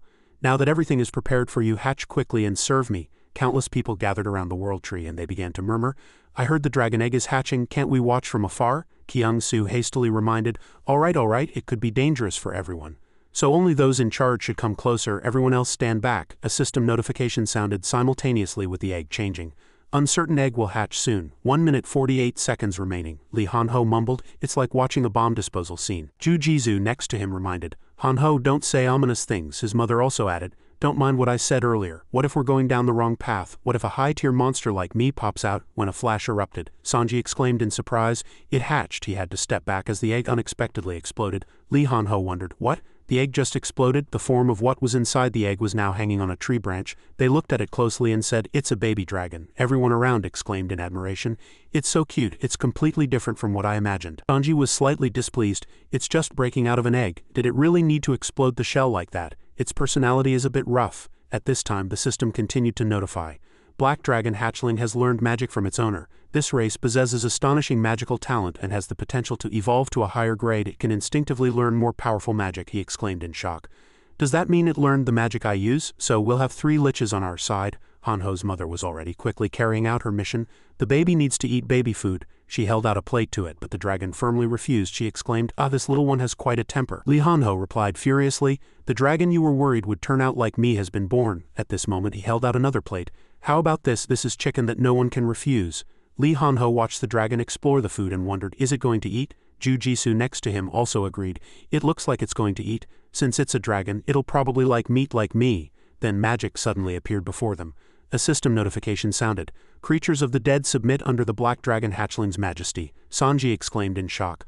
"What?" Hanho's mother exclaimed. "Is this a new method of deboning? It has the potential to become a new invention for boneless dishes." Li Hanho was slightly scared. "I take back what I just said. This one definitely seems to be cut from the same cloth as you, senior." Sunlight still poured down through the leaves of the world tree. On this side the dragon was casting its magic. Ju Jisoo observed and exclaimed, "It left only the bones of all the boned food. Is that your instinct?" Li Hanho wondered again. "What's it dancing? Is it a dance to ward off demons?" She continued. "Fortunately it seems to eat when it gets tired of playing."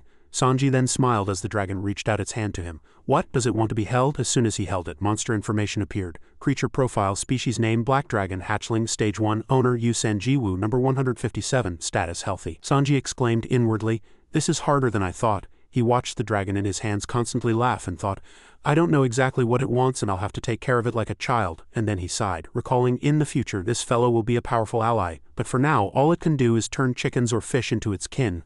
"I'm truly exhausted." At this moment Li Hanho suddenly wondered, "But senior, have you thought of a name?" He had just been hit by the dragon and asked for the name again. At his bewildered expression Li Hanho was speechless. "I guess I shouldn't leave anything to you, senior. You brought such a cute dragon and you don't even want to give it a name?" Sanji sat tiredly in a chair and suggested, "Do you want to try?" Hearing this, he immediately promised, "I'll give it a cool name."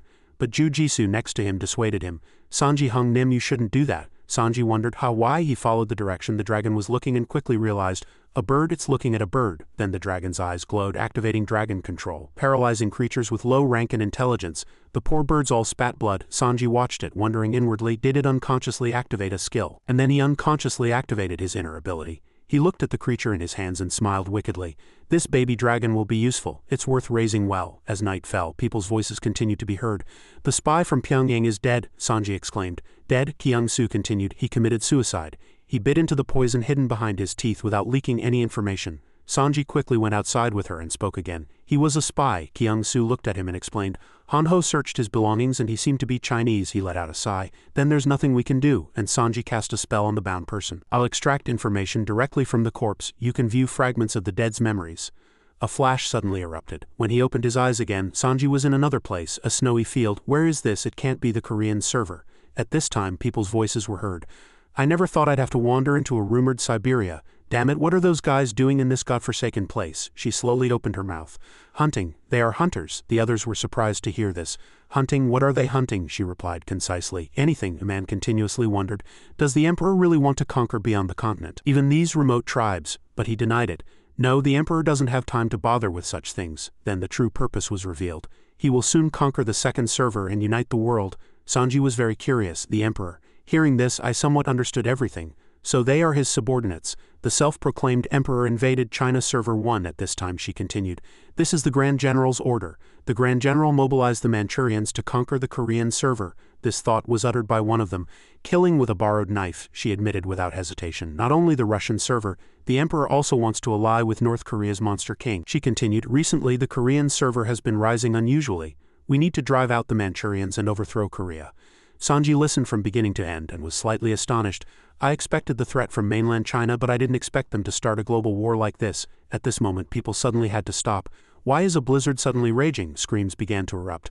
I can't move, but she instructed louder with all her might. Don't move. If you stray even an inch, you'll lose an inch. In the white smoke, several black figures appeared. Upon closer inspection, they were fiercely growling beasts. They all exclaimed in shock and admiration. Bears? Then, observing their appearance, they continued to wonder, Are they bear humans? No, they're similar to the Manhwa tribe that evolved from monsters. A man appeared with the bears. The people on this side immediately recognized the opponent's identity. Commander, that person is Drit, the rank 1 of the Russian server. They were surrounded by this man's bears. Monster King Drit, Siberian Drit, he sniffed, expressing contempt. You all stink too much. The insulting words made them displeased. What? Those are fighting words. The woman at the forefront elegantly opened her mouth. We would like to make a proposal. At that, Drit immediately smiled. His expression became increasingly contemptuous. I knew it. These human wastes always harbor ambitions. State your objective and reward, then get lost. This person's memories ended there. Li Han-ho next to him wondered, Senior, is it over? Are foreigners trying to invade us again? Sanji scoffed and asserted, Yes, and it's someone I know. Simultaneously, in a building, someone angrily slammed a table and swore,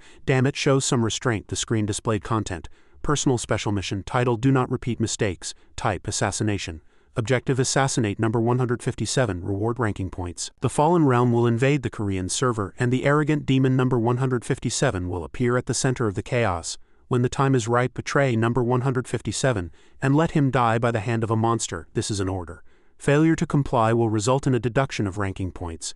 Repeated failures will result in reduced faction benefits. Furthermore, all T1 members will receive an overall stat reduction penalty, and the penalty will increase over time. A few more lines of additional notifications followed. Faction special mission failed. All members receive a penalty due to faction special mission failure. Overall stats -1 penalties can accumulate. Choi Jung-hoon's expression was anything but comfortable. This isn't right. I was wrong. I shouldn't have hastily allied with them because of their angelic appearance. Text continued to display on the system screen. All members receive a penalty due to faction special mission failure.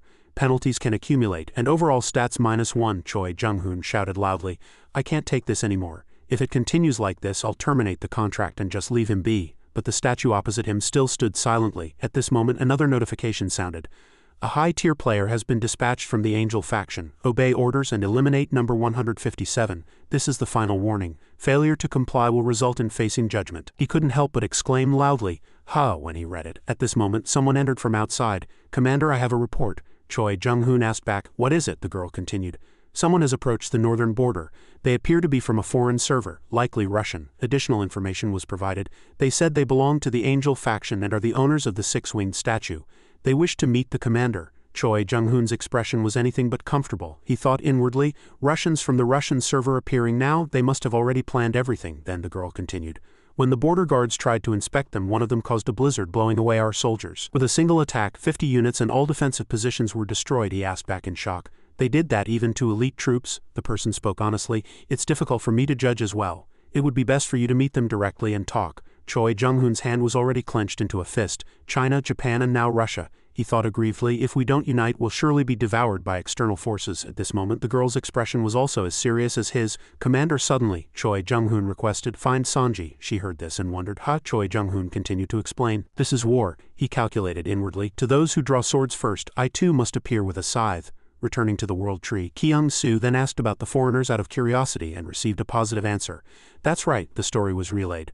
1 black-skinned man and 2 white-skinned women. They said they belonged to the American server. At this moment, the black-skinned man began to explain. To be precise, America Server 1, U.S. East Coast. Sanji-woo's party looked blank upon hearing this. Then how did they cross the Pacific Ocean? What's their purpose for coming here? Kyung-soo became even more curious. They must have been busy building armies and encampments. Why did they risk so much to come all the way here? The man continued. We arrived at a nearby coast 3 days ago. We were deeply impressed by the world tree. As a business card was handed over, he introduced himself. We have come to discuss a few matters. I am Jonathan K., diplomatic team leader of Gupu's first unit, America Server 1. Kyung-soo nodded and replied, I am the leader of the World Tree faction. Business cards exist in this world, Jonathan replied politely. It's a pleasure to meet you, no matter the circumstances. And then immediately made a proposal to the Soul Summoner. May I meet him? Kyung-soo quickly explained. Unfortunately, not at the moment. Jonathan couldn't hide his disappointment. He's not here. Kyung-soo continued to explain. He is busy dealing with important internal matters. It seems he won't be free for some time. Can you wait? Inwardly, suspicion began to rise about the people before him. How did he know Sanji Hung-nim wasn't in town? If they were approaching for an invasion, they wouldn't have missed this opportunity. At this moment, Jonathan proposed again. Very well. Then we will wait nearby. We will contact you every 12 hours. Kyung-soo didn't refuse but still wondered. Understood. But why has your team come here? I will inform the Soul Summoner in advance. He got into the car and replied. To unite the world and establish an international union organization to build peace. We need to discuss this matter with the Korean server's famous hero. Watching the car leave, Kyung-su's mind was still confused. An international organization, in this situation, they're still acting like Americans. It's easy to say, but this task is impossible, she concluded. It's too early to achieve peace. Simultaneously, Sanji was reading the news on his phone. A team from Russia unilaterally massacred guards in a UN peacekeeping force area. And then they have the audacity to demand negotiations? Dong Minhwa, on the other side, slowly explained. The commander did not agree. They called it a negotiation, but in reality they wanted us to surrender. She said that the commander and guild members were frozen by ice magic. That was the last news I received before coming here, Sanji exclaimed in surprise. Frozen? What happened to their lives? At this point, Dong Minho's expression was slightly troubled. It's not certain yet. I hope it's only a temporary effect and doesn't cause any actual harm, she continued to reveal information. And it seems they are planting something on Namsan. As soon as she finished speaking, the temperature in Suwon suddenly plummeted. Sanji and his group, upon hearing this, were a little surprised. They said Namsan had become Mount Everest, inaccessible. The representative replied, understood. Then he pondered deeply. I think I know who it is. At this moment, Leandro next to Sanji began to shiver. Why is it suddenly so cold? Did you turn off the heater? I can see my breath. Dong Minhwa quickly explained the reason. The temperature around Namsan has dropped to -25 degrees Celsius, and it seems to be continuing to fall. He turned to Sanji, looking slightly flustered. Can our DF withstand this weather with only Martian elemental stones? Sanji asked him back blankly like an old man. What? Fair and Leandro, looking somewhat proud, lifted the dragon and explained, this black flame dragon, Senior asked us to name him. Don't you shiver hearing a name with such terrifying power? Seeing Sanji's dumbfounded expression, Leandro asked again, you don't like it? Then how about Zay? Sanji was asking himself at this moment. What have I done? Meanwhile, Ju-un came up with a good idea. Since it's a dragon, let's call it Mir, a Korean name. The airplane landed in a blizzard-stricken area. Sanji spoke first. Everything's frozen. Dong Minhwa replied, it'll be difficult to get out of here. They won't just let us proceed unchecked. At this moment, Daily Hand exclaimed admiringly, I thought the Ice Age had returned. Sanji couldn't help but agree. That's probably their purpose. Dong Minhwa turned her head again and informed him. Mr. Sanji, it seems they know we're here. They want to negotiate, she speculated, her voice slightly raised. They're clearly scheming something else. Their purpose won't be that simple. But Sanji replied briefly, we still have to go. He didn't forget to give a separate instruction to Dong Minhwa. When they're no longer watching, confirm if the Crusader Expeditionary Force is alive and send as many reconnaissance teams as possible to search. They were moving through the blizzard. Leandro grew increasingly suspicious. Brother, is going directly the right choice? This place is full of ice sculptures. At least we should bring Sister Ju, Sanji replied as if annoyed. The problem is that Mir doesn't want to leave me. On this side, everyone was trying to persuade Ju Jisoo. Don't hold it like that. If you keep holding it like that, you'll become a dragon slayer. Sanji added that only Jisoo could hold Mir. He calculated that if they found out they had a baby dragon, they would definitely target Mir. Raising a dragon is already too difficult. Titania greeted them. Hello, welcome. Sanji observed the people in front of him and thought to himself, these were the Siberian hunters. Where's their boss? His gaze turned to the bear. That's the red bear he used to take around. That Scotan skeleton is truly the best. I want it too. At these words, Titania grew angry. Hey, why are you staring like that? Such a beautiful woman is right in front of you, he retorted. Are you in charge? This slender frame looks like it'll break easily. But she immediately denied it. I am not. Then she kindly introduced herself. I am Titania, Eastern Chapter President of the Siberian Hunter Association. Our czar is drinking tea. Sanji thought to himself, China's first emperor, Japan's sword saint, now a czar. Then he carefully asked, then what are the negotiation terms? Titania scoffed. Want to get straight to the point? Aren't you curious why we're doing this? As expected, Koreans have no patience. Her eyes widened and she declared in a resolute voice, 200 million gold. Our guests offered this price to destroy your life and the Korean server. Then she posed a counter question to Sanji. How much can you pay to stop this war worth 200 million gold? His eyes were still full of surprise. 200 million gold? How much did they get in advance? Dong Minhwa spoke first.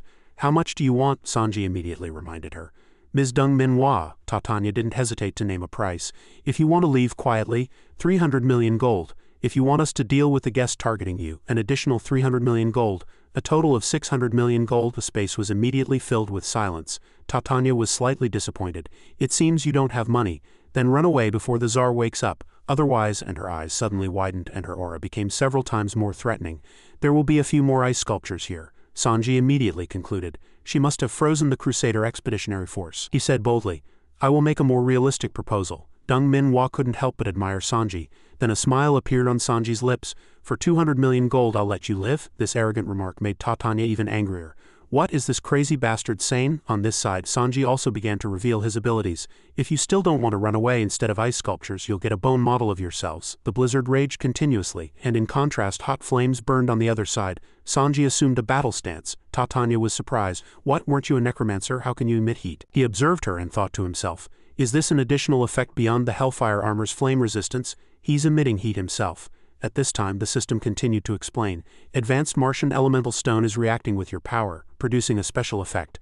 Temporary flame resistance increased by 10, flame damage increased by 10. With this I won't have to worry about the blizzard. Titania immediately turned her head and said to her subordinates, "He's harder to handle than I thought, we can't let him have his way." As if on cue they sneered and whispered, "Why are there so many arrogant bastards in this land? Let's get rid of them all before the Tsar wakes up." On this side Leandro also instructed, "Senior, the enemies look very strong." But Sanji sneered and asked back, "When have we ever fought against weak enemies?" Titania hurled an ice attack at him, successfully freezing one person. Successive explosions occurred, targeting this enemy. The big-nosed guy, the owner of the attack, said arrogantly. "How refreshing," Sanji observed and thought carefully. "A combination of freezing magic and long-range attacks. This far surpasses area of effect magic," he said. "Skeleton soldiers can't regenerate if frozen. They don't intend to assassinate me directly." Then he looked at the charging enemies. "This is a clash of power. They are trying to defeat me before I fully recover my strength," Sanji spoke. "But I don't just control bones." Then a system notification appeared. "From now on you can control souls. Your connection to the death attribute has reached its highest stage, making you immune to physical attacks. You can use weapons of all grades to inflict the chaos curse on targets. You can take possession of targets below a certain rank by taking their souls." They made a fuss seeing the weapons he summoned. "He's summoning spears," one person exclaimed. "How their trajectories are changing." An immediate internal conflict arose among us. "Alex, you idiot, it's your turn to do the dishes today." They whispered to each other. "Sega, be careful. Soul archers might be hiding somewhere." At this moment several dragon forms appeared in the sky. They immediately exclaimed, "How, what are those? Something's falling." Fortunately, Titania quickly blocked these attacks with her abilities. That action immediately received cheers and praise. "Titania, you're truly reliable." The big-nosed guy admired being bitten. "Is that what's falling, zombies?" On this side Sanji's subordinates also announced, "Master, your loyal subordinate Victor has arrived." Lich Victor reported upon landing. "Master's command, I have turned all monster skeletons on the Korean server into zombies." Sanji admired. "Faster than I expected." On Titania's side hearing this she couldn't help but be surprised. What are those scouts outside doing?" Nikolai, answer me." The sword was already stained with blood. Jisoo dealt with him neatly. "Jisoo," it was the last guy in the scouts' quarters. Titania, seeing the formation in chaos, shouted in a panic, "Don't panic, those are just zombies, just kill them all and it's over." Sanji observed the situation and thought, "Disgusting. Their continued belief that they still have a chance to win disgusts me." As soon as Salomon was called, he charged, opening his mouth wide and spewing fire. Titania shouted loudly, "I will freeze you in that flame." Sanji calculated. Its flame has weakened since it became a species, but this is enough to fight against a mage. The remaining problem is the drooling bear on the other side. A notification sounded. Defeated Ancient Priest Gyujuk Monster, Ancient Giant Bear, level 11, acquiring 4.5 million gold. Sanji sneered. "Finally, I got the skeleton I wanted." On this side, as the situation became unfavorable, they acted cowardly. "Damn it, let's take his woman and children hostage." At this moment Leandro stepped forward. "Lay down your weapons and pray. Demon God Han-Ho's manifestation, the smell of bugs is too strong." Titania cursed in anger. "I already warned that crazy Tsar. I told him to investigate before attacking a famous guy, and she was attacked," exclaimed in surprise. "A scythe?" Titania reacted quickly and blocked with her shield, but a fist awaited her on this side. Titania was sent flying amidst the crowd's shock. "Titania," Sanji sneered. "I wanted a one-hit kill, but you're stronger than I thought. I retract my words about your bones being too thin." On this side she was already bleeding. She mumbled anxiously, "No, wake up the Tsar. He'll go crazy, but we need to wake him up before it's too late." At this moment Drit and the bears approached fiercely. The sound startled Titania. She immediately sent a signal. "Is he awake? Retreat," Drit said calmly.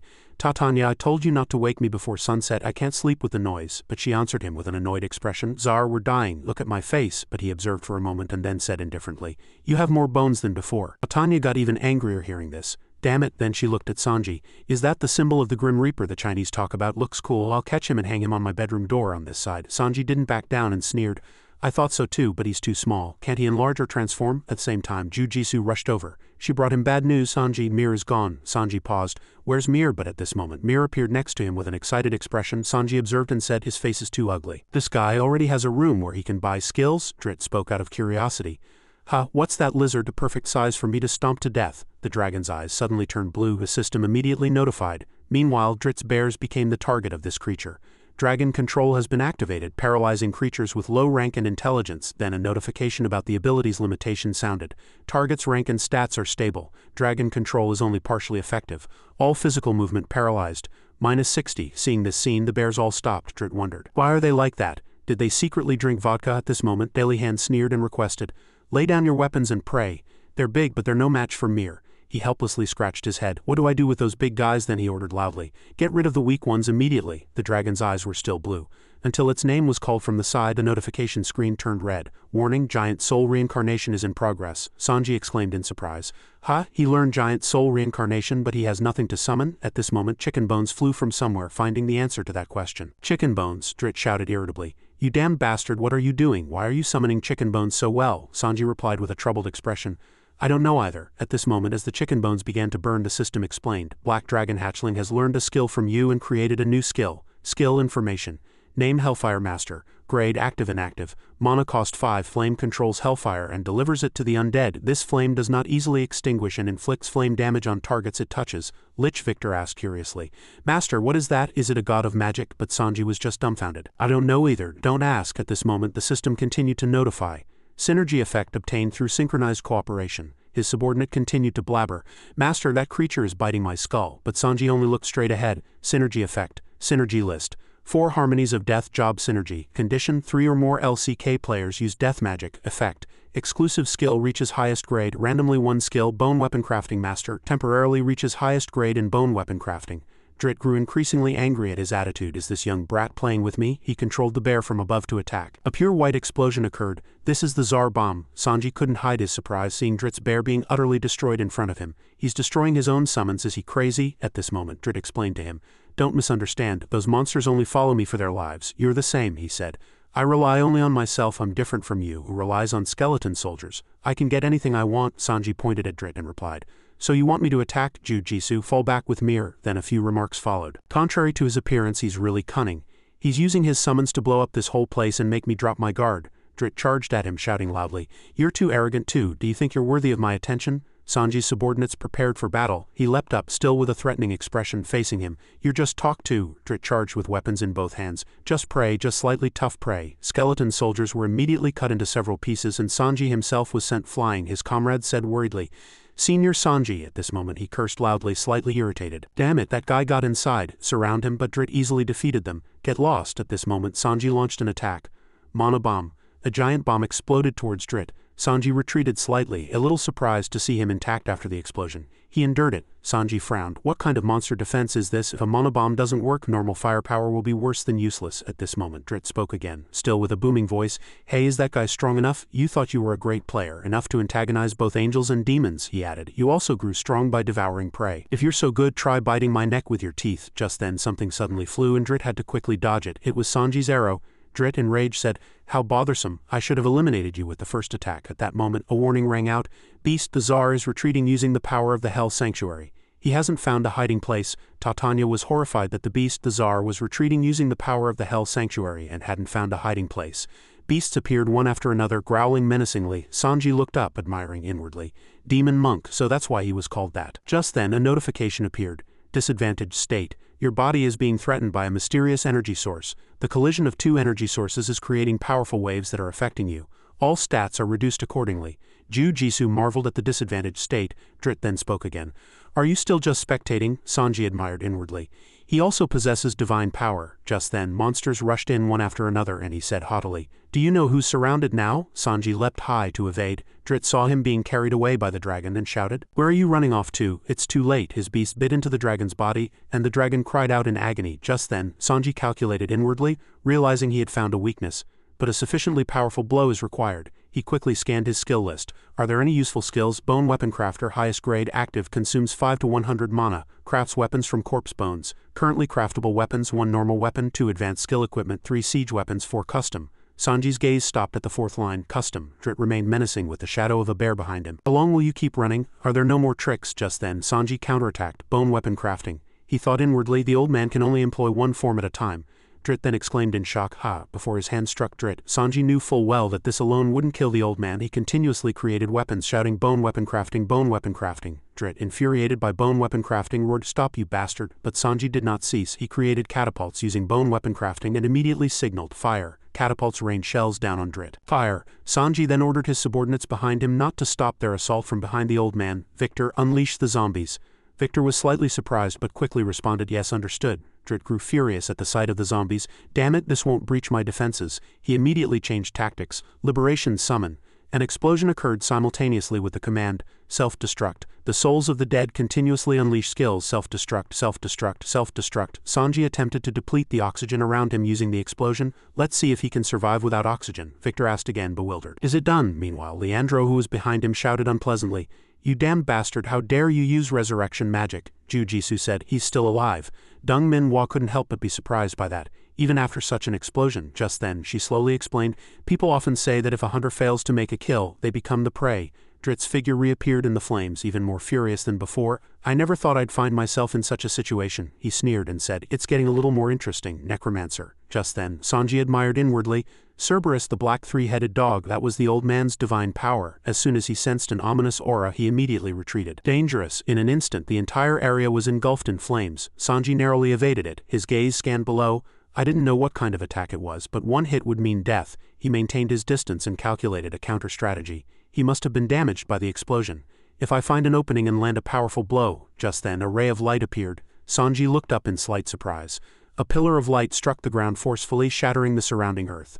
A figure slowly appeared. It was Han Guang-sok. He said, I came because I sensed the energy of hell. It was merely a sanctuary. While Sanji's party admired, Han Guang-sok continued. A 4-star card, Hell Sanctuary. Is this the source of the foul smell from the north? Drit then shouted angrily again. Who are you? But Han Guang-sok completely ignored him. He's receiving help from the angel faction and using the power of the Hell Sanctuary, isn't he? Drit said with wide eyes. What are you talking about? He cut off Drit's words. Don't talk nonsense. Then he turned his gaze to the colossal monster behind him. That huge Cerberus behind you. It wasn't even normal divine power. Drit's demeanor changed. How do you know? Han Guang-sok replied haughtily. How could I not know? I am the one who will become the master of hell, the Demon King. It took Sanji some time to fully grasp this information.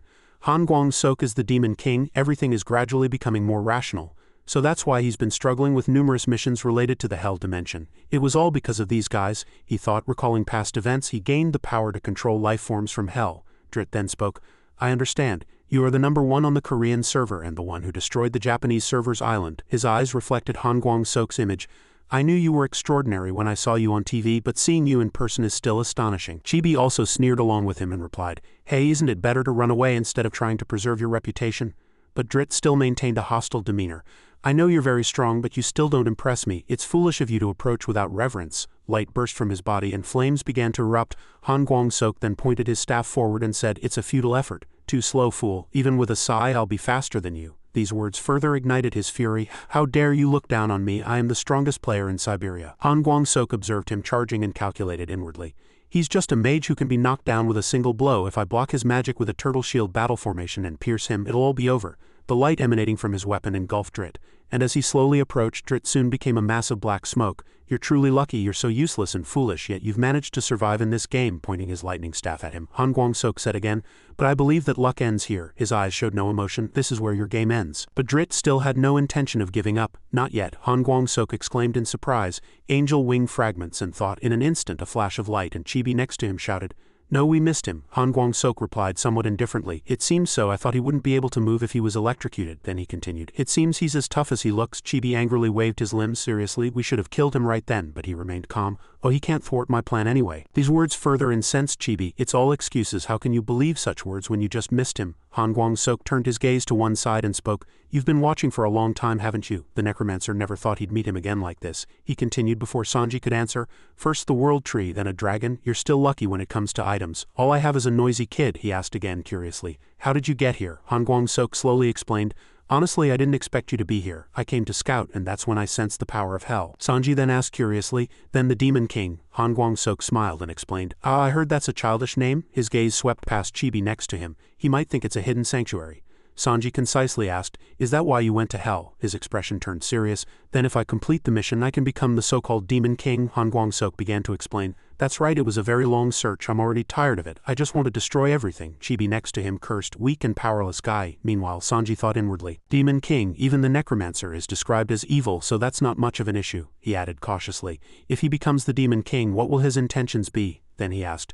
Aren't the monsters of hell invading Earth? If I become the Demon King, can I stop them? Han Guang-sok thought for a moment and replied, You met the one who devours the world, didn't you? Chibi next to him also agreed. That colossal eye was truly enormous, he continued. If we stand by and do nothing, this world will be devoured, and even if we're lucky enough to stop it, we'll still face difficulties with demons and angels. His eyes showed no emotion as he spoke. Though their methods differ, they are all invaders, so what should we do? Sanji then replied.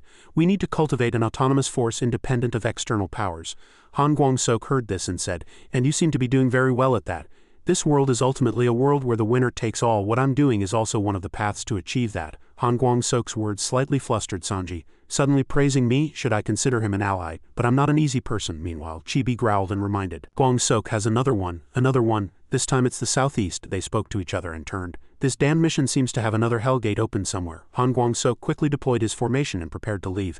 It would be better to talk more about this, but will there be a chance? Sanji assured him. If we're alive, there will be a chance. Han Guang-sok smiled and agreed. Alright, then don't die until then. Just then, Dung Minhwa spoke. Sanji, please take care of the rest. I'm going to check on the Crusader team. Still covered in white snow, Tatanya's party was dragged away, tied up. Dung Minhwa explained that the Siberian hunters all surrendered, and the Crusader Expeditionary Force's ice curse also worked.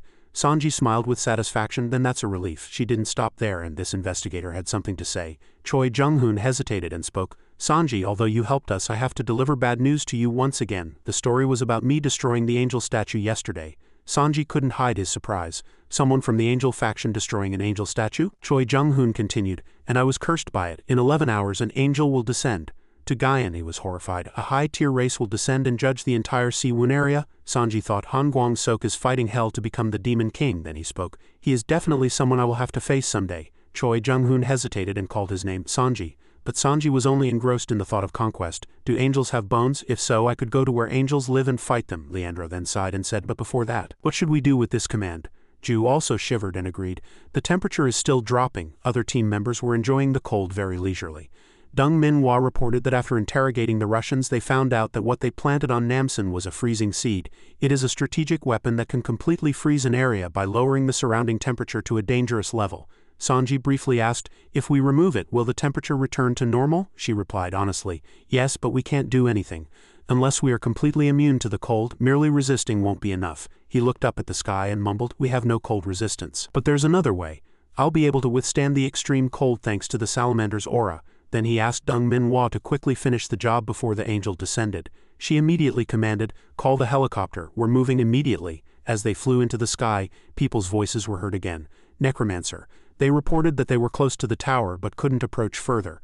The local surveillance team will explain the situation. Sanji quickly got off the helicopter and moved alone with his undead, landing. Just then, the person below quickly reported, Your Excellency, according to the temperature we measured, the target is presumed to be directly below the tower. This person continued to remind with wide eyes, the temperature there is estimated to be minus 259 degrees Celsius.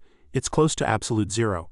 An ordinary person's lungs will freeze as soon as they breathe in the air below that temperature, he replied. I'm fine, everyone go back. And they had no choice but to obey. Yes, Your Excellency, be careful. But even as they left, they couldn't stop whispering, will we be okay? I don't know. If we fail, we'll have to leave Siwon and pack our bags. The sky was red, but the wind still raged, and several monsters appeared in front of Sanji. He observed them and thought, whiteout phenomenon, I can't even see what's directly in front of me. If I hadn't borrowed the ghost's vision, I wouldn't even have found the way. And when he finally arrived there, he mumbled, finally reached the center. The system then notified that the freezing seed had been activated, bringing an ice age to the Siwon area. 2244 remaining. To deactivate, it must first be disassembled from the tower.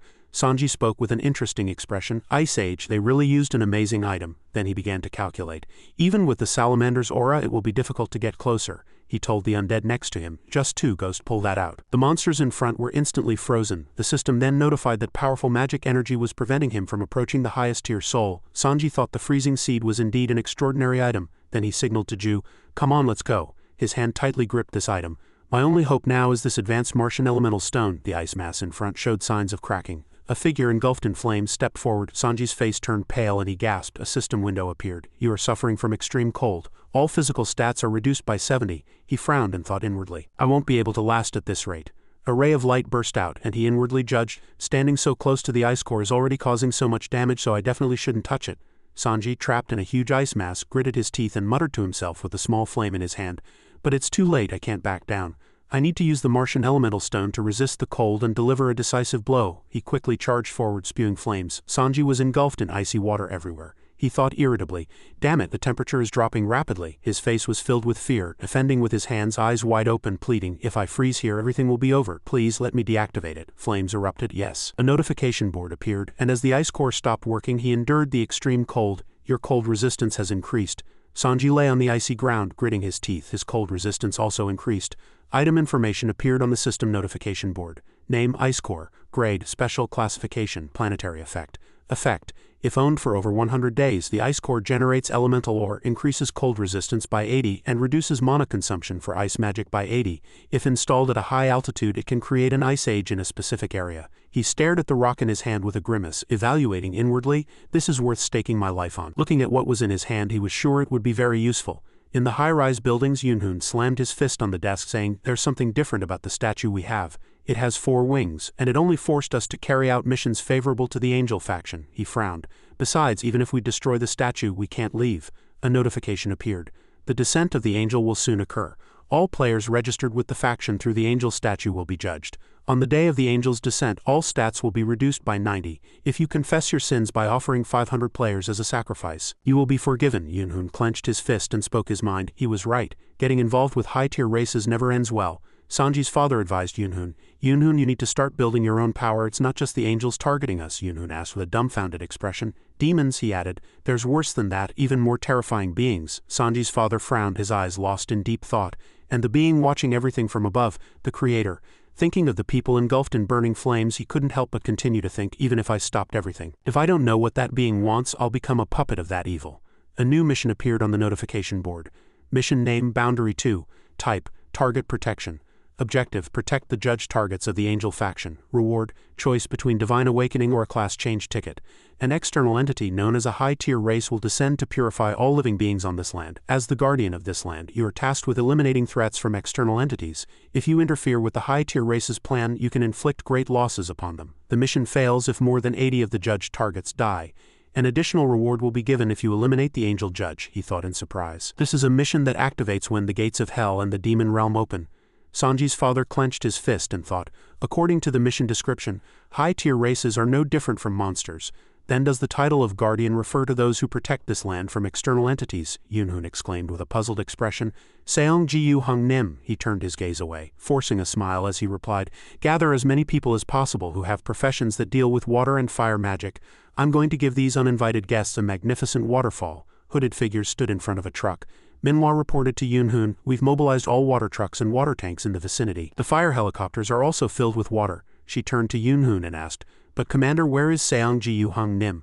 And I still don't understand why we need to fill the water tanks. He glanced at her and replied, it's best not to try to figure out the reason right now. We belong to the Angel faction, so information could be leaked. Yunhun looked at the people in front of him, one of whom wore a worried expression. He thought inwardly, if high-tier races despise the students of this world, their modus operandi would be to exploit us players. He frowned, calculating, even if we are a weak race, we've decided to confront the high-tier race. If we continue to remain vigilant, we can seize a small chance of victory. People looked up at the sky with worried expressions.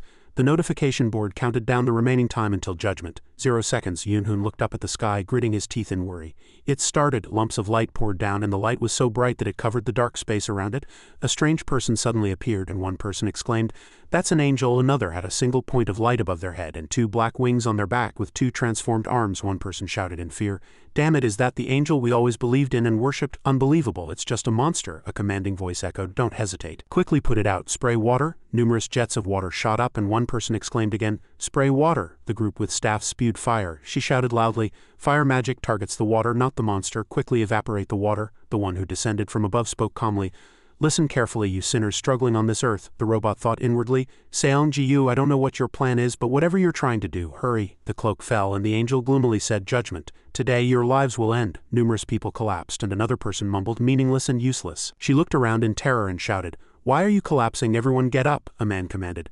No, keep spraying water. She ran up to him and asked, how long do we have to do this? Everyone is dying. He immediately shouted angrily, do you think you can escape by running away? This is our only option. Hundreds of rocks poured down at the angel's feet, and an armored person appeared. He ran, shouting, welcome to our world. The sound of weapons clashing echoed, and the angel reached out a hand, spewing forth a stream of power and spitting contemptuous words, creatures of darkness, you are no match for me. Sanji's father shouted loudly, but I am not your true enemy. An information board appeared. Ice core activated. The temperature of the surrounding area is dropping rapidly. A blizzard has formed in the region. He He threw the ice core at the angel and shouted, "This is it, the ice core has been activated." An ice mountain rose from where the angel had been, and a man shouted, commanding, "Keep spraying water to evaporate it." The angel was covered in ice, but the light on its face still shone. She shouted angrily, "How dare you insult me, you demonic creature!" An information board appeared. The ice core has been activated, bringing an ice age to the Suwon area. To deactivate it, it must first be disassembled from the tower. She asked in a fluster. "Is it over?" he replied. No, one person kept commanding, "Keep spraying water, it will move again when the ice melts, and it can even break out of the ice before that." He thought inwardly, "We can win, I just came with a testing mindset, but we've definitely sealed its movements." He commanded, "If we go all out we can finish it in one blow." Another person shouted, "Bring the weapons and surround it, prepare to attack." Dozens of large barrels were moved, and the person shouted loudly, "Bring the monster corpse barrels, concentrate all firepower at once and destroy it." Sanji's father struck the angel's head with his sword and flames spread in all directions. His eyes sparkled. Seongwoo's father declared, "This is your end." The angel was not a terrible monster. A loud explosion echoed and smoke and flames filled the air. The system notified, "You have hunted the angel judge and acquired 345,600,000 gold. Acquired the title Angel Slayer. Magic resistance 5, stun immunity 5, shock immunity 10 increased. Rocks and dirt flew everywhere, and finally the system delivered good news. Leveled up to level 23. Mumbled to himself one last time. "The last time I leveled up was probably in the Devil Pirate's cave." Sanji's father looked at the red-tinged space around him and thought inwardly, "The biggest gain is the information that high-tier races are no different from monsters. If so, it's entirely possible to kill the true realm." He landed on the ground, calculating happily.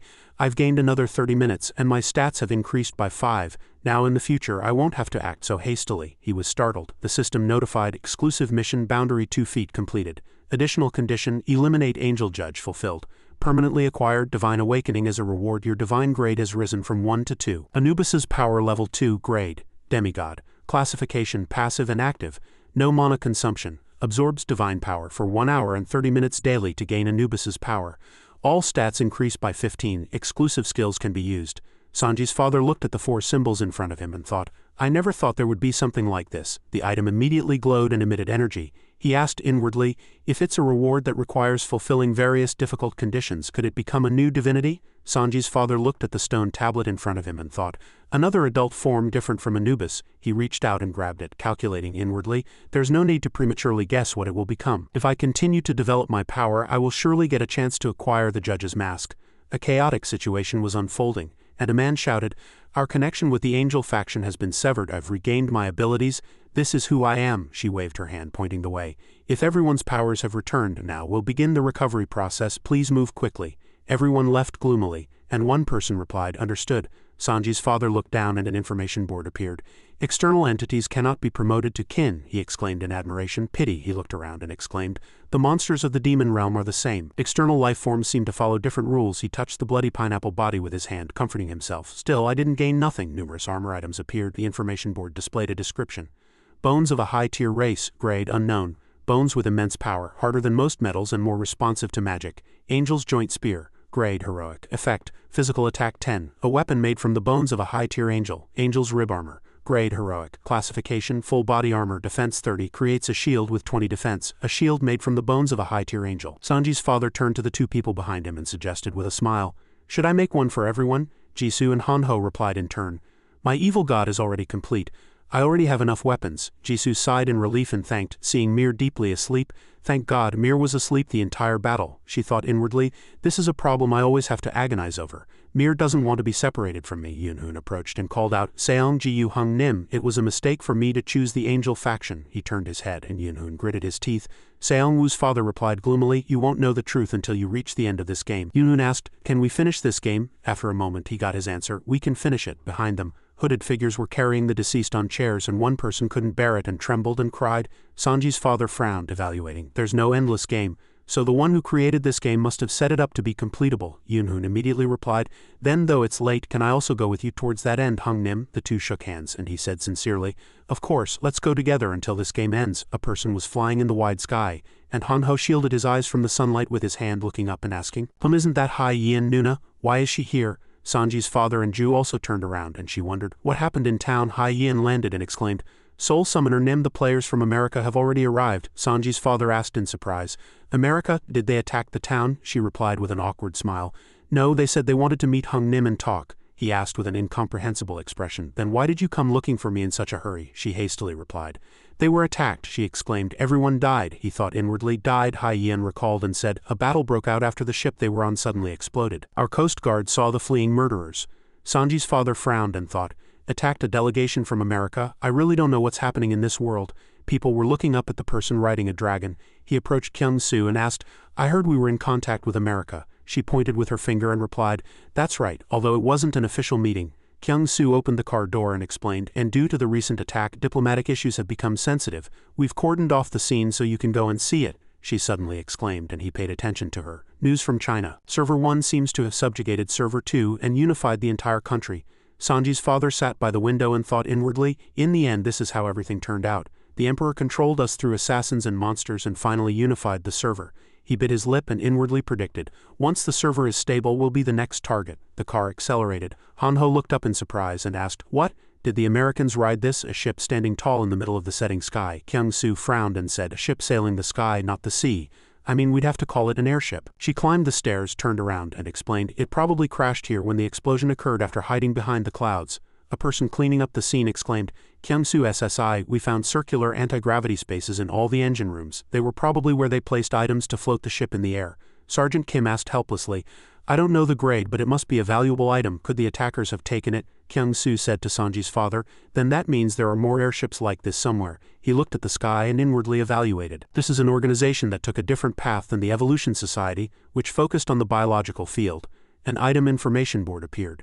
Name, DF Grade 3 Airship, Grade Unknown, Classification, Player Crafted Item, Effect, High Altitude Flight and Large-Scale Shield Deployment, Maximum Load 40 Tons, Maximum Passengers 55, Top Speed 35 knots, Managed by Jonathan K., Department Head of External Cooperation Unit 1, remaining details confidential. This is a valuable item owned by Gupu, and unauthorized access carries a risk of sudden death. Creator's exclusive skill, current status inactive, completely destroyed. No power supply. He looked up at the three people standing above and thought inwardly, even though they crashed, it means America is still the best in technology.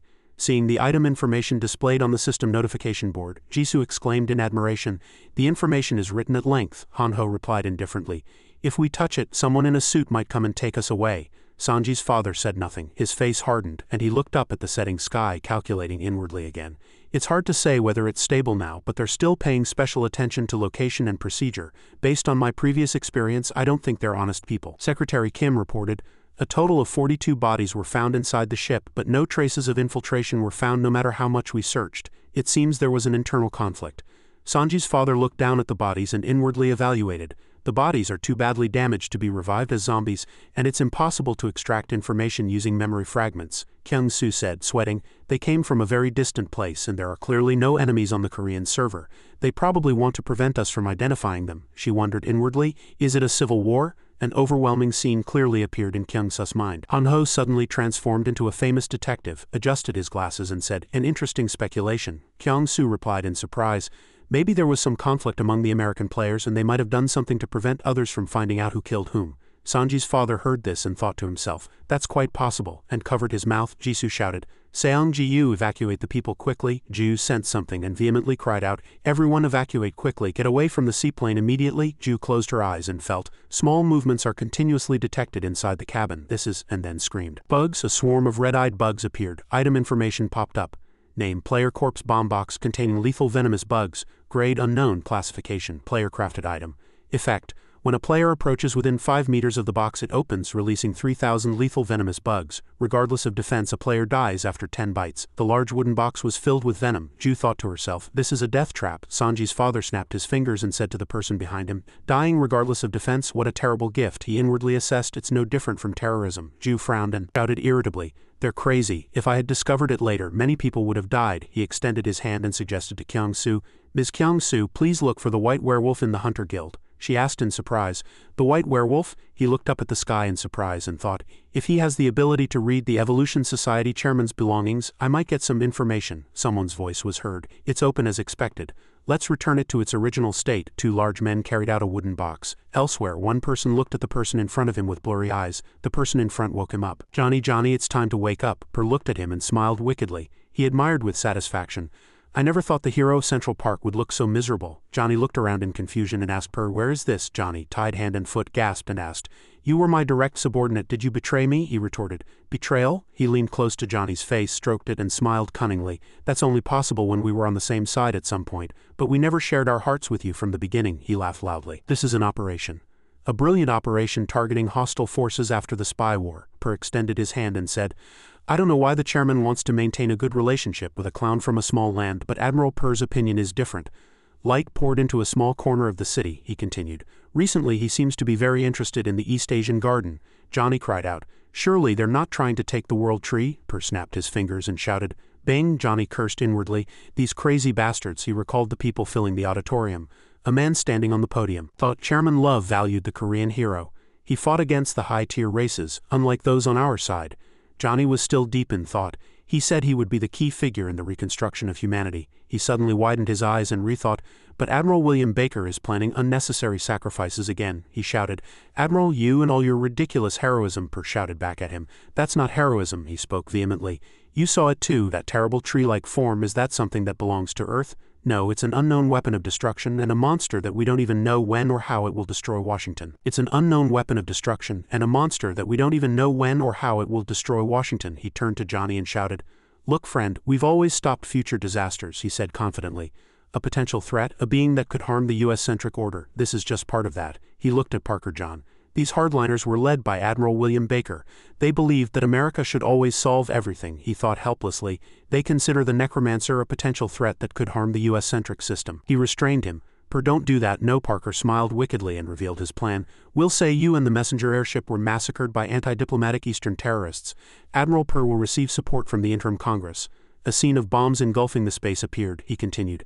And they'll send dwarf warships here. I wonder if that bizarre tree can withstand a barrage of bombs, Johnny shouted. This isn't how you achieve peace. Reconsider. Suddenly a surge of energy erupted. Johnny wondered, what is this? Per looked around and shouted worriedly, why is that here? A large explosion occurred and screams were heard. Per extended his hand, creating a shield, and asked, an explosion? One person shouted. The enemy has appeared. We need a better view, another shouted in surprise. There's light, boss. He's lifting the stones. He awkwardly replied, I didn't do it. As Sanji's father appeared, one person shouted, a giant skeleton. Oh my god. He looked down and thought to himself, found him. Necromancer, how did you find this place? Kyung-soo shouted. Jonathan, he came as a diplomat. Behind Sanji's father stood a giant white werewolf who raised his gun and explained, the one controlling the stones is behind this incident. That white man also commanded the massacre on the ship. Per replied arrogantly with a smile. What grounds do you have to say that? You've intruded like this. Do you have any evidence to prove your claims? Johnny looked at the werewolf and was surprised, thinking, that werewolf is a dangerous organization. They even chased away cannibal monsters. Parker began his act, saying, this is Jonathan K. Casey, the person we met as a representative, but do you know? Johnny trembled helplessly, and one person suddenly jumped down. Per continued to explain. There was a rebellion against Jonathan's leadership. Yes, it was a complicated family dispute. He glanced coldly and laughed. He continued his speech. We suppressed the rebellion and found out how things unfolded. We are now interrogating him. Per kept rambling. So to maintain a good relationship, forget everything that happened today. And he was flung away by a force before he could finish speaking. The other person approached him, angered and in pain, and asked, do you think I came to discuss diplomatic issues with you? You should know me better. Per gasped. His throat constricted. He said, I'm just an anti-diplomatic Eastern terrorist. My hobby is brutally massacring damn foreigners who enter our territory. The person's eyes glowed and he asked Parker, isn't this the scenario you wanted? Parker still shouted, torturing me is useless, it's a waste of time. If you want to kill me, just kill me. The werewolf repeated the torture. We don't do useless things. Do you think we found this place by torturing someone? Ju walked over, pulling the legs of the two people and informed them. Daeung Ji-yu Hung Nim, we have subdued the players inside the building. The two hid behind a pillar and whispered in fear. Everyone, Nuna, she must be very angry. The person leaned close to Parker's face and threatened, I won't kill you. From now on, you're the ones who will be used in political battles, not us. People holding shields stood. On the opposite side were people with their hands tied. Two people came out holding items, reporting, these are the equipment found inside. An equipment information board appeared. Name Airship Engine Core Grade 3, Grade Unknown Classification, Player Crafted Equipment. Effect, injecting mana can reduce the weight of equipment by up to 98 for a specific volume. A second injection can make the equipment float in the air. Description, a model with an amplifier attached that amplifies the weight reduction effect of a levitation stone by 300. This equipment is a valuable possession of the World Peace Federation and is under Grade 1 security management. Therefore it is strictly forbidden for anyone other than authorized personnel to operate it. Creator's exclusive skill. Secretary Kim smiled with satisfaction. Sanji's father approached and said, we'll take that. And about the seriously injured diplomat. He turned his gaze to Hanho as if just remembering, you were a healer, right? Yes, I just found out. Sanji's father stood in front of Johnny and asked, "Why did you come all the way from America? Tell me the real reason." "Not formal things like friendships or diplomacy," Johnny replied. "Even though the world has become like this, the American server has stabilized to some extent. The forest dyed orange," Johnny continued to explain, "but South America is not, especially the Amazon." He frowned and thought, "The Amazon, a rainforest also known as the lungs of the earth, what's wrong with it?" Johnny, rubbing his wrists after the ropes were untied, said, "The Amazon forest is too vast and rugged for Brazilian players to do anything." Sanji's father exclaimed, "Ah," and speculated. "So they missed the monsters, their numbers exploded and a monster king was also born." Images of people with distorted faces came to his mind. Johnny continued, "Those monsters are threatening the North American continent. Our goal is to create a world union and organize actions." A burnt scene reappeared. He turned and asked, "But from what you're saying, you don't seem to want the same thing?" Johnny sweated and replied, "When we had achieved some stability, wars and power struggles erupted." Hanho then interjected, "That's what humans have always done." Johnny recalled the chairman standing on the podium with a gloomy expression and said, "But Chairman Love was different. Although he had strong leadership, the problem was that he didn't have a strong backing." An image of a crumbling, cracked wall appeared. Johnny continued to explain, "Fake news about the messenger spaceship crashing would have reached Washington. Chairman Love and his colleagues will try to maintain their positions, but this news will greatly influence the congressman's decisions." Hanho naively asked, "Can't you contact the American server community?" Johnny replied, "All phones have been destroyed." Seeing Parker and his subordinates captured with their hands tied behind their backs, Johnny explained, "Since they planned an operation of this magnitude, they must have destroyed their own phones." Sanji's father stood in front of him and asked, "If I restore the voyage ship, can you return to America?" He immediately denied, "We can't cross the Pacific Ocean with that." Recalling a fierce whirlwind, Johnny continued to explain, "It won't be able to withstand the bizarre magic storms and attacks from flying monsters. That's why we needed the messenger spaceship." After saying this, he clenched his fist. "Now it's completely destroyed. Without the help of the allied dwarves, we won't be able to repair it." Our technician Kyung-Soo approached and informed him with a bewildered expression, "We repaired the airship." The airship rose into the sky. Kyung-Soo saluted from below and shouted with a smile, "Takeoff successful. All tests completed." Johnny's jaw dropped in surprise. "How can that be? The highest-grade airship made by countless magic crafting technicians repaired in a single day," he asked in surprise. "What did you guys used to do?" Choi Young-il replied. "Engineers, engineering students, graduate students." Secretary Kim sighed in relief and, pointing behind him, explained, "They should have fallen with the airship, but we didn't force them to work. In fact, we tried to dismantle and reverse engineer the ship's weapons." Equipment information appeared. Name, Supernatural Storm. Grade, Mythical. Classification, Special Mission Reward. Effect, equipping one elemental stone in a slot allows for the firing of elemental bullets every 2 minutes. Description, equipment created by iron spirits compatible with all types of elemental power, can fire elemental bullets. The higher the grade of the elemental stone, the stronger the firepower. A giant airship stood tall. Secretary Kim looked at the technician and said, "I stopped because dismantling it seemed like it would cause problems. It wasn't player-crafted equipment," the technician shouted. "You made a mistake. Only large and beautiful firepower can protect us." Sanji's father smiled and held out a red stone. "If you need an elemental stone, here's a useful one. Advanced Martian Elemental Stone." The technician hastily ran over and shouted, "Give it to me right now." Secretary Kim held him back. One person extended their hand and asked, "Can we try experimenting with it?" Another pleaded, "Please just let me lick it once." Blue and red lights appeared. Kyung-Soo said irritably, "They're crazy. The airship has a shield, but this could penetrate it in one shot." Johnny was startled and, clutching his chest, pleaded, "Necromancer Nim, please return the messenger airship to us." Kyung-Soo looked at him and said, he pleaded earnestly, "I'll go to the American server. I need to stop Admiral Baker as soon as possible before he takes over the congressman." Sanji's father frowned and glanced at him, saying, "Return it to whom?" And then casually added, "The Alliance isn't even our enemy." Johnny realized in bewilderment, "That's right." Sanji's father continued, pointing his finger, "And those we fought yesterday were traitors to the Alliance and invaders of this territory," he continued, gesturing towards the ship. "Since we fought and defeated those who invaded this territory, this is mine. No, it's ours. We gained spoils of war." He turned and lamented, "We even repaired it with our own parts." "There were quite a few," Kyung-Soo replied vaguely, "approximately 2. Johnny thought to himself, he's a complete bandit, and felt bitter. He placed a hand on Johnny's shoulder and advised, "Jonathan, in a world like this, asserting ownership with logic or rules is neither civilized nor wise." Sanji's father said solemnly, "It's outdated and inappropriate." Having said that, he turned and walked away. Johnny looked at him and replied in confusion, "You're right, but Chairman Love wished for such a time to come again." He looked at his receding back with shining eyes, thinking to himself, "Unfortunately, this is a barbaric era. A barbaric era needs beings who can fight in a barbaric way. That's why we need you to rebuild civilization." In a dark and quiet atmosphere, Lee Han-ho frantically burst through the door, shouting, Senior, something big has happened." But as soon as he entered, he was overwhelmed by the internal scenery and froze. As a dark figure emerged from the smoke, Seong-Ji-yu asked in an unpleasant voice, Do you know how many chickens I've eaten? You need to try harder. Mir. He suddenly turned to Li Han-ho and asked, so what's the matter? Li Han-ho gradually collected himself and shouted loudly, an airship fleet has appeared on the south coast. Seong-ji-yu frowned in surprise. They've arrived. They even brought a fleet, he thought to himself. Their timing is too strange, especially right after we just received a report on the situation. Jonathan continued nervously, Admiral Baker has temporarily become the congressional leader and taken control of military matters.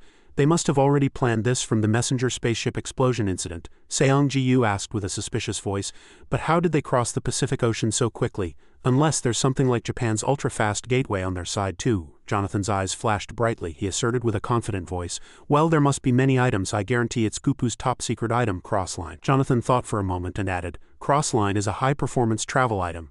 It can open a gate to a specific location. Sanjiwoo's cloak billowed as he looked resolute. Whatever it is, now that they've come this far, Gupu is our enemy. Jonathan stroked his chin, thinking worriedly, this happened because we couldn't stop it, so please win. That way everyone can rest easy. Outside, bombs continuously fell, engulfing everything in flames. One person held up a burned hand, wincing in pain. The battleships kept firing towards the ground. Sanjiwoo's group monitored the scene impassively through a screen. Ki Wong-su stared at it and exclaimed, this footage was broadcast 3 hours ago. Counting the number of airships, there are about 7. They rained down bombs. Sanjiwoo raised his head, perplexed, and questioned, why attack the south first instead of heading straight for the World Tree headquarters? Admiral Baker is likely trying to collapse this entire server. The stout man gritted his teeth, his voice filled with rage. Arrogant fools, they treat a direct confrontation with us as a game. The bespectacled man next to him sighed regretfully. Poor innocent civilians, but thanks to them, we've bought ourselves some time to prepare. Get more airships ready for siege weapons, Jonathan added, flustered. Unfortunately, that's not Gupu's entire fleet. That's just the elite unit. No matter how advanced Crossline is, it can't teleport an entire fleet instantly. Their goal is to paralyze the south and install ultra-high-grade gates there. The bespectacled man gritted his teeth upon hearing that, impressed. I see. The stout man next to him continued, tense. Then my go-stop buddies were right. So we need even stronger firepower. Juwon recalled Admiral Baker's fleet's combat power. Admiral Baker's fleet is really strong. I vividly remember when it annihilated thousands of armored vehicles. She tilted her head and raised an eyebrow. Installing ultra-high-grade gates would require time to inject mana, but if they plan to install multiple gates, we still have some time. Sanjiwoo glanced at Ju Jisoo and probed, Jisoo, did you get the stone of space-time from Dae Sanwong? She held up a glowing green stone and replied, here's one. Ju Jisoo hesitated, looking at the piles of potatoes stacked in the room. But in return I had to buy 1,000 sacks of potatoes. He said I could exchange them for other food though. Somewhere a white-haired Manhwa tribe man struggled to stuff potatoes into his mouth. Precious potatoes. The 2 Manhwa tribesmen behind him were exhausted, gasping on the floor. Looking at this makes me want to throw up, brother. No matter how much we eat, it doesn't decrease. Sanjiwoo looked at the emerald-colored stone in his hand and said with a resolute voice, though few in number, we will go directly to the battlefield.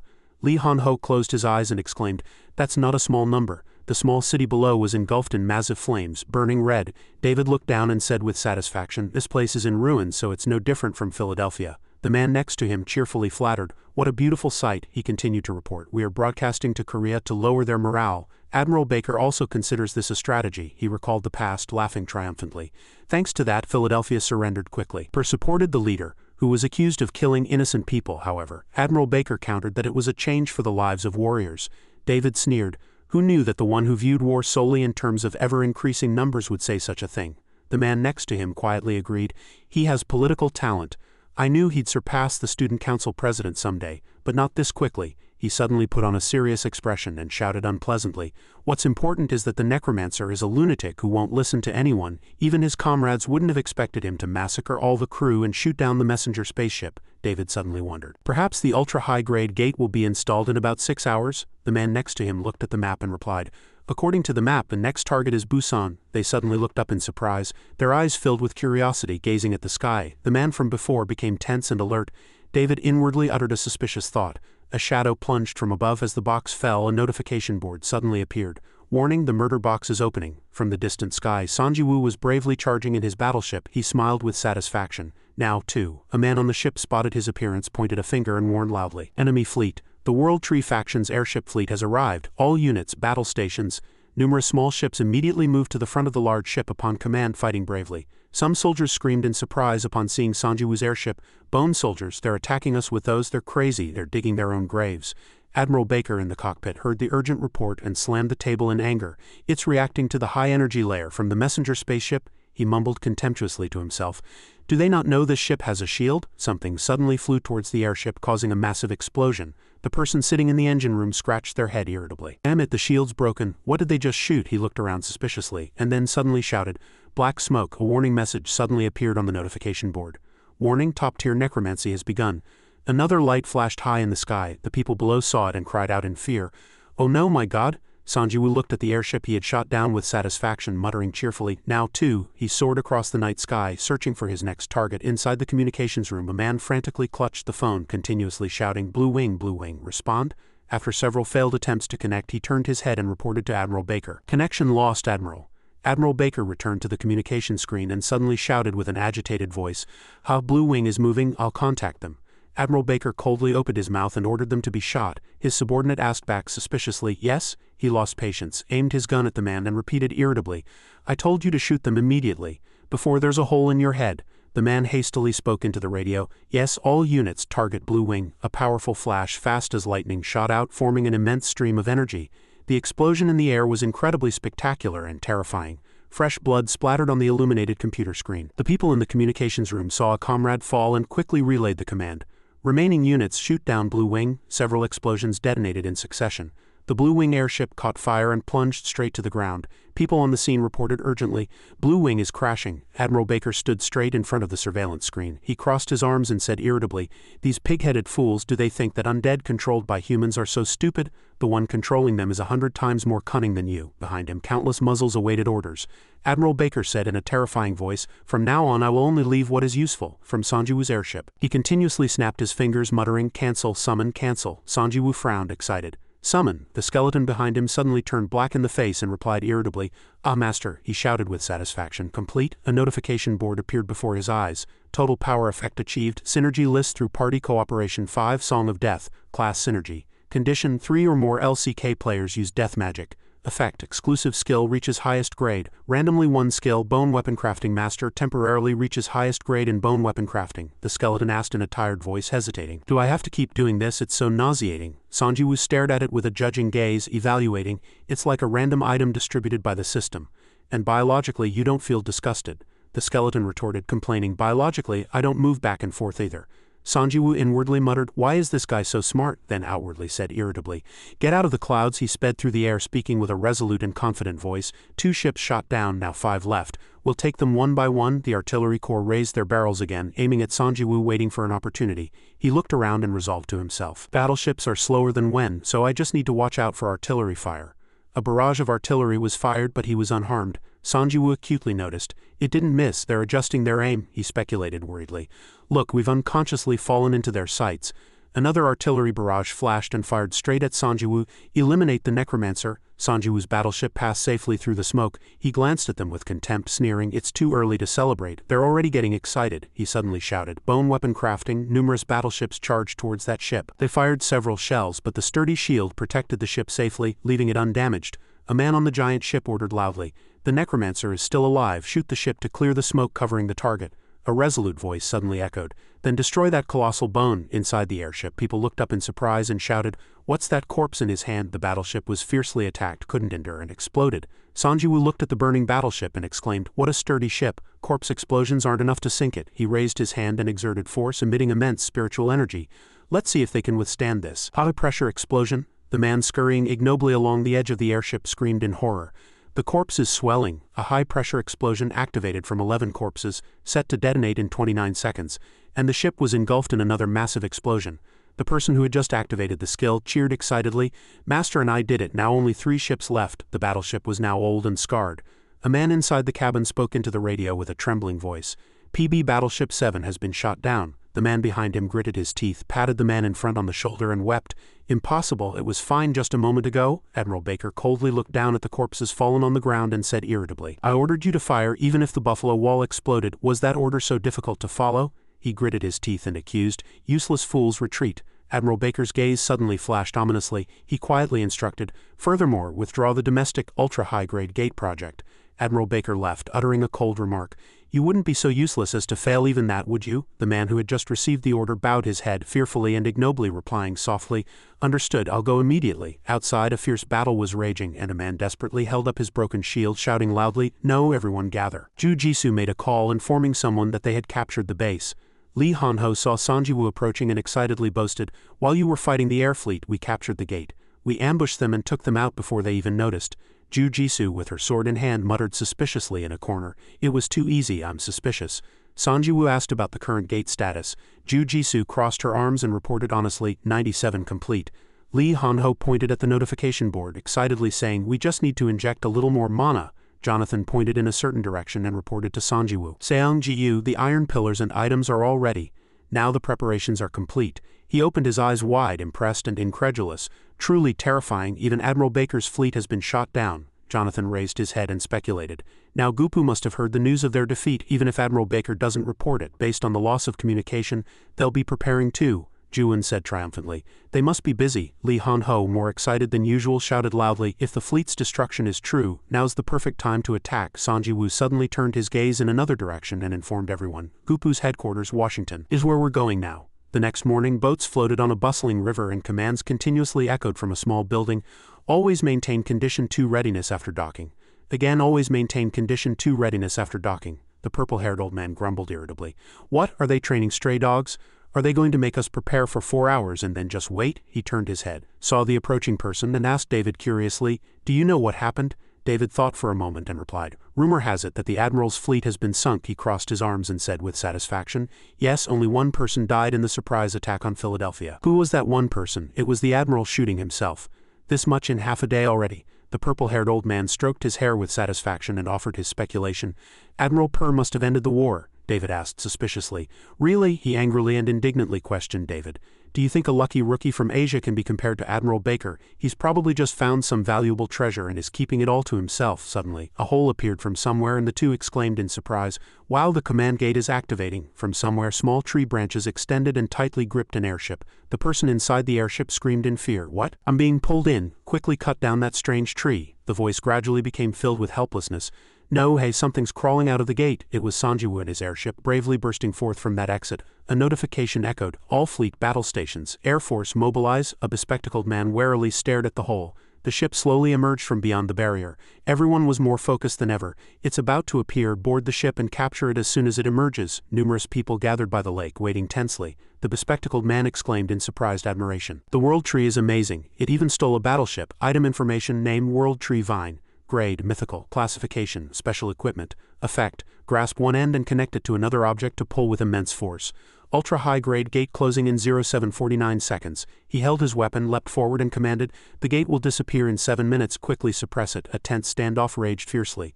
Jonathan, sitting behind Sanjiwoo, asked worriedly, "The fleet has been dealt with, but the infantry will be coming soon." He held up his phone and informed, "We've contacted the guild leader with the phone we obtained and found out where he's imprisoned. We need to rescue the guild leader quickly." They flew off in a hurry.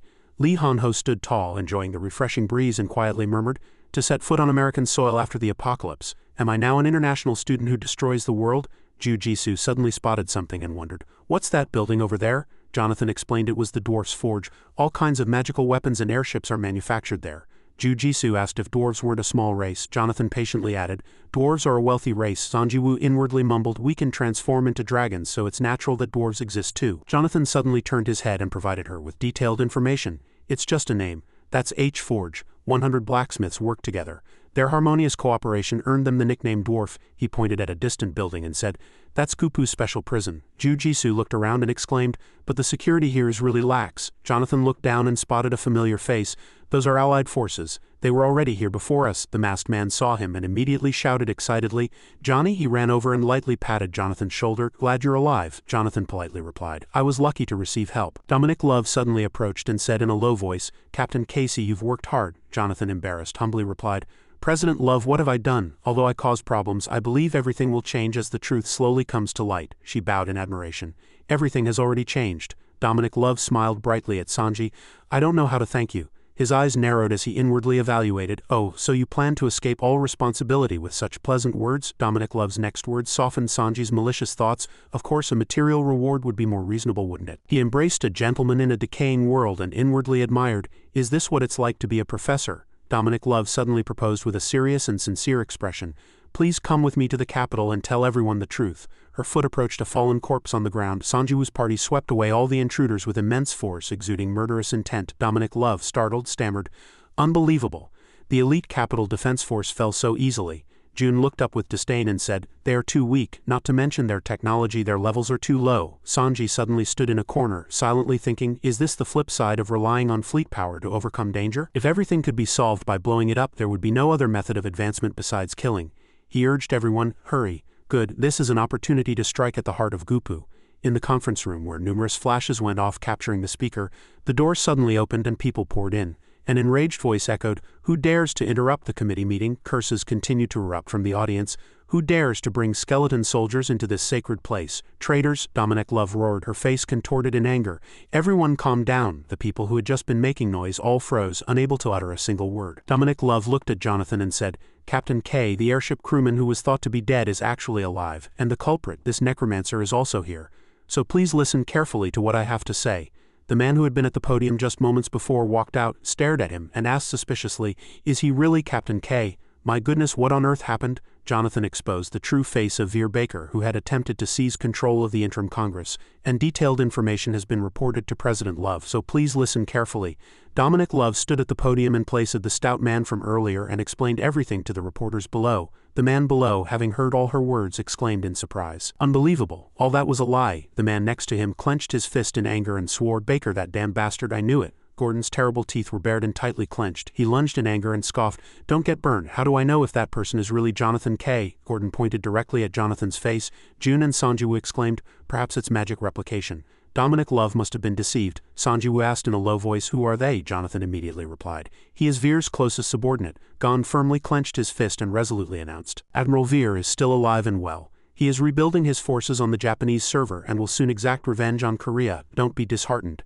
Dominic Love glanced at him and said with disdain, "Gon, it's no use. All the sacrifices and losses up until now have been meaningless." Gon was furious. He shouted loudly in anger, "Meaningless sacrifices? If you're so drenched in humanism, don't even dream of reviving America. We would be no different from dogs at the necromancer's feet." Gordon continued to forcefully hit himself and proudly declared loudly, "America may have fallen, but it is still the greatest free nation in history. How can you lose both freedom and honor at the same time?" Sanjiwoo frowned and thought unpleasantly, "Who on earth made that person give a speech?" Jonathan suddenly stepped forward and explained, "He is Admiral Veer's right-hand man and the server's 7th-ranked player, Aden. He is known for his immense power, but as you can see, his temper is very volatile."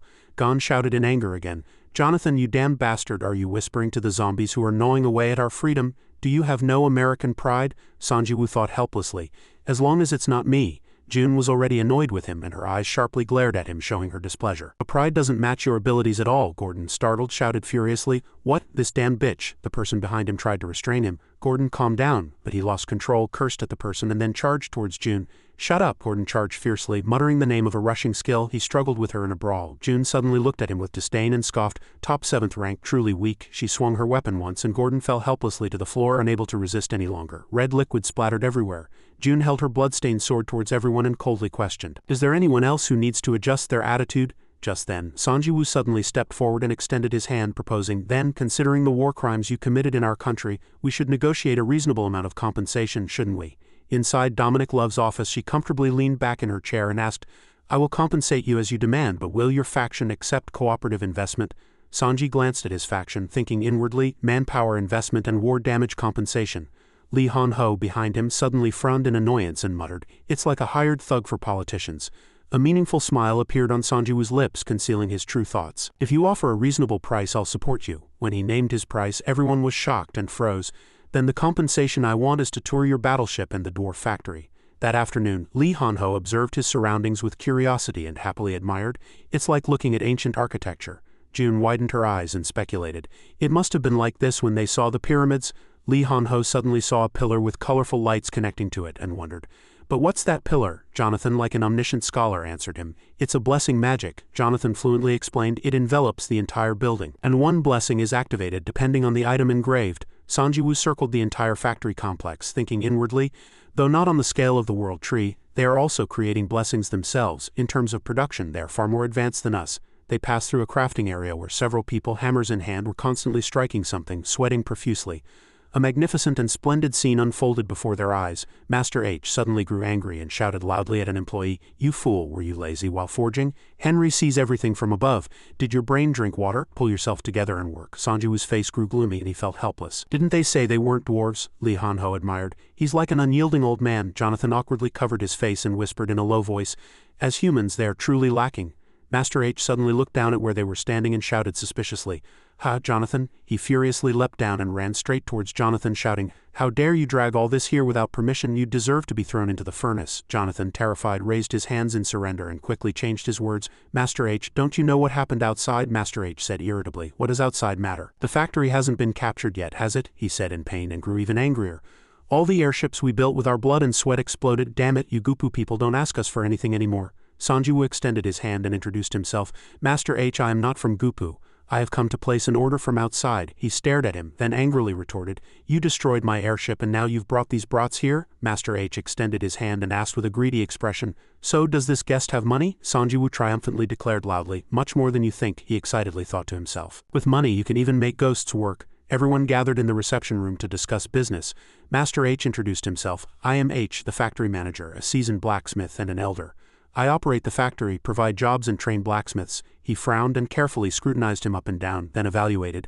"Until now, all our guests have been boring Washington suit wearers. What would you like to order?" Sanjiwoo honestly replied, "I need a warm place to take out an item." Master H sighed. He triumphantly and slyly smiled. "This is my private factory. There's no better place for crafting than this." Sanji casually looked in another direction and said, "Perhaps I might interfere with others' work. Even a small change in temperature can affect the outcome." Master H smiled broadly and happily said, "I like that, then wait here." Numerous metal materials flew on their own towards the crafting machine. Sanji thoughtfully murmured to himself, "Metal." Master H lightly snapped his fingers and the materials behind him neatly flew and aligned themselves. Master H crossed his arms and triumphantly stated the price. "This safe zone costs 100,000 gold. This will also be included in the cost." Sanji admired inwardly, a difficult old man, but outwardly he generously replied, "Yes, that's fine." He reached into a hole somewhere and called, "Summon skeleton soldier." Something immediately appeared. An ice core. Master H exclaimed in surprised admiration. He stammered and cried out, "My goodness, what is this?" Master H frowned and criticized, "It's one of the most horrible things I've ever seen. What am I supposed to do with this?" Sanji took out a model gun and proposed, "Please help me craft a small pistol like this." Master H furiously grabbed him by the collar and swore, "You crazy bastard, you want me to make a personal weapon out of that? How is that different from telling me to make a pistol out of brutonium?" Sanji looked at him with contempt. "Does that mean you can't do it?" He casually prepared to retrieve the item with his hand, provoking Master H. "Then I'll pay for the room and leave. There are many skilled artisans in Korea as well." As expected, he was annoyed, but he reluctantly raised his hand to stop Sanjiwoo from canceling the order. "Wait."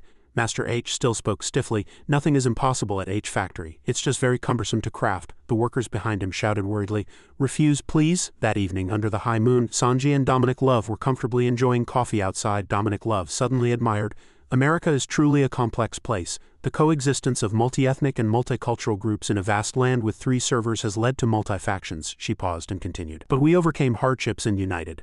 Now we've allied with the central server in Canada.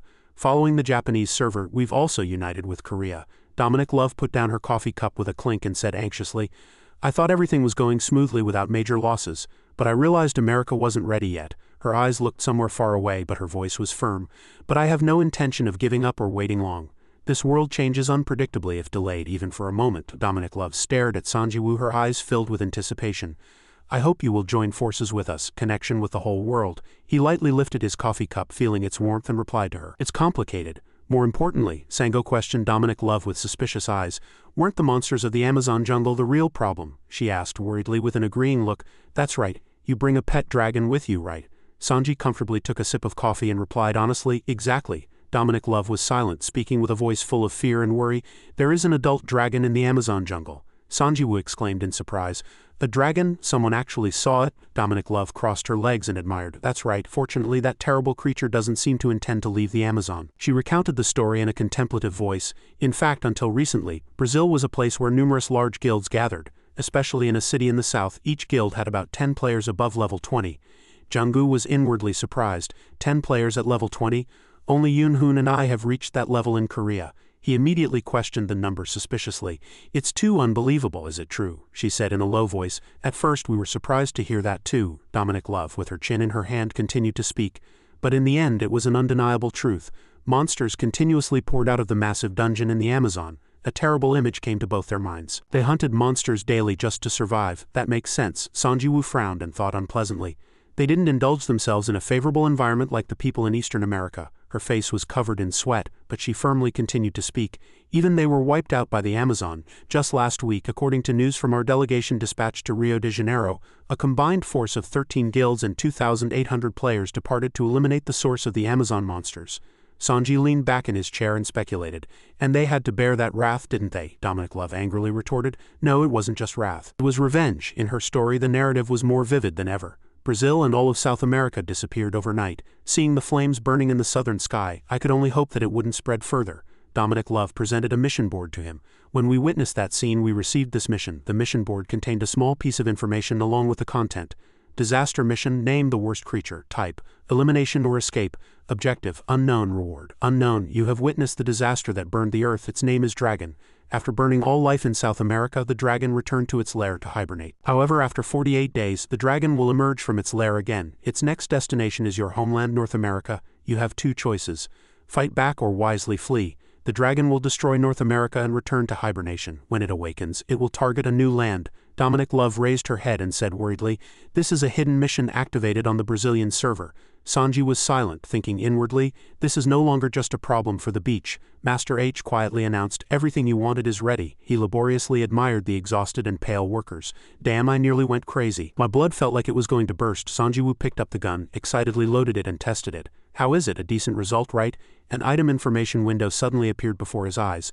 Item information, name Comrade Weakling, grade unknown, type handcrafted firearm. Effect, in single shot mode with cold condensation, fires bullets. In rapid fire mode, fires 50 rounds per minute. In burst fire mode, fires 50 rounds at once, cooldown 1 minute. Description, default mode is single shot. Lower the lever for burst fire mode, raise it for single shot mode. Burst fire range is very wide, so be careful of your surroundings before use. Direct description from the creator Master H. Master H triumphantly pointed at a pile of mannequins and said, "I'll set up some targets for you, so aim carefully." The gun fired its first bullet, and its destructive power was immense. Master H, with a cigarette in his mouth, heard the gunshot and admired. "Damn, even I'm scared of what I made." Sanji clenched the gun tightly and smiled with satisfaction. "Excellent," Master H, with a contemptuous sneer, boasted intentionally loudly. "What, isn't that obvious? Items made by H are either the best or the very best." Just then, a notification window suddenly appeared on the screen. World Season Start Notification, World Season 1. The era of intersection, war, and peace are ushered in for all players worldwide. You have all been diligently active on your respective servers, and now we will guide you into a wider world. Will you be a frog in a well, or a butterfly ready to spread its wings? From now on, your fate will be decided by whether you live in harmony with others or crave to dominate and control the world beyond your server. Meet, interact, share, compete, and conquer the entire world. Master Wanghole stammered and shouted loudly. World Season Start, damn it, this is no different from telling us to kill each other. It seems things are about to get busy. Another important notification appeared. Important notification, several rules have been enacted to facilitate smooth interaction between servers. 1. Each server can elect one representative. All server players have one vote and the authority to elect one player as their representative. 2. Representatives have the following powers. Alliance, can form alliances with other servers. The more allies, the more benefits gained. Declaration of war, can declare war on other servers. The challenger side holds the initiative and can choose the battlefield and method of warfare.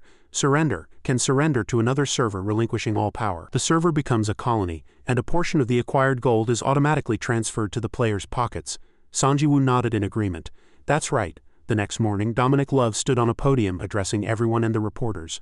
Our meeting seems to have greatly influenced the development of events. Of course, the borders are expanding not only because of us but worldwide. Sanjiwoo listened to Love's speech from the side and muttered to himself, quests depend on player actions and the events they face. This world season was clearly created to intensify global chaos and conflict. He muttered excitedly to himself. A colony, huh? The age of discovery has arrived. The information board reappeared. The Egypt server has declared war on the Shuang server.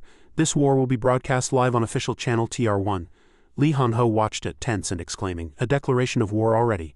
Ju Jisoo looked at Sanjiwoo and asked, Seong Ji-yu, then our server also. Before she could finish, another notification board appeared before everyone's eyes. China server 1 has declared war on the Korean server. This war will be broadcast live on official channel TR2. Li Han-ho was surprised. That's faster than I thought. Ju Jisoo already understood the situation and immediately explained, they must be trying to seize the initiative. Sanjiwoo thought with a grim expression. This development wasn't entirely unexpected, but the problem is the timing. Li Han-ho, still looking very worried from the side, spoke tensely. Senior, we still have the dragon problem to solve. Even Jun, who was usually smart, was flustered. What should we do? Sanjiwoo calmly reassured everyone. Since they've declared war, we can't avoid it. He firmly resolved inwardly. Then we will use this opportunity to advance. The gains from war could be the key to defeating the dragon. Dominic Love on the podium slammed the table unpleasantly, suppressing her emotions and continuing, "We're already exhausted just preparing to stop the dragon, and now a war has broken out. We only wish for glory for Korea." Sanjiwoo asked suspiciously, "Can't you help?" She lowered her face, embarrassed, and said, "As allies we want to help, but the situation here isn't improving either. We have to keep an eye on nearby servers. Our internal issues aren't fully resolved yet." He raised his hand, creating a barrier that connected somewhere, and said, "Understood, we'll contact you again after the war ends." That barrier was a gate of return leading to the World Tree. On the other side of the gate, Ki Wong-soo was the first to speak, reporting, "There are a total of 9 ships, including 7 repaired and 2 donated." She looked at the report and summarized the general situation. "Now for siege weapons, munitions and transportation." Ki Wong-soo thought for a moment and then said, "Including Seong Ji-yu Nim, all preparations for the World Tree faction are complete. What should we do now?" Sanjiwoo solemnly instructed, "Deliver a message to all servers. This will not merely be a defensive war." He quietly bit his lip and muttered to himself, "Even if we repel the invasion and counterattack, it will only buy us time until we are re-invaded." Ki Wong-soo continued amidst Lee Han-ho's puzzled expression and Ju Jisoo's flustered look. "The Warren Guild and the Hunter Organization have responded. The Liberation Army and the Central Army are preparing for war." Her voice gradually softened. "Not only large factions but organizations from all over the country have responded, and a significant number want gold and item support." The person next to her suddenly interjected, "It seems the declaration of war has agitated everyone." The person in front was a little tense, but their voice was filled with pride. "Our country has always united whenever big things happened. And whenever a problem arose, a notification board appeared before everyone's eyes. Congratulations to player 157 for being selected as the first representative of the Korean server. You now have the authority to represent the entire server and make various policy decisions." Lee Han-ho shouted excitedly, "Wow, senior, it's a new title." Ju Jisoo, understanding the situation better, scoffed and said, "Your shoulders just got heavier." His face turned grim, and he clenched his hands, tears welling up. "I'm dying of depression. This isn't what I wanted, in truth. That position holds more responsibility than glory." Another piece of information appeared. The hostile China server has seized the initiative. Through the declaration of war, the enemy is choosing the method and battlefield of war. The war will begin 24 hours after the choice is made. As representative, you can choose to surrender. Caution, in this case, your server will become an enemy colony. Sanjiwoo exhausted. "Even as a server representative, I don't know what method to choose, so I can't make an immediate decision." A man said, clenching his fists nervously, "What's certain is that the side with the initiative will choose a battlefield advantageous to them." The person next to him continued worriedly, "So you're saying we'll be dragged to China?" Sanjiwoo muttered to himself, "No matter how I think about it, there's no answer." He asked Ki Wong-soo, "Currently we need information." She immediately opened the computer and found the data he was looking for. Ki Wong-soo looked up and told everyone the information she found. "The Hunter Organization and the Liberation Army have just reported the necessary information. 9,000 troops are gathering in Beijing. There's a possibility of troop reinforcement," she continued. "In relation to this, Caius of the Okinawa server is operating as a pirate crew, and they have been hired by the China server. Simultaneously, Admiral Baker's fleet has arrived in the West Sea. They are presumed to have traded with a Chinese container ship." The person below immediately began to cry sadly. "What is all this? We're surrounded by enemies." Ki Wong-soo, tired, read the last piece of information. "Siberian hunters can also participate in the war." Sanjiwoo optimistically opened his mouth. "Thinking another way, this is an opportunity to eliminate all enemies at once," he added. "Beyond eliminating them, we must thoroughly destroy them," he muttered to himself. "Otherwise, we will eventually fall into the dragon's maw." Numerous notification boards poured out, appearing more densely. "The enemy has chosen the method and battlefield. Important war method. Sugan, Suwon, Busan method, division and integration. 1. The battlefield is divided into 3 areas and the war proceeds simultaneously in all 3 locations. 2. Each victory on a battlefield grants a power buff to all servers. 3. For the victorious faction, a gate to participate in other battlefields opens." Lee Han-ho asked in confusion, What does division and integration mean?" Ki Wong-soo pointed at the information board and said, "It means exactly what it says." She raised her hand and explained, "They seem to think they can win on the 2 battlefields without the Necromancer, receive buffs, and then finally attack the Suwon battlefield." Ju Jisoo said worriedly, "Dividing our already smaller forces into 3 locations puts us at a disadvantage." Lee Han-ho also grumbled and complained, "That's too disadvantageous." Another important notification board appeared. "Battlefield deployment cross-selection begins in 12 hours. The troop division list will be disclosed to the enemy. The bespectacled man turned in surprise and asked Sanjiwoo, "The list will be disclosed, what should we do? The enemies will know Seong-Gu Nim's destination." Sanjiwoo, exhausted, muttered to himself, "Damn old man." Everyone thought the same thing in unison. "We can't find a solution ourselves. We need to find a way with the Warring Guild, the Hunter Organization, and the Liberation Army." That night, Sanjiwoo looked down from a high place, lost in thought. Even though we've come this far, this situation is still too terrible. The war is progressing too urgently in such a short time. Someone suddenly called his name. "Seong-Gu, someone's here to see you," he muttered unpleasantly to himself. "I said I needed some alone time." Outwardly, he calmly asked, "Who is it?" The person who called him approached, held out a small item and delivered a message. "He said you'd recognize him if I showed you this item." Sanjiwoo looked at the potato suspiciously. The two finished their report, saluted politely and said, "Then please talk." Sanjiwoo frowned and challenged someone. "What are you doing here?" The white-haired Manhwa tribe man appeared and said mockingly, "What else? What would a master do if he doesn't guard his home?" The white-haired man began. "It's a bit late, but you need to watch out for curious eyes." The notification board displayed, "Broadcast interrupted." Sanjiwoo said nonchalantly, "There's no one here now." He gnashed his teeth, scoffed contemptuously, and asked, "Really? It's better to be careful. I'm about to tell you a very interesting story and it would be problematic if it leaked out." He waved his hand and said triumphantly, "See, my intuition is quite sharp." Sanjiwoo's face turned grim, and he grudgingly praised, "Indeed, a very interesting story." The white-haired man suddenly calmed down, picked his ear with a finger and said, "I couldn't sleep all night yesterday because of a divine voice." Sanjiwoo was startled and shouted loudly, "A god? What did the god say?" The man frowned and said unpleasantly, "Don't be so impatient. He said you might win this war if you're lucky," the white-haired man warned. "But you will die by the dragon's hand." Sanjiwoo asked suspiciously, "Is that a prophecy? Is there no way? The future can change, right?" He scoffed and said triumphantly, "I know the answer. Offer the Grand General's small statues and Admiral Baker's flag to the World Tree. Then everything will." At the crucial moment he suddenly put on a foolish expression and muttered to himself, "Then what will happen?" Sanjiwoo was furious and cursed inwardly, "This damn guy." The man was startled by Sanjiwoo's impatient smile. "Don't emit such killing intent." "I don't know either. Gods only say what they want and then disappear." The man bared his teeth and spoke pointedly. "What's important is that you need a lucky element to win the war before facing the dragon." So he waved his hand in the empty forest and shouted loudly, "My subordinates, Dae Sanwang's forces will help you. I will be your great fortune." That night in Sanjiwoo's room, everyone sat blankly at a large dining table waiting for someone. Someone suddenly entered and reported, "Commander Sangrang is approaching." Sangrang entered and introduced himself. "Welcome, everyone. I am Sangrang, the Grand General of the Empire." He suddenly turned to Drit and said teasingly, "Lord Boris, the Siberian hunter, I heard hunting has been difficult recently, but you still look very healthy." And then he spoke arrogantly to Admiral Veer. "Admiral Veer of America, I heard your fleet was cut in half, but it's an honor to meet you nonetheless." Elder Miyamoto was no exception. "Elder Gu Miyamoto, you will be able to rebuild your organization. We are always ready to support you." Sangrang shrugged and exclaimed, "Now everyone here shares the same ambition," he said with a cunning smile. "The Korean server's Necromancer, don't you want to kill him?" Drit suddenly became agitated and slammed the table. "I didn't lose to him. I almost shattered him. That damned other guy interfered and complicated everything." The man next to him quietly raised his teacup in agreement. "I agree, it is unfortunate that the Sword Saint was defeated. That fellow dealt a great blow by wiping out almost all remaining forces." The illusion of Sanjiwoo's party appeared in the teacup, and he continued unpleasantly, "So we also have to confront those crazy hunting dogs." Admiral Veer crossed his arms, thought, and then said with a confident voice, "That Necromancer, I will definitely erase him. I will make it as if he never existed, and I will take back the battleship he stole from me."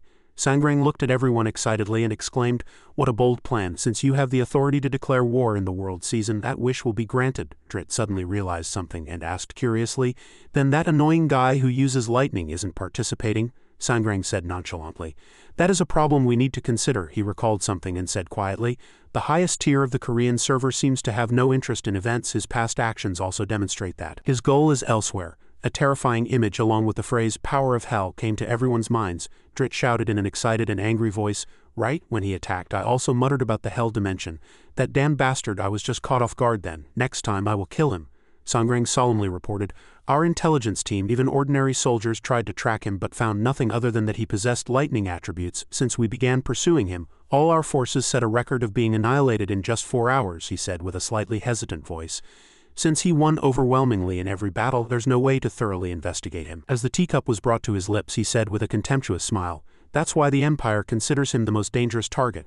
Nothing is more dangerous than the unknown."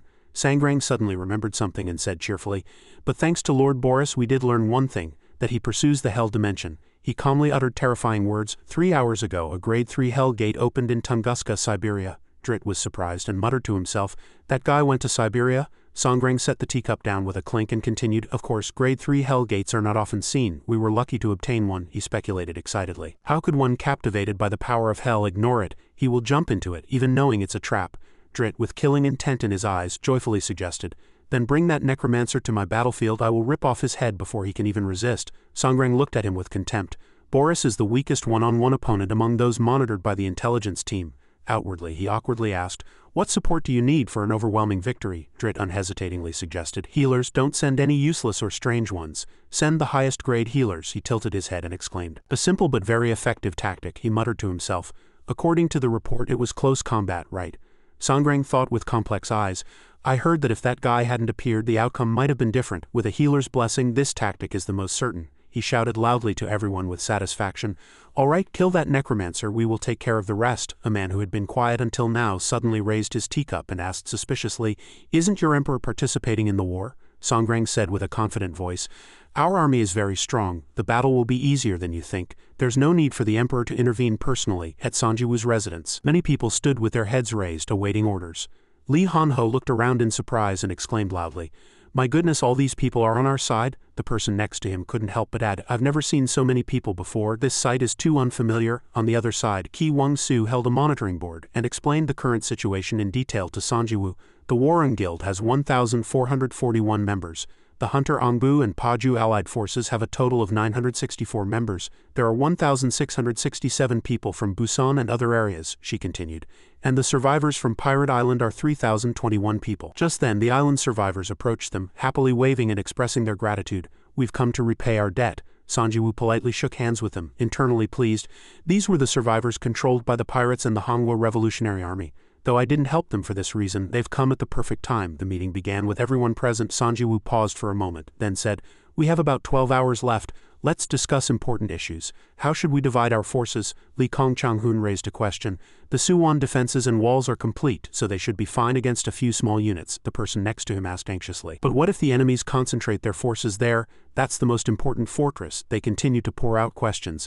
"Should we also divide our forces, or wouldn't it be better to gather them in one place?" Sanjiwoo didn't answer, only thinking to himself, "The enemies will react according to our choices. In this case, there's no perfectly correct answer." The notification board appeared again. "Battlefield deployment cross-selection starting soon." Two blonde-haired individuals quickly reminded him, seeing his silence, "Now's the time, Sanjiwoo." The notification board continuously appeared, urging Sanjiwoo to choose the first battlefield and divide his forces. Daeseong's server. Sanjiwoo closed his eyes, then suddenly opened them and resolutely pointed his finger forward. "There's no more time to think. Even if we lack confidence, we must play our first hand." Night fell. The TV station was filming a documentary with everyone's attention focused. Reporter A loudly instructed everyone, "All right, here we go.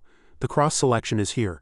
This is Reporter A's live broadcast from the perspective of the war between the Republic of Korea server and the China server. 35,444 people were watching." She pointed to the map screen and said, "As you can see, the battles will take place in 3 locations, Seoul, Suwon and Busan." Reporter A thought for a moment, then continued, "In a cross-selection method, each faction will disclose its troop numbers and deployment locations." The person next to her asked with a surprised expression, "Wait, then our server has to disclose first, so isn't that a disadvantage?" She angrily slammed the table and shouted, "Exactly, that's the worst part. The system is too biased. We need to broadcast to advocate for our side too." Her colleague, flustered and helpless, gently interjected, "But the media must remain neutral." Reporter A still shouted vehemently, "Are we going to wait until the entire castle starves to death? Neutrality, my foot.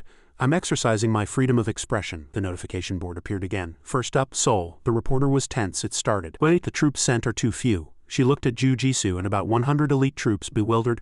"Oh, Dae Sanwong is there too." The information content filled the screen with the phrase, "Elite Dae Sanwong." She almost embraced the screen, excitedly reading the content. "Is the opponent China server's Grand King San? That guy's a monster, isn't he? Kiwoo's Pirate Alliance army, 8,000 men?" Reporter Ah unhappily mumbled. "These damn bastards, how many times do they need to invade us before they're satisfied?" The man next to her couldn't hold back and continued, "Hey, Reporter A, there are a lot of troops in Suwon. It seems all remaining forces have gathered in Suwon." The female reporter exclaimed excitedly, "Wow, it's the complete opposite. 9 alliances, countless siege weapons and innumerable fleets. Is this an all-out war?" Her eyes trembled slightly, realizing something was strange. "But his name isn't on the list. How, wait, it's really not there," she vaguely speculated. "Does that mean the Necromancer is defending Busan alone?" Sanjiwoo's party watched the scene before them and simultaneously heard the system notification. "Third is Busan, transmitting enemy troop list." At this point, Choi Jung-hoon raised a question. "Can you really handle it alone?" when he asked if another person needed to stay. Sanjiwoo resolutely said, For the plan to succeed, I must fight alone. Suddenly, Kyung-soo shouted loudly, "Look over there, the Chinese army has started moving their troops." Simultaneously, Deng Minho's face was filled with extreme worry. Then, with a clang, a massive flash erupted, and a gigantic soldier appeared, followed by many more soldiers shouting loudly. He looked at the situation before him, puzzled. "Can we really win by just holding out?" Sanjiwoo immediately instructed. "Minimize damage and buy as much time as possible." At this moment, the system opened a large circle and announced, "The gate to Busan has opened." Choi Jung-hoon asked Sanjiwoo, "Do you have any last words before heading to Busan?" His voice was calm and resolute. "We will win." Before leaving, Sanjiwoo turned back and said, "Let's meet again at the enemy's base." Upon arrival, the system notified that he was standing on top of a building. Sixth choice is China server Busan, updating enemy troop list. Observing the system text and the army below, Sanjiwoo evaluated. They've divided their forces very cleverly. Deep thought was etched in his eyes. Snipers, assassins, ice mages, healers, knights, all of them have strengths against me. And the Hell Legion too. Thinking of Boris, Sanjiwoo continued to analyze. Even that demon priest, if they saw that battle, they'd surely mock him. Suddenly the system warned, combat begins in 12 hours. PK is deactivated during this time. Attacking an enemy will result in an instant death penalty. His eyes and fingers moved, simultaneously commanding, "Summon skeleton soldier." The skeleton soldier appeared, excited. "Master, your loyal subordinate." Before he could finish, Sanjiwoo recalled it. After that, he repeated the continuous summoning and recalling operations. He asked, puzzled, "Is it starting soon?" The skeleton soldier pleaded, "Please, just end it quickly." Just then, the sunset covered the entire street and the system declared, "Battle start."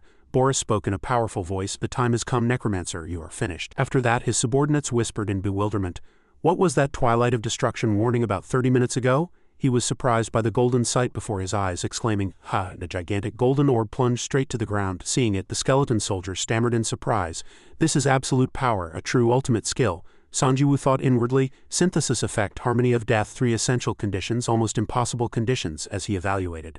Simultaneously he declared, "This time it's not bone weapons, it's destruction." Following this, the system stated, "Highest grade destruction skill has been temporarily upgraded to top grade destruction skill. Consumes 1 mana to explode a corpse. Additional damage 200. Properties and activation method of high pressure destruction. Twilight of destruction, sunlight flash." And Sanjiwoo pondered inwardly, thinking of the people who died in battle. This skill requires many tricky conditions to activate, but since the battle time has changed, it's no longer difficult to meet the conditions. The most disappointing thing is the warning notification when it activates. He imagined that warning in front of the enemies. Sanjiwoo immediately retorted, "But the skill name alone probably won't be enough to prepare them." Seeing the fallen soldiers, he was silent. "The breath of the abyss covers the entire land. Explosive material fills the sky." Everything proceeded as Sanjiwoo said. After speaking, he raised his arm high, proclaiming death like a villain. "If you survive, die of poison." Simultaneously, the system began to warn, "Death poison is forming in this area." The large screen displayed connection lost, and the reporters discussed in a fluster. Something flashed across the screen and then it immediately cut out. The male reporter scratched his head, wondering, "The footage from Suwon and Seoul is normal?" Seeing the worried expressions of the people, Reporter A instructed a drone to be sent to the outskirts of Busan.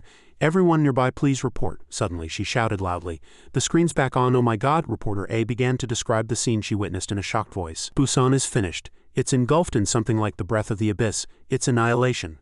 Along with her words, zombies appeared on the screen. Next to them were skeleton soldiers baring their teeth. Reporter A exclaimed in admiration, "We're also facing annihilation. But that's true slaughter." Then, thinking of Sanjiwoo, she became excited. "At first I thought the Suwon army would win and join the other battlefields. I thought they would support the remaining vanguard, but no, the Necromancer attacked first." Following this, Reporter A continued excitedly, "Now I'm relieved. We'll win this battle." In Seoul, a different development was unfolding. When Kyung-soo loudly reported, "My lord, enemies are coming from the north," Dae San-wong replied, "Oh really?" and then revealed his anger. "Are these foolish humans daring to wander around?" Dae San-wong immediately decided to flee and commanded, "Retreat to the planned location." Seeing it, a tiger general roared to help the army. And No Hogun continued, "He who runs slower than a common man should give up his dream of being a hero." A group of humans landed on the ground with a whooshing sound, followed by a group of assassins with displeased expressions. "Damn it, those damn bastards ran away again. How do they know and keep running?" Dae San-wong analyzed inwardly at this moment. "Our army is spread throughout the subway station area. Thanks to my keen senses and ability to gauge the opponent's strength, I avoided confronting 4 enemy forces in a single battle." But thinking this far, he clicked his tongue. A tiger general explained the situation. "My lord, 12 men have fallen."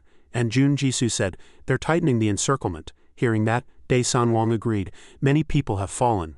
Perhaps I should step forward and reduce the enemy's numbers." And then, gripping his sword tightly, he said to her, "Jisoo, this isn't the core of your mission, is it? This isn't a number I can easily defeat.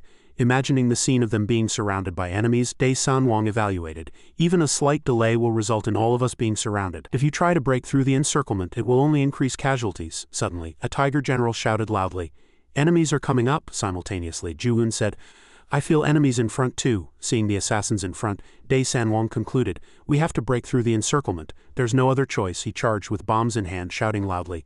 Quickly repay the life owed to the sword Saint Dai. Bombs exploded over a wide area towards Dae Sanwang's party. Following this, Dae Sanwang's party tried to fight back against the enemy's attacks. Just then he asked suspiciously, these damn bastards, you know them, don't you? Then Ju-hoon replied, I took the head of their leader. No Ho-gun with a nice decoration on his head reported tearfully. Brother, more people have died. It's not even half over yet. Her face grew serious. They're coming from all directions. I can't imagine any outcome other than death. Seeing that, Dae Sanwong said resolutely, still, we must hold out. This is the only way, she thought inwardly. Then I'll have to die as late as possible. I need to find a place where I can buy more time. Hearing that, he repeated one place and thought, and Ju-hoon continued, a confined space. We'll be trapped there too, but we can buy a little time. Hearing her question, he asked, can you make something like that with roots? Dae Sanwong pondered and replied, if it's a sturdy building it might hold out for a while but it won't last long. Ju-hoon asserted that it was the way to hold them off the longest and continued, otherwise we'll just have to fight until we're exhausted and die. Realizing this fact, Dae Sanwong gritted his teeth in annoyance, then he casually laughed. Then perhaps this will be our tomb. Let's make it splendid. Who knows, death might not be the end. Simultaneously, elsewhere, the abyss's pollution was gradually spreading, and red flames burned high above. He showed a cautious expression. Enemy airships are raining down bombs, Lee Kong-chang-hoon asked suspiciously. Where are our airships? Observing the situation above, they evaluated. Damn it, the enemy's ground artillery range is much longer than ours, and their accuracy is also superior. Surely it hasn't improved in such a short time. With a click of his tongue, the brown-haired young man with a helmet angrily shouted, no way, they can't be better than American technology, there must be a conspiracy. Seeing that, Yoon-hoon instructed, let's focus on defense. He had a displeased expression. It's frustrating to just keep taking hits like this. Then, seeing cracks in the wall, Dong Min-hwa spoke. Wait, the barrier is collapsing. He looked at the current situation and shouted loudly, there's a hole, quickly defend the infiltration zone. Just then the vanguard of the enemy battleship emerged from the hole.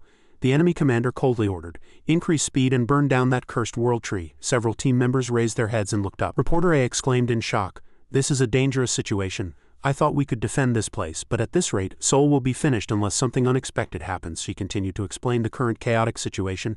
Suwon might hold out for a while, but it's rapidly collapsing. Her voice grew increasingly urgent. Even the other walls have collapsed. It's hard enough to defend just one side. At this point, the screen connection cut out again. Elsewhere, R spit out a mouthful of blood. He groaned in pain. Damn Necromancer. That person stared at him and asked sarcastically, right, why did you come back? This land is much harsher than your Siberia. The city sky was still engulfed in bombs and flames. Sangrang's shadow sat arrogantly in one place. He recalled the image of Drit Boris, thinking inwardly.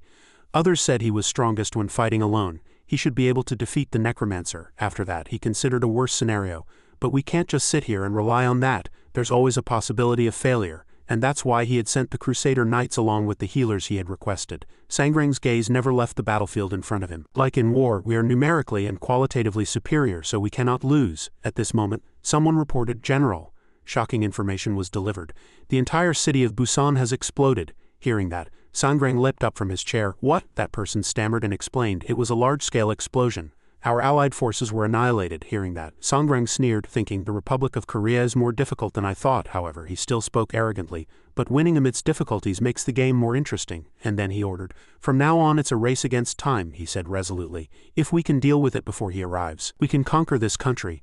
Our top priority is to eradicate the root cause. And then he smiled, adding, even if he wins this battle, he won't get another chance. A notification reappeared at Sonjiwoo's location. The Korean server has won the Busan battle. You can participate in another battlefield within 5 minutes. He read it and thought in shock. Within 5 minutes, looking at the notification screen, Sonjiwoo continued to calculate. Unexpected. 5 minutes is enough time for someone to die in this fierce war. He gritted his teeth, denying it. No, perhaps he imagined another terrible scenario after that. Anyone could die. The building was now firmly bound by vines. Jun Jisoo looked out from inside the room and announced, after dropping bombs for over 10 minutes, those bastards finally stopped. Dae Sanwong frowned and continued her words. They realized that attacking so fiercely was a waste of time. Unlike us, they're not in a position to waste time. Jun Jisoo also asked again, then why have they become so quiet? He answered concisely. They're trying a different method. At this moment, Jun Jisoo closed her eyes and felt with her other senses. I hear footsteps outside the building. They're lighter than a normal person's. She immediately announced, ninjas are coming. Dae Sanwong slowly replied to Jisoo. It was my mistake. He gave a slightly distorted smile. I was too busy defending this building. Please understand that I had no other choice but to sit here arrogantly. Jun Jisoo calmly replied, "Don't worry, no need to get up or anything." Just then intruders burst in. As soon as Dae Sanwong felt them, he immediately signaled, "Jisoo, the damn bastards are breaking through a weak point and rushing in. You must fight to the death," the tiger soldiers loudly shouted. "Yes, Commander." They blocked the group of ninjas. "They've arrived from the front." At this moment the tiger soldiers signaled Jun Jisoo again. "Jisoo, the bomb." The bomb detonated as soon as it hit its target. Jun Jisoo swiftly charged through the smoke. She cut through the ninjas, cleanly dispatching them. A system notification sounded. Unf Bear absorbed enemy samples. Total strength and agility temporarily increased by 51. A second line of information appeared. Predatory instinct activated. Hunting becomes possible if combat persists for 120 seconds.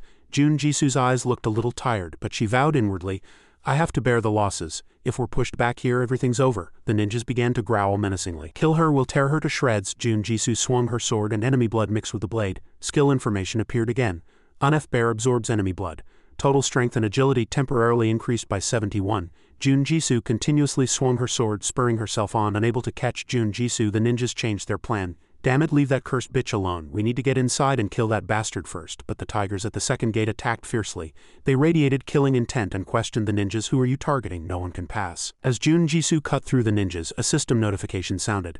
Unf Bear has absorbed enough enemy samples. You receive the Song of Battlefield effect for 5 minutes. You are immune to all status effects and feel no pain. She panted, reminding herself to be careful. The pain is gone, but the wounds haven't healed yet. But then another notification suddenly appeared. You have been invited to an unknown location. To accept the invitation, you must complete a special condition and open the gate of the approved. Jun Jisoo paused, thinking suspiciously. An unknown location? What is this? At that moment the ninjas charged again. They gave her no time, and the enemy numbers continuously increased from the other side, making it impossible to know how many were mobilized. Jun Jisoo continued to swing her sword. The ninjas pointed their fingers, shouting loudly, "Deploy in groups of 4, don't stop, keep breaking through, there are only 3 left." Jun Jisoo continued to charge, alternating glances at both sides to form a strategy. "If this is a narrow passage, I can block it all day. Even if they charge all at once, it will only limit their movement." But at that moment the ninjas showed an intention to bestow democracy. She paused, looking at it. Soon a massive explosion erupted like cannon fire and fireworks. Jun Jisoo couldn't escape its impact zone. They prepared this using their own kin as bait. She reminded herself that she had to stop the enemy. At that moment notifications continued to sound. "You have drawn closer to the gate of the approved." Returning to Sanjiwoo, the notification board's countdown was 4 seconds. "You can soon participate in another battlefield," he muttered finally, reading the notification. "Counting each second for 5 minutes during war is too long." He read the content. "Please select a battlefield to participate in." Suwon, Sanji continued to think. "Our side is only defending, but over a third have died. Jisoo, Hanho. If anything happens to them, damn it invaders, I won't let you off easily." In another battlefield a gunfight was currently raging. Some zombies asked Hanho worriedly, "Mr. Hanho, are you okay with just a dagger?" He replied curtly, "Don't worry, I'm no ordinary thug." But the zombies added, even more worried, "Even if you're a cheap thug, you still need some strength." At that moment, system information appeared. "Paralyzing poison has been equipped to your weapon. Inflicts paralysis effect when attacking enemies. Strength growth acquired." Lee Hanho charged forward with even more excitement. "Let's keep going," the others whispered frantically to each other. "Stop them from passing." But he declared imperiously, "I am the gatekeeper of this place." With a clang, Hanho's words were cut off again. "What's that red dot on his forehead?" a zombie immediately reminded him. "I saw it in a movie. It's a sniper rifle." Lee Hanho paused, looking around. "What? Where? Hold on." Very quickly they identified the source of the scope. "Sniping from a battleship," the zombie added. "No, I saw that in a movie too." A description followed. "It's a long-range bomb-dropping device." Just then a projectile was fired, causing a massive explosion below. Curses erupted continuously. "Damn bastards throwing bombs when our allies are here." Hanho's hands wouldn't move and he collapsed. Hanho's mother cried out in surprise. "Hanho, no." His father added, "Come here." Lee Hanho began to mutter unfortunate words to himself. "Mom, Dad, I'm sorry. I don't think I can do it." He stood up. "They're probably targeting my comrades. If I go, everyone will be in danger." His subsequent words clearly revealed his determination. "No matter what, I'll protect everyone. And I'll protect this place." Lee Hanho steeled himself to die alongside the zombies. From the opposite side, Sangrang and his army appeared, speaking. "Excellent, to think there's still someone holding out." One of the soldiers asked, "General, should Admiral Veer leave after dropping the bombs?" But Sangrang corrected him. "There were no bombs dropped," he slowly explained. "Naval artillery isn't infinite. If Veer had enough shells, he would have just thrown bombs, not just aimed." After that, he commanded imperiously, "Open 2 spirits of Yangye." "I will enter the battle directly." The soldier hesitated and replied, "There are only 4 top-tier Yangye spirits and using 2 means." And Sangrang finished his sentence, "that we don't have much time." The command to open the gate echoed, and the other soldiers who witnessed this scene cried out in surprise, "It's a top-tier water spirit." They knew about this person. "It's a top-tier spirit obtained after defeating Lu, the soul summoner of Server 2. Do not resist, you are now in my grasp. Sangreong raised his hand high and shouted loudly, heed my command, obey and annihilate all enemies. Li Hanho's group hastily retreated. Everyone scatter, get away from the city walls. But his parents didn't want to leave. No, my son is still there. Water began to surge. It moved fiercely. Sangreong continued to command the army, pointing forward with his finger. The city gate is open, capture the castle. At that moment soldiers pointed at Li Hanho and spoke, General, look over there. He was momentarily surprised. He just withstood that attack. At that moment, a system notification sounded. The Korean server has won. The Busan battlefield now merges with the current battlefield. Northern glory is bestowed upon the Korean server. All stats temporarily increased by 10, and the zombie next to Li Hanho sighed in relief and said, finally we're alive. He himself added a word, I'm down to 1 drop of blood. Sangreong quickly stabilized the formation and spoke calmly. Although the Necromancer has joined, our army's strength is still superior. Be careful of landmines when attacking the castle. His eyes widened, and he calculated that blowing up all of Busan wouldn't be easy. He must have spent a lot of time before the battle. Casting his gaze into the distance, Sangreong thought, I will tie him down with overwhelming forces and uproot the world tree. If the rebel forces from Suwon arrive in time, victory will be ours. At that moment, a spatial gate appeared in the sky, and they quickly turned their gaze towards it. The Necromancer came from up there. Sangreong paid attention to it, but it was only a fleeting thought. An aerial attack were already prepared. Prepare to fire. Maintain defensive formation. But what emerged from the spatial gate was a square block, a boulder. The square block gradually became a building. This appearance caused the people below to move in confusion. You crazy bastard, that's an entire building. The building slammed hard into the ground, causing an explosion. At that moment, Jun Jisu's vision gradually returned, but it was still blurry. Dae Sanwong approached and slowly informed her, Jisu, are you okay? The Necromancer has arrived in Suwon, he added, rest well and recover. Jun Jisu heard his words and replied weakly, it seems the plan succeeded. But at that moment the tiger delivered bad news. But Commander, our youngest member was sacrificed. He trailed off and lowered his head. And I too feel like I've reached my limit. Tears welled up in her eyes. A farewell followed. I'm sorry I couldn't stay with you until the end. Dae Sanwong was silent for a moment before replying, you did very well. His hand gripped his weapon tightly in anger. Die, having never eaten anything but potatoes your whole life. Poor children, I hope you live better in your next life. Rage burned through Dae Sanwong's entire body. He spoke. Jisoo, what's next? My hands are itching to fight, she began to explain. Since I brought back the supports, those bastards will destroy the building. I won't just sit here and wait to die. The space where they stood shook violently, and Jun Jisoo cried out in surprise. They'll drop bombs as soon as the supports are gone. This place won't last long. Get out quickly. As soon as she spoke, they quickly jumped out of the window. But what awaited them outside were incoming warheads. An explosion occurred, affecting both Dae Sanwong and Runu. The people below shouted excitedly, it hit, the bomb hit. The enemy won't last any longer. Kill them. Jun Jisoo barely stood up and taunted, come at me if you dare. She thought she would eliminate as many enemies as possible. Jun Jisoo charged bravely. As she cut through the enemies, system notifications appeared continuously. Acquired 13,000 gold for defeating a player. Acquired 14,000 gold for defeating a player. Acquired 14,000 gold for defeating a player. Jun Jisoo's eyes were dazed. She resolved to minimize the number of enemies that could reach Suwon. But at that moment, her body was already wounded and Jun Jisoo was simultaneously pierced by several swords. They took turns stepping on her body. This damn bitch still holding out. Excellent, truly astonishing. Jun Jisoo struggled to maintain consciousness. Have I bled too much? I'm barely holding on, but my vision is blurring. I can't collapse here. Just a little longer, I need to kill a few more enemies. At that moment, a notification sounded. You have entered an unknown land. Jun Jisoo looked around. She was in a gathering. Questions continuously flooded Jun Jisoo's mind. Where is this? Is there a gathering happening? Someone from above signaled for silence. A new life has just arrived here. This person's hand reached out towards Jun Jisoo and he continued. You met a truly tragic and terrible end on a harsh battlefield. Even on the verge of death, you took countless lives and fought relentlessly. He hesitated, thinking, is this a post-death hallucination, or an opportunity given to me by the system? The person continued to declare, she is worthy enough. She is the one destined to continuously take lives on Earth. A question was posed to the entire auditorium. Any objections? If not, let's entrust her with that responsibility. June, as her latent abilities activated, was only interested in one thing. Does that mean I can fight again? Then send me back quickly. There are still many bastards to kill. The area was still engulfed in flames and some people appeared on a ship. They looked around muttering, it's not over yet. Many troops escaped the clash. Look, a building just fell. Light began to emanate from the building and it exploded very quickly. A man in the ship's cockpit announced loudly, damn Necromancer, he infiltrated the building with skeleton soldiers. Admiral, the enemy has infiltrated the battleship, and the battle resumed. Kill them all at once. They're undead. These people continuously informed each other, our forces are being pushed back. We've confirmed the enemy has occupied the bridge. Meanwhile, Sanjiwoo's army fiercely swept through the area. The enemy's commander-in-chief pointed with his finger, fight, block them with your lives. His expression was very displeased. As some subordinates fell, "Admiral, save me," he shouted in anger, amidst a barrage of shells. "Useless scum, America may have fallen, but my legs won't collapse." He spoke loudly and continued firing his gun even as his allies were dying. "Bugs, how many rounds will it take to make them disappear?" But seeing that it still wasn't over, the Admiral immediately paused, crying out in surprise. "They blocked the rounds, but how did those blunt swords do that?" He looked around, thinking inwardly, zombies are constantly coming and going. Guns alone aren't enough, and he provoked the dwarf. "You dwarf, I'll fight you," but as soon as his vision cleared, Ju's gun was already aimed at his head. A gun? It fired a bullet immediately. Wasting no time, it blew a hole in the Admiral's head. Immediately after, Sanjiwu appeared on the ship and asked, "Is it over?" Seeing the item in his hand, he wondered. "An angel," the system immediately notified. "Acquired hostile faction item. Angel statue, token of blessing. This is a special reward given only to high-ranking members of the Angel faction. It seems it can be exchanged for a faction item if brought to the allied faction's world tree symbol." Sanjiwu held it, evaluating inwardly. "This is the statue Dai Sanwang was talking about. So I got one." On this side, the battle between allies and Sangrang was still raging fiercely. A soldier reported to General Sang. "The war situation has changed," he replied curtly.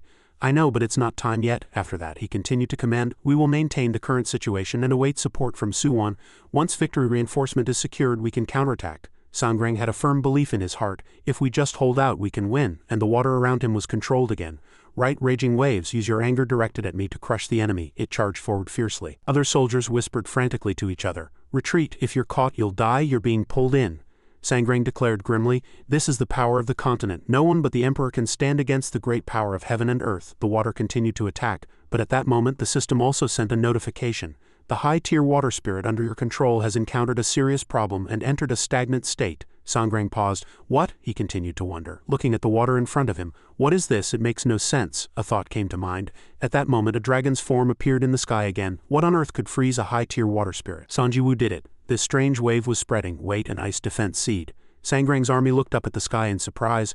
Unbelievable. He's controlling that demonic monster in rifle form. After that, they furiously cursed loudly. "These crazy bastards, have they captured an alien? We've lost this battle. We can't win."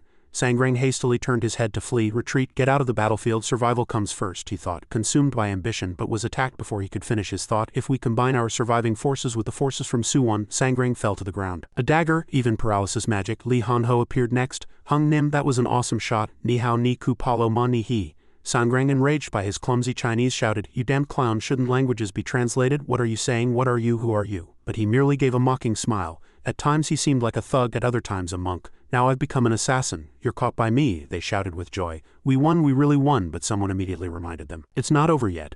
We need to regroup and head to the Suwon battlefield to chase down and wipe out the remaining stragglers." Sanjiwu also muttered on this side, "Almost done. Only Suwon remains." He couldn't help but worry about Ju Jisoo. "Jisoo, I hope you're okay." We can only hope for a miracle. In another city, several spatial gates opened sequentially, and reinforcements arrived while a system notification sounded. "Victor, the Korean server joins the Suwon battlefield. Busan now joins the current battlefield. Stage 2 battlefield victory effect is granted to the Korean server. All stats temporarily increased by 15. Li Han-ho wondered, "What is this?" He was stunned by the sight before him. All enemy server soldiers were defeated in a single attack. Li Han-ho, still with a surprised expression, walked with Sanjiwu and said, "But is this really possible?" At this moment someone's voice was heard. The person waiting for them was none other than Dai Sanwang. He wore a mischievous smile. "You're here at last. Too late, much too late. You failed to make a grand entrance like me, Necromancer. I mean, you're not cool anymore." Dai Sanwang gave a thumbs up in admiration. "That guy was cool this time." Ju Jisoo's figure appeared and a system notification sounded. "You are facing a god." Li Han-ho said, jaw dropped. "Wait, Jisoo Nuna, a god. I'm the only one left out." Sanjiwu also thought in surprise. Standing next to Ju Jisoo were two fierce tigers, and this energy flow felt somewhat familiar. He was startled by his own thought. "Familiar?" Dai Sanwang explained. "You two are deeply connected to death." Ju Jisoo was now Valkyrie, the messenger of death, a warrior who had experienced death. The city of Energia was calm after the battle. Inside the news building, several staff members shouted excitedly, "Yes, our server finally won." The reporters all added words of praise. The Necromancer's influence was significant, but the swordswoman Jisoo was truly extraordinary. She stalled for time on the Suwon battlefield, and in the end the moment of victory was hers. Much affection was poured on Ju Jisoo. "From today, I'm a Valkyrie fan." "Me too, but everyone, it's not over yet." Reporter An cautiously said that the war wouldn't end here. The person next to her was flustered. "Wait, does that mean it's time to attack the China server?" she exclaimed with gleaming eyes. "Of course, but the decision rests with our representative, the Necromancer." "But I'm sure the Necromancer will counterattack and win this time too." Several corpses were carefully gathered in one place. Sanjiwu himself was thinking blankly at this moment. "It's been a long time since I've felt such fatigue close to death." A system notification was broadcasting at this moment. Heroic War Stage 2 title has been replaced with Heroic War Stage 3. All stats increased by 5, he continued to think, looking at the status window. My base strength is 57, even with full divine power in divine state it's only 82. The 1,000-pound bow requires 100 strength, so it's truly useless. Player Yu Seong GU profile. Level 23, class Necromancer, Dark Mage, Noble type, Strength 44-13, Agility 31-11, Stamina 37-15. Equipped items. Gold owned 338,500,412. Following this, numerous notifications regarding mission completion ensued. Victory rewards have been issued to the server owner. War spoils 300 million gold. The Korean server has been granted a proactive counterattack opportunity for the war objective. If a counterattack is chosen, the war method and battlefield can be proactively selected. The server owner can end the war. The war ends without additional rewards. The counterattack is chosen within 48 hours. A full-scale counterattack effect is granted to all allies. All stats increased by 3. Movement speed increased by 10. Sanjiwoo grumbled. Tens of thousands fought with all their might, and the reward is just 300 million gold and a counterattack effect. Does it mean we should tear each other apart until one side dies? And then he lay back down on the bed, thinking, I have no intention of letting that damn emperor live, but now is not the time. He recalled the battlefield, suffering in pain. The damage and fatigue from battle are no joke. Now I just want to rest without thinking about anything. Li Kong Chang-hun asked, how long do we have to keep fighting like this? The more he thought, the angrier he became. And why is it getting late at night? Ki Wang-su began to speak. Sanjiwoo, as you instructed, I checked everything, but I couldn't find any small stone statues. Since I checked all the temples and bases, it's safe to assume they don't exist. He listened and inwardly speculated. Then it's highly likely to be in Beijing, the headquarters. Because it's important but useless in battle. Looking up, Sanjiwoo continued to think, I need to check memory fragments from General Songrang. A voice from above replied, Are you awake? Dai Sanwang continued without looking at him. If you keep overworking yourself like this, you'll die early, not because of the war. Sanjiwoo suggested, Talk to me. And Dai Sanwang replied, Scary. And now, jumping down. Broadcast interrupted. He listened and replied briefly, No one is eavesdropping. Dai Sanwang with a serious expression asked again, All right, why did you come to find me this late at night to talk? Sanjiwoo went straight to the point. You know, don't you, Valkyrie, Jisu's divinity? He questioned with a serious expression. Did you do it on purpose? Dai Sanwang was flustered by these words. What do you mean? Sanjiwoo explained. Valkyrie's sword. It's one of the conditions to obtain divinity. You gave it to her, and this is too complex for you to say you didn't know, isn't it? He laughed, realizing Sanjiwoo was overthinking. Hey, there are more coincidences in this world than you think. If you try to force them together, everything will just become more confusing. Sanjiwoo stared directly into Dai Sanwang's eyes and asked again, Coincidence? And he reproached, Does this crazy world just seem to be made of random coincidences in your eyes? Dai Sanwang asked again, Then is it fate? Sanjiwoo gritted his teeth and declared, No, this is something someone planned with a certain purpose. All of this is meticulously manipulated. And the question followed, For what and from where? Tell me, Monster King. Dai Sanwang himself didn't hide it at this moment. That's right, I want to know that too. He covered his face, reminiscing, the voice resonating in my head. No, not a voice. A revelation. Something like a god. What exactly is a god? But Sanjiwoo's patience was being tested by him. I'm not interested in word games. Do you really not know? Dai Sanwang replied somewhat helplessly. I don't know either. But at this moment, a notification board suddenly appeared. Connection with the guest server has been terminated due to a critical error. It's over? Sanjiwoo wondered. Seeing the change in Dai Sanwang's face, an angel? Under Sanjiwoo's pressure, Dai Sanwang suddenly entered a strange state. Yes, you Sanjiwoo, I know you have many questions. As soon as he finished speaking, he pointed directly at him, raised an eyebrow and warned. But your actions right now are disregarding immense danger. Despite hearing such words, Sanjiwoo didn't care and focused on another issue. Who are you? Dai Sanwang laughed, refusing to answer. Can't tell, no clue. He frowned, but inwardly hesitated whether to ask or not. Then the question I have, the one I've always wondered about. The question I've always wondered about in a world that has experienced death and become a game. Diverting from the train of thought, Sanjiwoo pointed to himself and briefly asked with a blurred expression, Who am I? As soon as the words left his mouth, all the events that had happened in his life flashed through his mind like a movie. I died once. Am I the same person before and after resurrection? What if all of this is just a brain in a jar situation? Upon receiving such a question, the other party scoffed and replied vaguely, You're just you. Don't worry too much. As this answer didn't satisfy Sanjiwoo, Dai Sanwang explained in more detail. This world, including you, is a natural living entity. You can believe that you are being invaded by external forces and that I will help you liberate it, but this is also only temporary. I don't have any more time to answer your questions. From now on, focus on the important advice I'm about to give. His words clearly showed that Sanjiwoo didn't believe him much. Advice? Dai Sanwang ignored that suspicious attitude and immediately said, There will be those who come for you. You must kill them. At these words, Sanjiwoo didn't hesitate to object. What are you doing just killing people like that? Dai Sanwang laughed at this reaction. I can only help this far, my advice is always useful. After giving his advice, he gradually disappeared. Don't forget, the system quickly recovered. Immediately after that notification, Dai Sanwang covered his face and collapsed. Ah, my head is going to explode. Sanjiwoo was flustered by this sight. Dai Sanwang? Just then, Ki Wong-su rushed over, her voice very flustered. Sanjiwoo experienced intense psychological conflict upon seeing her appearance. Where did Ki Wong-su come from? Is she someone I have to kill? As soon as this thought came to mind, Sanjiwoo immediately denied it. No, that can't be. Diverting from the train of thought, he asked, "What's wrong?" She stood beside him, catching her breath, and reported, "I'm here to meet Yoon-hoon. The Crusader Expeditionary Force is here too. They say it's an urgent situation." Hearing that name, Sanjiwoo quickly understood everything and showed displeasure. "The one who came is Yoon-hoon. Then the one I have to kill is also. If it's like this, it's no different from the system playing a trick on me." At this reaction, Ki Wong-su next to him was flustered. Setting that problem aside, Sanjiwoo hastily rushed out of the city gate with his comrades. "At least tell me why before you go." Putting emotions aside, from afar he saw a group led by a familiar face. That entity's explanation was insufficient, but he had never given bad advice. There must be a reason why they should be killed. A reason to kill Yoon-hoon and the Crusader Expeditionary Force. As he appeared, Choi Yoon-hoon greeted him first. "You've arrived." Sanjiwoo said nothing and had Ki Wong-su report a few more things. "The Liberation Army who said they would prepare the X suddenly visited, so I made them wait outside the barrier." Hearing this, he praised, "Very good." As soon as he finished speaking, Choi Yoon-hoon immediately demanded, "Sanjiwoo, open the barrier. I have important information." He didn't hastily agree and stared intently into the other party's blurred eyes, evaluating.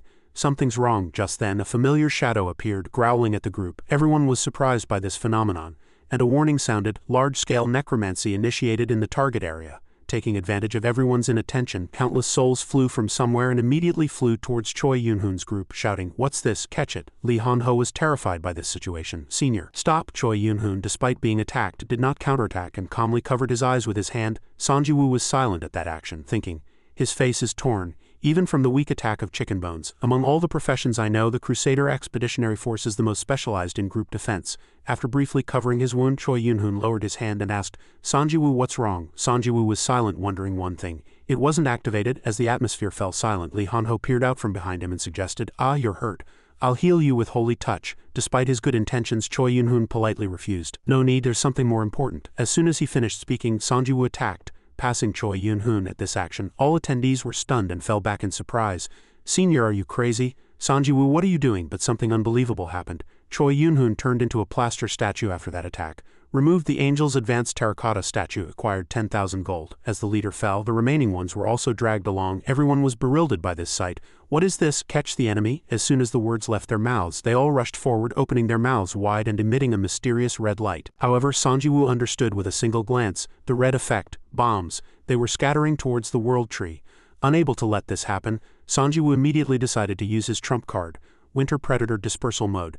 "Everyone back off." As soon as he finished speaking, he unleashed immense firepower, creating an ice wall to block the robot horde's attack. Everyone present couldn't help but admire this sight. Sanjiwoo quickly gave instructions from the side, "Call Ki Wong-su and tell her to contact the Yeonpo artillery, and not to accept any outsiders. Anyone who suddenly appears is a disguised enemy." At this moment, everyone looked at each other with serious expressions, speculating about the whole story. Who could have orchestrated this? Next to him, Jisoo said, "Damn it, it must be the China server." "No, maybe." Sanjiwoo stood to the side, frowning and inwardly confused. "I need to check immediately." Without hesitation, he used his skill. "You can view fragments of the dead's memories." Soon, Sanjiwoo appeared in a strange room, looking at the two people sitting below. He anticipated, "He's the second in command of the China server, so he'll show me something useful." However, contrary to Sanjiwoo's expectations, the two only looked at each other without speaking. Sanjiwoo pressed his lips together and carefully observed the white-haired man, but he couldn't understand. "They're not talking." No, more than that. The man, in his eyes he could clearly see his own reflection. He wasn't looking at General Shin but at himself. Upon finding Sanjiwoo, he greeted him amiably. "Hello." Receiving no response, he chuckled and stroked his beard.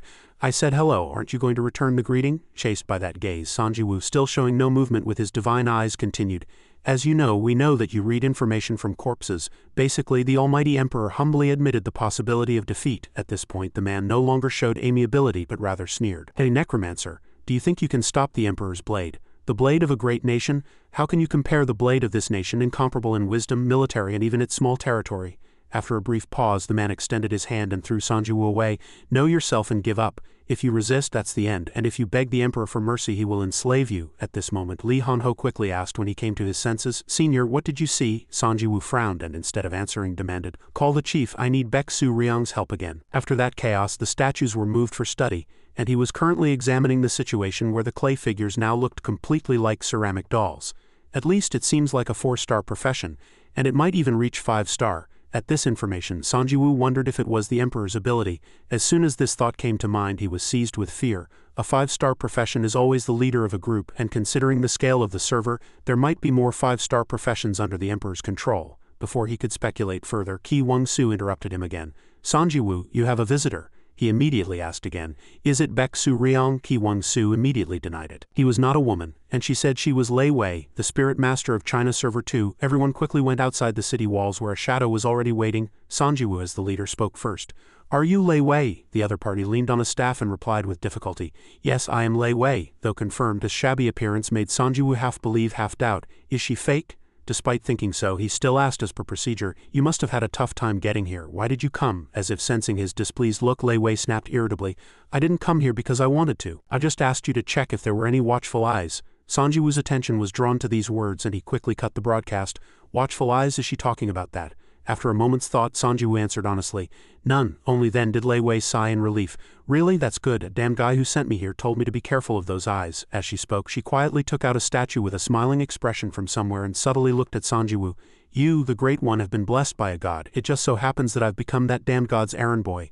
A second stone statue. Upon seeing it, Sanjiwu immediately invited Lei Wei for tea. Although his invitation was sincere, he still guarded against her. In fact, the second stone statue came into my possession by itself. Is the unknown helper starting to act more proactively? This thought made Sanjiwu suddenly recall the snake that had possessed the Amugi on Bukanzen. That entity said their goal was the collapse of the system. He suspected that all types of players were being considered except for himself. Returning to the present after observing the person in front of him for a moment, he immediately asked, "But Lei Wei is also one of the helper's cards, so what do you want? You're not just here to hand over a stone statue, are you?" Before she could answer, Sanjiwu began to speculate on his own. China server. Is she trying to overthrow the Emperor and regain her lost power? However, Lei Wei poured cold water on his thoughts, saying firmly, "No, that land isn't my property. It should return to being everyone's land." She paused, then added, "I'm not the owner of Server 2. I just became the server's leader while trying to survive." After beating around the bush for a moment, Lei Wei got to the point. "But I really want to get back what's mine." Hearing this, Sanjiwu found it hard to understand. "Truly yours?" Knowing he would ask, she answered concisely, "The spirits I gathered, I want to get them back." Upon hearing that answer, Sanjiwu slightly lowered his guard. "Spirits in Beijing?" When asked, Lei Wei sipped her tea and replied, "Yes, they're probably sealed by magic." At this moment he was silent for a moment. After a brief thought, Sanjiwu proposed, "We're going to attack the China server soon. I'll give you a chance to retrieve those spirits then." Having gotten what she wanted, Lei Wei returned the statue she had just shown him. "That would be great." As soon as he touched it, the system notified, "You have acquired an item from the enemy faction. Statue of the Demon's Blessing. This is a special reward given only to high-ranking members of the Demon faction. It seems it can be exchanged for a faction item at the symbol of the desired faction." Having acquired what he wanted, Sanjiwu was about to leave, but something suddenly occurred to him. "But how did you come into contact with the entity called the God of Death?" When asked this again, Lei Wei replied in surprise, "Ha, you already knew? System error." As she spoke, she recalled the scene and explained in more detail. "I was defeated by the Emperor's army and I summoned the Spirit King to escape, and that's when the system error occurred." Sanjiwu immediately caught the keyword Spirit King in her story. Sensing his curiosity, Lei Wei excitedly explained, "It's the strongest spirit a summoner can summon through a very special method." After explaining the Spirit King, she shifted her focus to why she was sitting here now. "That God of Death told me to find him if I wanted to overthrow the Emperor by possessing the Spirit King. Meanwhile, I brought some fruit from the general's mansion." Recalling the item, Lei Wei couldn't hide her curiosity either. "I went through hell and back to get it. It's an expensive item, isn't it?" Sanjiwu absorbed all that information and left. "I'll go check it right away." After leaving, he headed straight to where the world tree was. The system then suggested, "You can choose a reward from the spoils acquired from the enemy faction. Faction items are one of the priest's badge, general's badge, or judge's badge." After a moment's thought, Sanjiwu made his choice. On the badge in his hand, Chinese characters were clearly engraved. "Is this the item I needed?" Item information. Judge's badge. Grade, special, classification, faction item. Effect. The badge owner can designate members of the same faction as judgment targets, ascertain their location, and temporarily reduce all their stats by 90. Description. This is an authority that can only be obtained through special achievements of your faction. Through this, you will play an important role in managing and ensuring the order of the faction. Not stopping there, the system announced another piece of good news.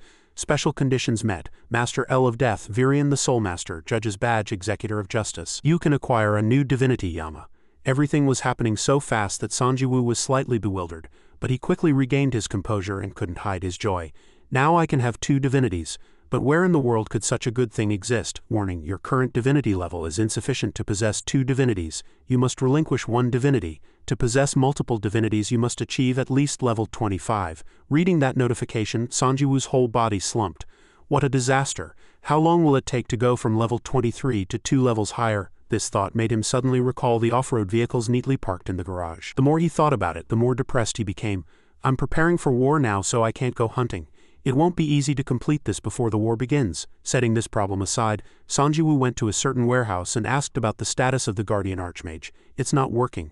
There's remote interference. Not too surprised by this answer, he further asked, then can it be Jiachudi? Instead of answering the question directly, he explained gently. Mental exploration is not a physical battle but a mental one. After a moment, the Guardian Archmage added, if I make a mistake, my mind could be destroyed and I could die. There's a high probability. Sanjiwoo ignored such possibilities and immediately asked, then if I want to see it? He already knew his wish well and simply pointed to the other person's head, stating the condition. This method is a bit extreme, but you have to go in first and distract him. Originally, that place was his mental world, and if he's distracted, I can sneak in through the gap. Sanjiwoo, having received the request, frowned and calculated for a moment before agreeing. Understood, let's begin. Soon, a light burst forth and he appeared in the familiar room again. The man, seeing Sanjiwoo's appearance, said with great annoyance, again, did you two come with a faint hope? Before he could say anything, the man sneered and advised. General Sang's memories are connected to me. That means I can control this place anytime, anywhere. Sanjiwoo clearly knew this information too. I know. Hearing the firmness in his voice, the man couldn't hide his interest. Oh, so you've come to accept my offer? To this question, Sanjiwoo, instead of answering, sent the table flying. At this action, the white-haired old man looked on in disbelief. What are you doing? Of course, everything didn't stop there. He lifted another person's body and threw it at the old man. At this, the white-haired old man said as if he could no longer stand it, You crazy bastard. No matter how angry he was, the white-haired old man sat still without moving, constantly saying, This isn't reality. It's an illusion. This much won't harm my main body. As soon as he finished speaking, his sparse hair flew off his scalp. Feeling his scalp cool, the old man was completely dumbfounded, and Sanjiwoo, seeing his reaction, hesitated and said, sorry. After being momentarily stunned, the old man's soul finally returned to his body. As if he could no longer stand it, he waved his hand, trying to push him out. Damn it, you greedy demon. Get out, don't ever come back. The force enveloped Sanjiwoo again, but this time nothing happened. What? Why is nothing happening? As soon as he finished speaking, the Archmage suddenly appeared and answered instead. Of course, it's no longer that old man's world. His appearance startled the old man, making him step back. No, that can't be. Only then did the Archmage ask about the situation. What exactly made him so distracted? When asked, Sanjiwoo replied helplessly, I accidentally pulled the old man's wig. At this point, the old man felt fear and stammered, pleading, Get out, let me go. Naturally, the Archmage firmly refused. Does that old man still not know the consequences of losing control of this place? As soon as he finished speaking, he rushed forward and bit the other person's neck. The memories of the dead have been unsealed and secrets revealed. Having finished, the Archmage released the old man and wiped his mouth. Now you will see more. This was also the effect of the mental exploration skill. Immediately, the scene changed to a group of unfamiliar people. General Sang looked down from above with a very satisfied expression. With this force, the glory of war will be ours. The person next to him also tried to flatter. Who can stop our great army? General Sang also agreed, but something occurred to him, and he admired. Fortunately, we didn't have to use that terrible weapon. Sanjiwoo caught the keyword and immediately turned his head to search. That terrible weapon. What came into his sight was a gigantic black skeleton with its mouth wide open. As soon as he saw it, Sanjiwoo knew what it was. Demon Gate. Suddenly, one person said with an anxious voice, The Emperor can control those terrible things, can't he? As this question came up, General Sang immediately replied with a confident voice, The Emperor has made a contract with the leader of the Demon Gate. Those foul creatures will fight for us whenever summoned. Hearing this, Sanjiwoo's hatred flared up again. Damn it, that emperor is a corrupt individual blessed by the real world. The Archmage, having heard all the stories, only then stepped forward and asked if he could defeat them. Sanjiwoo carefully observed and then answered honestly, It will be difficult, unless the gate is closed. If I could close it with the branch of the Mountain King, that would be great. But if it's too heavily guarded, it will be difficult to even approach. The more he thought, the more Sanjiwoo lost hope, unable to imagine victory. Just then, the system presented a new quest. Exclusive quest, Power of the Guardian Devil. Type, Target Destruction. Objective, Destroy the Heart of the Demon Gate. Reward, Divine Empowerment or Class Change Ticket. Choose one. You have foreseen a large-scale uprising of alien forces. As a Guardian, your mission is to prevent disaster. Each gate of the Demon Gate is connected to one world. At the center of each world is the heart of the Demon Gate. Destroying it will completely destroy the Demon Gate, changing the fate of both worlds. Destroying the heart of the Demon Gate will close all demon gates in this world. After reading it, he saw a small ray of hope. So it means I have to destroy the Demon Gate. There is one way to enter. Sanjiwoo suddenly recalled the magic scroll, Demon Gate Level 2, that he had obtained from the Glacial Sea. It allowed him to open a gate to the Demon Gate for 36 hours. Deep in thought, a strange idea suddenly occurred to him. If it's a dungeon of about level 43, perhaps I could reach level 25 soon. Returning to the present, Sanjiwoo quickly unrolled the scroll. Lei Wei approached, observed, and then asked him a crucial question. Necromancer, have you ever entered the Demon Gate? Hearing this question, Sanjiwoo looked at her in surprise. You've been in there. As she said this, Lei Wei became annoyed. I almost died in there. After a moment's pause, she explained in more detail. When I tried to infiltrate to rescue the spirits and became isolated, those damn guys dared to escape through the Demon Gate they opened. The more Lei Wei thought about it, the more goosebumps she got. Even now it gives me goosebumps, but you're preparing to destroy it? Sanjiwoo didn't care and immediately asked, what exactly is that place like? Seeing his firm resolve, Lei Wei summarized briefly. It's a perfect grave, dark. No ecosystem other than foul creatures, you can't even tell directions. After a moment's speech, she concluded very concisely. It's easy to enter but difficult to leave. Hearing this, Li Hanho couldn't help but be puzzled. Then how did you escape? Lei Wei answered that question seriously. I summoned the Spirit King. Thanks to its skill Boundary Vision, I barely managed to escape. Jisoo, hearing this, immediately stepped forward. Boundary Vision, she now explained. It's like a mini-map that guides you even when you can't see anything. Sanjiwoo absorbed all that information and flinched. Can you summon the Spirit King again? Lei Wei rubbed her temples and shook her head in refusal. Don't even dream of it. The summoning conditions are too complicated. It's still on a 30-day cooldown. At this point, everything had reached a dead end. Minimap. So that means we need someone with the ability to find their way. I haven't heard of such a person. Even Sanjiwoo the leader felt this was impossible. It's not a useful skill in modern cities. It doesn't help with survival at all. Even if such people existed, they would probably have died early. This problem kept making him frown. After 48 hours of entering the Demon Gate, I will be rejected. In other words, this was a timed mission. Without a guide, the mission seemed impossible. When everything reached a dead end, the Archmage saved everyone. I know someone with that ability. So that everyone wouldn't be too excited, he first said, but he's not a player. Sanjiwoo speculated, is he a beastman? The Archmage immediately affirmed and began his introduction. That's right, the first of the 4 beastmen. The one with the Hunter's Domain skill card. After the introduction, he advised everyone beforehand so they wouldn't expect too much. It won't be as good as the Spirit King, but he can detect everything within a radius. If he guides you, you'll be able to find the heart of the Demon Gate quickly. Without further hesitation, Sanjiwoo immediately asked, where is he now? The Archmage quickly replied, Jeju Island. Hearing the familiar name, Jisoo was stunned for a moment, then regained her composure and double-checked. Jeju Island, why there? The Archmage explained. When Yugo enslaved us, he was the first victim. He was severely injured. I was disappointed with my wrong choice, so I helped him escape to Jeju Island. So he disappeared. If you find the hut on Halasan Mountain, you can find him with my skill. Given the information, Sanjiwoo did not hesitate and immediately acted. Then we need to hurry. There are only 3 days left until the war. We need to finish everything by then. After that day's meeting, everyone quickly boarded a ship and headed to Jeju Island. Li Hanho stood at the railing and excitedly said, oh, that's Halasan Mountain. By the way, Jisoo Nuna's family lives on Jeju Island, doesn't it? To this question, Jisoo remained silent. When she said nothing, he further asked, are you happy to be going home after a long time? Jisoo looked at the calm sea and answered indifferently, not really, I don't remember much about that place. To prevent the awkward atmosphere from lasting too long, Sanjiwoo immediately asked for news. What's the situation on Jeju Island? Li Hanho thought for a moment and then said what he knew. There's very little information about Jeju Island. I hear some strange rumors are circulating internally. I heard an extremist group that worships monsters has taken over the place. As soon as he finished speaking, an unfamiliar object flew from afar. Everyone immediately went on high alert. Something is approaching from the direction of Jeju Island. Approximately 20 flying objects, all team members' battle stations. As they drew closer, everyone could clearly see that they were eagles, hippogriffs. Sergeant Kim observed the situation and quickly went to Sanjiwoo asking if they should attack them. He thought for a moment, then refused. Just let a few of them land on the ship. As Sanjiwoo said, people in red cloaks and a flock of birds landed. The first thing Sanjiwoo noticed was their mad eyes. After observing their eyes for a moment, he said, they are no longer rational. They now lowered their voices and jumped excitedly. You outsiders, you have invaded our holy land. This is an evil deed. Turn your ship around and leave before it's too late. Fearing that others wouldn't believe him, he continued to threaten. Beyond this point is the sacred lake of Seongsan. the domain of the sleeping god, free from burdens. Hearing those pious words, Sanjiwoo thought, a holy place, are they perhaps monster worshippers? With this thought he extended his hand in a friendly gesture. We have not come to harm you. If you clear the way, we will leave as soon as our business is done. As soon as Sanjiwoo finished speaking, they replied curtly, damn it, what do you know? I told you this is a place that serves the gods, not a toll booth you can just come and go as you please. Lee Han-ho, angered by their words, rolled up his sleeves ready to fight. Do you even know who we are? If you've seen the broadcast group, you couldn't possibly not know. Before he could finish, the man snapped, we've all thrown away our demon-possessed cell phones. Children of Satan, get out of here immediately. Sanjiwoo pondered these fanatical words. Brainwashing, these don't sound like the words of someone who lived in a civilized society. Just then, one of the group noticed something. Oh, it's you? Jisoo remained silent, dumbfounded, and fearing she didn't recognize him, the man took off his hat and reintroduced himself. It's me, Kong Tae-soo. We were high school classmates, weren't we? You're not trying to pretend you don't know me, are you? That's really disappointing. Even after he said that, Jisoo only casually greeted him. Yeah, hi? Hearing her reply, the man suddenly became excited. Beyond this place is the lake of Seongsan. She had no interest in them and asked about something unrelated to herself. But are they still alive? Tae-soo didn't answer directly. Ah, I'm sorry, but those without faith cannot survive in this holy place.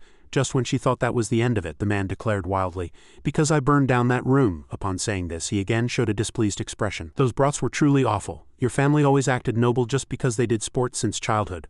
Honestly, don't you hate your family too? Just when she thought it was over, Tae-soo added again, you're a bastard child, aren't you? At these words, Jisoo's face darkened without a word, her expression unreadable. Hearing this, the man, as if he had learned from the people earlier, became agitated and asked again, what, are things like that still happening these days? Upon being asked, he told everything he knew.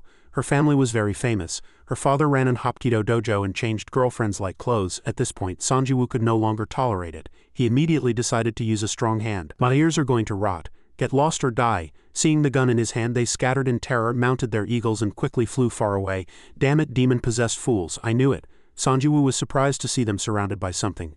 A shield. After a moment of concentration, he guessed they were protected by something. As soon as Sanjiwoo finished speaking, Jisoo stepped forward and offered directly, I'll handle this. As soon as she finished speaking, she immediately leapt up, stepped on the shield to gain momentum, and then swung her sword, shattering the shields to pieces. Sanjiwoo, witnessing this scene from the ship, widened his eyes in admiration. Valkyrie's divine power is stronger than I thought. In terms of damage output, it's already top tier. In an instant, Jisoo finished the job and landed on the ship with Tae-soo. How? What did you do? Sergeant Kim also quickly rushed over and handcuffed him. Jisoo then spoke. Meeting and parting so soon, isn't it a pity? He was dumbfounded by this question. Jisoo thought he had repented, but no. Tae-soo's eyes widened and his voice was sharp. You have angered the gods, you will be a sacrifice. Lee Han-ho looked at his reaction with a scornful expression and prepared to swing his love club. He's in a serious condition, isn't he? In ancient traditional medicine for curing madness eggs. Sanjiwoo, understanding his thought, stopped him, saying, there's a more certain way. After a brief pause, he summoned a familiar scythe and declared, I will show them that the god they serve does not exist, divine slayer. Just then, a group of people flew from afar. As soon as they arrived, the ship's cannons quickly loaded and all artillery aimed at the target and fired. Instantly, numerous large and small explosions occurred. But no matter how much they fired, the people were replenished in time and continued to charge. Everyone was slightly flustered by this situation. Hit. We've shot down many enemies, but reinforcements keep coming. They're still approaching. Judging the situation to be unfavorable, Sanjiwoo immediately summoned his monsters. Warning, top-tier necromancy is underway in this area. Sanjiwoo declared to the crew from the ship's bow, I'll handle the rest. Although he said he would handle it himself, he gave Jisoo another mission. Jisoo, find the Black Lion in flight. I'll deal with them all in one blow and break through the enemy lines. They hadn't done anything yet, but the people, seeing the dragons he summoned, were surprised and began to flee, retreating to their base. The people quickly turned around and headed towards the mountain in the center of the island. Sanjiwoo watched their retreating figures and gradually formulated a plan. He's at the top of Halasan. I need to clear all obstacles before finding the Black Lion. However, the next sight surprised him. A shield? Lee Han-ho, sitting on the dragon's back, offered his opinion. It looks like their base. Sanjiwoo agreed with him. Yeah, it seems quite strong next to him. Lee Han-ho heard this and tried to pull out his phone to find information, but was angered by the system notification. Unable to connect to the Korean server. Connection is being disrupted. Remove the connection disrupting object in this area and try again. So they're controlling the entire island this way. The oppression of this civilized society will end today. Sanjiwoo also mounted the dragon at this point, and before leaving he instructed the crew. In-ho, concentrate firepower on the shield area above.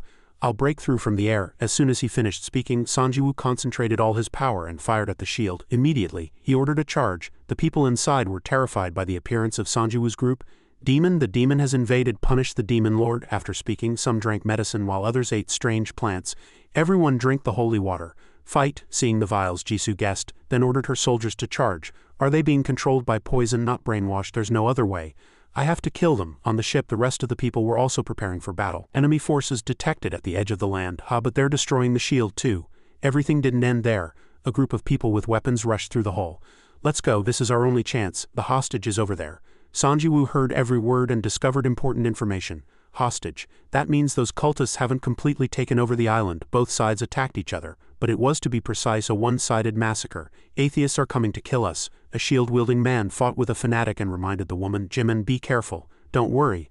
Lee Han-ho, sitting on the dragon, watched this scene and couldn't help but admire. That person is not to be trifled with. If she had a sword, I would have mistaken her for Jisoo Nuna. Sanjiwoo had little interest in this. I don't know who that person is, but it benefits both of us. Suddenly the ground shook violently, stopping both sides. Earthquake. A huge force erupted from the mountaintop. A man in red clothes was dancing on a nearby staircase. Behind him was a door. The rest of the people witnessing this scene couldn't hide their joy. O great God, holy God, you have revived this dead land. Sweep away the evil hands of the demons from a corrupt world. The high priests were imploring the god. After that prayer, a nine-tailed fox appeared. Everyone, seeing the familiar shadow, excitedly exclaimed, It's a god that I, a humble one, should see a god before I die. Punish the demons. Finally, the monster appeared. Sanjiwoo immediately went into battle stance. They worship a nine-tailed fox as a god. Perhaps all the herbs and hallucinogens were made by that monster. After a brief pause, he clenched his hand and used his power. For an enemy like a nine-tailed fox, I have prepared an opponent. After that call, a gigantic dragon appeared and they immediately began to attack each other. However, the nine-tailed fox was quickly caught by Mina's chains. Got her? Not stopping there. The dragon he summoned also tightly wrapped around her body. The people below saw this and were enraged. How dare you desecrate a god? Sanjiwoo appeared from somewhere and said directly, Still not come to your senses, then I will uproot you. As soon as he finished speaking, he ordered the zombies to charge. All zombies attack, and so the nine-tailed fox was attacked by the horde and fell. Hunted boss Kumio acquired over 8 million gold. The islanders witnessing this scene cried ceaselessly. Our god, while they were in despair, he jumped down and said, Is that all? Your god is now under my command. As soon as he finished speaking, the nine-tailed fox became a skeleton. After successfully dealing with the nine-tailed fox, what Sanjiwoo obtained was a legendary grade nine-tailed jade orb. This had the effect of increasing total mana by 300. This is the fox bead that often appears in folklore. Reading its stats, he couldn't hide his satisfaction.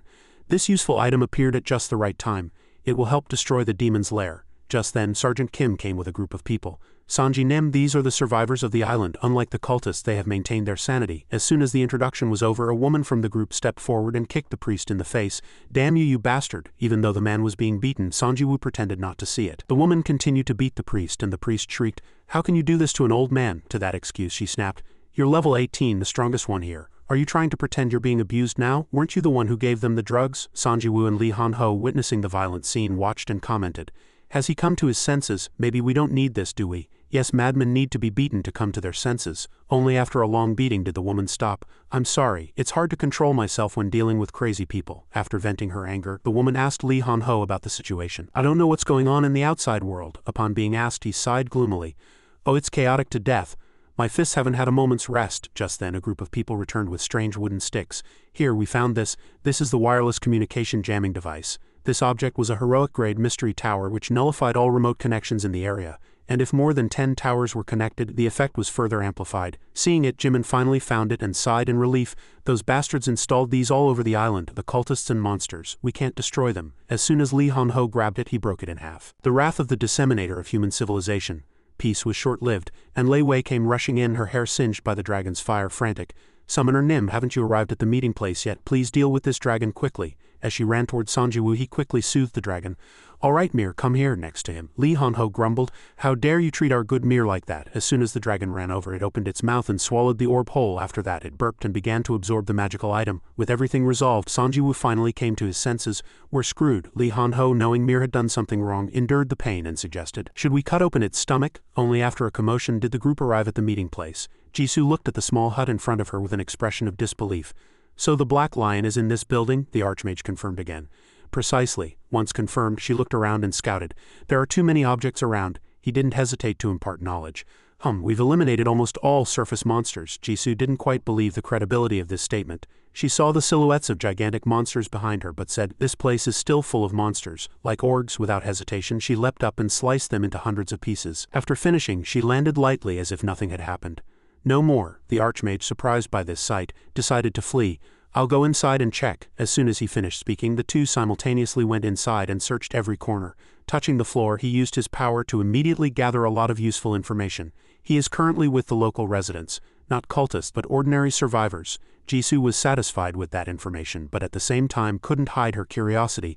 Well done, how did you find the location so quickly? The Archmage replied concisely. It's my specialty. However, it would be more effective if I cooperated with a psychiatrist. Hearing this, Jisoo hesitated for a moment and then suggested, then can you find someone else to help me later? The Archmage understood as soon as he heard this.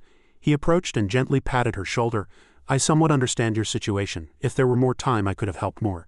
After that search, the two also departed by airship. Fleet 3 is approaching. Sanjiwoo immediately went outside and asked if the two had found the Black Mage. The Archmage hesitated at this question. He searched for words for a moment, then pointed at Jimin nearby and gave shocking information. He's with this woman. How did she get here? Jimin suddenly pointed out was dumbfounded. Before she could wonder, she quickly asked again. Who are you looking for? But before she could finish, Jimin excitedly shouted loudly. She quickly ran to Jisoo. Jisoo, Ani, isn't that you? Jisoo quickly recognized who the other person was. Ani? Seeing that she recognized her, Jimin retorted, you were still alive. I'm so happy to see you again, Ani. Only then did Jisoo ask the other person for information. Yeah, then how about the others? To that question, Jimin replied very casually, they wouldn't fall so easily. Everyone's safe. Ju-hoon lost a finger, but she's basically fine. Knowing that reuniting with relatives was precious, Sanjiwoo couldn't help but intervene. I'm sorry, but this is not the time for small talk. Did the Black Mage come with you? Finally, Jimin also answered that question. I think I know who you're talking about. I'll guide you. At this time, in an apartment complex, a group of armored people were patrolling everywhere. And finally, everyone found the person they were looking for. Fortunately, that person was also willing to help. Indeed, I will actively cooperate. Sanjiwoo was slightly surprised by this quick agreement. I didn't expect a former member of the Evolution Society to agree, the person, noticing his surprise, explained. I realized my mistake. I made selfish and extreme decisions in the name of the species. I cannot wash away the blood on my hands, but I want to somewhat compensate by helping everyone. At this point, Sanjiwoo fully trusted him, and got to the point. Do you have the ability to detect desired objects anywhere? No, the person was not very confident and said it wasn't perfectly accurate. I can detect objects within a certain range. Having said this much, the Black Mage began to summarize his abilities. I previously detected the World Tree approaching. If it's a power that maintains the entire world, like the Demon Gate, I can detect and grasp its location from farther away. At this point, Sanjiwoo was satisfied. Without hesitation, he immediately urged everyone, then open the Demon Gate immediately. We don't have much time. All preparations are complete. To be more reliable, Sergeant Kim specifically analyzed the preparation steps he had completed. We will call in additional troops to the capital area using the high-speed gate installed 2 hours ago. This will prevent monsters from pouring out of the shops. Although sufficiently prepared, one thing kept everyone on guard. The problem is that a guardian appears immediately to guard the gate after the monsters. As soon as he finished speaking, Sanjiwoo asked the person next to him, Jisoo, stay here. This decision left Jisoo puzzled. Is it alright if I don't come along? He knew she wanted to go, but he still had to refuse. Of course we need you, but it's more important for you to be here. This time, protect those outside the Demon Gate. Now that things have come this far, Jisoo said no more. Understood. In the courtyard, numerous pieces of equipment were already set up. However, not everything was over yet. The Demon Gate will open right in the center soon. Everyone hurry up and move, there's no time. While Sergeant Kim urged everyone, Jimin came with the Jeju Island residents as volunteers. We'll also lend a hand. Not as much as everyone else, but it will surely help. No sooner had she finished speaking than an alarm sounded. The second floor gate of the Demon Gate will open soon. The Jeju City area is sealed. Preparations are complete. Sergeant Kim spoke to Jisoo one last time. Jisoo will try to stop them with long-range firepower. If they break through, you'll have to deal with them. Jisoo gently reassured everyone. Don't worry. At this confident appearance, Jimin was surprised. You look really strong. Don't they treat you like a hero at home? Jisoo remained silent, not answering the question. Jimin looked at her and thought of past events. The child who was once the family's disgrace. Her father's big mistake. Growing up under the control of the martial arts family's eldest son was not easy. Jisoo was always punished and tested. Diverting from the train of thought, she rubbed her chin and thought, Father would surely be proud if he saw me now. Since I'm living well even after leaving the family. These words finally caught Jisoo's attention. Jimin, Ani, my stepsister, didn't bully me either. In fact, they also tried to take care of me, but they were more like distant guests than family members. This thought made Jisoo sad again. Unlike my stepmother, who was an athlete, my biological mother was weak. Did they ever say I inherited sick genes from my mother? Before she could think further, the first wave of invasion began. As the situation grew urgent, Jimin earnestly told Jisoo, Jisoo, you don't need to prove anything in front of Ani. Be careful. You were weak when you were young. At those words, Jisoo turned around and spoke coldly. You be careful, Ani. I'm sorry, but you might be sacrificed here. Hearing that, Jimin flinched slightly. Jisoo, Uni isn't as weak as you think. Do you still not understand? Jisoo no longer cared and stepped forward. In this survival game, even a natural genius isn't guaranteed to survive. Saying this much, she drew the two swords at her waist. Effort alone isn't enough. Jimin was slightly curious at those words. Then what do you need? This question silenced Jisoo. I don't know either. Looking at the swarming monsters, she said confidently. But right now I believe I can do well, because I've finally adapted to this hellish place. No sooner had she finished speaking than the first bullet was loaded and the airship charged straight ahead. As soon as they entered, they were enveloped in pitch blackness. Is it night now? No, it's just deep darkness. Realizing this fact, Sanjiwoo asked in surprise, can you see anything? I can't see anything. The altimeter has also stopped working. We don't know where we're going. The ship flew for another 20 minutes, but nothing changed, he said, exhausted. It's still pitch black. The black mage next to him was also helpless. I can give you directions, but with such poor visibility, we'll be as slow as a turtle. In this situation, the two were very optimistic. Since we don't know what's ahead, we can't speed up either. Lei Wei next to them heard this and unpleasantly stomped her foot. I told you, this place is harder to navigate than finding a needle in the ocean. No sooner had she finished speaking than an accident occurred. Oh, what's that? Quickly avoid it. Brace for a strong impact. The entire airship collided with the obstacle. Due to this impact, everyone inside the cabin was shaken. A giant skyscraper in the Demon Gate. Was that a skyscraper just now? Where exactly is this place? Sanjiwoo was able to stand upright even after being shaken. He narrowed his eyes and carefully observed the bizarre object. That's exactly a modern building. It's in ruins now, but I can be sure. A few minutes later, as the ship barely stabilized, they encountered another pile of ruined skyscrapers. Now I'm getting some idea. The ship circled the ruined city, observing. At this moment, Lee Han-ho rushed over to Sanjiwoo in a fluster and spoke his crazy thought. Senior, could this be an alien planet? Just then, Ki Wong-soo shouted loudly. Look over there. He pointed to a nearby collapsed building and explained. That's a tower in Seoul. And that's Gangnam. As everything remained incomprehensible, he first asked the experienced person. Lei Wei, how did you feel when you entered the Demon Gate? However, there was no reply. At that time, I was too confused to remember exactly. Saying that, she thought carefully and still provided some useful information. But now that I think about it, it was definitely Shanghai. Sanjiwoo was slightly surprised by this information. What? This is Earth? As soon as this thought came out, Lei Wei immediately retorted, that's impossible. It must be another dimension. The Shanghai I know wasn't destroyed so miserably. It was perfectly fine. This certainty again drove all speculation into a dead end. Then what does it mean that the Demon Gate is so similar to Earth? Just then, the Black Mage delivered good news. I've detected it. He no longer made everyone wait and quickly reported what he had found. I've detected a large vibration deep underground. It was like a heartbeat spreading throughout this entire world.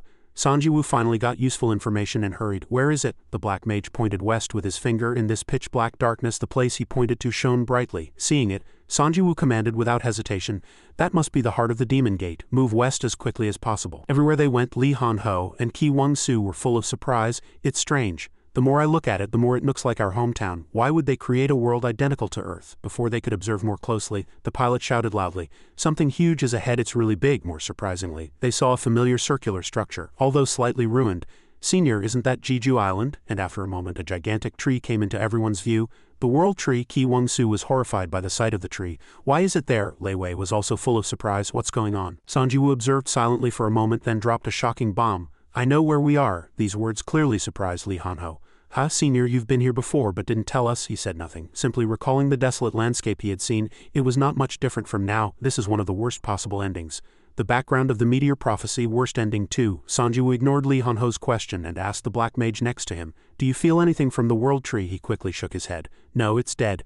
I can be sure it died a long time ago. Saying that, looking at the strange circular hole in the tree trunk, the Black Mage was sure. But I still feel a terrifying energy hidden beneath it. That's the source of the periodic vibrations we detected. No sooner had he finished speaking than everyone discovered a gigantic sinkhole.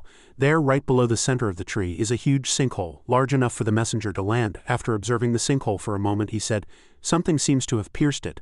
Lee Han-ho shivered at those words. What on earth? He couldn't answer this question. They had to go down themselves to find out. Just then, a swarm of monsters burst out of the sinkhole. Without time to think, everyone quickly went on alert. Ambush, battle activated, external energy shield engaged. Not stopping there, Sanjiwoo ran everywhere, demanding, Ki Wong-soo, go to the World Tree's vines and aim for the sinkhole. We'll move at top speed. Suddenly, Lei Wei appeared, pointed to herself and suggested, if you're thinking of a plan for escape, I'll participate. When he said nothing, she continued to persuade, even though I've lost all my high-tier spirits as the server's #1, I can still help you. Just then, Lee Han-ho suddenly appeared from somewhere. Me too, I'm the only six-fingered person on the Korean server. Sanjiwoo heard this and immediately turned around to ask a few questions. Lei Wei, do you know what those things are? There was no reply. I never encountered such creatures in the demon gate I entered. Thinking of something, she offered her speculation. The gate you opened was on the second floor, right? I think the two places might be different. This thought immediately plunged Sanjiwoo into deep thought. Each floor is a different world, there's no evidence, but thinking about it, it's not an unreasonable guess. After a moment of thought, he proposed a possibility, as if from a deleted memory. When this game ends, these words surprised everyone. What? How can we not be deleted? Sanjiwoo was helpless at this question. I don't know either. In the end, Lee Han-ho suddenly had an idea from the side. Even if the ending is good, if players lose interest in this game, we'll be deleted. He paused for a moment, then added, in any game, if players lose interest, it will eventually be forgotten forever. Hearing this, Sanjiwoo also agreed. Then we have no choice but to trust the words of the being who yearns for the collapse of this game. Once the decision was made, he immediately summoned his soldiers. Warning: large-scale shadow summoning begins in the target area. Where is the master? The place where they stood was the world tree's vines. This special equipment, when one end was tied to an object, could pull with immense force. Sanjiwoo used his strength to embed numerous swords into the vines. Bone weapon crafting. This action made Lei Wei curious. What are you planning to do? Sanjiwoo continued his work and replied concisely, it's an item that helps us gain experience and gold. Bullets were continuously fired from above, but the swarm of birds continued to pour in. The cannons were not very effective. After a moment, Sanjiwoo finished his work and fought with Lei Wei against the monsters. One of the reasons I came here is to level up. I need to reach level 25 to equip Yama's divinity. We can't level up with simple gunshots. Judging the situation to be unfavorable, Lei Wei used her power to create a gigantic water sphere that enveloped the entire ship. The Spirit Phantom is a shield created by spirits, but it won't last long. The monsters were startled as soon as they encountered the water. Human divinity reduces the stats of mid-tier creatures. Observing their fearful expressions, Sanjiwoo was triumphant. Good, I've been waiting for this moment. Simultaneously, he commanded his soldiers to throw the roots in unison. The soldiers obeyed and threw the roots in unison. The roots Sanjiwoo had prepared fell near the water sphere. Almost a few seconds later, a congratulatory message appeared from the system. Hunted a mid-tier creature from an alien dimension, acquired 850,000 gold. Hunted a mid-tier creature from an alien dimension, acquired 850,000 gold. Although they had eliminated quite a few, their numbers continued to increase. Lee Han-ho observed while fighting and reported, they're tightening the encirclement. Lei Wei next to him, maintaining the water sphere, looked at him with displeasure. You said you had 6 fingers, but why are you only using 4? Scolded. Lee Han-ho looked at the monsters gradually infiltrating and retorted loudly, no, I've reached my limit. No sooner had he finished speaking than his body suddenly grew larger. I'll try to stop them. Despite his efforts, the situation only improved slightly. Senior, I'm trying to stop them, but they're likely to pop out from other directions. Lei Wei's face flushed at that sight and words. Your way of expressing yourself is too terrible. Sanjiwoo was also fighting with all his might, waiting for the right moment. Just hold on a little longer. Maximum pressure explosion activated on 22 corpses, 29 seconds remaining. Immediately after that notification, the monsters clinging to the vines began to crack. Skeleton soldier, quickly escape. Lee Han-ho could see everything clearly from above. It's going to explode soon. No sooner had he finished speaking than the skeleton soldiers and all of them were pulled down the vines to escape. As everyone evacuated, the skeleton soldiers began to explode and bone weapons were crafted. Immediately, the water sphere exploded and Sanjiwoo's pockets were continuously filled. After all this dazzling combat, a level-up notification appeared. Leveled up to level 24. Sanjiwoo read it and was very satisfied. Finally, I've met the requirements. The joy was short-lived as they were pursued again. They're chasing us again. Maximum speed, don't use it. After that demand, Sanjiwoo took out his weapon.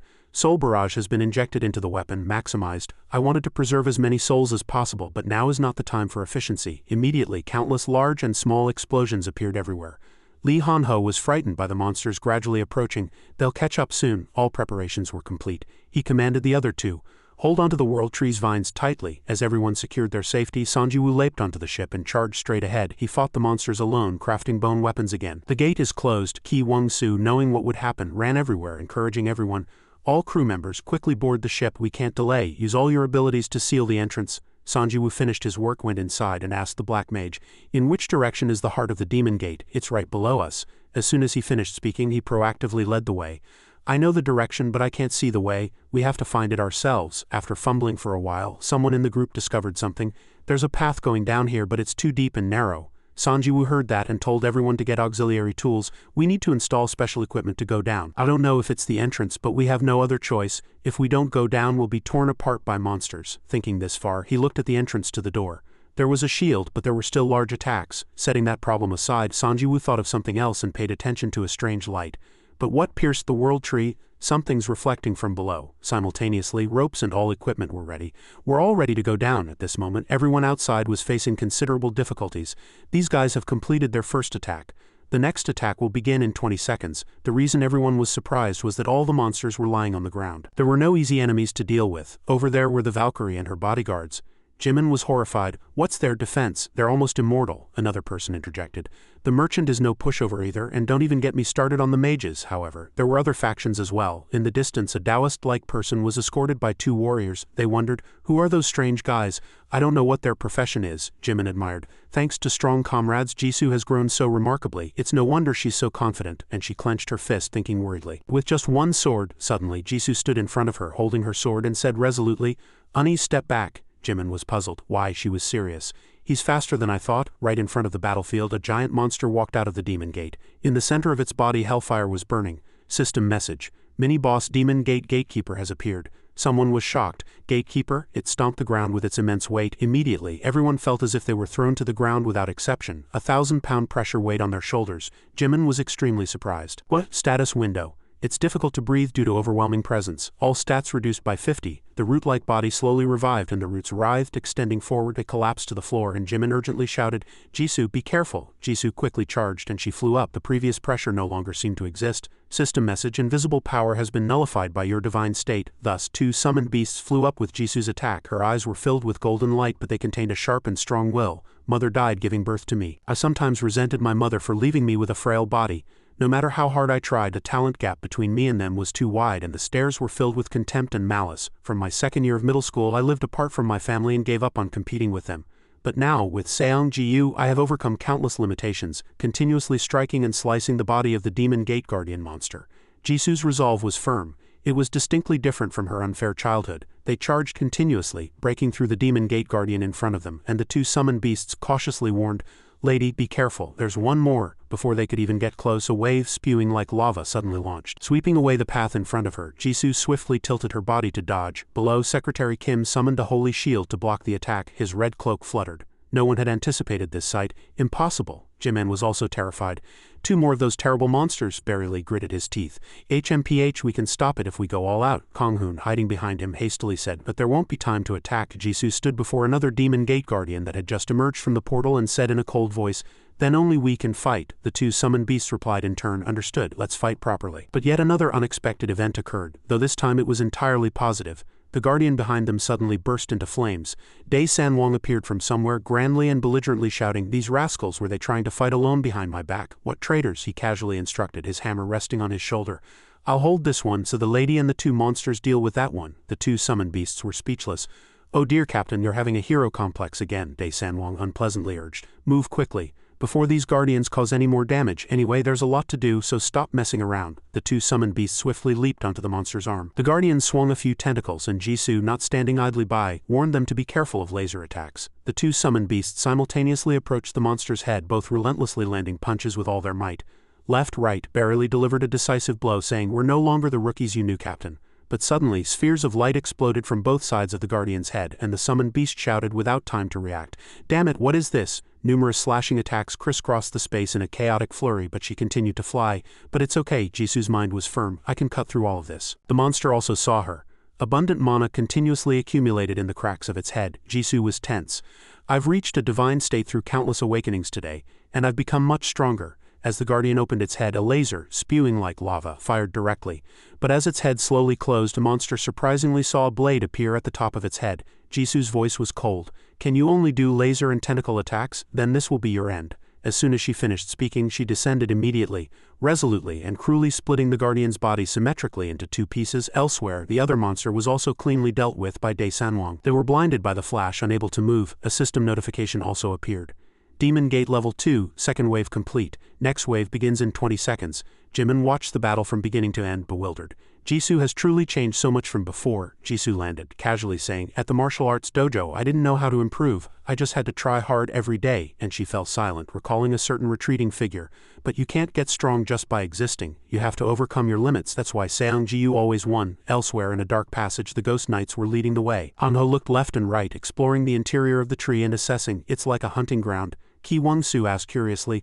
What are these stairs? Humans clearly made them, but are there demon-like beings living here? Sanjiwoo answered casually. Probably not. Why would a demon-like being build stairs like this? Ki Wang-su was puzzled. Then who? Before she could get an answer, the vanguard reported loudly from the front. There's something in there. Many small bead-like lights are deeply embedded. He was slightly puzzled. Are they torches? Hanho said softly, looking at the object in his hand. They're glowing beads. Or perhaps someone visited the demon gate before? Sanjiwoo corrected firmly. Precisely, they were just here. His thoughts were a little heavy. It's as I thought. The demon gate is another Earth. Sanjiwoo took a few steps forward and handed the jade staff to the guardian archmage, asking, Can you see the memories contained within? Holding it for a moment, as if connecting him to the spirits of the past, energy flowed into him. The guardian archmage closed his eyes slightly and said, Honestly, I can't see anything. It's too blurry. But it's definitely human memory, he continued, focusing on the bead. This object seems very old, so only fragmented images remain, faintly reflecting the smoke and flames of war. The archmage continued his story. There was probably war and slaughter, one side attacking, the other defending. That's all I saw. Sanjiwoo quickly turned his thoughts around in his mind, recalling memories. Then the hole under the world tree is because of that war. Were those flames the war between the corrupted and the warriors defending the world tree? Unlike us, they couldn't stop the prophecy stone Benjamin too.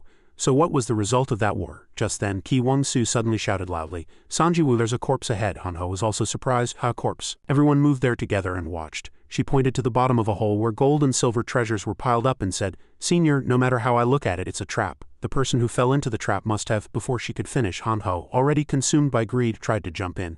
Wow items? Sanjiwoo hastily grabbed him and stopped him. No, in less than 2 seconds a heat like a volcanic eruption sprayed out, making him hot. Ah, hot, Hanho released, turned pale and mumbled. It was definitely a trap that stimulated human greed. He too was dumbfounded. Wiping the cold sweat from his forehead, he jumped in even with a corpse lying there. This trap really makes one question human intelligence. Sanjiwoo looked down again, assessing the red flames boiling up. That's the power of the one who swallowed the world. Lei Wei also looked down and commented, If invaders have come this far, they must have some very good items. Unfortunately, he agreed. That might be true. Just then, Sanjiwoo noticed something.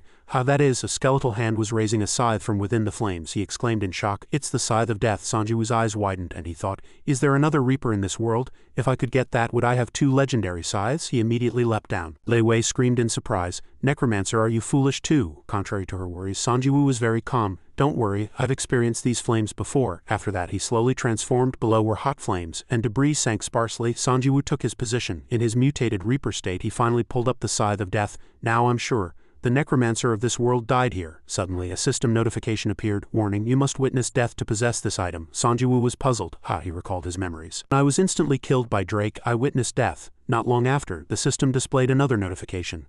Warning, due to a conflict from possessing the Scythe of Death item, you cannot receive additional effects. Delete related items and try again. Sanjiwoo heard that and sat down in disappointment.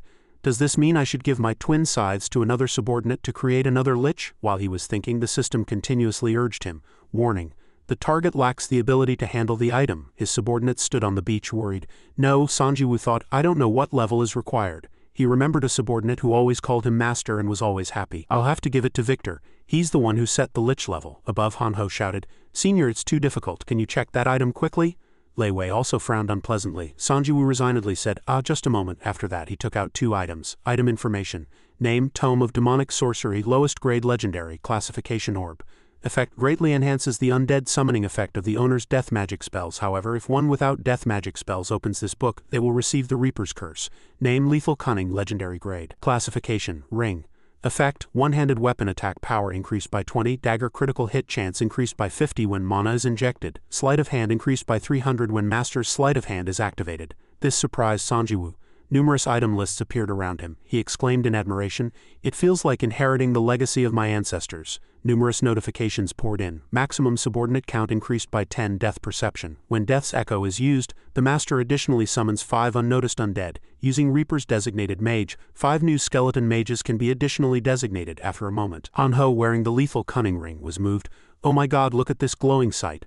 But as usual, he said, You're the only one who pays attention to me besides my parents. Sanjiwoo, disgusted, scolded him. Before I break it, will you join someone else quickly? He continued to control the undead, speaking in a calm tone. Unless all the guardians here are swept away, there will surely be more if we go deeper. Just then, Ki Wang-su suddenly called him. Sanjiwoo, an urgent message from the airship. They say creatures broke through the barrier and invaded, but then suddenly opened a portal and disappeared. All professions were bewildered by this strange sight. Hanho's eyes also widened. A portal? Where did they go? Sanjiwoo frowned heavily. His thought was almost certain. They went to Jeju Island, but he was firm. I can't back down after coming this far, so Sanjiwoo said resolutely. We keep moving forward, he thought to himself. I can only hope Jisoo fights well. The scene shifted to a place with hot golden sand. A magnificent demon gate stood, and a shadow on a griffin flew in the sky. As the shadow landed, it shouted excitedly, Jisoo, congratulations, you're now third. Jimin heard that and was surprised. Third place, Jisoo, you're third in our country. Jisoo calmly took out her phone and replied, it just happened. Korean server rankings, first Hanggang Gook level 25, second Kindi 157 level 24, third Kindi 39 level 21, fourth Sword Jandung level 20, fifth Choi Jun level 10, eighth. Her eyes darkened, recalling the hardest moments of her past. With the resources I have, if I had drunk tea I would have gained divinity, but my hands can no longer rot. I mean, with the items I have I can still get stronger. The bespectacled man also rejoiced with him. Sanjiwoo's level has also increased. He seems to be doing well too, if both sides could safely navigate this. But before he could finish, a system warning sounded for all players on the battlefield. The third wave of invasion has begun from the Demon Gate level 2 entrance. The Demon Gate vibrated with violent energy, and everyone was bewildered. Already monsters are pouring out. It's easy to say, but hard to do. After that shout, gigantic demon bats flew out of the Demon Gate, their eyes glowing red. With screams that shook the sky, accusations and shouts hastily followed. Damn it, those guys are flying in the air, shoot them down. But the situation was too chaotic, and the airship's shield shattered into pieces after taking concentrated fire at one point. The demon bats furiously charged like moths to a flame. The airship's shield is tearing. What should we do? Just shoot anything? At this moment, Banakiri's loud shout drew everyone's attention. The Crusader Expeditionary Force is charging into the Demon Gate. A group of people use the power of holy light to create a shield. Banakiri's tone was resolute. We will block the entrance to prevent creatures from scattering further. Ground firepower teams concentrate on the air. But the closer they got, the more intense the vibration of demon bats pouring out became. Someone couldn't bear it and shouted, Commander, the shield. Banakiri gritted his teeth. Block them. Don't let a single one escape. He clenched his teeth, his face resolute. Banakiri's will said this was the right choice. If the creatures broke out of the encirclement, more casualties would occur. But we lack power. As he thought this, a familiar shadow descended from the sky with a sword, fiercely slashing with numerous sharp sword lines, and blood splattered everywhere. Dozens of demon bats' bodies were shattered. Banakiri turned back in surprise. Jisoo did not look at him. She looked at the fallen crusaders, the brave people falling. Banakiri lamented, it's because of my incompetence. Jisoo turned without a word. I'll take over these people. Jisoo raised her blade and a golden light immediately enveloped the fallen heroes. The system mentioned, Unfbear has absorbed the souls of qualified warriors. 8 warriors have been reborn as your energia. You have reached the maximum minion limit. Jisoo was serious.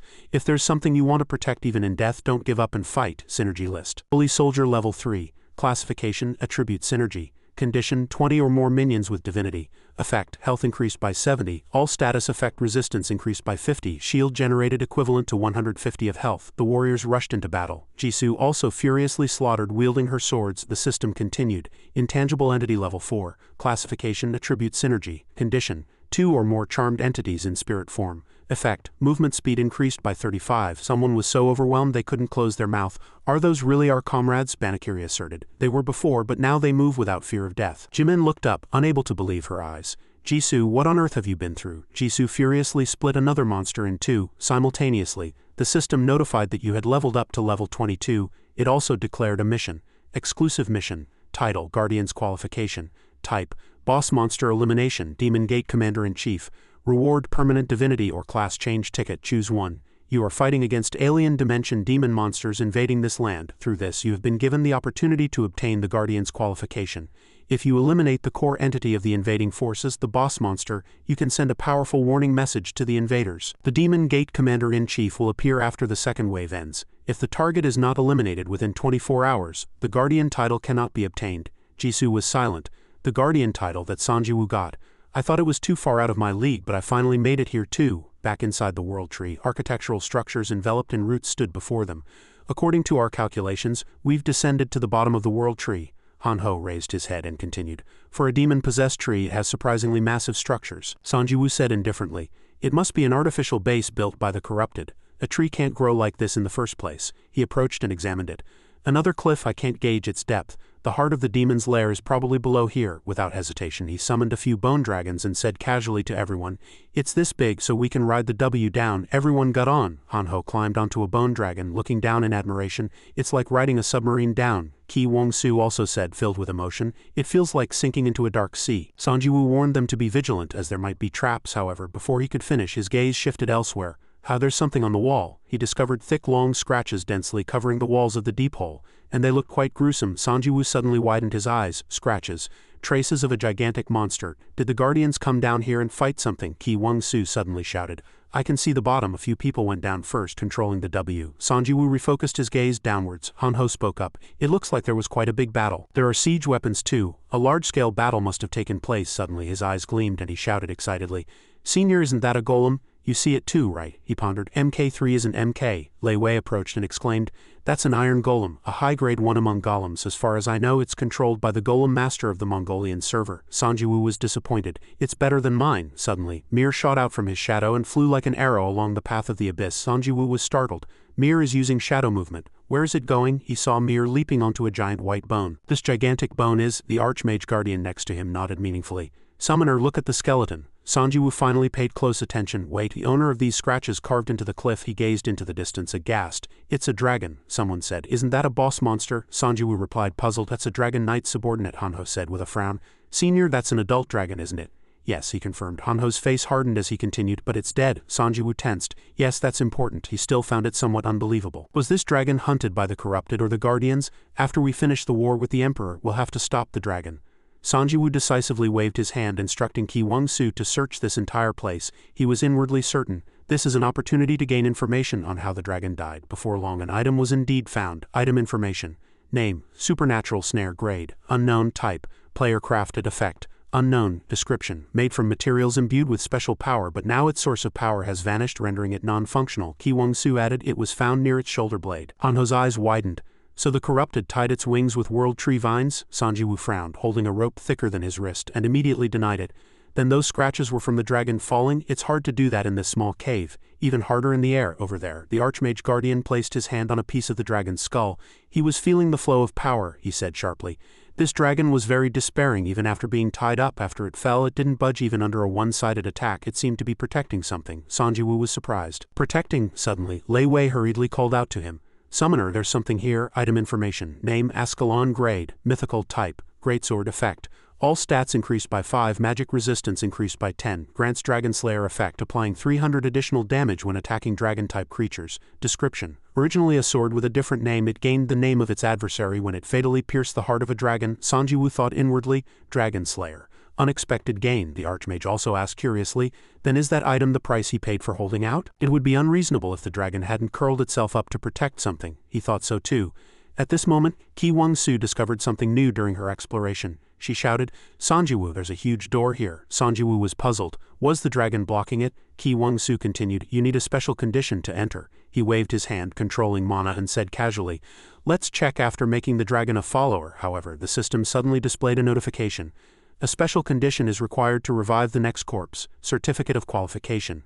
Sanjiwoo was startled. "Then I need the Dragon Knight's symbolic weapon, the ruler's sword," he speculated inwardly. "If it's like the Reaper, I'll need the sword that contracted with this world's dragon, right?" Sanjiwoo pulled himself away from the large bone and whispered to Ki Wong-Su. "Ki Wong-Su, was anything like the sword of no owner found among the items?" She scratched her head in embarrassment. We didn't find any such weapon among the items we obtained." Sanjiwoo mumbled to himself. "Then I think I can tell you what the dragon was trying to protect." He quietly approached the door, reached out and carefully touched it. He thought inwardly, "It's the Dragon Knight." They entered here without dying. Suddenly, the gigantic door clanged open and the system immediately sent a description. "This space is sealed by powerful magic. Only those with special qualifications can open this door. You have completed the entry conditions." The Hall of Guardians opens. Sanjiwoo hurriedly asked, "Hall of Guardians, what does that mean?" It felt different from the Demon World Tree. Ki Wong-Su exclaimed in surprise, "Sanjiwoo, be careful, prepare for battle." The system notified, "You have entered the hidden dungeon, the Hall of Guardians." Then a powerful beam of light shot out. Sanjiwoo reflexively covered his eyes with his hand. A moment later he opened his eyes and perceived the changed landscape. Sanjiwoo immediately speculated on teleportation. "Is this the Library of Giants?" He said, "Investigate this place. Don't let your guard down." However, before even a second passed, Lei Wei's scream erupted. "Ha," she hurriedly said. "Summoner, these aren't books. They're all cocoons." Ki Wong-Su also suddenly discovered people inside and approached, examining them with a suspicious expression. Sanjiwoo pondered. "Air bubbles are escaping. If they're being nourished by tree roots, are these people alive?" Lei Wei called him again. "Summoner, you said this entire place was another world that somehow met its end, right?" She stared blankly at the space filled with thousands of cocoons almost full and said, "There are more than these thousands of cocoons. What kind of end did they experience to become like this?" A thought lingered in his mind. Players sleeping in a destroyed world. If they're sleeping, does that mean they'll wake up someday? Before long they found another door. Sanjiwoo spoke first. There's a door within a door. Everyone prepare for battle. He speculated inwardly. The heart we're looking for must be inside. As soon as they pushed the door open, a system notification sounded. You have entered the hidden dungeon, Champion's Cradle. Sanjiwoo frowned. A hidden dungeon within a hidden dungeon. As they went deeper, a complaint erupted. Damn it, tree roots are everywhere. We have to consider this entire environment as hostile. Just then, someone discovered something. There's a cocoon up ahead. It's the only cocoon in this place. Hanho was surprised. Who is that? A player, a champion? Sanjiwoo was silent. There was a slight unease in his mind. The feeling is too different pressure. He looked at the blurred person beyond the glass, thinking inwardly, it's like looking not at a human, but at an overwhelming entity from an external dimension. The system suddenly appeared, confirming his thoughts. World 31's champion, the World Eater, has appeared. Sanjiwoo's eyes widened in surprise. Soon after, the cocoon suddenly burst and water pushed against the glass pane. He was still in shock. The World Eater, the person emerged and said in a rough voice, Summoner, I didn't expect you to come this far, he praised lightly. Truly bold, Sanjiwoo asked cautiously. Who are you? His face was emotionless and cold, his eyes dark. He said in a low voice, I am the Dead One, once a guardian, a dark mage, and the World Eater. Hanho was dumbfounded by these numerous titles, he said in surprise. That's a guardian, not a corrupted one. Sanjiwoo was still tense and vigilant. Wasn't the demon world tree owned by the corrupted and evil gods? He calmly spread his arms, and behind him was something like the golden eyes of a wicked and cruel beast. There was a slight emotion in his voice. Yes, in your world I might be an evil god, the World Eater. But in my world I am the sole savior. His tone was calm. I defeated the corrupted and occupied this place, setting up the cocoons. What I need is energy to sustain these cocoons. And I am the one who brought that energy from this world's last player. It spread throughout the entire space, reaching the box through the root system. Sanjiwoo asked coldly with a hostile expression, Is that why you're trying to destroy our world? To provide life to the players in those cocoons, he continued. If we're all trapped in this hellish game, you must have time to talk to us, right? And you could answer our questions. However, all Sanjiwoo saw was him summoning tree roots and slowly spitting out his exclusive sword. He clearly understood. The ruler's sword, it means he has no intention of talking. After a brief pause, Sanjiwoo said casually and honestly, No matter who you are, no matter what you want, he summoned the scythe of death. The remaining words burst out without choice, because the rules of this game were to kill each other to achieve objectives. A system notification blinked. Warning, large-scale necromancy begins in the target area. Sanjiwoo was serious. I'll take everything you have. I'll witness the truth firsthand at the end of this game. Skeleton soldiers appeared densely, and the system continued to warn. Warning, death reaction begins in the target area. Shadow Legion awakens in the target area. Victor, having just appeared, enthusiastically looked around. Is it just him this time? His Shadow Legion was also slightly surprised. Lord Victor, did you summon all of us just for this guy? The system appeared again. Warning, death reaction begins in the target area. Victor hesitated. Then I should summon it too. Mer's eyes sparkled with joy. The system still continued to warn. Warning, large-scale necromancy begins in the target area. Ki Wang-su hurriedly supported them. We'll also take positions. Prepare to support the battle from the rear. Sanjiwoo grasped the entire situation. This is the largest army I can mobilize. I have to surround and overwhelm him at once. He still stared motionlessly at this sight. His gaze was cold and he raised his sword. He said in a rough voice, It's useless. You cannot defeat me. As soon as he finished speaking, he took a step and a fireball immediately exploded. Sanjiwoo was startled and recoiled slightly. He mutated into the Egyptian Reaper state. His voice still echoed around. Summoner, you are certainly strong. There are few like you in your world, but I am different. The World Eater was enveloped in a chaotic aura and blood-red flames. His tone was gloomy. The minimum level to complete the demon's lair is 43. That's because I am the final boss here and my level is 43. Sanjiwoo looked up at the World Eater, feeling uneasy inwardly. A 19-level difference from me. His words mean that in addition to the level difference, he also has far more titles, synergies, and divinity than me. The World Eater's eyes widened, filled with cruelty and death. He said, Just quietly become our nourishment. An overwhelming pressure immediately poured down. Everyone knelt motionlessly. Hanho said, sweating heavily, Hold on. Sanjiwoo confronted it without hesitation. He controlled the Legion. The system notified, You are facing divinity as you are qualified. You can confront divinity, and positive effects granted to party members also increase. The Lion King, sensing something, was startled. Summoner, something's different. I feel the power of a dragon or a world tree from that man. The World Eater held his sword. At his feet was the shape of a dragon. I am the master of dragons, the one who killed other dragons and absorbed their blood. I am the dragon that gnawed at the world tree and absorbed its essence. That very dragon. He slashed once. Flames fiercely blazed from the sword. Sanjiwoo hurriedly dodged to the side. He couldn't help but curse at the intense heat radiating from the sword's afterimage. Damn it, just one slash. But I can't just stand here and take it. Sanjiwoo transformed his scythe into a sniper rifle and numerous magic circles appeared in layers. He aimed and quickly said, Winter Hunter. Maintain distance from him and unleash area of effect magic attacks. Magic fiercely unleashed ice elements. The World Eater destroyed the ice elements with a single swing of his sword. A thunderous roar shook the heavens and earth. The mages were shocked.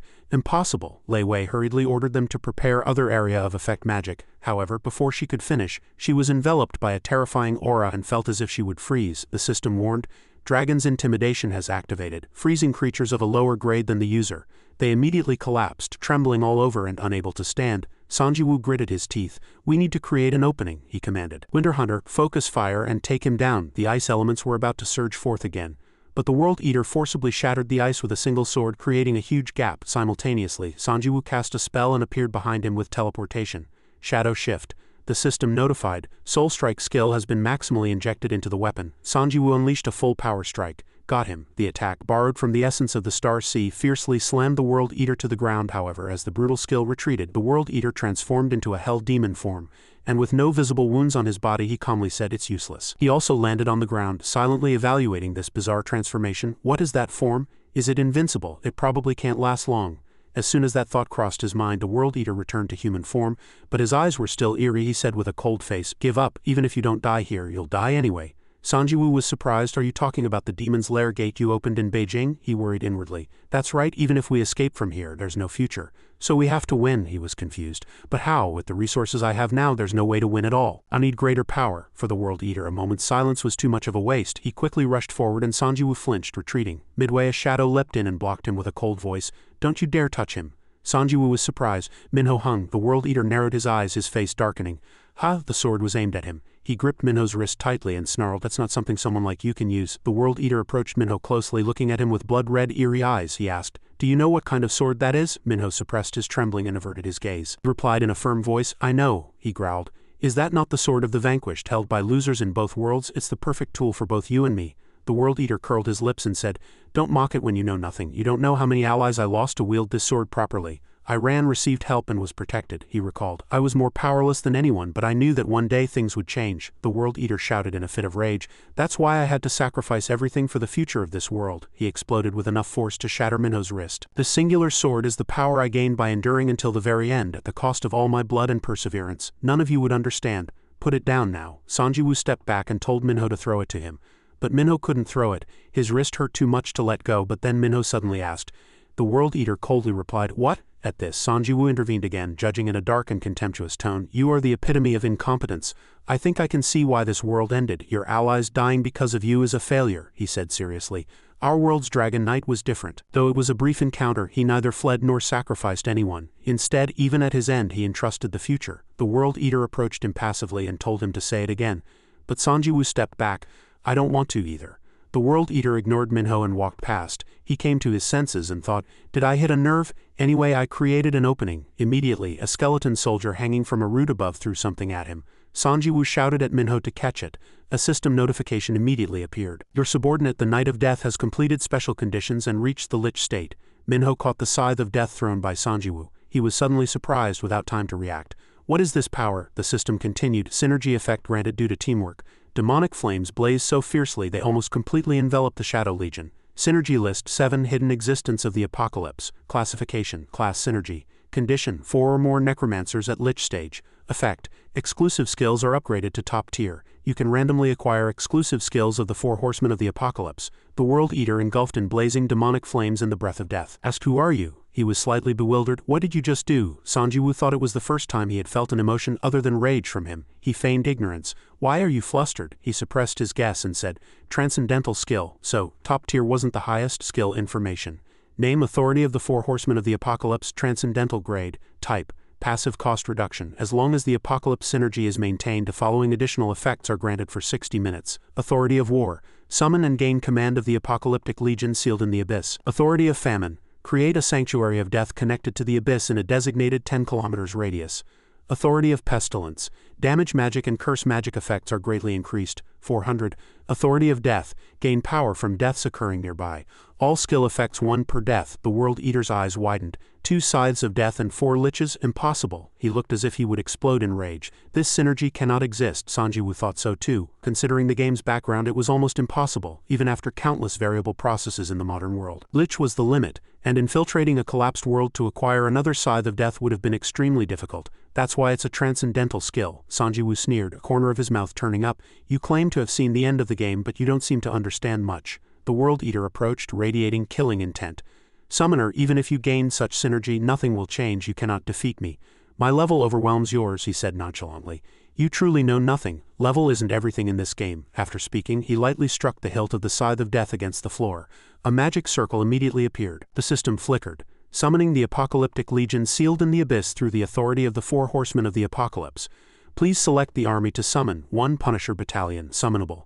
2 Gigantes, summon impossible, insufficient grade. 3 Sealed Ones, summon impossible, insufficient grade.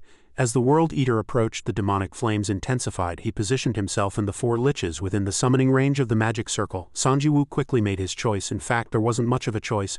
I summoned the Punisher Battalion. Then the ground suddenly rumbled and seemed about to collapse. Victor shouted in panic. Space is collapsing. Minho was also flustered. We're falling. Numerous cocoons fell and shattered along with them, and water continuously gushed out. The World Eater followed with the cocoons. He shouted in a rage, Summoner! Then he was forced to float in midair and stop. System complete. Apocalyptic Legion Punisher Battalion has been summoned from the abyss. On the ground were numerous apocalyptic soldiers. The system continued to mention, you have been granted command of the Apocalyptic Legion prisoners. 150 Ancient Punisher Empire Assault Soldiers, 150 Ancient Punisher Empire Transport Soldiers, 150 Ancient Biological Empire Elite Archers, 50 Ancient Punisher Empire Knights, 50 Ancient Punisher Empire Lackeys. Minho was astonished by this scale and said, this is like a land of death. Victor was moved to tears, excited. To think I would see such a sight, it's truly thrilling. I'm so glad I died. The system announced this 10 kilometers area has been declared a sanctuary of death. The designated 10 kilometers area temporarily enters an overlapping space with the abyssal state. Abyssal Dweller effect applied. Undead attack and defense increased by 10. A maximum of 5 unknown zombies are randomly generated every 1 minute of designated time. The World Eater was silent. Sanjiwoo scoffed, how about now? Still think I can't defeat you? If you still haven't realized, I'll prove it to you right now. As soon as he finished speaking, 5 zombies immediately rushed at him. The World Eater thrust once. A fireball-like skill swept everything away, Dragon's Breath. But the abyssal coffins were still there. He charged and slashed in a rage. Summoner, Sanjiwoo stood behind, calmly calculating. Since he couldn't be taken down in one hit like before, he wouldn't be able to approach me easily now. Moreover, he meticulously observed the World Eater's expression. He was clearly tired.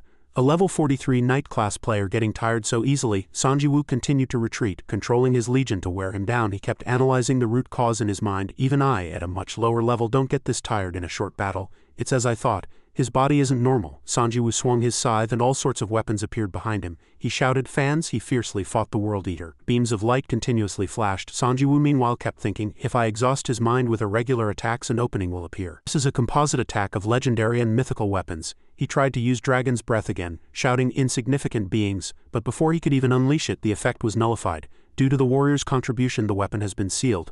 Time 5 minutes. He paused, surprised. What? Sanjiwoo said darkly. I've taken his only weapon. It's over now, he said confidently. Just because your level is high doesn't mean everything goes your way. The World Eater gnashed his teeth in rage. Fine, then let's end this. Then he slammed his hand hard on the ground. The architectural floor immediately crumbled with a crash. Outside, the lake was like a sea of lava. It heated and burned everything. He growled, I didn't bring demonic creatures to avoid contaminating the nest, but now I have nothing left to lose. Sanjiwoo said in a detached tone, World Eater, the leader of demonic creatures imitating humans, has finally revealed his true colors. He growled, but that's your mistake. Then 2 demonic shadows suddenly appeared and system notifications flooded in.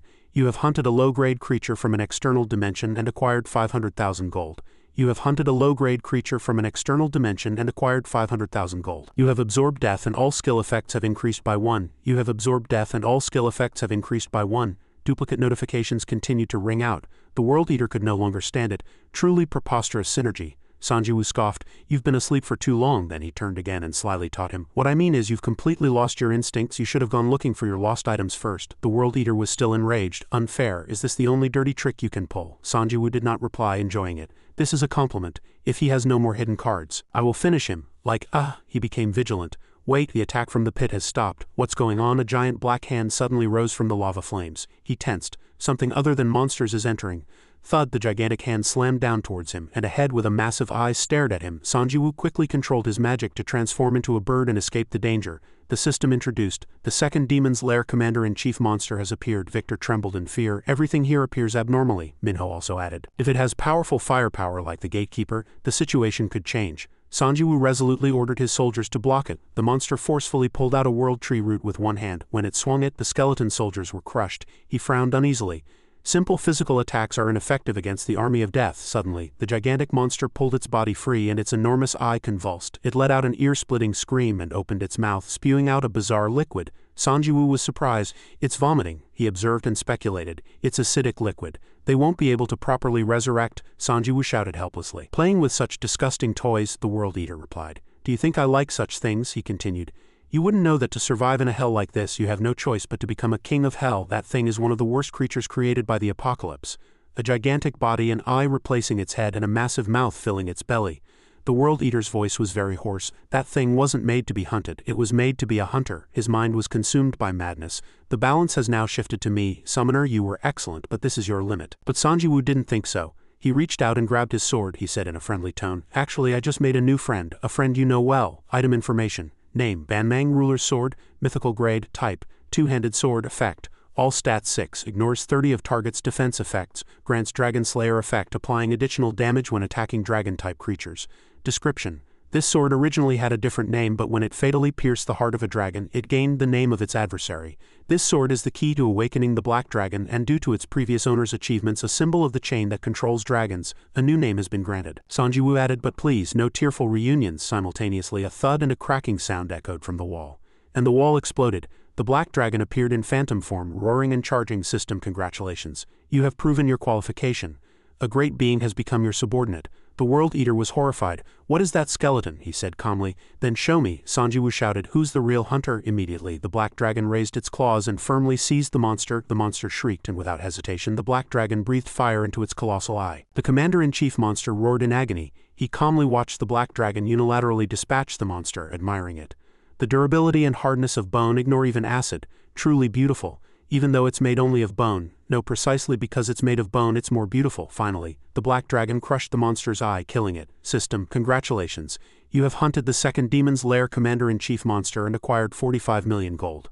The World Eater went mad with rage. He furiously charged, shouting in fury, No, do you know what I did to win up to this point? Sanjiwoo merely retorted, dumbfounded. And after winning, this is where you ended up. The World Eater transformed. His entire body was consumed by madness. He was suddenly surprised. Invincibility skill, right? He still had that skill. Sanjiwoo was suddenly startled. A damp sensation was felt in his nostrils. Blood, how? He was sharp. I get it. He was created based on a dragon. Conversely, that means being a dragon is a weakness, and his movements were clearly slowing down. The World Eater threw a flaming fist in rage. Damn it. Sanjiwoo became convinced of his thought. He started dying the moment he emerged from the cocoon. Senescence, his invincible state vanished and the World Eater's face was pale. He coughed up blood and gnashed his teeth, saying, I successfully completed the game. I won and came all this way. Sanjiwoo resolutely used Shadow Shift, and with a thunk the sword pierced the World Eater's chest. He brought his hand down, slashing. He coldly retorted, No, World Eater, you failed. His body fell, soaked in his own blood. Sanjiwoo quietly said, World Eater, his expression calm, whatever story you have, it doesn't matter to me at all. What's certain is that you lost. World Eater's eyes glazed over, and his voice whispered, Yes, I lost. His hand trembled as it was raised, and his tone was faint. I thought this was the only way to escape the end of this hellish game. The World Eater grabbed his collar, trembling. You must protect them, your kin, your world, everything. And you must avenge us against those damned bastards who caused all of this. He choked on his words, tears welling in his eyes. The World Eater painstakingly pointed upwards and said, Lastly, check the Hall of Gods. Ceiling. Sanjiwoo instinctively looked up. He remained silent, not answering. It was over. His hand fell powerlessly, and his clothes fluttered down. System notifications rang out rapidly. You have killed a player and acquired 43,000 gold. You have defeated the Space Eater, the World Eater, and acquired 1 billion gold. You have successfully completed exclusive quest, Guardian's Duty Stage 3. You can choose one reward, permanent divinity upgrade or class change ticket. You have leveled up to level 25. You have met the conditions and can now possess multiple divinities. You can use Yama's divinity. At this moment, Minho excitedly boasted. Sanjiwoo Mer's ruler's sword has evolved. System notification. The ruler's sword has met special conditions and earned a new name, Dragon Slayer. Sanjiwoo was startled and gathered all the swords in one place, thinking blankly, Does this mean I have 3 dragon hunting weapons now? Synergy list. Draconian Expedition 43 classification. Weapon synergy condition. Equip 3 or more dragon hunting weapons. Effect. 200 increased additional damage when attacking dragon-type creatures, 200 increased resistance to all types of breath attacks, 200 increased resistance to dragon's intimidation. Sanjiwoo emerged from his Reaper state marveling happily. Dragon subjugation preparations are proceeding smoothly. Scene change, on the way to Beijing. The enormous demon's lair gate suddenly contracted and warped, bewildering a few guards. What is this? The gate is shrinking. Elsewhere, a middle-aged man was in a panic upon hearing that the demon's lair gate had disappeared. The demon's lair gate has vanished? That was our strategic weapon. What kind of nonsense is this? A guard reported, prostrating himself. Commander, news has come from the base that the demon's lair gates in zones 2 and 3 have also closed, and the remaining gates will close soon. His face paled and he fearfully waved his hand. Your Majesty will already know. Quickly contact General Commander Gong Gong of the Imperial Guard. Before he could finish, as if to prove the saying, speak of the devil, General Commander Gong Gong entered leisurely, leading his men. Base Commander, still working diligently at this late hour, the commander exclaimed in a panic. General Commander Gong Gong of the Imperial Guard. The base commander scrutinized Gong Gong's expression, thinking inwardly, the fact that General Commander Gong Gong, who replaced General Sung as the de facto second-in-command, has come here himself, means my time has come. His face paled and he asked cautiously, confused, Your Majesty will also know. General Commander Gong Gong sighed and asserted, indeed, the connection with that world was suddenly severed, and His Majesty is very curious about the cause. He looked out through the window and said, originally the demon's lair gates were installed for emergencies. We could have suppressed the enemy with our own strength. General Commander Gong Gong's lips curled into a slight sneer. The Korean expedition was planned with the possibility of General Sang's defeat in mind. Of course, we didn't think he would lose so foolishly, but we were able to fully grasp the enemy's potential. Although the Undead Legion is somewhat bothersome, their numbers are negligible compared to our Grand Army. Everything was like pieces on a chessboard. General Commander Gong Gong continued, even if they have developed, it's only within the margin of error. Ultimately, we have that thing, so our victory is assured. A powerful light poured down on the Oriental Pearl Tower covering Shanghai, and a sacred power filled the entire area. He said in a hoarse voice, White Light Saint Lord, a gigantic item creates a sanctuary throughout the area emitting sacred power. As long as the entire city is filled with divinity, we don't have to worry about demonic forces. The base commander gloomily questioned, didn't the Necromancer intend to destroy it from the start? Gong Gong smiled meaningfully and said, if he can, then do so. A powerful barrier is spread around the Saint Lord. It can withstand even 1,000 mages unleashing large-scale attack spells. It can even block spells that could blow up an entire city. General Commander Gong Gong said nonchalantly. In fact, it's better for us if he tries to destroy the Saint Lord and wastes energy. Ultimately, he will lose all his energy, monetary rewards, and even his life back inside the World Tree. Everyone is gathered. Han Ho groaned in confusion, and Lei Wei complained, sitting on the floor. My head hurts so much, Sanjiwoo said indifferently. I'll choose the rewards later. Han Ho approached him, trembling with tears in his eyes. That was a truly terrible experience. It felt like my mom found out about my insurance fraud. The mental shock is too severe. Hearing that, Sanjiwoo shivered. That's enough to scare even a mother. And Sanjiwoo looked up and thought, the dragon will surely be stronger, so finding a way to overcome fear is urgent. Ki Wang-su asked, are we just returning like this now? Sanjiwoo quickly replied, there's still something left to gain. He continued, summoning a wyvern. Let's go to the Hall of Guardians. Han Ho suddenly perked up and said, how the lights in the storage room are off, Sanjiwoo calmly explained, since the World Eater was the one supplying energy. Did everyone die when he died? Ki Wang-su looked at them and said solemnly, there's no reason for us to help them. They were the ones who gnawed away at the life of our world. Her attitude was firm. With this system, the two worlds can never coexist. Sanjiwoo's expression was dark. He thought, someone must have led it to be that way. Sanjiwoo speculated that since the World Eater was also a pawn controlled by the system, another challenge might be given to us after the mission was over.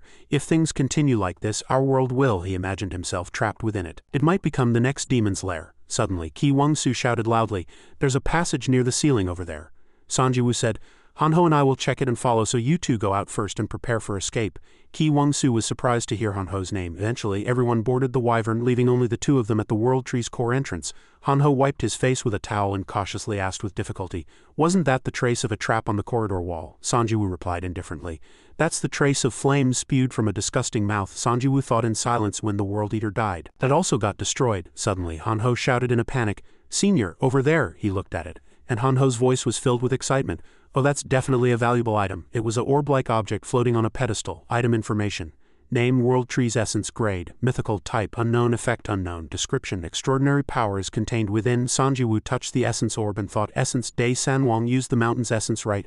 The World Eater was looking for the world's essence. Mythical mission, evolve into a new species. Draconian is suppressed. This will contribute to the development of the World Tree. Suddenly, Han Ho rejoiced once again. Senior, I found a box here. He couldn't escape the grip of greed. This guy's ability to find treasure is truly absurd. System description. This box is protected by powerful magic. Only those with a mark can access the box. Requirement, seal release magic of at least top grade 1, lock release skill of at least top master grade. Han Ho grumbled, scratching the box with his dagger. Basically it means don't open it without a key, Sanjiwoo suggested. We found everything, let's go back. Ki Wang-su, standing outside, quickly shouted as soon as she saw the wyvern's shadow.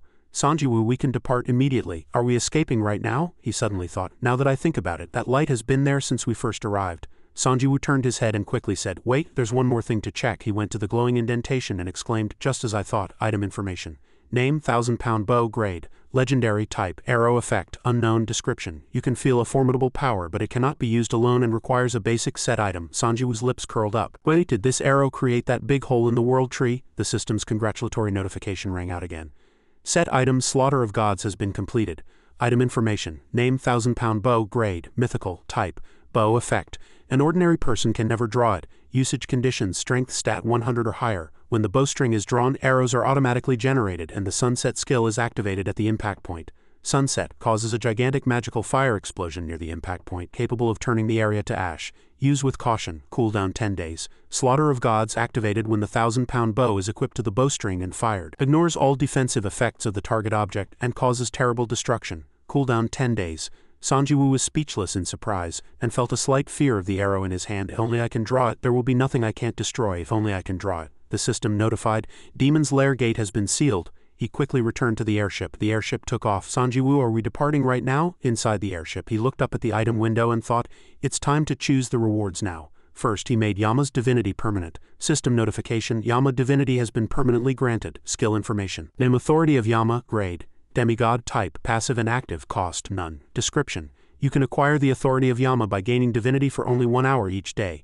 All stats 10 increase. Exclusive skills can be used. Sanjiwoo clenched his fist in anticipation. Combining it with Lich state, all stats will increase by a total of 65. At this rate, the day I can draw the 1000-pound bow is not far off. And he returned to the reward list and chose a skill. Cloud Poison Chain Production improved from basic to expert. Good. With this I've obtained everything I can from the Demon's Lair. Sanjiwoo's expression was solemn. The next place to upgrade my power is the China server. Scene change. Outskirts of Beijing. A deafening roar shook heaven and earth, filled with flames and smoke. Tree roots butted from underground, coiling around the airship. Screams of surprise broke out. We're falling, everyone move. Demon's Lair Commander-in-Chief 1, the familiar eyeball-headed monster, appeared. The monster grabbed the other end of the root stem and swung it with all its might towards a lump of lava, and the monster swung another root. Their voices were frantic. It's targeting Airship 3, damn it. Jisoo resolutely blocked that dangerous attack head-on as she landed. The surprised but steadfast summoned beast reported. Lady Jisoo, Sir Baniri is still alive. It will be difficult to win in a frontal confrontation, Jisoo asked coldly. Can we use the mountain's essence from the airship wreckage to supply mana and restore the barrier? The Archmage understood her intention and replied, that much should be maintainable for a while. Hearing that, Jisoo didn't hesitate and immediately leapt out, muttering to herself, then please do so at the right time. She flew into the sky, slashing and dodging. She thought, if it's a whip-like tree branch attack, I can at least grab onto it. However, as she approached, the monster spewed acidic liquid, vomiting again. Jisoo quickly shouted, Han-ho, hold up the barrier. The monster's eyes gleamed, glaring at the people. She seized this moment, flew up and resolutely cut it down with a single strike. A sharp blade flashed, slicing the monster's colossal eye. I failed. I should have cut off its head. The space shook as if it would explode, and a hand in the space tightly gripped that eye. A bone arm. There was only one answer to who it belonged to. The blade split the giant eye in two. Just then, a system notification appeared. Acquired 3.35 million gold for hunting a monster. Demon's Lair Commander-in-Chief 1. Jimin rushed over, asking Jisoo worriedly, Jisoo, are you okay? I'm so glad, but what is that? Wasn't it a boss monster? Just then, Jong Minhwa appeared with skeleton soldiers. Choi Jung-hoon smiled watching the scene. Jong Minhwa was speechless in surprise. Oh my god, a bone dragon, Ki Wong-soo continued happily. We succeeded. The Necromancer did it. Jimin looked up in surprise. How then, that person exactly, what is he? Jisoo replied proudly. He's a man who always wins. No matter what happens, he always wins. At this moment, the Demon's Lair gate warped and appeared ominously. Jong Minhwa thought, now that the Demon's Lair gate is cleared, I have to restart the war. A system window appeared. The Korean server has been granted initiative for the war objective against China server 11. If you choose division, you can proactively select the battlefield and events. The server owner can end the war. The war ends without additional rewards. He pressed the screen and said, it's not my style to just sit back and take it. The Korean server has declared a counterattack war against China server 1. This war will be broadcast live on official channel 9. All allies are granted the full-scale counterattack effect. All stats 3 increase, movement speed 10 increase. Since you have the initiative, you can choose the war method and battlefield. Remaining time 24 hours. Han-ho exclaimed nervously. It's starting again? Jisoo calmly reported. If we give them time, it will be disadvantageous for us, so we've already completed preparations. At this moment, a dragon flew towards Jong Minhwa. He said with a serious and resolute expression, I represent the Korean server, and I say this to all players worldwide watching this broadcast now. Foreigners watching online murmured in surprise. What is this? The Korean Necromancer. Tisk, that famous guy. Let's see what he has to say. Zhang Minhua continued, it has been a long time since this strange phenomenon called a game began to lead our world to destruction. Now we must prepare for that destruction. Does anyone know how long this game will last and what that destruction will look like? Some impatient person expressed displeasure, saying, what kind of nonsense is that? How do we know what aliens are thinking? Someone else continued, fool, this is God's judgment, the actions of corrupt humans. Zhang Minhua's sharp and confident eyes appeared on the screen as if answering those questions, saying, I know. What I have discovered is that our world is heading towards the worst possible situation. And what I intend to do is to do my best to prevent that worst situation, no matter the cost. In his mind was the thought, that is the end, we must prevent it no matter what. Because that organization will do everything to protect the world, I plan to establish a world control agency centered around the world tree. A complete and unified force is needed to prevent the end, I warn you all. That organization will do everything to protect the world. All players watching this broadcast, I hope you make a wise choice. Having finished speaking, Zhang Minhua thought inwardly, this is my declaration of war, and a test for everyone worldwide. Scene change, area where spatial gates open. Lei Wei appeared behind Zhang Minhua and began to speak. Necromancer, I never expected to be a spectator like this. Your performance in the demon's lair was truly astonishing. I came to find my true self through you, but from now on I will help you unconditionally. Han Ho heard that and eagerly stuck his head out. I always welcome people with abilities like mine. Zhang Minhua looked at the two and compared them inwardly. Looking at Han Ho and her, she seems like a saint. Lei Wei continued, I still have people who follow me on China server too. When the war starts they will come to help. The Beastman Alliance also said, Necromancer, the Beastman Alliance will continue to help. And not just when needed, but to atone for our sins we will fight by your side and give our all. Both sides shook hands as a sign of cooperation. At this moment Jimin came out and asked Jisoo, Jisoo, my family is still in the safe zone, don't you plan to go back? Jisoo replied seriously, I don't plan to go back yet. Until I see the end of all of this. Jimin supported her with a nod. Yeah, you're probably going to be very much needed in the coming war. I can't tell you to avoid battle. Our family, even father, will be really proud of you. You're a hero to them. So don't die, you have to show your inadequate siblings how strong you've become. She encouraged and warned her at the same time. Just then, He Wang-Su excitedly announced that the supergate was fully open and they should depart. The airships began to move. At this moment, Ki Wang-Su reported again. Brother Seong-Ji-Yu, we received a call from America. The 3 servers of the US, Canada, and Alaska have agreed to a strategic alliance, and all these servers have said they support our victory on the side of the world tree. But there's also some bad news. At this, Seong-Ji-Yu looked at her with a puzzled expression. Ki Wang-Su reported that the Cell Gang of the Mexico server was currently attacking and plotting something. According to Jonathan's appendix, they seem to have become minions of a dragon. Han Ho asked again. Do you mean they worship a dragon like the Gumiho on Jeju Island? Ki Wang-Su said that the dragon had currently destroyed South America and entered a state of hibernation. And it seems a local quest to become a believer was issued there. Seong-Ji-Yu had a gloomy expression. Clever monsters exploiting players are something we see easily. That's why we need a control agency. And he thought, the ones who will lead our world to its demise won't be the monsters created by the system. Frankly, it will be ourselves. The World Eater's world also ended in a war between the corrupted and the Guardians. Many entities like the Vampire Lord, Emperor, Physician, and so on are likely to appear in the future. Suddenly, Mir crawled out from Seong-Gu's clothes and sniffed unpleasantly. Sniff, sniff. Han Ho quickly worried. Mir, are you sick? Mir opened its mouth again and breathed out a breath of darkness, and Seong-Ji-Yu frowned from up close. A notification appeared. Black Dragon Hatchling has fully absorbed a mythical item. Black Dragon Hatchling has created a new skill by applying skills inherited from you. Skill information. Name World Eater's Eye. Grade. Special type. Passive active. Cost. None. You gain eyes that see through the world. Also through that information, all elements hindering map exploration can be easily resolved. Generates a mini-map displaying all features within a specific 20 kilometers radius and your real-time location. This map disappears after 20 minutes, with a cooldown of 1 hour. Maze Nullification. Detects hidden spaces within a specific 300 meters radius and easily dispels traps and seals with absolute grade. Cooldown is 30 minutes. Seong-Ji-Yu read it and inwardly said in surprise, Isn't this the World Eater's Eye skill that the Spirit King had? It has far more diverse effects than I thought. Mir at this moment was struggling in Han Ho's arms, sniffing. Han Ho was excited. Wow, what is it this time? The box I dug up in the demon's lair. The seal has been released. Hephaestus's forge, Jisoo said indifferently. So Mir opened what even Han Ho Opa couldn't. Han Ho couldn't hide his disappointment. Do I have to compete with Mir now too? Seong-Ji-Yu was surprised by Mir's power. It released a grade 1 seal with the World's Eye skill. Upon entering Hephaestus's forge he was moved to tears and said, It's fantastic. Han Ho quickly interjected, urging him, What did you see? Hurry up, I'm dying of curiosity. Seong-Gu's eyes widened and he thought unbelievably. The reason the World Eater told me to check the roof of the Hall of Guardians wasn't for the World Tree's essence, but for the forge space. Can I produce or upgrade items here? The system appeared again. Would you like to fully enter the next pocket space? Yes, no. Moving to Hephaestus's forge does not maintain a cross-space state with the real world. I have to check this myself. Seong-Ji-Yu entered, excited and cheering. Hanho followed excitedly. Ah, Senior, where are you? After a moment, he appeared in another space. So these rooms between the furnaces were where the World Eater stored his items. These must be the items that the people in the cocoons had. They were probably stored in a gigantic warehouse so that they could fight against the system someday when they woke up. In that sense, the World Eater was also one who fought against the system. As he predicted the story, the system appeared again. Using Hephaestus's forge greatly increases the success rate and the probability of granting additional effects. Also, basic durability increases by 300. Seong Ji-yu said. It's not as good as the American server's factory. Still, our blacksmiths will love it. I'm pleased as their master. Numerous items in vaults on both sides of the corridor. I'll make good use of your legacy. Now I'm the richest person in the world. His face was extremely excited. The system appeared. The door is protected by powerful magic. Only those with a mark can access the box. It cannot be unlocked by any other means. At this notification, Seong-gu's face wrinkled like an 80-year-old man. Seong Ji-yu squatted in front of the red-hot furnace with an annoyed expression. Wait, this isn't right. I got it from the World Eater, okay? What do you mean? Why give it and then take it back? Their masters are all dead too. As he complained in anger, the system displayed another notification at this moment. Information. As the marked entity has been absent for a long time, if forced release is required, please choose one of the following two methods. 1. Use Hephaestus's master key, requires Hephaestus's authority. 2. Tomb Raider's challenge.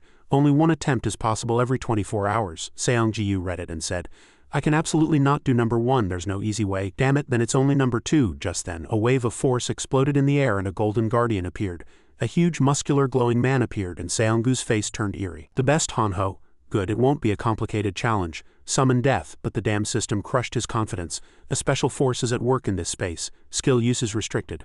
This space is a divine domain and is governed by a specific divinity. Other divinities cannot be used here. Just then, the Golden Guardian's gigantic foot stomped hard on the ground. Seong Ji-yu quickly dodged. Damn it, I have to fight with just my body? And he transformed his body into a reaper, holding the scythe of death. Seong Ji-yu leapt towards the Golden Guardian. Good, I can use items and item effects. I'll win with stats amplified by divinity. Seong Ji-yu cut off one of the giant's fingers, but the Golden Guardian threw that large finger at Seong Ji-yu, pressing him down. He quickly recoiled. Damn it, this won't work. I don't think I can win in combat. He's faster than I thought and he has regeneration ability. Is there no other way? What's that light wave? Something familiar seems to be pulling me.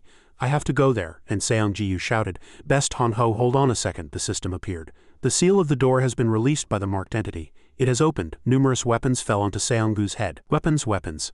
I need a weapon more destructive than the Scythe of Death. Is this a bone weapon? As soon as he picked up a weapon, item information appeared. Name Red Dragon Spear, grade unknown, type. Player crafted, effect. Strength stat 1, agility stat 5, stamina stat 2, max mana 300, magic resistance 20, fire immunity 20, fear resistance 10, penetration 1000. When thrown, Dragon Slayer effect applies, reducing target's movement speed by 30. When equipped, exerts pressure on lower grade targets. Description: the strongest weapon crafted from ground dragon bones. Its durability is excellent thanks to Hephaestus's authority. Also, a special spell from the Archmage is engraved on its surface. Set effect, undiscovered, activated when 3 or more items crafted from red dragon bones are equipped. Only then did Seong Ji-yu realize, so that's why. The door opened again. This is the World Eater's treasure vault. The man who killed dragons and had the sipped divinity. If the World Eater had been in perfect condition, I wouldn't have been able to win no matter how many times I died and revived. Thinking, Seong Ji-yu shouted, Hey best Hanho, you shouldn't jump into dangerous places so recklessly. As soon as he finished speaking, he picked up a weapon and smashed the Golden Guardian's head. Immediately a system notification appeared. Acquired 1 gold for defeating the Golden Guardian. The 13th secret treasure vault has been forcibly opened. Seong Ji-yu said in surprise. So I can forcibly open 1 room every day, like a daily quest. The last survivor, the World Eater's dragon equipment set. He turned around, excited as if looking at a screen. It's time to change my equipment. Immediately, item information appeared again. Name, Red Dragon Armor 2, grade, unknown, type. Player crafted, effect. Agility stat 3, stamina stat 6. Physical defense 300, magic defense 300, fire immunity 30, penetration resistance 70, fear resistance 10. When equipped, exerts pressure on lower grade targets. Description: crafted from dragon scales and various magical metals. Its durability is excellent thanks to Hephaestus's authority. Also, a special spell from the Archmage is engraved on its surface. Set effect, undiscovered, activated when 3 or more items crafted from red dragon bones are equipped. Item information: name, Red Dragon Bracelet, grade, unknown, type, player crafted. Effect: all stats 3, max mana 500, magic resistance 50, fire immunity 30, fear resistance 10. When equipped, exerts pressure on lower grade targets. Description: a magical accessory crafted from ground dragon teeth. Its durability is excellent thanks to Hephaestus's authority. Set effect, undiscovered. activated when 3 or more items crafted from red dragon bones are equipped. The Red Dragon Lord set item is complete. Skill information. Name, Red Dragon Lord. Grade, special, type, active, condition, possess 3 or more red dragon items. Usable skills change depending on the set components. 1. Hellfire Breath, activated via Red Dragon Spear. Turns a 100 meters radius around the spear's impact point into a lava zone. 2. Boiling Armor, activated via Red Dragon Armor. Envelopes the user in a powerful fire vortex. 3. Summon Dragon Tooth Soldiers, activated via Red Dragon Bracelet. Summons and controls 10 Dragon Tooth Soldiers. Seeing these items, Seong Ji-yu had a triumphant expression. Tearing down the China server seems easier than I thought. After a moment, he, along with Han Ho and Jisoo, returned to the real world and looked down at the pile of golden magical items on the floor. Han Ho looked at Seong Ji-yu with shining eyes. You love me, right, senior? He understood the meaning and quickly held out his hand to stop him. How much? Wait, Han Ho, we haven't even finished organizing yet. Then item information appeared. Item information. Name Talaria. Grade. Mythical. Type. Footwear. Effect. Agility stat 10, Stamina stat 2, Movement speed 200, Flight speed 300, can temporarily transform into a gaseous state, cooldown 10 minutes. Item information. Name Achilles Shield. Grade. Mythical. Type. Shield. Effect. Stamina stat 10, Physical defense 100, Magic defense 100, all curse immunity 50, deploys a holy barrier when mana is injected. Also, all targets within the barrier are immune to all status effects. At this, Jisoo said, thank you. Brother always finds items like this for us, Han Ho also added excitedly. With this I've become even more invincible, Seong Ji-yu, sweating coldly, urged him. Han Ho, just don't jump into dangerous places. Just then, Ki Wong-soo rushed over and reported. Brother Seong Ji-yu, we've received word from the US server that they're sending reinforcements. The Supergate is about to open. A cooperation list appeared on the spatial gate. 3 fleets invincible, classification, mount cooperation, condition. 30 or more giant airships effect. Fleet flight speed 30, airship acceleration 10, airship shield strength 30, limited to flagships can open a jump gate that can travel a fixed distance of 100 kilometers. Cooldown 24 hours. Everyone looked up in surprise. What? So many airships? Shouldn't they leave at least a minimum number in the homeland? At this moment, Master H and his party also appeared. Still healthy? Hey, is your quality of life better after using all the items we gave you? Seong Ji-yu replied calmly. I've increased it by several times, he smiled slyly. Aren't I a truly excellent businessman? And he asked again. You saw the cooperation, right? Then kneel before me. A dazzling light burst forth, he said cheerfully. The one who should kneel is you, old man. And he bent down, asking in a low voice, do you know about Hephaestus's authority? Are you willing to follow me? As he pointed to one side, Master H shouted loudly. How could I just throw this away? After a moment, the two entered a space filled with magical items together. Master H read the notification screen and exclaimed in surprise. Oh, no way, it's that easy. Seong Ji-yu heard that and said seriously, it seems you're seeing something different than what I'm seeing, he agreed. That's natural. No matter what forge I encounter, I see something completely different from other players. That's one of the characteristics of my profession. Although this case is more shocking than an AI using corrupted software appearing, I can produce equipment up to legendary grade, grant various special effects, and even create hunting materials. His voice suddenly rose. It wasn't a waste at all that I brought many airships here to receive this reward. If I research, I might even be able to complete my divinity. Seong Ji-yu raised a question. Are you currently on a divinity quest? What kind of divinity? Master H said, I don't know. Creator-type gods are very diverse both east and west. It seems it will be determined by the items I create. So I ask, can I research this place with my technicians? Seong Ji-yu said indifferently, of course, but all the items you create are mine. He glared at him sullenly. Truly a businessman. He doesn't miss the important parts. After a moment, Seong Ji-yu stood before the World Tree.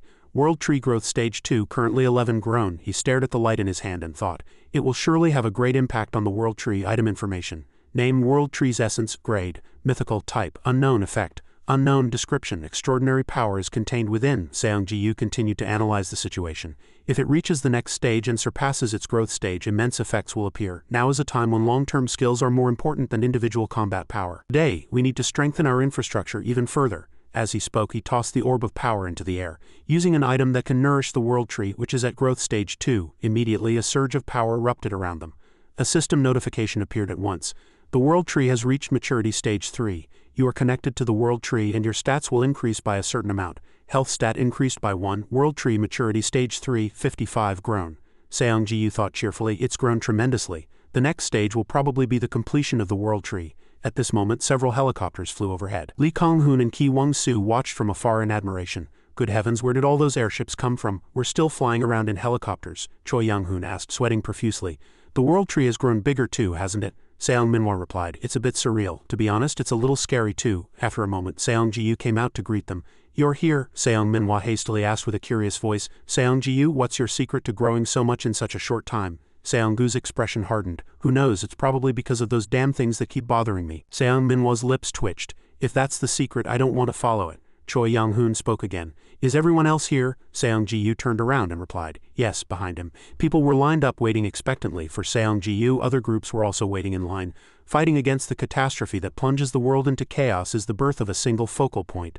Seong Ji-yu spoke before the people. Thank you to everyone who supported us in this large-scale war. We have 6 hours left to choose the war mode and battlefield. First, I'll share information on the Emperor's estimated forces. Lei Wei then continued speaking. It's really embarrassing. I couldn't even face him confidently. As expected, his 2 generals were powerful and there were too many mud soldiers. If I had to compare, she turned to Seong Ji-yu and said, his army is similar to the Necromancer's army. Resurrection is impossible, but he seems to be able to create those puppets without limit.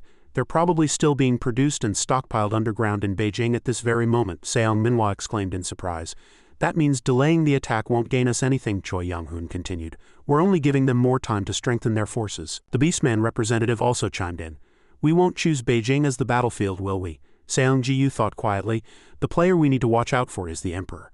I have a strong conflict with the controllers, creating undead, exploding corpses, crafting bones. Since they are not living beings, I cannot use most of the skills I typically use on the battlefield. Of course, I'm confident I can win because I've grown a few more times after clearing the demon's lair.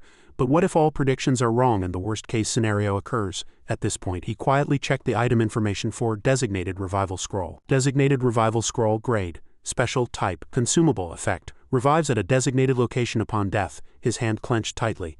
I have one more chance, but if I'm in danger, I'm not sure if I can save their lives. I must win before it comes to that. At this moment, a system notification rang out. World notification: Black King's Fortress has been designated in the Brazilian Amazon River Basin server. Black King's Fortress has been designated in the Brazilian Amazon River Basin server. Ki Wong-su exclaimed in surprise. Good heavens. What is this? The Black King is Han Gong-guk. I knew he was pursuing his own goals. At this moment, Jonathan's eyes shone like headlights and he said loudly, Dear allies, I don't know what the Black King is, but the Amazon River. Seong Ji-yu also momentarily lost his composure and exclaimed, That's where the dragon is, he thought inwardly. What is Han Gong-guk trying to do? For a long time the space was silent. The reason the Gupo fleet could come this far was because the dragon was in hibernation. In the worst-case scenario, it's also important to suppress the dragon, so I can't stop them from returning to protect the mainland. Ki Wong-su, flustered, quickly calmed them down. First, let's take a 10-minute break and assess the situation. Everyone fell silent again. Seong Ji-yu continued to analyze the situation. The Black King, Hell Angels, Demons. There are too many unresolved pieces. If the demon's lair is a collapsed parallel world, what are the others? And Han Gong-guk, what is his ultimate goal? He said it was for independent forces not under the control of angels or demons, but is that true? No, what's truly important is whether he's useful for protecting our world. Jonathan then presented a piece of paper and said, One of our informants stationed in South America has sent us information. A new mission has been revealed in that area. His face was extremely tense. Catastrophe mission, moreover, a catastrophe mission appeared at this time. Catastrophe mission, 2 Lords of the Black King's Fortress, type, war or submission, objective, unknown, reward, unknown. The dragon that spread catastrophe throughout South America has returned to its nest and entered a state of hibernation. During this time it welcomed an unexpected guest called the Black King. The Black King and the dragon formed an alliance and built the Black King's Fortress on the dragon's nest. The place became a gate connected to hell, and countless hellish creatures began to pour out of it. Afterwards, the 2 lords agreed to formulate an evil plan for world domination. North America was chosen as the first target. A 14-day war preparation period is expected. If you fail to escape North America within that period, you will be designated as a target and must choose between war and submission. An alliance with the Black King, not just the dragon. While everyone was in chaos, Seong Ji-yu continued to think, this makes it even more certain that he is an enemy. And his face became calm as he said, nothing has changed. Anyway, we'll have to fight the Amazon dragon after defeating the China server. Ki Wong-su turned around and replied, The difficulty has increased significantly, but you're right, he continued to explain. At this point, turning back the fleet won't solve anything. Make an evacuation plan and keep the gates open. He raised his hand and spoke loudly to everyone.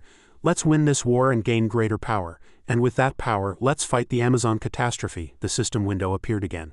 Mode name Spear and Shield. Each faction divides its forces into a total of 3 battalions and begins battle on a single battlefield. Spear Battalion. Designated as less than 70 of total forces, free to move anywhere on the battlefield. Attack power increased by 30. Shield Battalion. Designated as less than 70 of total forces, unable to move after 10 minutes from the start of battle, occupies an impregnable position. Defense power increased by 10. Arrow Battalion. Designated as less than 10 of total forces, free to move anywhere on the battlefield, can teleport to allied positions once every 5 minutes. 2. If each battalion suffers more than 70 damage, it becomes combat incapable, and victory goes to the opponent. After a moment, everyone gathered to make a plan. Seong Ji-yu spoke first. Baniri's arrows, Crusader's shield, Necromancer's spear. Choi Young-hoon continued. That was the best strategy we came up with after discussions, the Beastman representative advised. If we fight by utilizing the rules well, we can win with minimal damage. Han-ho frowned with a worried expression.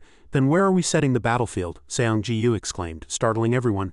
The battlefield is here, in Suwon. Seong Minhwa shrieked in surprise. Seong Ji-yu, this war will be big enough to reduce this area to ashes and you're going to carry it out at headquarters? Seong Minhwa also frowned and said. The damage will be immense. Seong Ji-yu remained calm.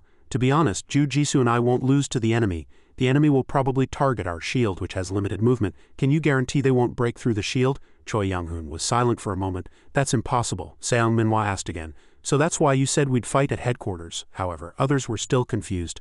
But weren't the barriers and city walls breached in the last war? The world tree has grown, but is there a way to strengthen the shield? Seong Ji-yu looked at Master H's group and said, these talented individuals will create a way to strengthen it. Immediately, item information appeared. Name Aegis grade mythical type shield effect health stat 15 increase physical defense 150 increase magic resistance 150 increase all curse immunity 60 increase all status effect immunity 60 increase effect generates a divine shield barrier upon mana injection at the start of battle. Medusa's head effect activated inflicts petrification effect on enemies within a certain range of 50 meters. A mythical grade item like this. In addition, other item information appeared. Name Achilles shield grade mythical type shield effect health stat 10 increase physical defense 100 increase magic resistance 100 increase all curse immunity 50 increase all status effect immunity 50 increase deploys a holy barrier upon mana injection.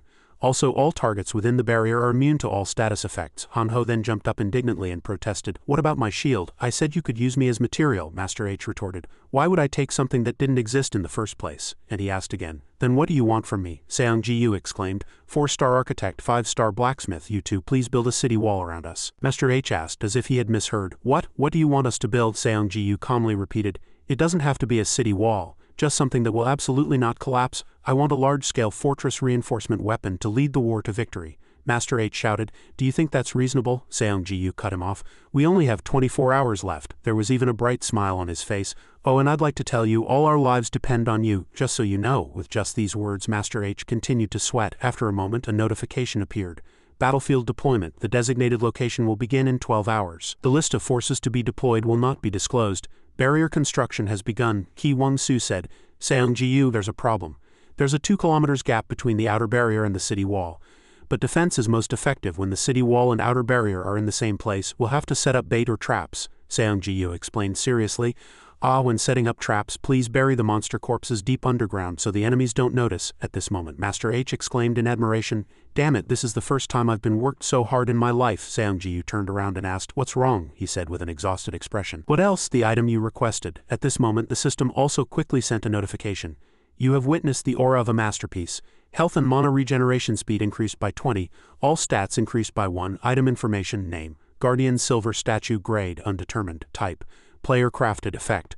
Multiple items are connected to a gigantic totem activating a synergy effect. This item, by its mere existence, grants the effect of awe-inspiring presence to allies within a 1 kilometer radius. The effects are as follows. 1. All stats increased by 10. 2. Physical defense and magic resistance increased by 100. 3. Holy barrier and barrier increased by 200. Also, an automatic turret effect is granted, firing laser cannons at enemies every 1 minute. Description: I don't know what this is, friend. It's too scary. Content written by the creator himself. Seong Ji-yu exclaimed with joy. Master H, it's perfect as expected. Han-ho was complaining somewhere. What about my shield? I said it was okay to use me as material, Master H replied triumphantly. That's obvious. Scene change. Imperial Guard Commander Gong Gong and his party. They were discussing the Korean server's declaration of war. The man sitting next to him replied, as expected, their forces are clearly exaggerated. Old Gong Gong asked again, what is the status of our allies' preparations for war? He replied immediately. All preparations are complete. An unprecedented army of 100,000 is ready, Old Imperial Guard Commander Gong Gong said with a repulsive and sinister expression. His Majesty is concerned about the possibility of our secret weapon, the White Light Saint Lord, being destroyed. Surely that won't happen, will it? The man sitting next to him laughed and flattered. Of course not, my lord. Multiple layers of sacred barriers have been installed and the power of dark magic is now being transmitted there, even if that damned fellow tries to recreate the Busan explosion. The White Light Saint Lord will not suffer a single scratch. Chief Eunuch, the Necromancer, will lose all his followers and die miserably. Finishing his words, he stood up and waved his hand, saying loudly, Then let's finalize the transportation of the White Light Saint Lord and offer our victory to His Majesty.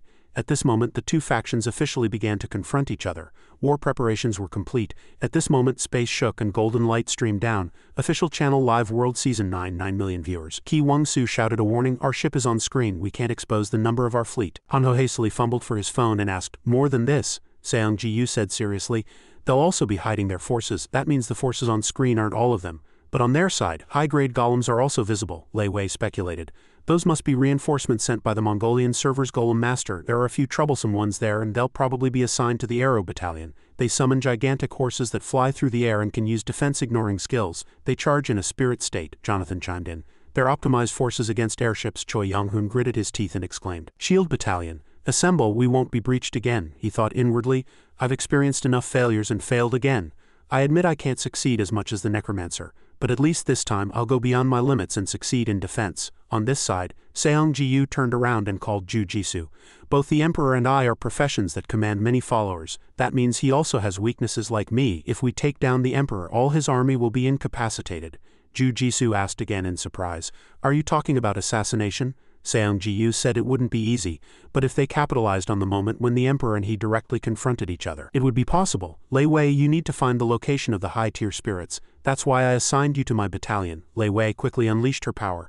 "Once I reclaim my spirits, I'll show you my true abilities." Following the airships flying through the air, a system notification rang out. "War has begun." Confused shouts erupted. "It's a huge number of fleets, but there's no need to worry. Advance, advance, General. I see a fortress on alert. They might have prepared an ambush. He's someone who uses crazy methodology, so be wary of everything." Man in the pointed hat turned around with a serious expression after finishing a phone call and said, "I just heard the news. The Necromancer has appeared near the Shield Battalion." The man in the hood made a grim expression. "Good, he's moving as we expected. He hasn't realized that the Shield Battalion is a massive trap aimed at them." On this side, the Necromancer's undead soldiers were fiercely advancing. Imperial Guard Commander Gong Gong held a feather fan, feigning elegance, and asked, "Is this all his forces? It seems we won't even need to bring out the White Light Saint Lord." Then, with a face as ugly as a demon's, he shouted, "But we must break their morale." Begin. Holy power filled the target area. The skeleton soldiers were engulfed and attacked by holy power. A moment later, all the skeleton soldiers fell to the ground, leaving only bones. The Necromancer and Lei Wei stood isolated among them, and they scoffed. "Haha, look at that. They look like a wheat field before a storm, don't they?" Reporter On analyzed, watching the screen. "Ah, the Necromancer's army seems to have been neutralized. That glowing orb seems to be the cause. Is there no way to destroy it?" At this moment, a Taoist-like man in glasses said. Reporter On, "This is exactly what I wanted to say when I told you the Emperor would win as the top survivor of the China server. There's a saying, know your enemy and know yourself and you can fight 100 battles without defeat, isn't there? The Emperor knows everything. Unlike your small country, this great nation possesses the power to perfectly reproduce holy techniques, the Necromancer's weakness better than anyone." Reporter On bristled at this moment, glaring at the screen. "Who's that damn spy? Who brought that guy? Akiri, Valkyrie's surprise attack. This could instantly turn the tide of battle. Shield." Shield layer shattered into pieces from the attack. The man with round glasses calmly said, "Look at that. The Emperor knows everything about the enemy, even the level of their subordinates." Reporter On was still concentrating. "Ah, the Necromancer is pulling something out. To pull out a trivial bow in this situation." On the Necromancer's side, he drew his bow and fired a powerful arrow. Imperial Guard Commander Gong Gong attacked, immediately shouted in panic, "Fool, the White Light Saint Lord has a barrier." Immediately, a gigantic explosion occurred. At this moment, the man with round glasses could no longer maintain his composure, and his eyes seemed about to pop out. Reporter On clenched her fists and said with shining eyes, "You said know your enemy and know yourself and you can fight 100 battles without defeat, didn't you?" She gnashed her teeth and growled, making a chilling gesture of drawing her finger across her neck. "In Korea there's a saying, Emperor, you bastard, you need to experience life. You bastard." The opponent flinched in surprise. On the battlefield, the Necromancer was slightly tired after firing the arrow. "Few, only after acquiring Yama and using the counterattack could I muster this much power. Although I used an intangible arrow instead of the 1,000-pound bow, this much power is difficult to handle." Imperial Guard Commander Gong Gong's subordinates shouted in panic at this moment. "No, no, run," the system notified again. "The Apocalyptic Legion Punisher Battalion has been summoned from the abyss." The Necromancer extended his hand forward. "Now I will sweep away the enemy Shield Battalion." The hooded man, watching this entire scene on his mobile phone, was surprised once again. "What is this? The situation changed this much in just a few minutes. Everyone move, I must report to His Majesty." The Emperor, he turned to the man next to him and said, "General Lee, I will see His Majesty. I have an urgent matter to report." Suddenly the system notified. "Due to an unknown energy, physical functions are contracting. All stats have decreased." The 4 beings called Great Beings responded with grim eyes. "If you wish to see the Emperor, show proper etiquette." The hooded man, General Lee, thought in panic at this moment. Now is not the time for a body search. I know it's customary every time, but what are they doing on the battlefield? The man said again. Enter. He felt the pressure. You have entered Qin Shi Huang's mausoleum. At this moment the emperor standing in front opened his mouth first. General Li, I know what you wish to say, General Li replied. Yes, your majesty, the emperor turned with eerie eyes. Chief eunuch is still alive. Go tell him to hold on as much as possible, even if it means using his secret technique. I must first capture the enemy's fortress for our plan to proceed smoothly, General Li shouted. Ah, the secret technique, I will deliver that message. On this side, Imperial Guard Commander Gong Gong, who was hastily fleeing, received the news on his mobile phone. What is this? Use a secret technique here. The mobile phone was quickly thrown aside. Ah, all right, for now it's probably the only way. Then he turned around and shouted loudly, No need to run anymore, everyone gather, I will relay the Emperor's command. His subordinates shouted with joy. Ah, as expected there was a way, if it's His Majesty's command we must obey. Imperial Guard Commander Gong Gong raised a black lump and shouted, To use this secret technique, 100 lives and souls are needed. You have been loyal to His Majesty, so your souls also belong to His Majesty. Blood flowed from his mouth and eyes, making him look very eerie. So, sacrifice yourselves willingly. An unknown ancient spell has been used. The sacrificed individuals were engulfed in despair as if their bodies were being crushed. No, the system displayed a notification. Activating ancient spell by sacrificing listed players. Even Imperial Guard Commander Gong Gong could not stop the bleeding target. Target attack has been set. The system notified again. Target attack has been set. Target is Co-157. Objective is death. Flames filled the space, burning fiercely. Imperial Guard Commander Gong Gong shouted, The vengeful spirit of the White Light Saint Lord was created by sacrificing 333 monks. Pour all your hatred for us onto him. The spirits swirled and appeared before the Necromancer. But he calmly said, I intended to keep this a secret, but they've played their trump card first. At this very moment his system notified, by the command of the underworld, souls of the dead are being gathered. Behind him, a gigantic tree man appeared majestically. The circle of spirit flames grew even larger. Imperial Guard Commander Gong Gong smiled triumphantly. Yes, that's it, even you won't be able to escape those cursed lost souls. Suddenly, chains sprang from a spatial gate at this moment, astonishing him. What is this?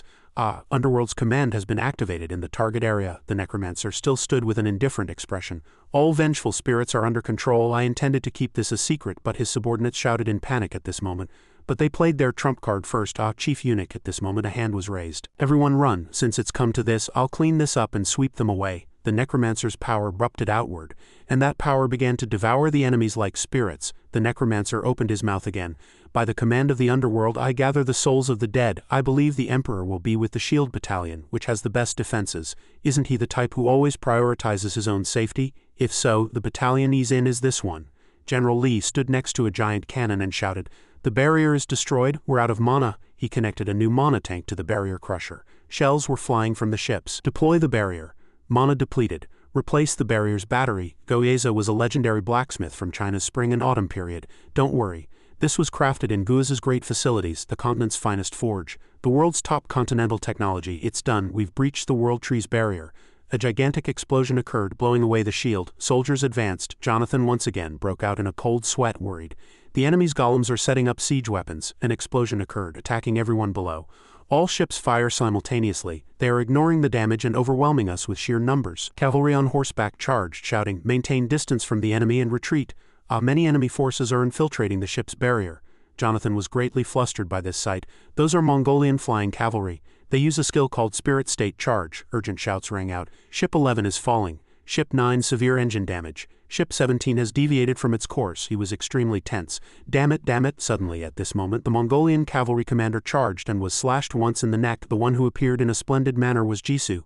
Valkyrie arrived. She used the Arrow Battalion's teleportation. But the Mongolian cavalry still charged persistently. Cavalry, kill that woman first. Just then a wave of holy power descended again, annihilating the enemies. Then Jisoo rushed at them, simultaneously unleashing pinpoint sword strikes. What is this? Another assault soldier was still very confident. Everyone move, I'll take them down. Then he waved his hand and his subordinates appeared carrying gigantic arrows. Jisoo was surprised by this skill, but a few seconds later she reappeared behind him. That speed is too slow to attack us. She used auxiliary equipment. Item information, name Talaria, grade, mythical type, footwear. Effect, agility stat increased by 10, stamina stat increased by 2, movement speed increased by 200, flight speed increased by 300, can temporarily transform into a gaseous state, cooldown 10 minutes. The leader turned and growled, I know who you are. the famous swordswoman of this region, how dare you provoke me, the one ranker of Mongolia. Ah, I will not forgive such actions, General Li shouted at this moment. I'll make you regret this, the fortress is right before us. All soldiers stopped to block the entrance. At this moment someone walked over and stood before the coffin. Guan Seok gnashed his teeth and shouted worriedly. What is this? Li Konghoon continued. Where did he appear from? At this moment a powerful force erupted and shouts rang out, get down, hold on tight so you don't get blown away. At this moment the emperor majestically walked out from within. Guan Seok and Li Konghoon shouted in panic, wait, the emperor has appeared. Warning, void soldiers have opened in the target area. Mysterious gates appeared in the sky and gigantic zombie-like creatures fell from within them. Choi Jung-hoon and his party also witnessed that sight. Choi Jung-hoon shouted in disbelief. No, it's impossible. Seong Manhwa continued. That's one person's ability. Choi Jung-hoon remained calm. But we also have an individual, the Necromancer, who commands an army. On this side, the Necromancer arrived with his flying subordinates, quickly landing to observe the situation. They're all clay figures. How many are there? Lei Wei replied. He's been making a lot of them for a long time. He's probably still making them even now. The Necromancer frowned, thinking, if we drag this out, we'll be at a disadvantage. Then he asked Lei Wei again, have you not recovered yet? I mean the spirits you recovered after defeating the Shield Battalion. Lei Wei, sensing the situation, replied, they're too heavily contaminated. They can't recover to a complete state immediately, but I want revenge on the Emperor, so I want to fight. Alright, let's go now. I'll strip away that arrogant facade and leave nothing but your bones. The man-emperor shouted arrogantly, his eyes flashing. How dare you disregard me, truly arrogant. A wave of golden power erupted, engulfing the space. Chains of light seemed about to explode. Lei Wei shouted a warning, be careful. If you're caught by those chains, you can be controlled. An explosion occurred, shattering the space. And the appearance of a concrete giant. Good heavens, he seems to have learned new skills in the meantime. I mean, he can use everything around him to create soldiers. The Necromancer gnashed his teeth, extremely tense. Because it's stone, I can't turn it into a subordinate even if I kill it. This is the worst possible matchup for me. I need corpses, Lei Wei, still riding a skeleton WV, shouted. My spirits, unleash all your fury upon the enemy. At this moment, claws dug into the giant's head, followed by an attack with a system notification. Removed player's regular clay figure, acquired 3,000 gold. Removed player's regular clay figure, acquired 3,000 gold. Removed player's advanced clay figure, acquired 10,000 gold. Removed player's regular clay figure, acquired 3,000 gold. Lei Wei continued to encourage. Good, this is our chance, sweep them away as much as you want. She was extremely excited.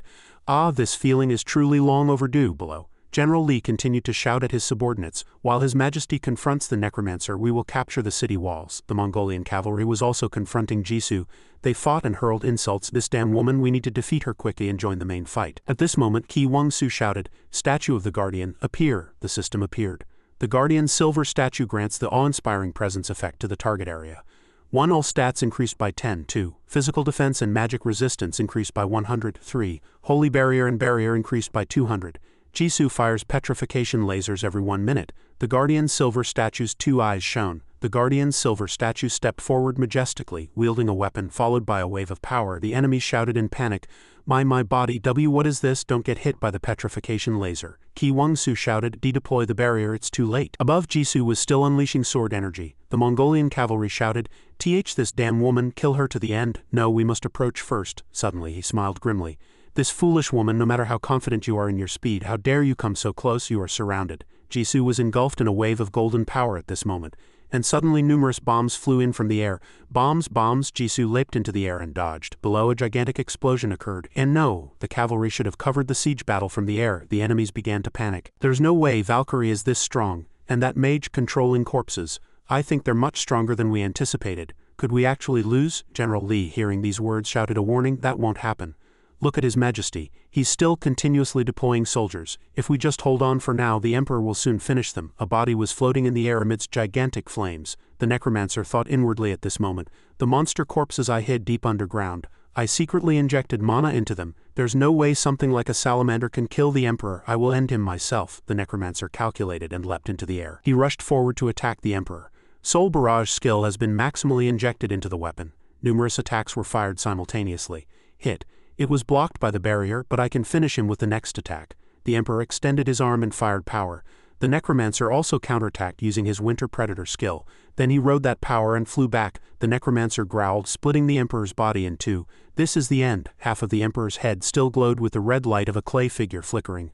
Wait, no way! Immediately, a gigantic explosion occurred, and the Necromancer, fortunately caught by his flying subordinate, was thrown back and was able to escape. I let my guard down too much. His barrier was a disguise, so where is his main body now? He asked himself. At that moment a giant vortex appeared in the space. Seong Ji-yu burst out of it.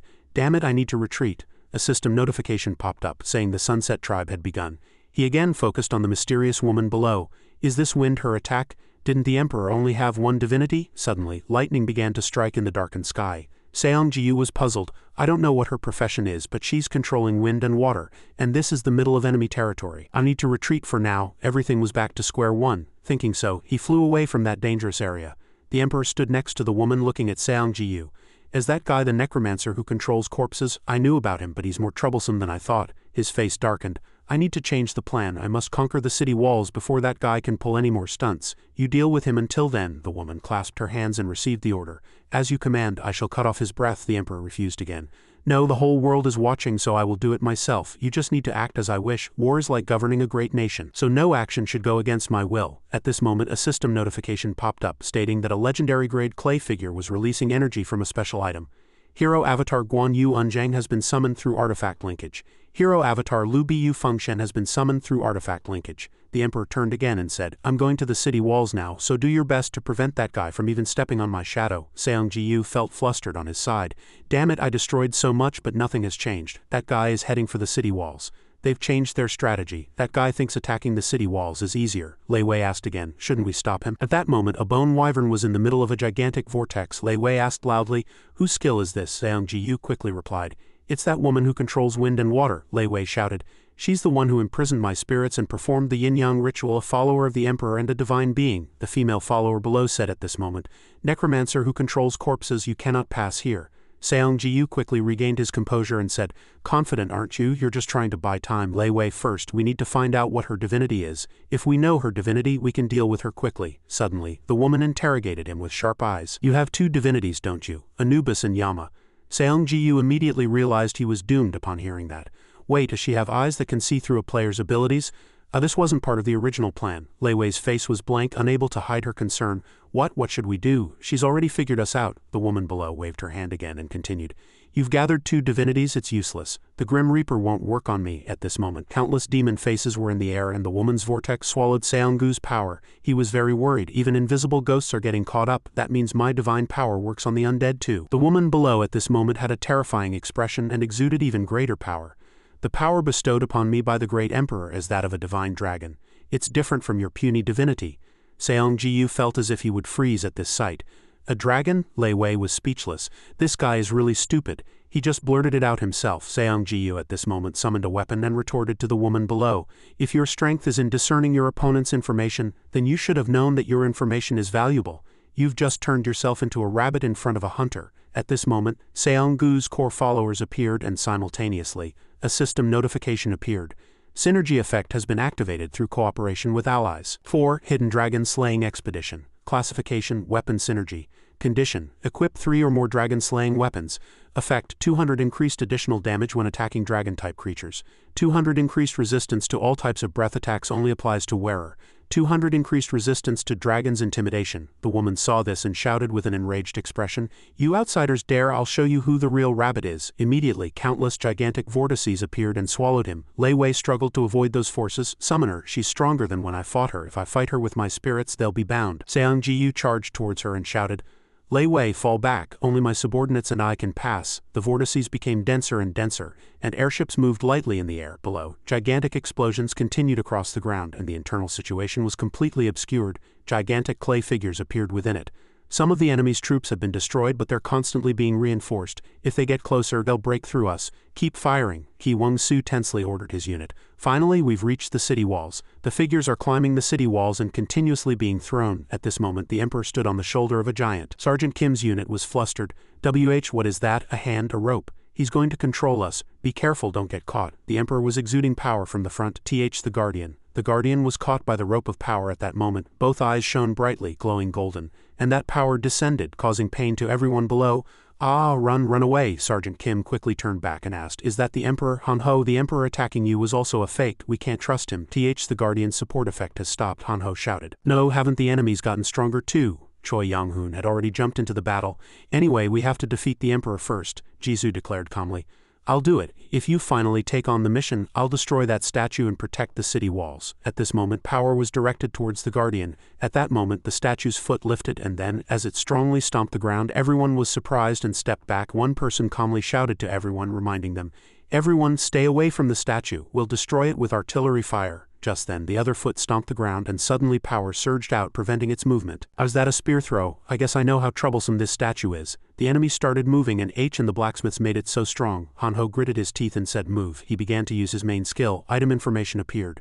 Name Phantom Dagger. Grade Heroic. Type Dagger. Effect: when the dagger is swung it can fire a phantom blade modeled after the dagger. Cooldown 10 seconds. Item information. Name Lethal Cunning. Grade Legendary. Type Ring. Effect: one-handed weapon attack power increased by 20, dagger critical hit chance increased by 50. When mana is injected, Master's Sleight of Hand is activated, greatly increasing Sleight of Hand for 1 minute. 300 feet. Hanho clasped his hands together and excitedly cried out, "I've got it back, my partner. Achilles' shield." The soldiers below looked up and wondered, where did that shield come from? That's right. That statue was created by connecting multiple items through skill. If we destroy the armor and take away the items, we can stop it. Li Konghun at this moment had a dejected expression. That's a bit much. That's a goddess statue, guys. Everyone else had frenzied expressions, their eyes glinting. Then we should destroy it even more. The petrification ray will fire. At this moment, power was directed towards the statue. Spear throw. Hanho watched this scene and said in a flustered voice, "Can that attack be blocked?" Choi Young-hoon continued from the side, "That's also a light element attack. We've bought time until the next petrification ray comes." The Guardian stood firm even as attacks continuously flew at it. Hanho continued to use his power with everyone. He shouted, "Achilles' defense." Ki Wong-soo gritted his teeth, rushed forward and said, "Block it, block it." He kicked the statue. "We'll knock off the helmet first." Hanho shouted again, "Aegis shield. It won't be able to fire petrification rays anymore." The person below quickly called out loudly, "Brother H." Hanho immediately targeted that head. Ganache. Aim for the head above. He swung his fist and strongly struck the statue's head. Thump. Immediately the outer layer began to break into pieces. Choi Young-hoon quickly cooperated from below again, using his Crusader spear. He gritted his teeth and stabbed with all his might. "The Necromancer and Baneri pushed me down in rank, but I can protect the city walls as much as I want." Suddenly, Guan Yu Unjang and Lu Biyu Fengshen appeared behind the Guardian. On the mysterious woman's side, a gigantic vortex was still raging. She had a triumphant expression. "It's useless. You won't be able to break through this wall. No matter what you do, just sit back and watch yourselves fail." Seong Ji-yu looked down and calmly replied, "It seems you were ordered not to let me pass, but I had no intention of doing so. I'm the type to send my subordinates into dangerous situations first," he said. At that moment, 2 bright dots appeared in the middle of the vortex, and she said in surprise, "What?" Countless bone soldiers flew in and destroyed the vortex. The woman stretched out her arm and quickly unleashed all her power. Nothing can break through the wind of a divine dragon. Min-sok appeared at this moment, stabbing her body with a knife, and said in a gloomy voice, "I don't know about saints, but we can break through dragons." The woman spat blood and struggled to push Min-sok away. "Damn it, a rotten corpse dares cough." The goblin general quickly appeared and blocked the attack with a spear. Senior. The woman again created a vortex and enveloped the goblin general. Seong Ji-yu observed from the shadows and thought, "I summoned the Shadow Legion and the undead inside the clouds. She wouldn't think I'd use my subordinates as shields." The woman at this moment lay in a pool of blood, her body trembling with pain. You really are an evil bastard." Seong Ji-yu approached her and retorted, "I have no way to defend against such an attack." And he brandished his sword, his eyes glinting. "Since I suddenly started liking to collect bones, I think I'll get something good this time too." As the blade was about to descend, the woman's hand came up to block it. Wait, but she could no longer block it. A system notification appeared, stating that you had killed a player and acquired 23,000 gold. La Eva, player name deactivated. New effect acquired by completing the special condition for dragon hunting. Synergy list 4. Hidden Dragon Slaying Expedition Classification Weapon Synergy. Condition: equip 4 or more dragon slaying weapons. Effect: 300 increased additional damage when attacking dragon-type creatures. 300 increased resistance to all types of breath attacks. 300 increased resistance to dragon's intimidation. 200 increased additional experience and gold when hunting dragon-type creatures. 100 increased chance of acquiring special items. Seong-gu's eyes were cold. What a crazy synergy upgrade. Increased chance of acquiring special items. Dragon hunting was originally a problem. Now it's a lottery, but is it a lottery where our lives are at stake? At this moment, Lei Wei also quickly landed and shouted with joy, "Brother, is it all over? Then I can finally use my spirits, right?" Seong Ji-yu asked again, "Can you control all this water?" Lei Wei quickly raised the Yang energy Yang water. "It's harder than water created by spirits, but I can do it." He immediately called out, "Really? Then come here." She wondered why he was suddenly doing that. At this moment, a system notification appeared, stating that the target player was being designated as Yama's envoy. Skill information: name, envoy designation, grade, top tier, type, active, maintenance cost 10 mana. designates a player or intelligent follower as Yama's envoy and has them perform the task of an envoy of the underworld. The envoy can control the souls of the dead they have hunted as shadows, max 20 per envoy. Additionally, a dead envoy can be revived once through Yama's authority. Cooldown 49 days, Lei Wei shouted in surprise. You're making me your follower, he said casually. Don't think too deeply. We're just trying to strengthen our forces. Seong Ji-yu turned around and dealt with the woman he had just killed. You can read fragments of the dead's memories. Her memory fragments were transmitted to him. Emperor, you made the mistake of trying to stop me through your closest ally. This woman's divinity is Yinglong. The Emperor is hiding a secret weapon. And the place where the Emperor is hiding is over there. He pointed to one side and quickly moved. Lei Wei, sweep away the clay figures. On the other side, weapons were attacking from the air. The Guardian was very flustered by the attack. Beams of light directly hit the castle and shouts to retreat from the wall destroyers rang out. The Emperor was still exuding powerful energy. No matter how many times I tried to approach, those ropes made it impossible. But I can't give up. Suddenly, those ropes attacked the airships again. He's controlling the airships. Jonathan shouted in a fluster. Damn it, attack the controlled airships. A subordinate returned and reported. It's difficult to shoot them down due to the barrier. On this side, Jizu was still fighting the Mongolians. Damn it, what is this power? Qi Wangsu rushed in from somewhere and attacked. Guan Yu Unjang and Lu Biyu Fengshen shouted, save the commander and quickly destroy those figures, Crusader unit. They are not enemies that an average player can block anyway. We have to face these two figures. Or the Guardian was in a dangerous situation at this moment. My arm, Guan Yu Unjang with bloodshot eyes swung his weapon down. Choi Young-hoon. Golden power suddenly exploded. Han Ho suddenly appeared and blocked the attack on the Guardian. He gritted his teeth and said, I've fully recharged my barrier and returned. These guys, even the replica statues, are quite strong. Choi Young-hoon looked at Han Ho with surprised eyes. That guy was strongly pushed back. Lu Biyu Fengshen took this opportunity to charge at him again. Choi Young-hoon was very worried. No, Han Ho Hung can't win alone. He succeeded strangely a few times, but his combat ability isn't that great at this moment. Han Ho suddenly clasped his hands together. Choi Young-hoon was surprised by what appeared. A weapon from the statue, Han Ho shouted. Be careful, you're just dolls yet you dare to attack a chimera like me? I have 6 arms, chimera description. The act of creating a completely new model using parts from other models. Choi Young-hoon watched this scene and again broke out in a cold sweat. What is that? A person who originally had only 2 arms can move multiple arms freely? He's a really strange person. Han Ho was still frantically clapping his hands on this side and shouting, come on, come on, come on, come on, come on, come on, attack harder. A system window with item information appeared. Name, Achilles Shield. Grade, Mythical, Type, Shield, Effect, Health Stat 10 increase, Physical Defense 100 increase, Magic Resistance 100 increase, All Curse Immunity 50 increase, All Status Effect Immunity 50 increase, deploys a Holy Barrier upon mana injection.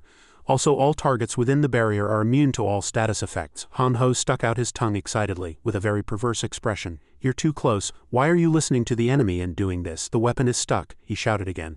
Everything is going according to plan. At this moment, 2 notifications appeared. You have eliminated one of the player's heroic terracotta soldiers and gained 30,000 gold. You have eliminated one of the player's heroic terracotta soldiers and gained 30 gold. Han Ho's eyes gleamed brightly, and he gasped with a devilish expression.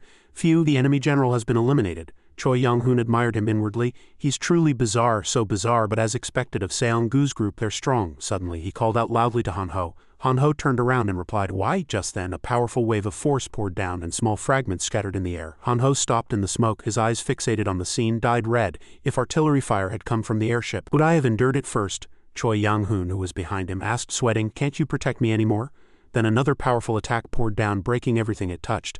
Lee Kong-hoon, observing the situation, barely managed to speak. Did the chairman and Han Ho Hung die? Gu Wook reassured them. Absolutely not. They are the best kings in our faction. From the gigantic vortex, red and blue waves of power erupted, and another attack exploded next to the Emperor. Jonathan was receiving a report inside. We have regained control of the 3 airships that were occupied by the enemy, he exclaimed in surprise. What happened? Guan Seok's eyes were silent. This overwhelming power. Lee Kong-hoon shouted, unbelievable. Sergeant Kim was also sweating. All right, but why Han Ho Hung? Wasn't he a body abandoned by heaven? He felt helpless. Who knew? Could such a thing even happen in a 1-star profession? Han Ho friend at this moment and thought, Han Ho, I was enlightened that my life was over the moment I chose a 1-star profession. It was known that divinity could only be obtained by 4-star or 5-star professions, but even 3-star fox hunter Jisoo eventually gained divinity. He sighed. Divinity does not follow the star grade of the main profession. Instead, it is obtained by completing specific attributes owned by a specific deity. This process is a hidden path and a difficult one that also requires luck. So what is the official path to obtaining divinity? Choi Young-hoon listened for a moment, then asked again in surprise. What? There's such a thing. Han Ho quickly received a notification from the system. Congratulations, you have met the conditions for obtaining permanent divinity. Personal barrier stats of over 200,000 and defensive genius. Hanho put his hands together as if enlightened and said, "It's about pushing one condition to its peak. My profession was a rogue and a monk, but I invested in defense.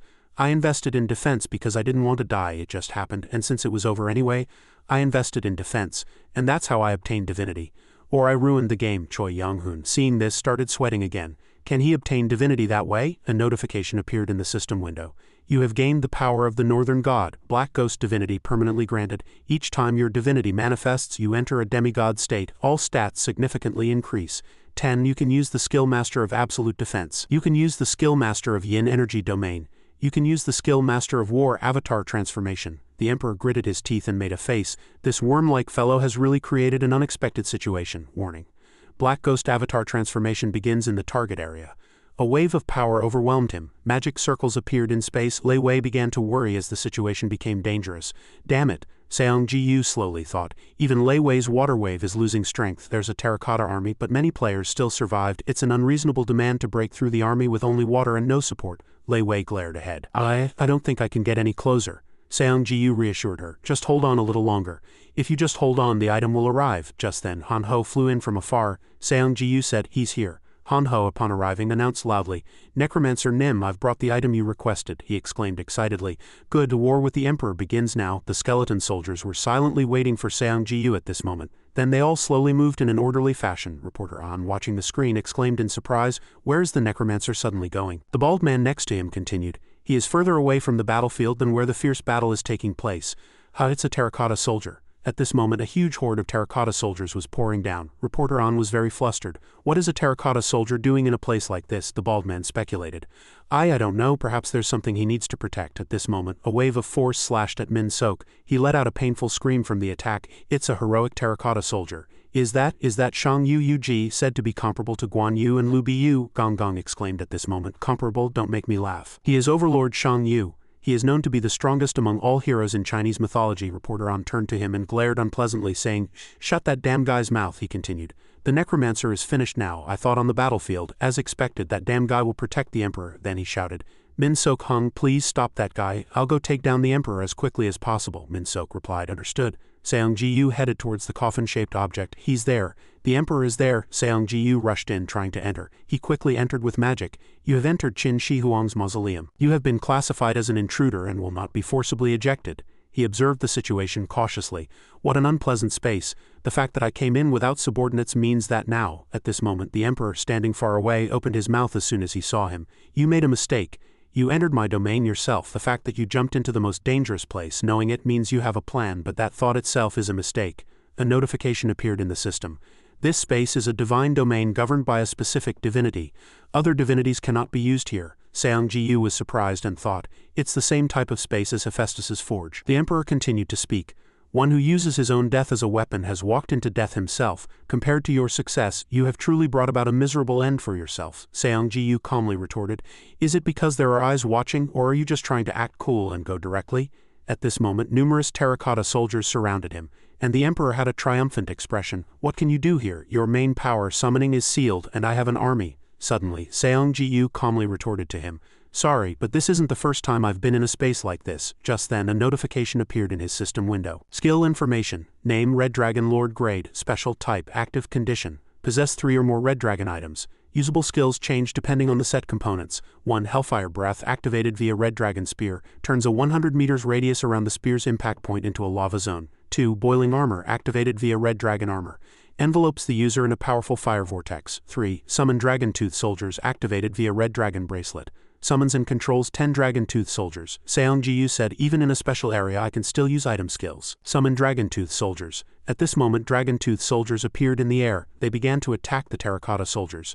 Seong Ji-yu, amidst the chaotic situation, headed towards the person standing on the high ground in front. Seeing the wrinkled face, he thought inwardly, "Is that old man the Emperor?" At this moment, the wrinkled mouth opened again. "Necromancer, what a petty trick," Seong Ji-yu calmly sneered. "Hey, there's an old man hiding in a safe place, manipulating everything at will. I need to give such a person a completely new experience. The experience of death." Seong Ji-yu, while speaking, raised his hand and a wave of power burst into the air. On this side, Min Sok was pushed back by his opponent and was at a disadvantage.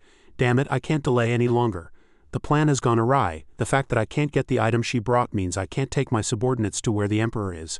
I have to use the skeleton backpack. After finishing his calculations, Min-Sok reached out and used the exploding corpses skill. At this moment an explosion erupted in front of him. Use all monster corpses in the backpack here, but the item must be delivered to Seong-Ji-Yu Hung. Thinking this, Min-Sok pushed the item into the magic circle. I hope it's not too late. Our fate depends on the outcome of the battle between Seong-Ji-Yu Hung and the Emperor. Let's see which of the two puppets disappears first. Gu Wook gritted his teeth in tension at this moment. How it seems to have stopped working. Ki Wong-Su checked the information on her phone and shouted, Seong-Ji-Yu Hung, the Necromancer, has defeated the Emperor's main body. General Li, hearing this, retorted, Nonsense, that's impossible. That's ridiculous. Don't fall for the enemy's words. General, the terracotta soldiers are moving again, as expected, His Majesty, he exclaimed, denying it. However, some of the terracotta army was heading elsewhere. Clearly, they are heading towards the Necromancer. Guan Seok shouted, We have to stop them. Han Ho, at this moment holding two shields, said loudly, Jisoo Nuna, the hand is moving here. I think the Emperor puppet is trying to escape somewhere. Jisoo, fighting in the air, thought the situation is changing. It's because Seong-Ji-Yu Hung launched a surprise attack on him. The Emperor puppet also seems to be trying to return to its main body. Then she replied, Han Ho Hung, we have to stop it. Please help me get through these ropes. Han Ho was moved to tears. Jisoo Nuna too finally. The sorrow of being passenger number one has vanished as a comrade. The mixed forces were very chaotic. The black ghost's tail attacked. A weapon fiercely struck the gigantic palm holding the Emperor puppet. Jisoo charged at this moment. Good, an opening has appeared. I'll cut down the Emperor puppet in one blow. She flew across the gigantic palm. Suddenly, the Emperor puppet became terrifyingly grotesque. Jisoo exclaimed in horror inwardly. Disintegration. I was fooled. Just then, a notification appeared. You have been blinded by the dazzling light activated by Gania. Thus, Jisoo's body was bound by golden ropes of power and hung in the air. But no matter how much she struggled, she couldn't break free. Jisoo shouted, I can't get out of here. Han Ho Hung, help me, the Emperor said triumphantly. That is the trap that bound Gania, the wolf of Ragnarok in Norse mythology. It's not something you can easily break free from. Han Ho quickly appeared. Jisoo Nuna, don't worry. Player Lee Han Ho, who possesses Black Ghost Divinity, is here. I'll save you. Thus the item flew straight towards the gigantic palm. Han Ho, seeing this, exclaimed in surprise.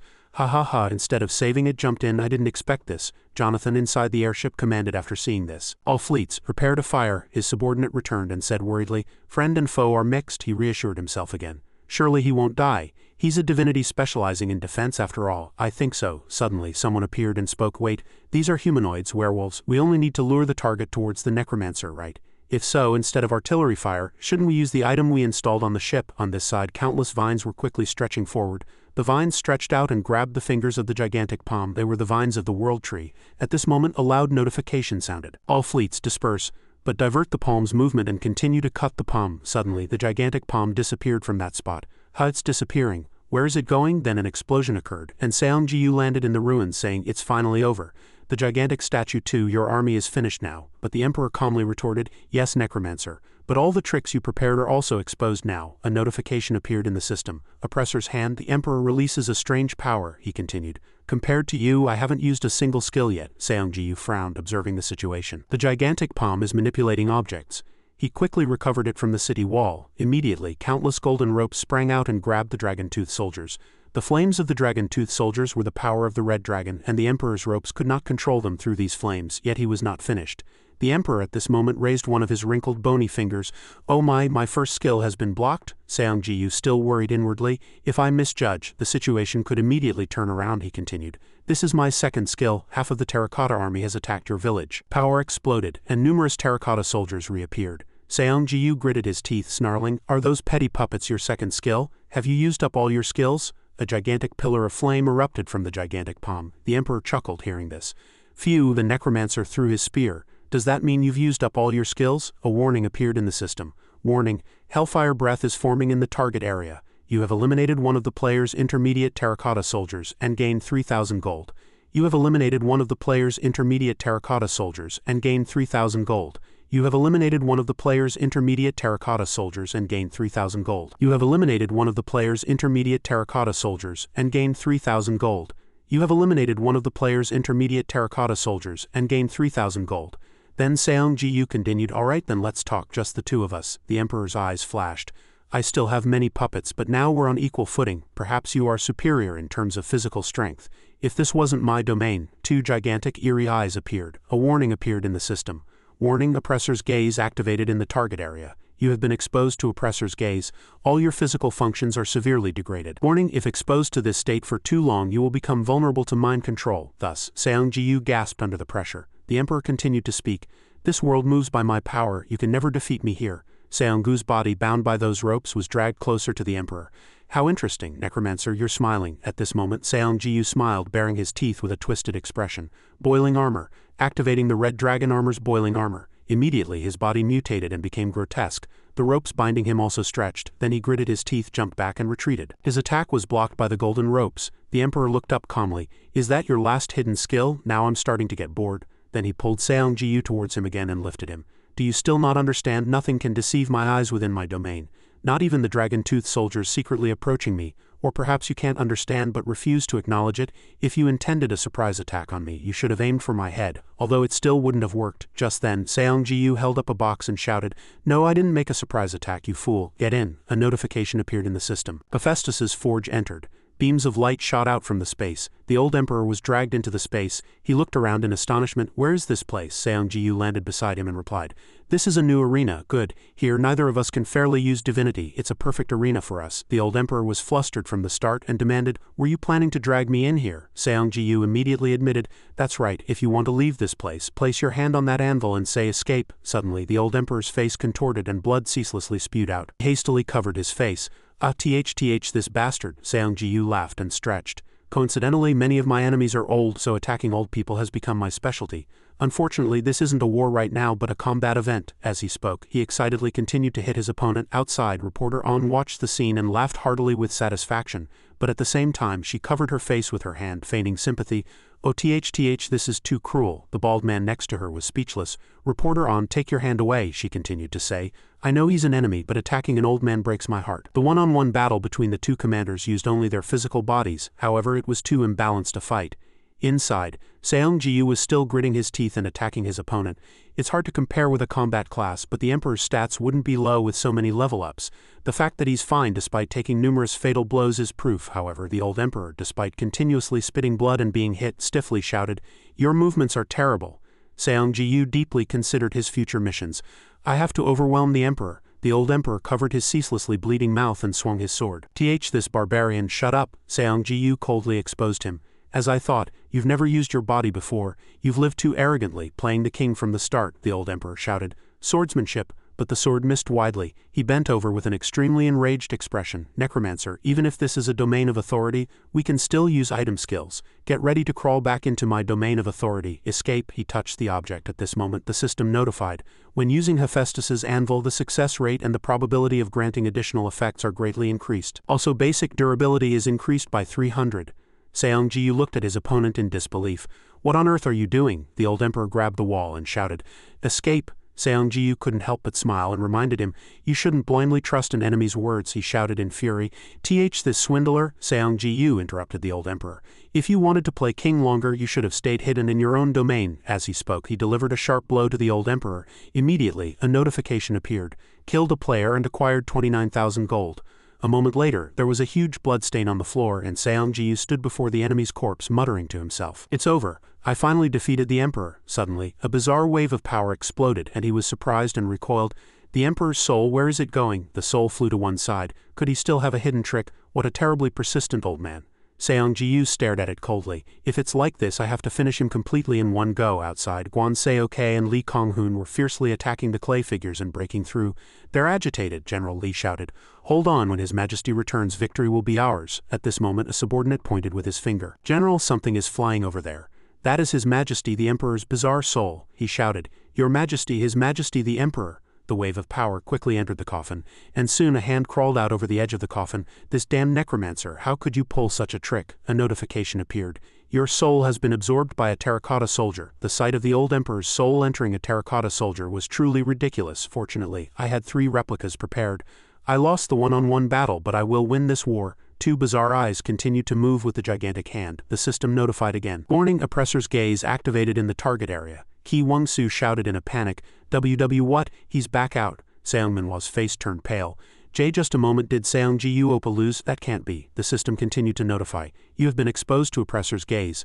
All your physical functions are severely degraded. Warning, if exposed to this state for too long, you will become vulnerable to mind control due to that power." Seonggu's side was completely overwhelmed.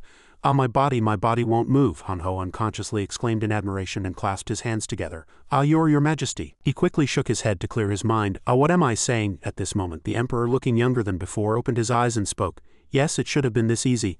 I should have gone all out from the start instead of holding back. Now we will recover our losses." Choi Young-hoon and his party also struggled to endure the powerful pressure coming down. Suddenly something appeared and startled him. Seong-ji-yu appeared with a dark expression and screams erupted. He's here, it's the Necromancer." Seong-ji-yu frowned and snarled. "You ran away without a word, so I was breathless chasing you. Because of you, I had to use the World Tree Link return skill." The emperor bared his teeth and furiously pointed at Seong-ji-yu. "Yes, I lost the one-on-one battle, but this isn't a domain of authority. This war is my victory." Seong-ji-yu looked up at the two bizarre eyes. "Is it because you recovered your divinity? Even though this isn't your domain of authority, your confidence is truly surprising. You were just a puppet playing in my arena from the start." At this moment his eyes flashed like lightning, and a gigantic tree man appeared behind him. Summoning the gate of the underworld in the target area, something appeared in the air. The emperor still released power, remaining vigilant. What are you doing?" the system notified. "Warning, the gate of the underworld is opening in the target area. Your name has been recorded in the Book of Life and Death." He shouted in astonishment. What did you say?" the system continued. "You have entered the underworld." Thereupon the emperor's body lost strength and the gigantic palm shattered and he helplessly fell downwards. At this moment, Seong-ji-yu released a bizarre power and spoke. "Old man calling yourself emperor, I possess a domain of authority with you. Welcome to my world. This is the final battlefield." The emperor, fallen to the ground, muttered in disbelief. How can your domain of authority cover the entire world? Qin Shi Huang's mausoleum and Hephaestus's forge exist as items, and a domain of authority that invades reality cannot exist. Seong-gu's eyes changed, as if something had possessed him. "Cannot exist? Do you think what you know is everything? Even after living so long, you deceive yourself into thinking you know everything in this world." He stood up and shouted. "How dare you, the ruler of a continent, defy a player from a small country?" Seong-ji-yu interrupted him. "Do you truly think you're an emperor, without even knowing what this game is? We are all just players subservient to this game. Who dares call themselves a ruler before the system? What I intend to do is not to rule like you, but to control. Instead of abusing this situation for personal desires, I will establish a control agency to resolve this situation. Without control, I cannot create a legitimate organization. And without an organization, we cannot stand against those who manipulate us like puppets." The emperor reached out, trying to release power. "This damned domain of authority, come out, my divinity, come out," Seong-ji-yu calmly replied. "Do you think it's unfair that you lost the battle of wits and fell into a trap? Emperor, you never had a way to defeat me from the start." At this moment a wave of power surged and terrifying figures appeared behind him. An information window appeared. Name: Open Gate of Underworld. Grade: Top Tier. Type: Active. Cost: Minimum 500 souls. Effect: Ghoul consumes souls to open the Gate of Underworld. Ghoul active time 1 per minute. Upon entering the Gate of Underworld receives the effect of Owner of the World as long as the Gate of Underworld is open. Yama's authority is maintained. Record in Book of Life and Death. Records the target's name in the Book of Life and Death and forcibly summons them to the Underworld. One of the 5 ghouls was used to open the Gate of Underworld. Seong-ji-yu spoke again. "It's time to end everything." The emperor, filled with astonishment and despair, reached out and pleaded.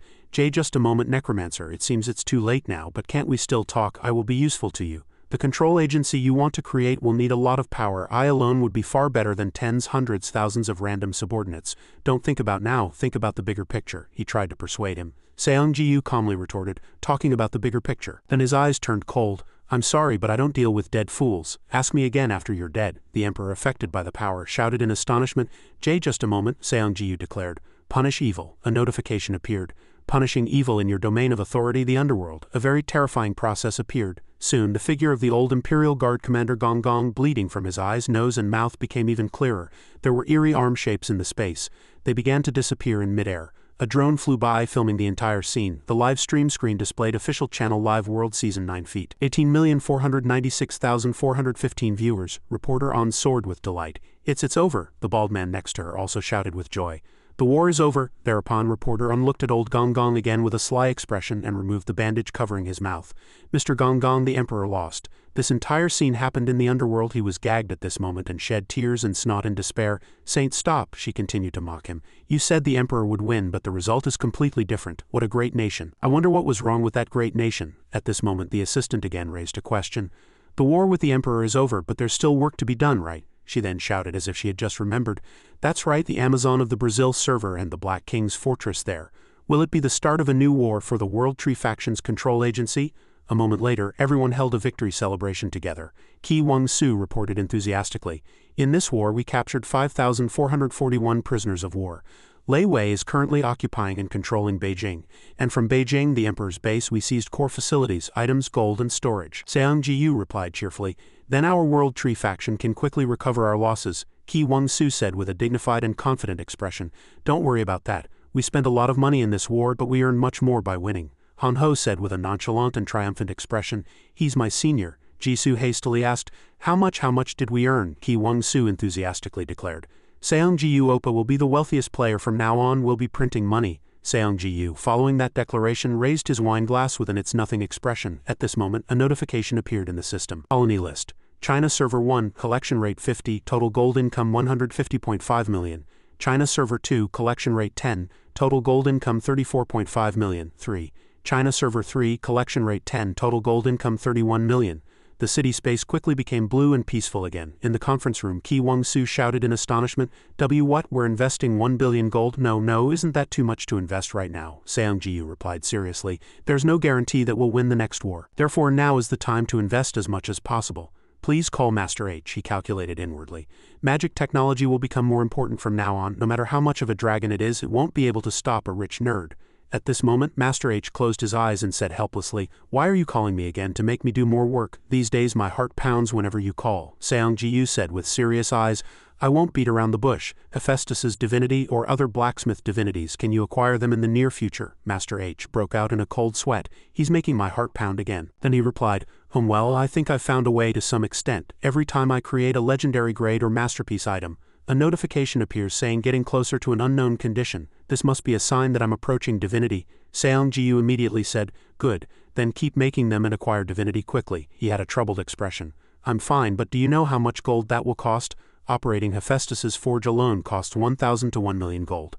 And each time you strike the anvil it costs 1,000 gold, Seong-ji-yu calmly said as a first step. I will give you 1 billion, no, 2 billion for research funds. This astonished Master H. What did you say? Seong-ji-yu looked around the situation and asserted, I will continue to invest, so when you acquire divinity, please create the items I want. At this moment, item information appeared. Name, Gania, grade, mythical, type, snare effect. If a specific target is completely encircled once with this rope, they can be bound by magical power. Targets with strength stat below 250 cannot tear it themselves, and it requires 3 or more mages to be released by another person. Ties arm. If you offer your right arm to the target, this item will automatically activate and bind the target. The item was one Jisoo had taken out. Seong-ji-yu spoke again. Just modify it into a weapon that can bind and defeat a dragon's wings. At this moment, Master H was already stunned by all this. I'll probably die. His subordinates hastily supported him, shouting in a panic, breathe, master, damn it, I told you to exercise. Meanwhile, Seong-ji-yu calmly thought, now we need to prepare for dragon hunting and conquering the Black King. After that, everyone again divided their tasks and carried out their respective duties.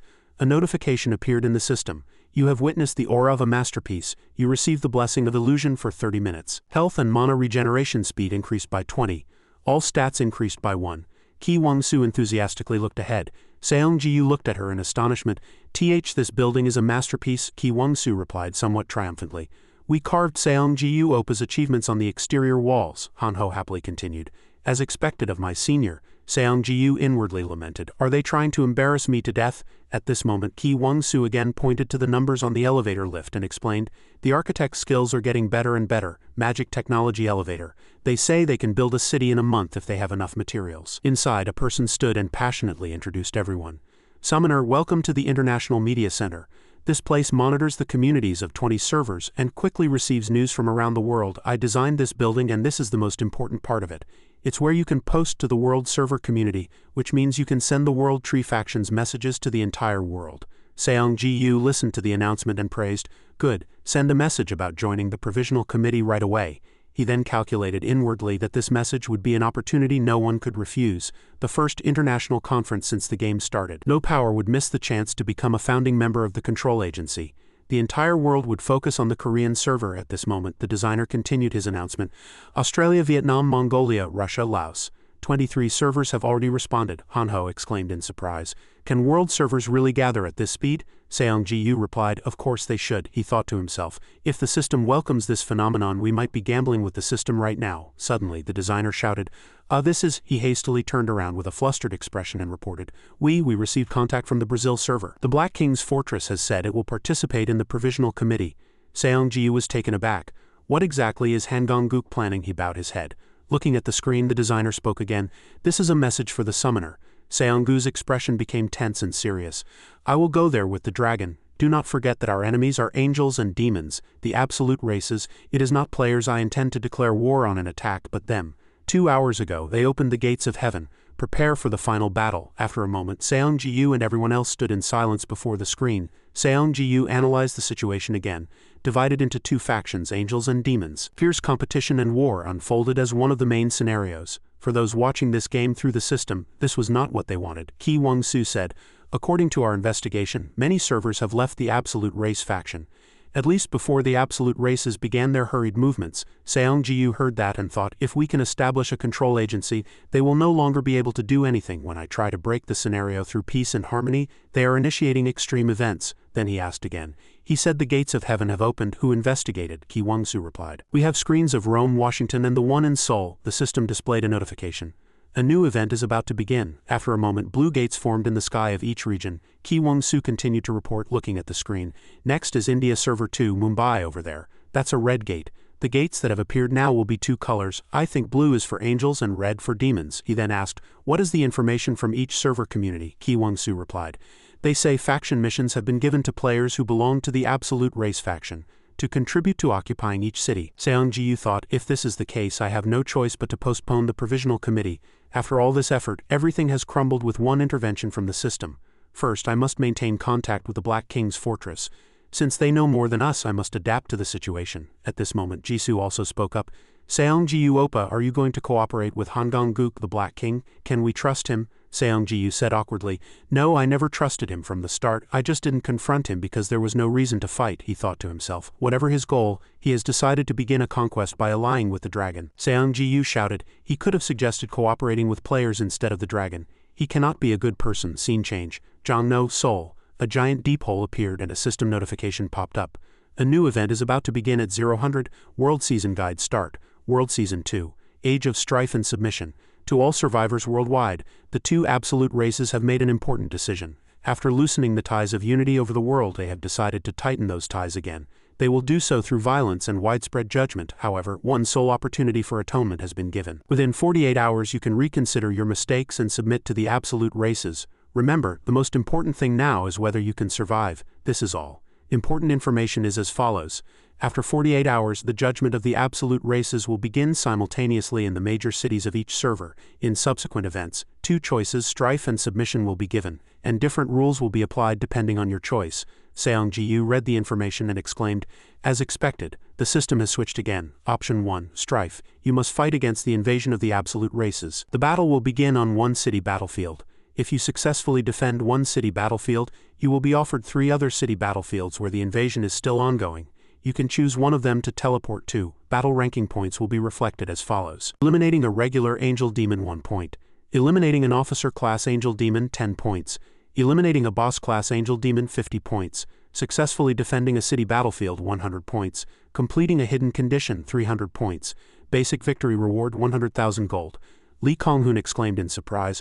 The rewards are insane, Guo continued. There are too many mythical grade items. Seong Minhwa's eyes widened as she looked up. Even if we choose the strife option, server-to-server unity will be impossible, Seong Minhwa said. It will be a fierce competition that no one can give up, Seong-Ji thought to himself. The problem is that I too cannot escape this chessboard set by the system. I defeated the Emperor and made a strong impression on all servers worldwide, but what if I fall in rank? Everything will go wrong. His expression became serious and he turned around and called, let's start again anyway, we were preparing for war.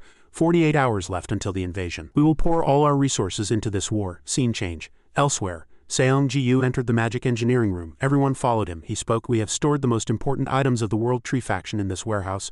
So I have one question for the 3 of you. He held an item and said, please select elite agents who can use top-grade equipment like this and form a special attack force. Hanho exclaimed joyfully.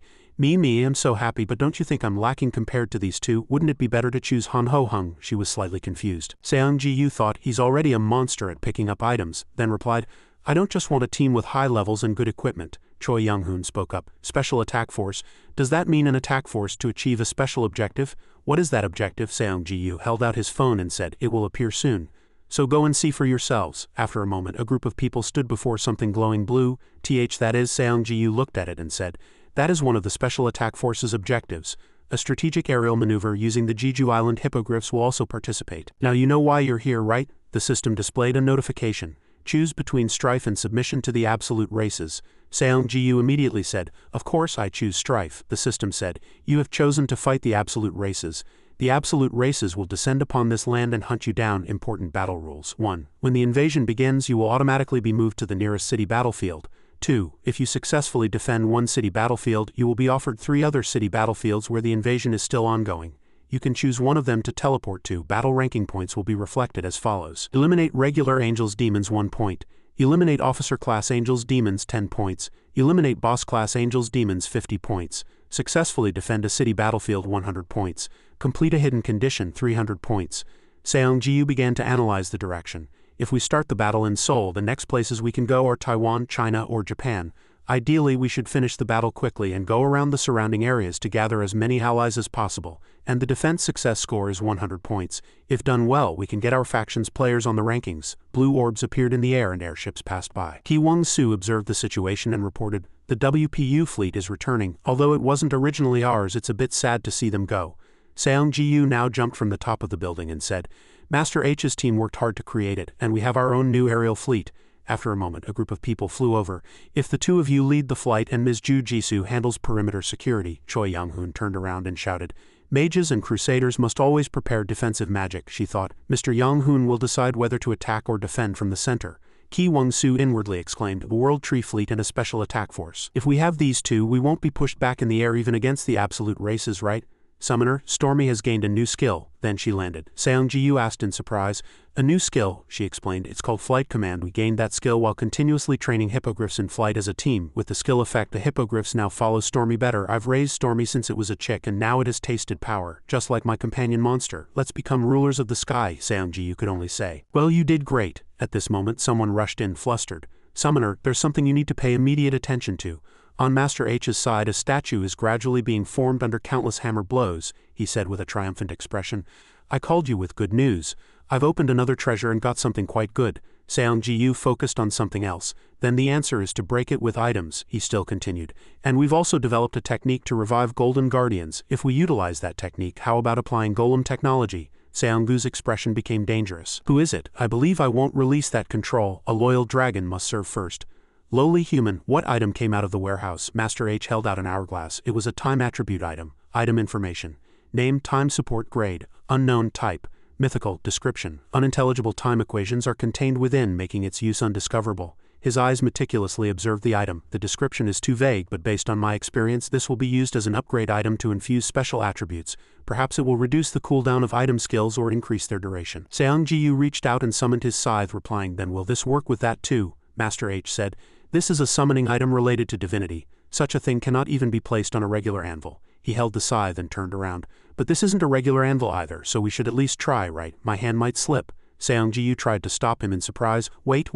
When the scythe hit the hourglass, Master H exclaimed, good, it works. Seong Ji-yu hastily said, wait, my heart isn't ready yet. But at this moment he had already swung the hammer. The total combination cost is 120 million gold. Here I go. Seong Ji-yu reached out to block it. This old man, he continued. Don't touch it. If this explodes, we all die. As the scythe took the blow, its form changed. A system notification appeared. The Scythe of Death has been upgraded with a special power. New effects have been granted. The new scythe now had a more curved shape and had turned yellow. Master H exclaimed, success, good materials, good facilities, and above all, a competent technician made this possible, Seong Ji-yu said with a displeased expression. If you had failed, the competent technician would have disappeared. At this moment, a notification appeared again on the system screen. Name Summoner of Death. Time Control. Grade Awakened Novice. Type Active. Cost None. You can temporarily enter the Lich state by summoning the Scythe of the God of Death for 3 hours each day. When under the dominion of death, your maximum minion count increases by 50 and all stats increase by 10. Due to the Persistence Mastery effect, skill effects increase by 20 every hour over time. Primordial Death. When the summoning duration of this item ends, you can invoke Primordial Death for 1 minute. No one knows what will happen. Seonggu's eyes gleamed. A tremendous success. The time has tripled and it gets stronger over time. And Primordial Death. He carefully picked up the item, muttering, "Somehow this feeling is extremely dangerous. I can only use it when the summoning time ends. I hope I don't have to go that far." Scene change. Outside. The deep hole in the air was still visible. Gu Wook exclaimed in admiration. "I never thought we'd have to face the angelic race head-on," Lee Kong-hoon asked again. "Will this much preparation be enough?" Gu Wook's expression was very tense. "If we can't stop them, everything will end here." But a mass appearance of trials like the Judgment of Angels won't happen. Others began to get excited. "We found a group of looters in Jongno and cleared them out in advance. Gather the corpses. We'll need people. Look up at the sky. The supergate has opened. They're coming." At this moment, countless other spatial gates appeared in the air and warped. Countless airships and planes appeared in the air. Everyone broke out in a cold sweat. "Look up," Gu Wook exclaimed. "Was the World Tree fleet this big? Airships, helicopters, and even hippogriff squadrons. Basically, it's a flying aircraft carrier battle group." Seong Ji-yu landed in front of Choi Young-hoon's team. He spoke. "Our plan is simple. Defend Jongno as quickly as possible and then join the Allied forces." He looked up at the orb in front of him and said, "With them we will travel through Southeast Asia, India, the Middle East, and Europe, gathering as many successful defense points as possible. That is our overall goal," Gu Wook suggested. "I think neutralizing the enemy as quickly as possible is key," Lee Kong-hoon continued. "Can we do that?" "How?" Seong Ji-yu replied seriously. "Yes, we can, with overwhelming firepower." Gu Wook frowned, puzzled. "Firepower, is that all?" he explained again. "After the last war, our firepower rapidly developed to be more than enough. Infinite firepower manifested with the support of infinite gold. You will see it in this war. We are ready," Ki Wong-soo exclaimed again.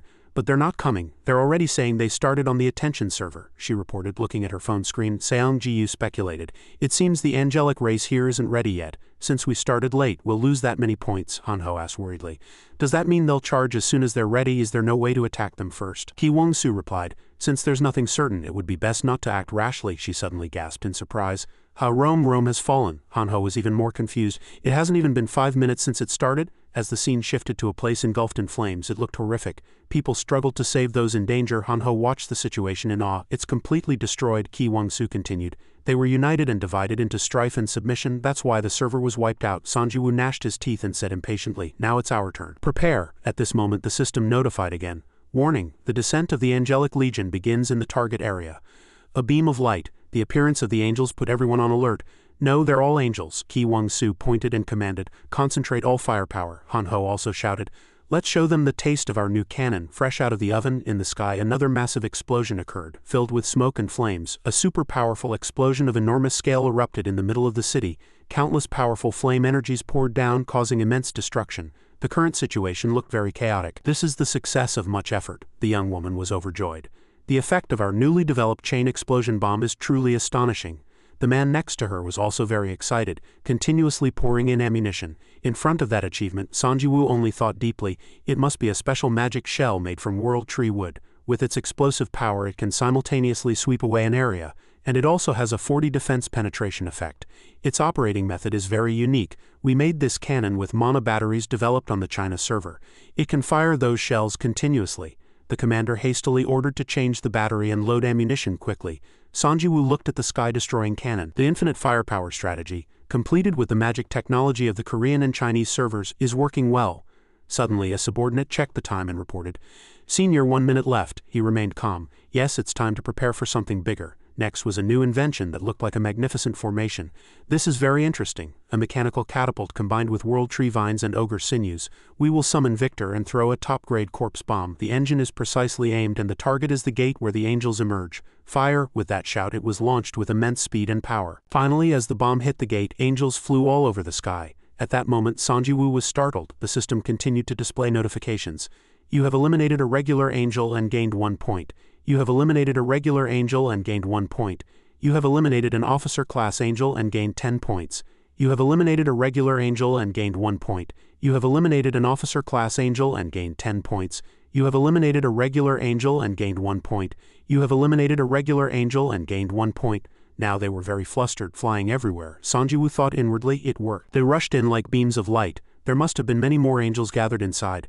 Thousands of fragments scattered. They were pieces of stone and angel corpses. We have destroyed the enemy's stronghold. Now all we have to do is sweep away the remaining angels. In a dangerous situation, they tried to fly as fast as possible. The achievements of the Special Attack Force shone brightly. With this we have once again crushed the invasion of the absolute race that targeted our Korean server. Scene change. Taiwan server. Commander Cheon Wong-ho charged shouting, "Don't let the angels get close." Currently, the shield was gradually cracking and a subordinate next to him pointed to a huge shield that had been breached. He was quite surprised. Those not participating in the battle, retreat to the shelter. This place was on the verge of falling and many cavalry scattered in panic. "Damn it, they're coming, we can't hold on any longer." Commander Cheon was flustered but still encouraged with all his might. "No, we can hold on a little longer, we must hold on," he continued. "Until the summoner comes." Before he could finish, a subordinate behind him had his head crushed. "Commander Cheon, the Angel's counterattack is very powerful now." Screams for rescue echoed everywhere. A soldier suggested, "Commander Cheon, we must escape this city right now, save me." After that, Commander Cheon was also captured by an angel. These monstrous beings. The soldier was horrified and tried to grab him. Commander Cheon, in a critical moment, Banakiri appeared in the sky just in time. He flew straight down and cut them down in one stroke. His face was chillingly cold. The soldiers cheered with joy. Banakiri of the Korean server, his magnificent momentum blew the angels away. He requested, "Please get up. Many people are waiting for us to come." Commander Cheon, who had fallen to the ground, replied, "Yes, I will get up. I will go support the China server." According to Banakiri, Seong Ji-Yu-hung has already arrived in the China server and cleaned it up. Now we will gather once again and go further. Elsewhere, the scene in the Vietnam server was truly brutal. A knight rushed in, flustered, and reported, "Commander, the final line of defense has collapsed. Their survivors are retreating this way." Commander Nguyen, hearing the news, gnashed his teeth in anger. "Those demon worshippers, those damn traitors, I never thought they would side with evil forces." Commander Nguyen was extremely enraged. "They broke away from the demon faction through a contract, but at a critical moment they stabbed us in the back. Do they know what kind of future awaits us when they submit to demons?" Suddenly a voice was heard, and he looked up. "You were here, I can smell it." Unbelievable. A gigantic red demon has infiltrated this far. The smell of weakness, the smell of prey, the smell of despair. The demon said in a warning tone, "Nguyen, this is the first time I've seen you in such a pathetic state, so you must make the right choice." Commander Nguyen knelt helplessly. "You damn bastard," the evil demon threatened. "We must join the World Tree faction for the future of humanity." "Then where are they now?" He glared at him with furious eyes but kept his mouth shut. "I will never tell." The gigantic red demon swung its arm to attack. Nguyen died with regret. In a critical moment, Jiangui appeared just in time and delivered a transcendent blow. Everything happened too suddenly. The demon quickly retreated. "What is this?" Commander Nguyen clutched his head and looked up. "What is this? Is it a turtle?" He fainted immediately after being hit. The wise monkey reassured, "Everyone, don't worry, I am here." The black ghost divinity, Asura El Han-ho, held the fainted demon, looking quite amused. "Senior, everyone survived. There are injured people here." Li Han-ho thought, "I saved him, but in fact I hurt him." Subsequently, countless people rushed to attack the gigantic red demon. Commander Nguyen was slightly surprised. Where did so many soldiers come from? Soldier behind him pointed with his finger and said, "They are the World Tree faction." Numerous military aircraft were deployed in the sky. As Sanjiwoo descended majestically, the soldier shouted loudly, "No, it's the Human Alliance." Sanjiwoo spoke after landing. "Are you the commander of the Vietnam server?" A comrade helped Commander Nguyen up. "Yes, I am." "Then I only have one question." Sanjiwoo firmly stated his wish. "Do you intend to join us?" Hearing that, he excitedly accepted immediately. "Of course, in the current world, thus we have cleared 7 servers and the absolute race has made a mistake. You probably don't know. They must have believed this incident was an opportunity to regain the initiative. On the other hand, this was also a good opportunity to eliminate their remnants. The mighty army of the World Tree gathered in one place. We will travel around the world, gathering forces simultaneously to eliminate the remaining believers. When this war ends, the control agency will naturally be completed." Now in Mumbai, India Server 2, a light was illuminated. The elder and the people joyfully welcomed peace. The gate to heaven has opened. Everyone worshipped towards heaven. In front of the shining statue he pledged loyalty. "O messenger of the gods, your servants have awaited you for a long time." The god narrowed his eyes and said, "What an abundant aura, you are truly commendable." The elder expressed deep trust in quelling the disaster and receiving salvation from the gods. "Despite the meaningless words of the evil forces called the World Tree faction, we never yielded and waited for you." A halo shone on his body and numerous corpses lay on the ground. There were not even faction clashes in Mumbai. The god agreed, "Yes, that contribution is commendable." Finally, he sent them firm belief. "From now on we shall consider you our sword and shield." The elder sincerely pleaded, "Grant us the power to purify this world." At that moment a bald man held a phone and said, "General, there's a message." He glanced behind him. "What's happening at such an important moment?" The bald man whispered close to his ear. "The World Tree faction has crushed dozens of server players and absolute race factions." The god continued. "Oh, is there a problem with our servant?" The elder immediately reported honestly. "There are rumors that heretics are causing chaos and heading this way." The god listened in silence. He was slightly flustered. "They are messengers of God, yet they have no news of the World Tree faction?" The elder discussed, "How do you intend to punish them?" The god firmly stated his view. "We will not stop. We will place all worlds beneath our feet and rule, he stammered. No, the reason I asked that question was, he thought. I asked what their plan was, but why is he giving an unrelated answer? At that moment, a huge storm suddenly raged, and only now did the god turn back in anger. Sanjiwoo descended fiercely from above, saying, "Does a messenger of the gods not see an inch in front of my eyes? Why are there people who believe such things?" A trace of light suddenly appeared in the air. It turned out Sanjiwoo had just swung his blade. The angel still wondered, "Who are you?" He did not accept his defeat. "This divine body." The old man was slightly flustered. "A summoner has come this far," he directly criticized the angels. "Your reaction is really slow." Sanjiwoo now realized everything. Then this is the angel's stronghold? Unbelievable. Weren't they not living beings in the first place, like a collective consciousness? One mind controlling multiple entities. He decided to use his skill, commence the fishing operation, driving the angels into the world tree's net. The screams grew louder. "Close the gates. The bombs in the net are about to explode." The explosion was sudden, giving no one time to escape. Sanjiwoo questioned the accuracy of the information. These things were called messengers of God? They didn't even realize we were coming? Nothing could hide him. They are merely some monsters needed for the game's plot. The old man still stood there blankly. Monstrous women are blaspheming God. He firmly defended the angels. They are the chosen ones of God and the ones who will end this trial. You have made a serious mistake. Sanjiwoo vehemently refuted the unscientific claim. I know very well what fools like you are thinking. It's just the wicked schemes of the Baekjean, or to maintain power, or to take the easy way out. To submit to something even more terrifying. Sanjiwoo relentlessly eliminated them. Thanks to that, I can choose a solution without hesitation. I will cut off all decaying parts. The system immediately sent a notification. Congratulations, you have successfully defended the battle zone in Mumbai, the city of High India server. All players who chose to fight in the region have gained 100 points. 20 servers protected, and a hidden event has been activated. He couldn't hide his surprise. A hidden event? Something is happening. The message appeared on the console. You can now enter the hidden dungeon. Hall of Angels. Exclusive quest. Guardian's Duty Stage 1.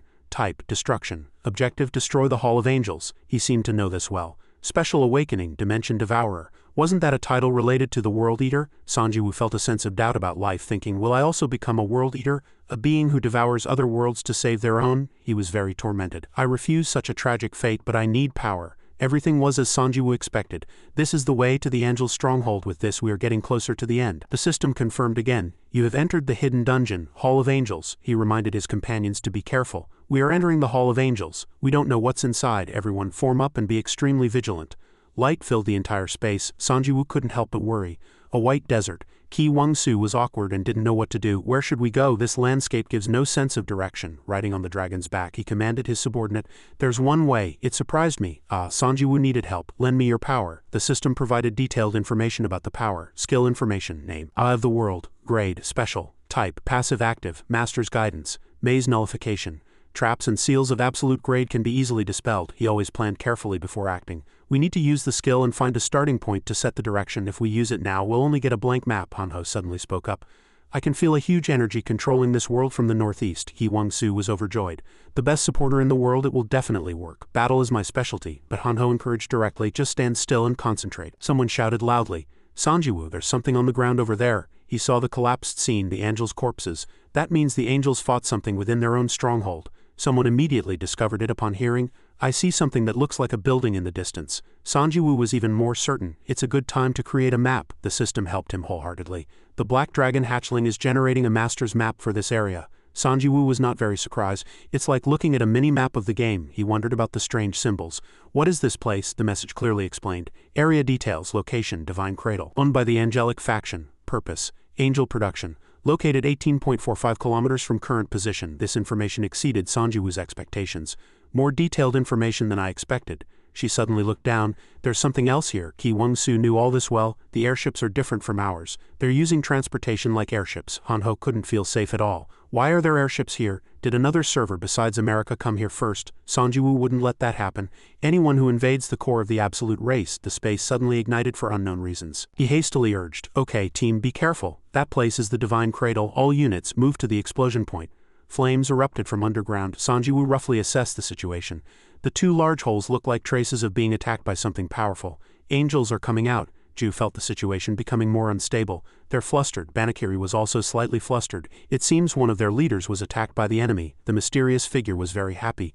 Corpse explosion. Boss, I feel like I just got stronger. The system notified that Lich Victor's power had slightly increased. You can now use Sanctuary of the Void. It rapidly updated some unit data under the command of the 4 Horsemen of the Apocalypse. The Authority of War is now available.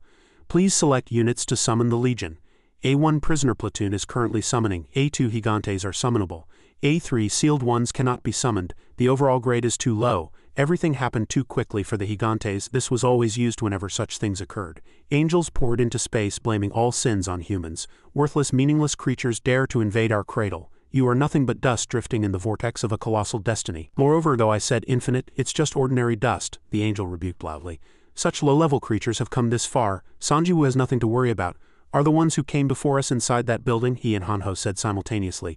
2 angelic judges, Sanjiwoo hastily reminded him. Calm down, much has changed since then. He used his ultimate skill, named Heavenly Palace Hall. This is just the right medicine for big dumb brutes like you. Magic pierced their heads. The angels could not accept this insult. How dare lowly crawling things sanctify us? Don't be ridiculous. He was powerless due to weak magic. How can such arrows eliminate them? As expected, they were not easy opponents. The angels rushed straight at Sanjiwoo.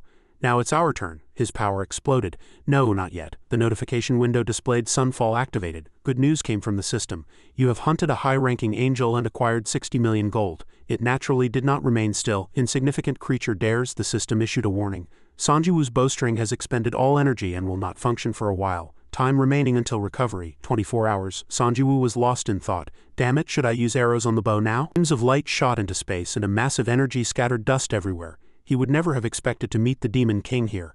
Han Seong-ho. The name Han Seong-ho came to Sanjiwoo's mind. Now he could be sure that the Demon King had indeed arrived first. Sanjiwoo did not know Isabella and the woman. What he felt from her was a dragon. Sanjiwoo was slightly surprised. Are they entering the divine cradle? This time, even after he had set everything up like this, he guessed correctly. It doesn't seem like he left the task of dealing with the angels to us. Sanjiwoo became even more tense. That means he has something he wants to find before me. He specifically reminded them before leaving. We need to send a small unit into the divine cradle. He Wang-Su lead the fleet to clear and surround the enemies around the cradle. Sanjiwoo could only guarantee the safety of companions with excellent power.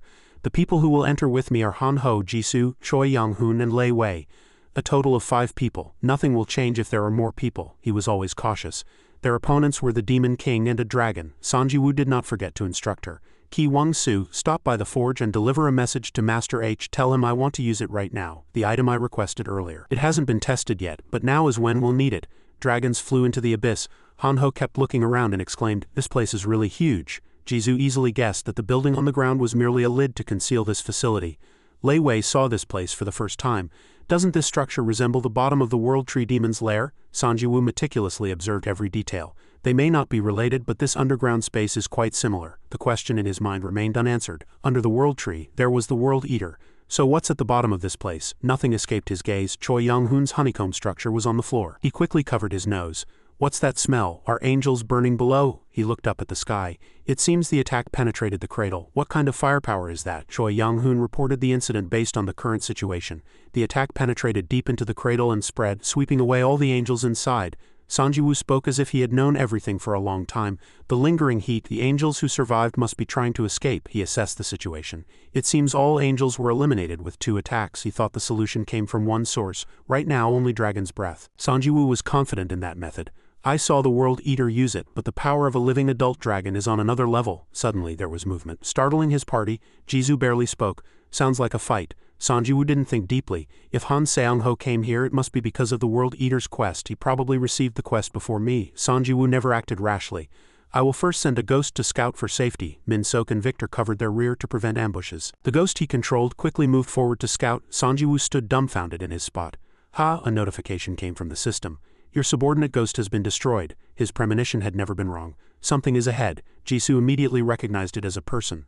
A burly man blocked Sanjiwoo's party's path. He stood with his arms crossed in an arrogant posture, saying, they've finally arrived. The famous Necromancer and Banakiri and the rest are just small fry. Han-Ho was furious. Are small fry going to pick a fight with us? She was more serious than ever. I'm not alone, he spoke about his companions. There are 2 more behind me. Gray said in a friendly tone. Hello. Paolo remained arrogant. That player is very dangerous. Sanjiwoo remembered the current events. Weren't the gang from Mexico working with a dragon? Where is Han Seong-ho? He showed respect to Han Seong-ho. Our beloved Demon King has some matters to attend to, so we'll have to wait until he finishes his work. He didn't like waiting for anyone. I also have an urgent matter, so it would be best if you step aside. But Paolo deliberately changed the subject. What matter? I came here to meet the Queen and you don't even know that. He asked his 2 companions for their opinion. This is tough. Her Majesty told us not to fight but to deliver a message. Gray, Vibona, what do you think? Sanjiwoo was sure of one thing, they're just stalling for time. He was surprised to see her crouch down. Jisoo, the mounts blocked the attack in place of Jisoo. Even he couldn't help but express admiration. What attacked her? Judging by Jisoo's reaction, she would have had her neck cut the moment she stepped forward. He didn't expect his companions to act. Did Vibona already start? Vibona answered Paolo lazily. Paolo, you talk too much. The fight has already begun. She was excited. See, that guy is crazy and ready to kill us. Sanjiwoo didn't give up easily. Anyway, there are only about 3 enemies in this narrow space. We'll overwhelm them with numbers at once. Jisoo's sword strikes were very precise. She shouted to warn him. Sanjiwoo, get out of the way. A thought lingered in his mind. Black blade, are they made of darkness? Vibona blurted out one word. Death. Wrong, yes. Things don't always go smoothly. Someone always blocks the way. Jisoo stubbornly blocked the enemy's powerful magic by herself. He was worried about her combat state. Jisoo is being pushed back. The control panel displayed warning. Large-scale necromancy is starting in this area. It was unclear what Gray was trying to summon. Rise Storm. Choi Young-hoon did not want Sanjiwoo to get hurt over trivial matters. Necromancer crouched down. Blue beams of light flew into the air but were blocked by Gray's stone shield. Asian woman, perhaps we are not good matches. Even the waves rise because of the wind. He saw through her identity. She is a high-ranking mage specializing in wind, but she can use all kinds of magic. Sanjiwoo thought, covering their rear. It will be very difficult to attack her with physical weapons. He skillfully wielded Byung's fan. She attacked using souls. A water demon ghost appeared. Gray did not acknowledge anyone else's abilities. How dare you summon souls against a mage like me? I heard you were smart, but it seems it was just a rumor. He wanted to join the fight with his companions. Are you all having fun fighting without me? This shining body will also participate. He gave Paolo a fitting nickname. This muscle pig, Paolo realized after being provoked multiple times. Muscle pig, no dwarf, such provocation doesn't work on a warrior like me. Hanho insulted him sharply. Dwarf, I can tell by the size of your muscles. Are you impotent in the morning too? Addicted to drugs, you've lost your masculinity, so your strength is leaking away. Paolo could no longer hold back. You, what do you know? Shut up, I'll kill you. Sanjiwoo had difficulty attacking due to the power of the wind. He had to admit the truth. A high-ranking mage's wide-area wind attack. This narrow space is disadvantageous for us. Sanjiwoo felt powerless. If I could just deal a little continuous damage, I could turn the tide with something like Breath of the Abyss, but getting close is the hardest part. A notification appeared in the system. Item information, name, Orb of Chaos, Bloodstone Demon's Tear, grade, mythical, type, Orb, effect, attribute Chaos, mana 500, mana regeneration 250, 3 mana and HP absorption on attack. Consecutive explosions occurred in the area where he stood. Sanjiwoo worried about his companion in the fire.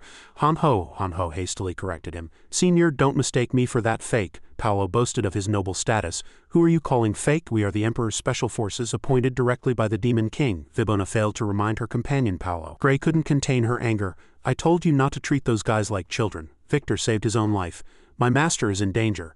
I, Victor, will show you the power of my evolved poison domain. She began to lose control. Are you making a poison cloud behind us? These things of death are starting to get annoying. Gray tried to gain an advantage over the ghost. Did you underestimate my magic control ability too much? I'll pay you back. She was surprised by the white light in front of her. Gray was firmly bound by chains. What is this? Victor had nothing more to say. Blind yourself, I see why you seem like a joke. It gave him a chance to deal with it. Sanjiwoo now, the system confirmed. Your weapon has been enhanced with ghost bombardment. Paolo's body was partially frozen, but he still spoke loudly. You're not going anywhere. A message to the Imperial Guard's only female member. He was too angry to do anything. How weren't you a mage? You broke 4 of my arms with one hit. Amazing. Sanjiwoo openly criticized him. If you still have strength to boast, think of your next skill, drug addict. A message came from the system. Command of the underworld has been issued in this area. All souls are now under control. Paolo easily realized that he was directly controlling the souls used for ghost bombardment. He ordered his companion, Gray, get this guy off me. Gray flatly refused. I'm having a hard time too, asked Vibona. She can't do anything either. This was a 3-on-1 fight. Jisoo appeared behind Vibona, fighting multiple enemies in such a wide space. Her blade grazed Vibona's body. This damn bitch, Jisoo scoffed. You weren't even a third-rate assassin after all. He had nothing more to say. I've seen your skills well. Sanjiwoo was determined to cut off the Imperial Guard's head. Unfortunately, as of today, you will be disbanded. His companion screamed. Paolo, he urged them loudly. All you're good for is buying time with your lives, so open the door if you don't want to die. Indeed, the door was slowly opening. Isabella came out from inside complaining. I told you not to make noise. I guess I've been too soft. She acted nonchalant. Why is Paolo's head here? Weren't these people we could persuade to cooperate? Isabella had no choice but to ask the Demon King for help. Seong-ho, what should we do? I really don't feel like talking to these guys. The control panel displayed warning, Dragon's Intimidation activated. Lower life forms will be paralyzed, she spoke in a contemptuous tone to the others. Foolish idiots are too full of themselves. Han Seong-ho properly stopped her actions. Isabella, stop, he's our guest. Sanjiwoo was not sure. Does Han Seong-ho have the world seed in his hand? Is it a quest item that allows him to become the world eater? Isabella could no longer hold back. Guest? Then if I throw him out he's not a guest, right? Everything was as he expected. He got it first after all, the blonde continued to mock. Truly barbaric. She looked like she was about to explode with anger. Do you know how stressful it is to reattach that? He calmly greeted him. Long time no see, Necromancer. Han Seong-ho stuck to his purpose. Sorry, but I was here first, but I can't let you take this quest. Sanji-woo didn't care at all. That's not what I was going to say. He saw through everything. The ones who invaded our world. He even eliminated the leader of the angelic race, so he understood. Sanji-woo expressed his opinion without hesitation. But declaring war on the whole world and attacking those who follow is unnecessary. He justified his selfish actions. Yes, I apologize for that. It was a bit sudden, but I didn't intend to harm you. I was in a hurry and I thought you could handle that much. Han Seong-ho maintained his composure. You'll understand, right? It was a bit difficult for him to understand. So he has no intention of fighting me right now? Sanji-woo didn't like trickery. Then speak honestly from now on, he asked again. Honestly, then I want to know more information. If you're not going to fight me, tell me what you're trying to do. Han Seong-ho replied meaningfully. All right, since it's come to this, I guess I have no other choice, Isabella seemed to signal. If you're going to do something, do it quickly. She transformed in anger. I won't wait long.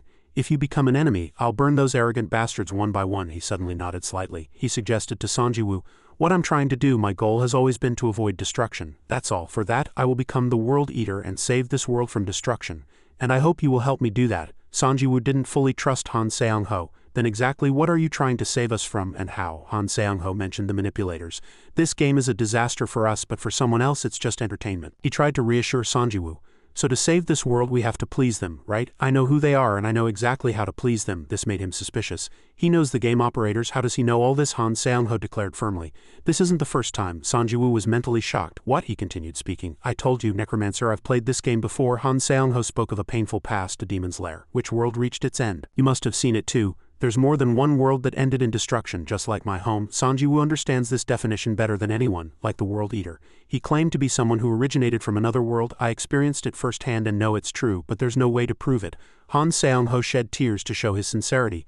Necromancer, please believe and follow me. I tried to save the world multiple times but failed. But with you, I think I can do it this time. Sanji-woo was persuaded by his words. Someone who's played more than once? Should I believe such an absurd statement? But if Han Seong-ho's words are true, the Guardian Archmage suddenly retorted, he's lying. He has concrete proof. Necromancer, don't trust him. As you said, I found an unidentified flying object and read its memories. Han Seong-ho was startled. Someone who can read the memories of objects? The Guardian Archmage, unfazed, pointed a finger at his face. He is merely using you for his selfish desires. His plan is to bring ruin to our world. He knows our intentions well. If he destroys our world, he will gain something. He is no different from those who started this game. Han Seong-ho made the mistake of mentioning the past. Necromancer. Isn't he from the Evolution Association? The one we fought together against at the PTC? He is deliberately sowing discord among everyone. Even during the invasion of the Japan server, he sided with the enemy. And yet, do you believe their words? Han Seong-ho pressured Sanji-woo to choose who to trust. I fought by your side and helped you countless times, so tell me, do you trust me or do you trust them?